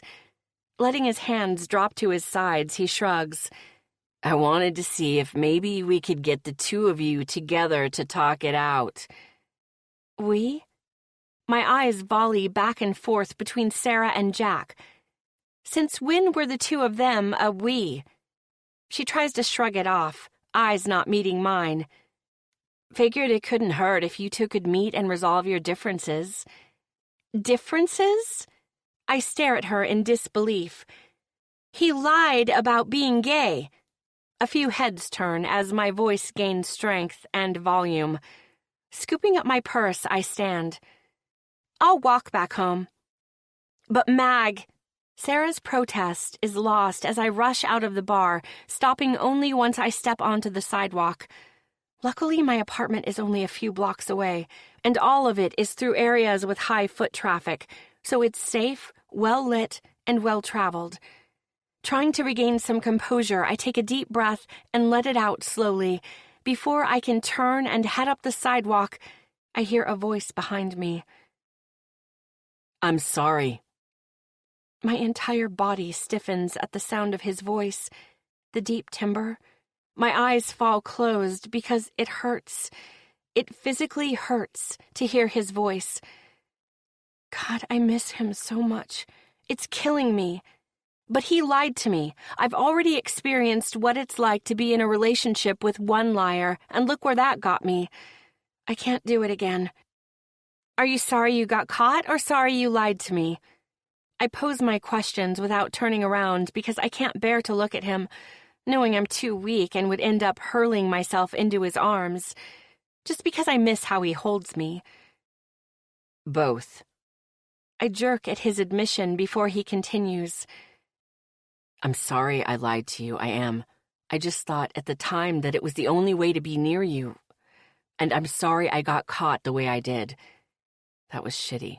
And I was planning to tell you. Really, I was. I'd wanted to tell you for a while. He trails off for a moment. I'm sorry you had to learn it from someone else. Giving a curt nod, I blow out a breath in a long whoosh. Well, thanks. Have a good night. I didn't lie about loving you. My sharp intake of breath is loud, even amidst the usual downtown Friday evening noise. My hand flies to the center of my chest, so certain that I'll find an open wound there. It hurts that bad. I have for a while now. I just never knew how to tell you. I have to go. My words come out rushed, and I find myself nearly sprinting in my heels in my haste to get away from him. It isn't until I'm inside the elevator on the ride up to my floor that I finally breathe easier. But that pain in my chest, in my heart, feels like it hurts more now than ever. Chapter 54. Rye. When a woman almost breaks the speed of light trying to get away from you, it's a good sign that things didn't go well. Which is what could be said of the talk Maggie and I just had. Hell, I don't even know if it could be classified as a talk. The door to the bar opens, and someone walks up to stand beside me as I continue staring off in the direction Maggie ran off. "It went well, huh?" Sarah asks. "Totally." "Yeah, I sense that from the fact that I can barely make her out in the distance." Sarah reaches an arm out, using her thumb and forefinger, squinting. "She's about the size of a small beetle now." I let out a short laugh. "You're crazy. You know that, right?" She smiles. "Yep." Turning her gaze back to the sidewalk, where we're no longer able to see Maggie in the distance, she lets out a long, sad sigh. "You have your work cut out for you, buddy." "Yeah." I feel the weight of her eyes on me. "But you're not giving up?" I take a moment to answer. "No."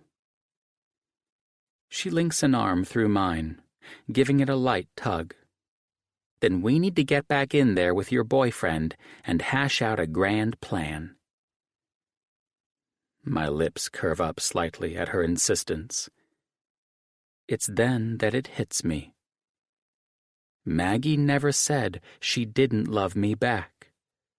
And that can only mean one thing. I still have a chance. Chapter 55. Maggie. The first delivery arrives barely 5 minutes after I sit down at my desk at work on Monday morning. Maggie, one of the new interns, Jess, stands at my door with an envelope in her hand. This just arrived for you. Accepting it from her with thanks, she leaves, and I'm left sitting with a mysterious envelope in my possession. It only has my first and last name typed on the outside. Cautiously, I use my letter opener to slide it open. When I pull out the contents, I freeze, my entire body rigid with shock. He'd kept it. Staring down at the small, wrinkled napkin in my hand, I recall immediately when this took place. We had gone out for our first outing as roommates to have a drink and bond.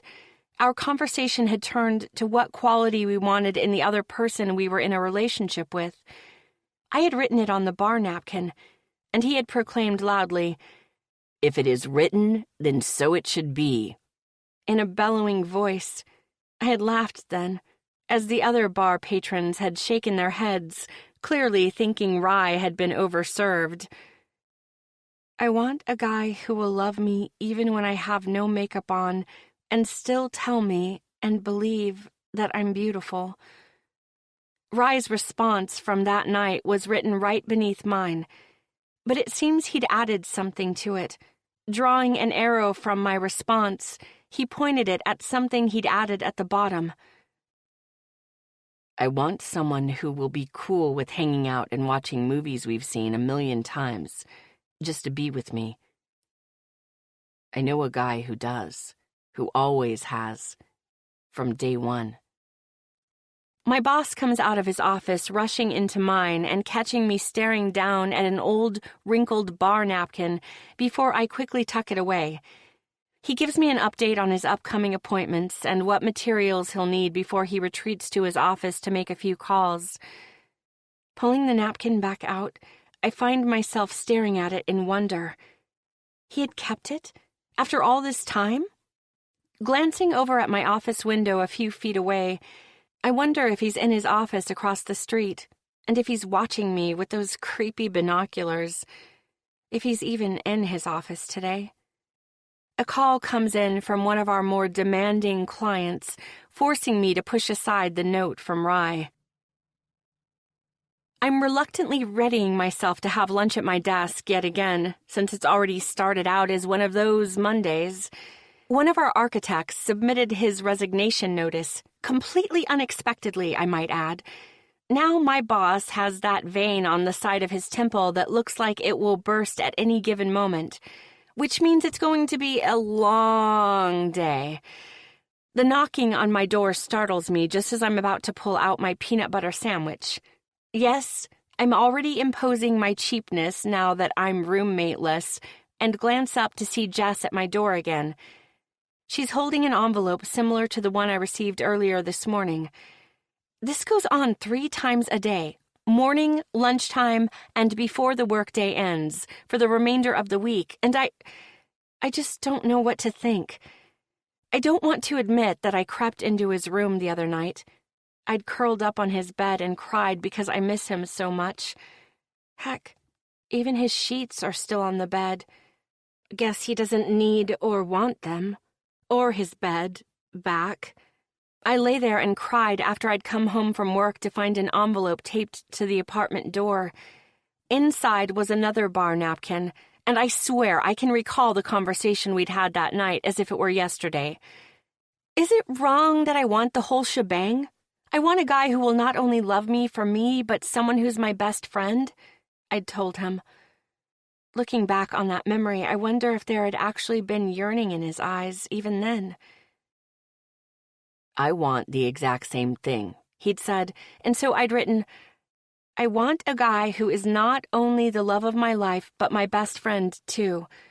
Beneath it, Rye had written, I want the same, always.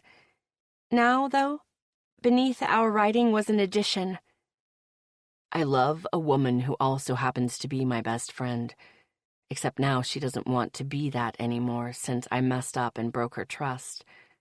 I still love her, though, more than anything in the world. Always will. It's Saturday, and Sarah and I are having a rainy day TV watching marathon. We've ordered takeout and have just started the next episode of Kimmy Schmidt. No 80s movies permitted, since that had been more of a Maggie Rye tradition. when there's a knock on the door. I pause the show, get up, and grab my cash to pay the takeout guy, except when I open the apartment door, no one is there. Glancing around and finding nothing and no one, I frown, stepping back to close the door when something catches my eye. There's an envelope taped to the door.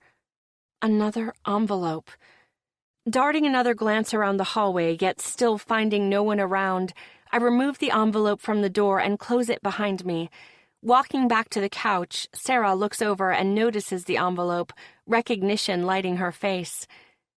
"Another one?" she says, with more excitement than I expect. "Yes," I murmur as I sink back down on the couch, carefully opening and removing another napkin from the envelope.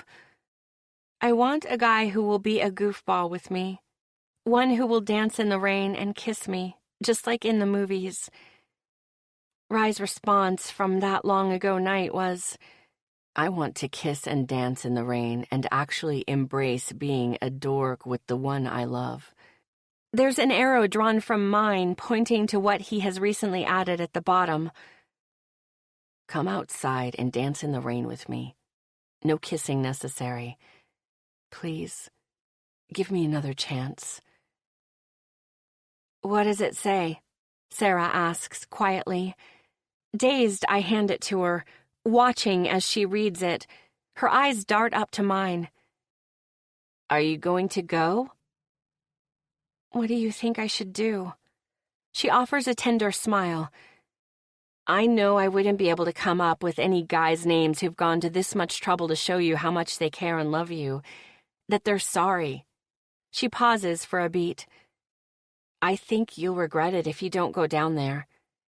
She's right. I know she's right the moment she says it, but something still holds me back. "He loves you, Maggie." Her tone is gentle. "I doubt he'd go to all this trouble."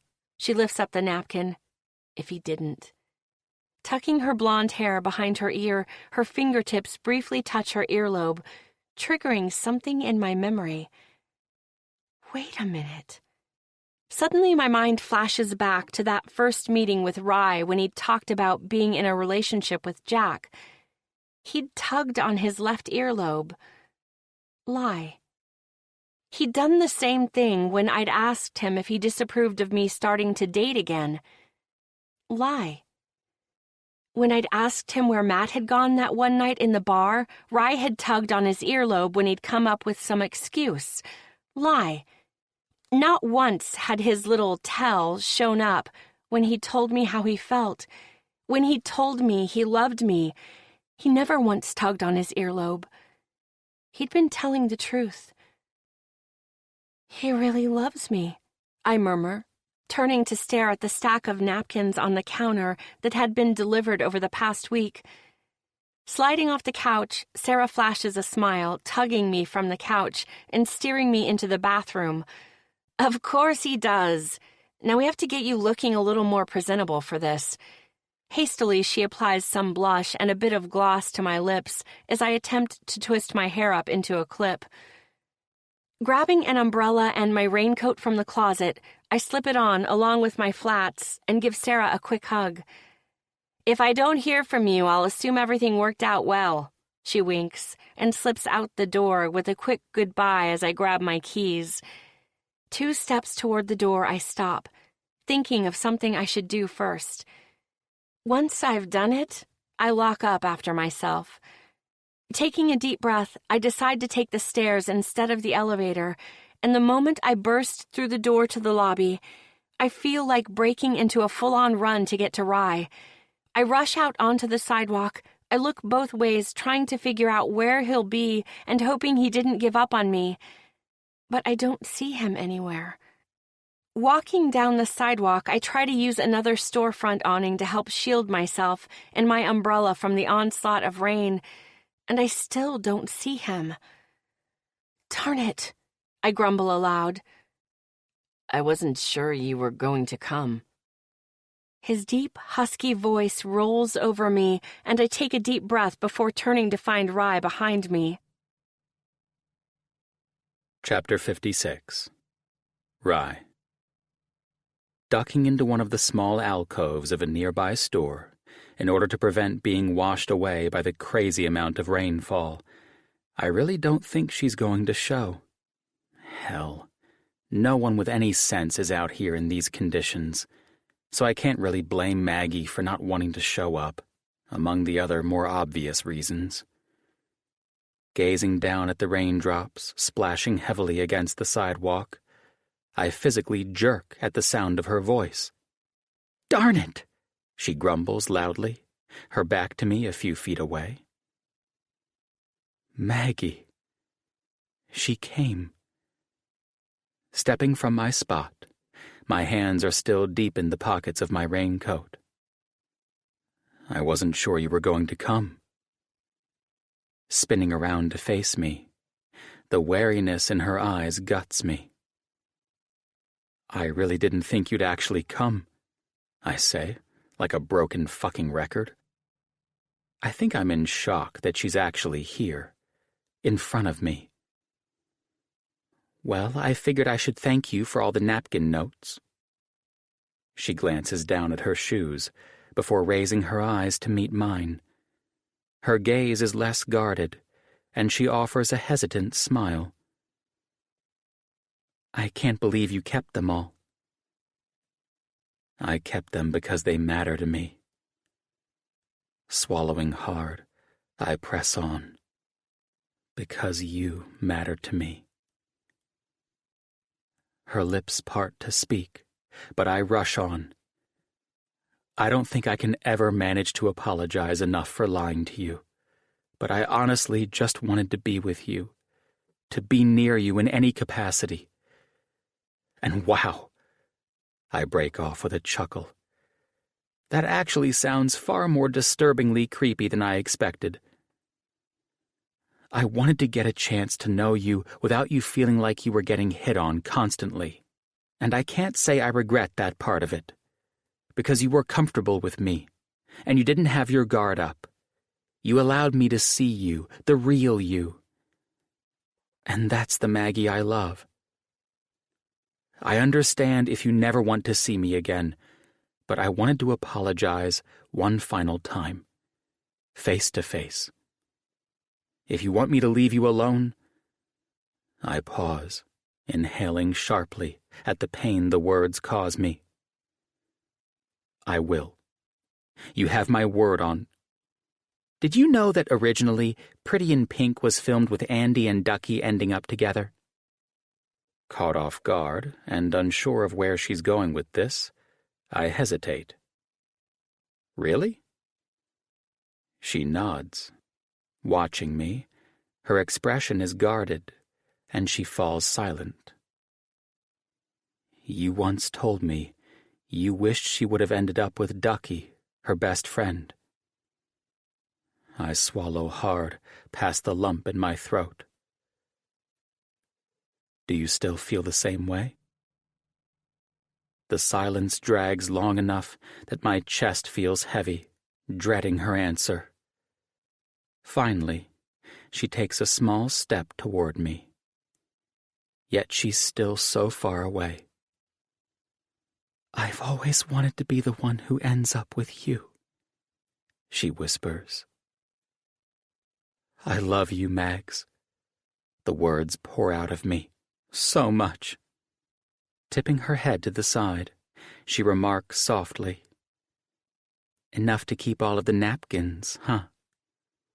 I flash her a sheepish smile. "I'm just relieved it wasn't something a lot bulkier, or I would have had trouble storing those suckers." "No napkin now?"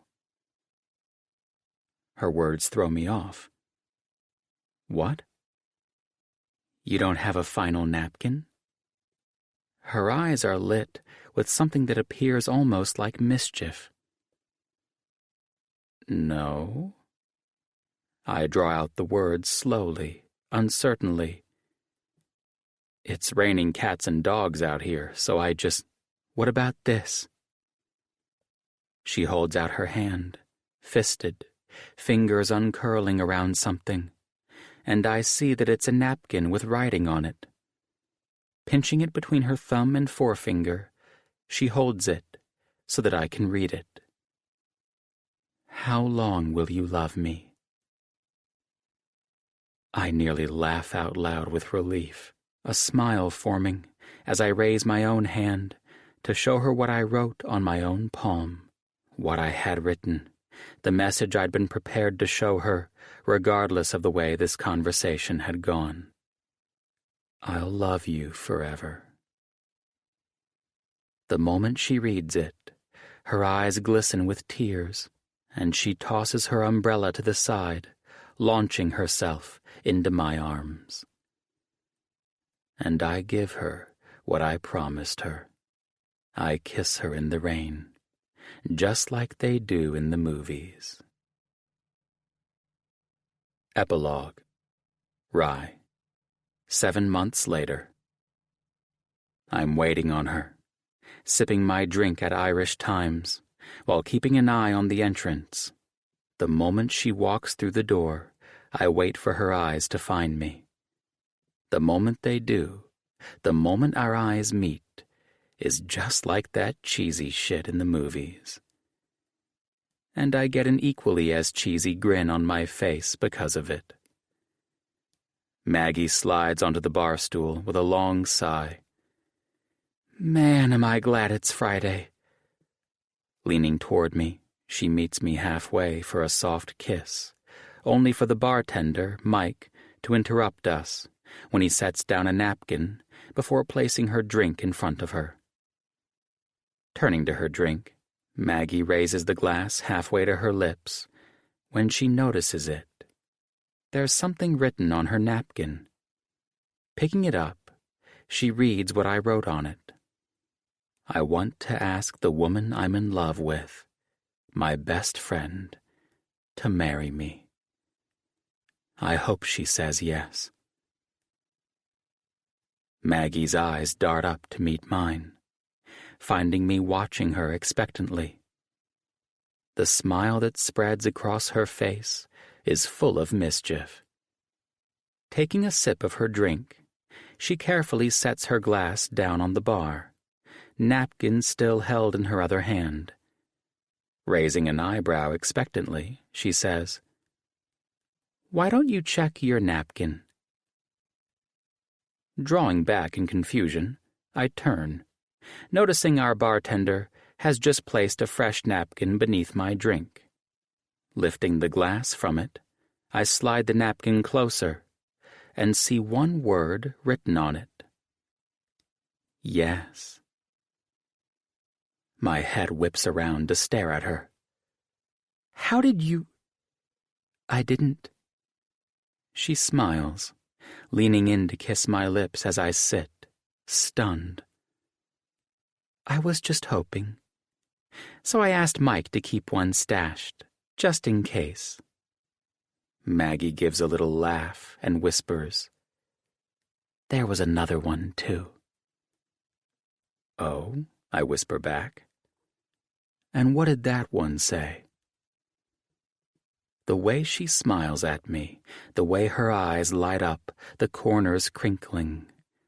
There's not a more beautiful sight than this. It said, "I love you. Now are you going to marry me or what?" I barely get out a short laugh before she presses her lips to mine. I kiss the hell out of her right there in that bar before proudly sliding the diamond ring on her finger. And I can't help but think, who knew this much happiness could come from a little clam jamming? This concludes Clam Jam by R.C. Bolt. Narrated by Elizabeth Hart and Jeremy York. Copyright 2017 by R.C. Bolt. This unabridged audiobook is published by arrangement with R.C. Bolt Publishing, LLC, and was produced in the year 2017 by Tantor Media Incorporated, a division of Recorded Books, which holds the copyright thereto. Please visit tantor.com for more information on our growing library of unabridged audiobooks and to take advantage of special offers.